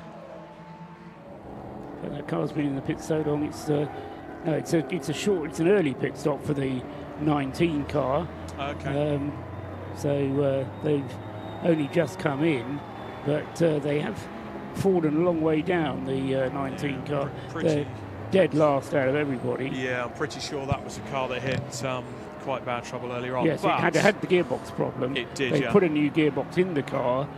What we missed was it going out again, right. and it's now in for another stop. See, that's where I'm forgiven. That's we see Triple One on the screen just with its brake failure. But before we talk about car Triple On and go into the last 15 minutes of this race, we're going to cross down to the pit lane. I believe Scott's got someone down there to interview. Another driver's just jumped fresh out of their stint, number 51 Toyota, Martin Greaves. Martin, smile on your face says it all. It looks like you enjoyed that stint. Yeah, I did. I had great fun out there. That was a short stint, 3/4 of an hour, but brilliant. The track's lovely. People are being good out there. It's busy at times, but that's what it's all about. So brilliant. A lot of people have said that it's one of those races where it's one of the best in terms of driving standards Race Remembrance races. Do you find that in terms of the people being well behaved out there this year in particular? Yeah, I think I'd say exactly. I think everyone wants to get to the end. That's the whole point. So yes, sometimes you just got to give a little bit, but overall everyone's having a really good time by the looks of things. Tell us about your involvement with the team and how you relate to it and the setup that you got for this year, because you got one of the really lovely turned up Toyota GT86s. But tell us about the team and your involvement in it and how it all came together. Yeah, well, the car's owned and prepared by Mission Motorsport, so we as drivers fund that. Then we do some fundraising on top of that for Macmillan and for combat stress. My involvement really started probably 8 years ago when I had a Mission Motorsport apprentice with us who was brilliant, worked in my business, which is restoring historic racing cars. He's now since moved on and had some further health problems, which has been a shame, but that was the start of it. Got to know James Cameron and Adam Marchant Wincock at the time, and just really believe in what they're doing. So it's a really nice opportunity to have fun skidding about, but actually put something back. So you've been giving some nice opportunities to people who Mission Motorsport are trying to help. You've been one of the active people on the other end, kind of giving them the opportunities to get involved. Yeah, the big things about this whole race for us is having a beneficiary. We've funded 2 cars, and we've got a beneficiary in each. So they've just done their ARDS course. This is the first race they've done, really in at the deep end. But both of them have stood up really well and a big smile on their faces. So that's brilliant. Has it been like a bit of sort of jumping in at the deep end for them, or have they taken it in their stride? A bit of both, to be honest. Definitely in at the deep end, but both of them have shaped up remarkably well, so all credit to them. In terms of when's your next stint out in the car? Obviously, we've got 20 minutes or so to go, but when are you next out in the car tomorrow? I am next out in the car just before the Remembrance service, but I'm not finishing just before then, so once I've done my stint in the morning, I'm done then for the event. We're trying to do it so, because I started the race earlier and after the Remembrance service last year, so I'm doing the middle stints at the moment, and then we're going to let the beneficiary go over the finish line, so that's going to be really good. Well, thanks for all the work you've done for them, and thanks for being here this weekend as always. Great to talk to you, and best of luck for the rest of the race. Great stuff. And that's great. That's a great way to talk. It's not just beneficiaries and people that get involved in Mission Motorsport, but Martin and his team, of course, giving opportunities to those beneficiaries and working not for Mission Motorsport, but alongside with them to give them those opportunities. And that's great to see the fact that that's been so actively involved in that side of things. Great to see someone who's part of a team of giving those beneficiaries the opportunity to be able to showcase what Mission Motorsport is all about, to give them the chance to retrain and discover new areas of their career after they leave the service. So great stuff by Martin and the team. They're running quite strongly. He's one of the best running Toyota GT86s. We'll see how they can get on. We've only got about roughly 15 minutes left or so in this race, so getting towards crunch time at the red and white checkered flag. Before that, let's head back to Paul and Rob in the commentary box to hopefully take us through towards the last part of this first part of ROR 2023. The end of the last part of the first part. Yep, I think I know what you mean, Scott. Whilst that was happening, the car, Martin Greaves' car number 51, was just completing a routine pit stop. It was pretty much bang on the 4 minutes minimum pit stop time, and Michael Greaves has got out of the car and handed it over to Paul Wooding, and Paul is now on his way in the Toyota GT86, as he says, car number 51, currently 30th overall, 8th in Class C, and yes, one of the better placed GT86s, not as good as the Operation Motorsport USA GT86, which is currently in 11th place and 5th overall, 11th place overall and 5th in Class C, with Major Chris Walsh, who started the car for Operation Motorsport USA. He's in the car once again now as it goes towards, as Scott was saying, the last few minutes of this session. The screen shows us the very distinctive Operation Motorsport Canada car 220, which has been in the pits for around 2 hours getting the gearbox replaced, and Alex Quinn is now at the wheel of the 220. Meanwhile, Callum Lockie continues to bang in the lap times and continues to keep the car 3 laps ahead of the DBR Racing Caterham of number 14, Ben Timmons. First and second, those two still, but separated by 3 laps. And even though we reset the positions on the grid for tomorrow morning, that gap of 3 laps will remain. And so Callum Lockie will be starting tomorrow's race with an advantage, a cushion of 3 laps that he can sit on. It's quite a nice cushion to have, isn't it? I wish I had a cushion of 3 laps. Yes, it's certainly a very nice cushion to have. But as he'll know, anything can happen in this race, and it'll only take the smallest little bit of unreliability, and that will knock him back. But the DBR Racing team, which has just had to pit that little bit more often than the 29 Williams Motorsport car, really an hour and a quarter versus an hour and 45 minutes, making the big difference. 5 pit stops for the DBR car, 3 pit stops for the Williams Motorsport car. That's a difference of 2 pit stops. That's 8 minutes. And actually, if you take that 8 minutes off the 3 laps, that is the difference, then the DBR car has actually gone more quickly over the course of the race, but it's just spent longer in the pits. Absolutely. But, so that's the tactics. That's where the strategy comes in, you see. That's where the strategy comes in. But I tell you what, that car number 29 at the head of the field has been driving to its strategy absolutely pristinely. Callum Lockie at the wheel of that, and he's obviously just getting it home now. 11 minutes to go as we just tick under 11 minutes. So dare I say, is about 5 or 6 laps to go there for the Race of Remembrance. Our leader having just done 226 laps so far. 138.1 is his fastest lap there from Callum Lockie. A 3-lap cushion and then an 11-lap cushion to the relay team that's in 3rd place. They won't qualify, as you said earlier, Paul, for the Heroes Trophy. The relay teams don't qualify to win the Race of Remembrance, as they're seen to hold a bit of an advantage being a relay team. Yes, I mean, being able to swap the car, of course, makes a massive difference if you do have a mechanical issue with your car. Although Caterhams do run fairly reliably, although the majority of their time is spent doing sprint races. There's not a lot that you need to do to them between races. Looking at it, 6 laps to go, I reckon, in the remaining 9 minutes at the pace that Callum is currently lapping. So just try and work out where Callum Lockie is on the circuit at the moment, because in the dark I have to confess that I've lost track of where he is on the circuit. 29 is just going up to Rocket and then through Rocket at the moment. We'll be turning through Peel, and in a moment we'll see him coming down the hill from Peel into the corkscrew. There is a big queue of traffic actually just turning through the corkscrew at the moment, heading up towards the Tom Price Straight. I've got 2 cars being shown in the pits at the moment, being cars 209, which is the CSC Racing BMW 116, and 55 the Rodison's VW Sirocco. Everybody else still out on the circuit, so a very high, low rate of attrition, high rate of reliability. All those that are out there. I'll tell you what, for the race fans out there, yeah, it's a bit of a high rate of reliability and low rate of attrition there. I know Scott is just having a wander up and down the pit lane, just seeing if he can grab anything last minutes for our viewers there. We're just about to 8.5 minutes to go to tick over. Before we head off, I'm just going to have a look at the comments on here as well. We've had Blue Nose that's come in. Great comments, great streaming commentary, guys. Thank you very much, Blue Nose. Connie McNulty, he comments to Connie McNulty, many thanks for the loan of your husband from a grateful Mission Motorsport beneficiary.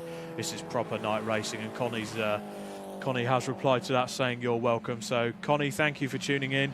Hopefully, let's just double check where that ES Motorsport car has got to. 13th and 4th in class as it stands. Now with the issues that's hit the JRW Motorsport car as well, so they're now down 20 laps from the leaders, and the ES Motorsport car 28 laps. Could we see a bit of a race on tomorrow and see if we can get that Lotus Elise up to the top?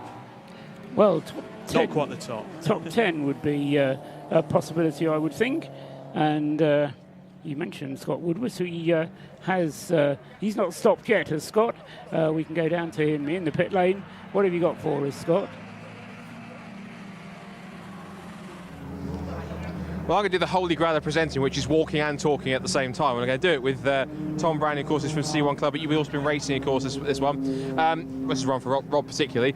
You've been out since Rob spoke to you. How was your latest stint?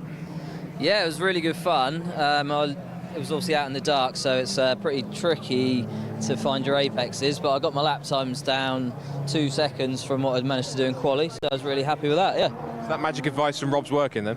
Yeah, it's working really well. He's got lots of little tricks and stuff, so yeah, it's handy having him around, for sure. In terms of having the C1s involved now, I'm presuming they've been involved for quite a few years, but how great is it that C1s, in many cases, get their own class, and there's a few of them, and I guess how much would you love to see a few more of them jump out as the end of season kind of thrash for them next year? Yeah, it's brilliant that so many do it. It's obviously great to have our own class, and we all run to the same regs, and there's obviously other similar cars as well, so it's good to have different abilities in the grid, and yeah, it'd be great to see a lot more people come and do it, to be honest. It's for a great cause. But you start nudging some of the other teams at the end of the season and go on, get yourselves to Anglesey. Yeah, well, I mean, now I've got some experience myself. I sort of do the social media for C1, and I'm the sort of chatty guy, so I'm sure I'll be sharing my experiences with the paddock next season and try and get a load more in next year. You need to make them jealous enough that they need to come and do it. Yeah, that's it, yeah. This is us. This is us, Garage 12. We've got WRC guys down there. Of course, they'll be looking at themselves on the screen in a second, but David Drinkwater's just over there, just having a word with the guys down there. But he's having a look. But yeah, so far it seems as though that the C1s are putting in quite a good performance so far in this race in general. Yeah, the CSC guys are doing really well, and Rab Sport, who's a regular in our series as well, they're doing really well. So yeah, it's nice to see they're all pushing. And when's your next stint back in the car tomorrow? I might be back out tomorrow. We're not sure. It's all down to strategy, really. So yeah, my stint sadly ended with getting fired off a little bit, but there we go. Yeah, so that could be it. But yeah, I was really happy and I learnt loads, so it's perfect.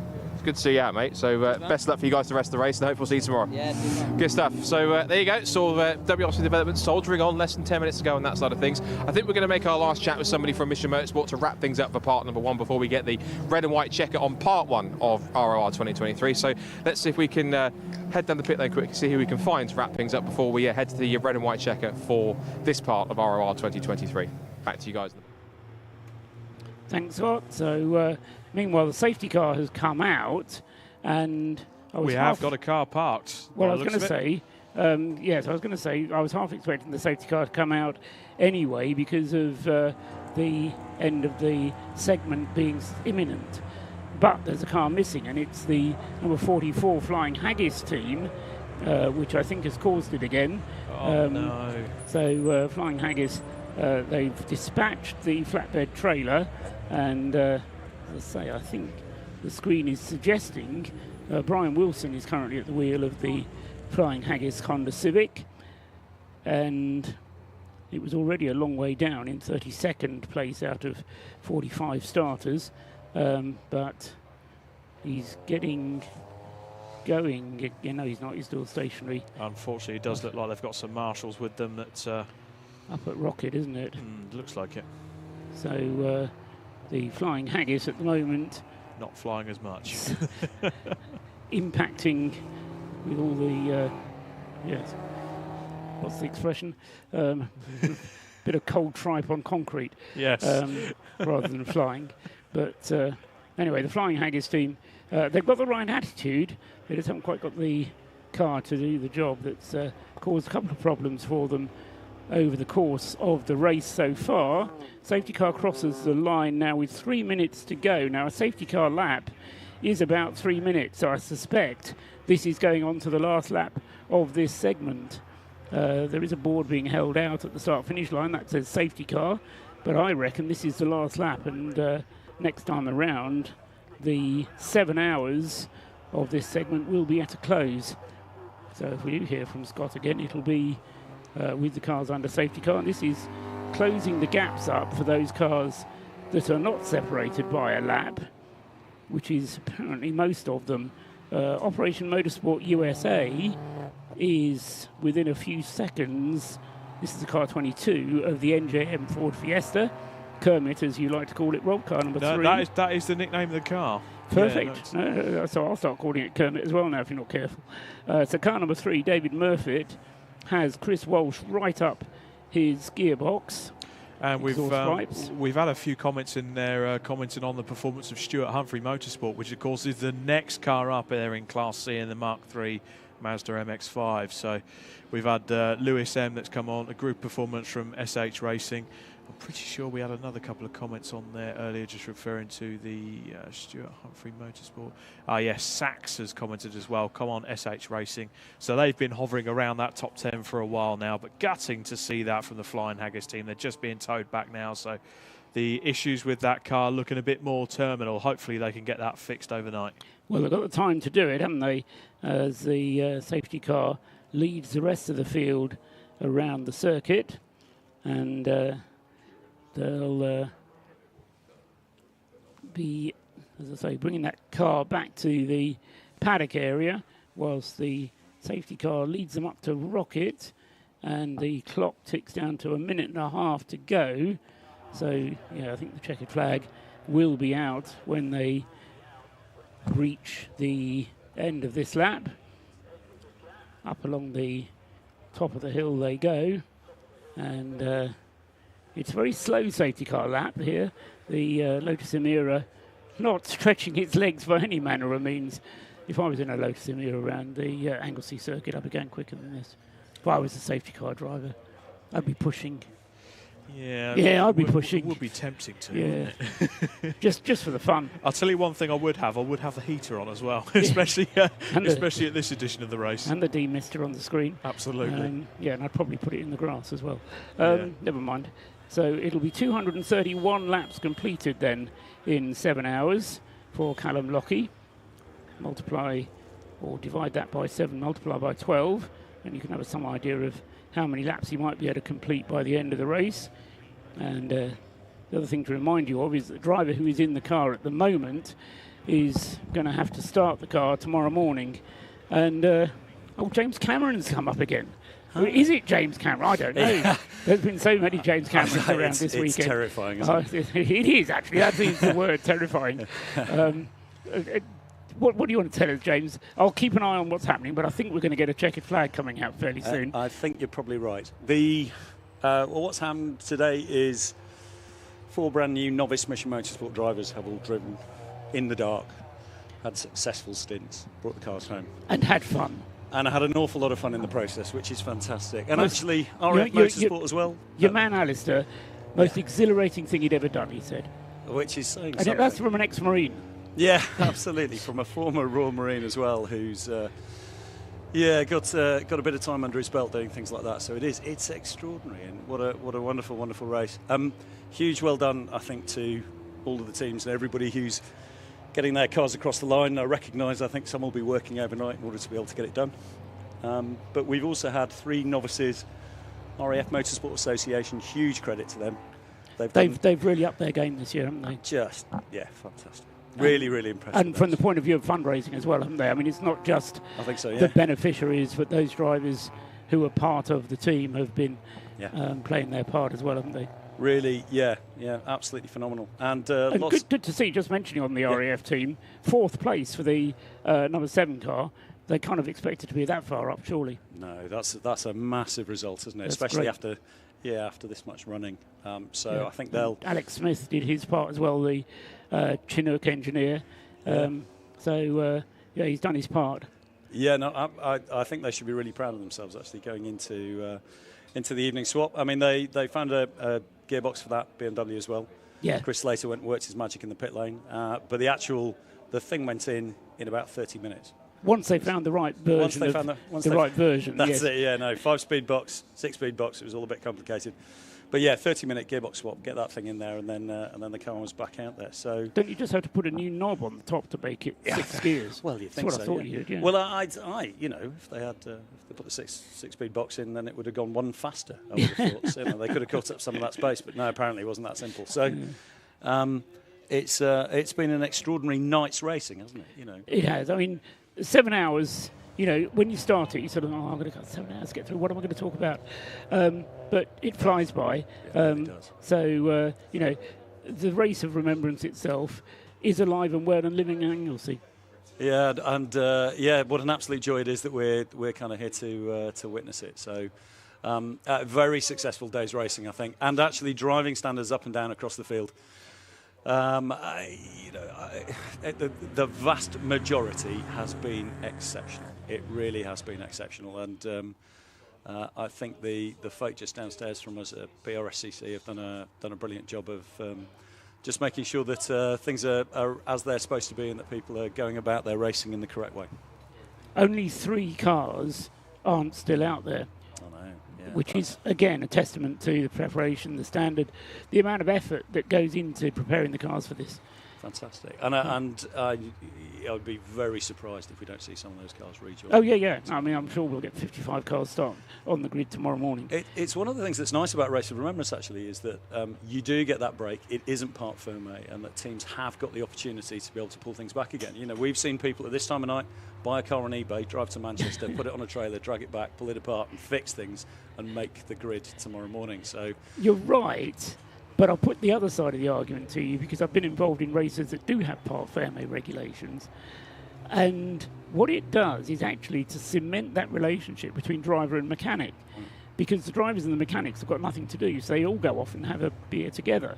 When you've got the situation here, the drivers have got nothing to do, so they go home and don't have a beer. The mechanics have got to work until 2 o'clock in the morning or something to get the car ready. So there is an argument for part ferme. No, I absolutely recognise that argument. But it's very much a social one. It really is, because there's not too much time now, at this time of night, really, to be going for too much of a beer. And to be honest, I mean, if a driver is disappearing off to go and have a beer and leaving his mechanics in there without being the brew bitch, then you need to have a word with them. It being the Race of Remembrance, and as always, James, you're 100% right. So, it's all about the team, isn't it? It's all about the team. It's all about the people. And tomorrow is another day. It will bring its own events. I only hope that the weather does what it always does for you in this kind for the race, the Remembrance service itself, and is kind for the presentations as well, because that's the other hugely emotional part of this event. Yes, we talk about the Race of Remembrance, the Remembrance service, but you know what? I always find the presentations just as emotional at the end when you see what the efforts that people have gone through and absolutely. How happy they are to have been able to get their rewards at the end of it.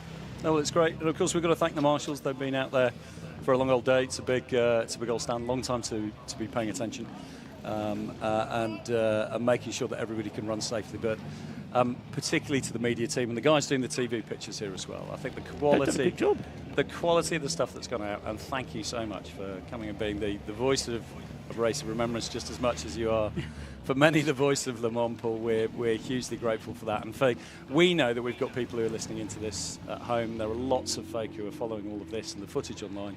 And we've had some absolutely lovely comments from it as well. So for the likes of Kes Bradley, who'd like to be here but are watching at home, and Sean Price, we're going to see you tomorrow, Sean. Thank you very much indeed. Thank you. Equally terrifying comments there. Okay, James, I think that wraps it up from us, unless you've got anybody else here from the pits. No, we can wrap it up from here. Tomorrow morning, the grid will start off at 9 o'clock. So really, they need to be here at 8:30 to be in the assembly area to get things underway for a 9 o'clock start tomorrow. We pause at 10:30 and gather in the pit lane. No matter where you are, you need to come down into the pit lane for the service of remembrance. Bring your umbrella and be moved. We then get somebody who yells, "Let's go racing," and then all of a sudden we cough to ourselves and go racing again for the remaining 5 or so hours that we have. And hopefully by 5 o'clock, by 3 o'clock, don't overdo it, by 3 o'clock we'll be all clear, and the 12 hours and the 2023 Race of Remembrance will be in the history books. Who will win? I've got no idea. To James Cameron, to everybody at Mission Motorsport, to the BRSCC and all your marshals who have worked sterlingly over the last however many hours it is. They started at 9 o'clock this morning, so thank you to you. And good night from me.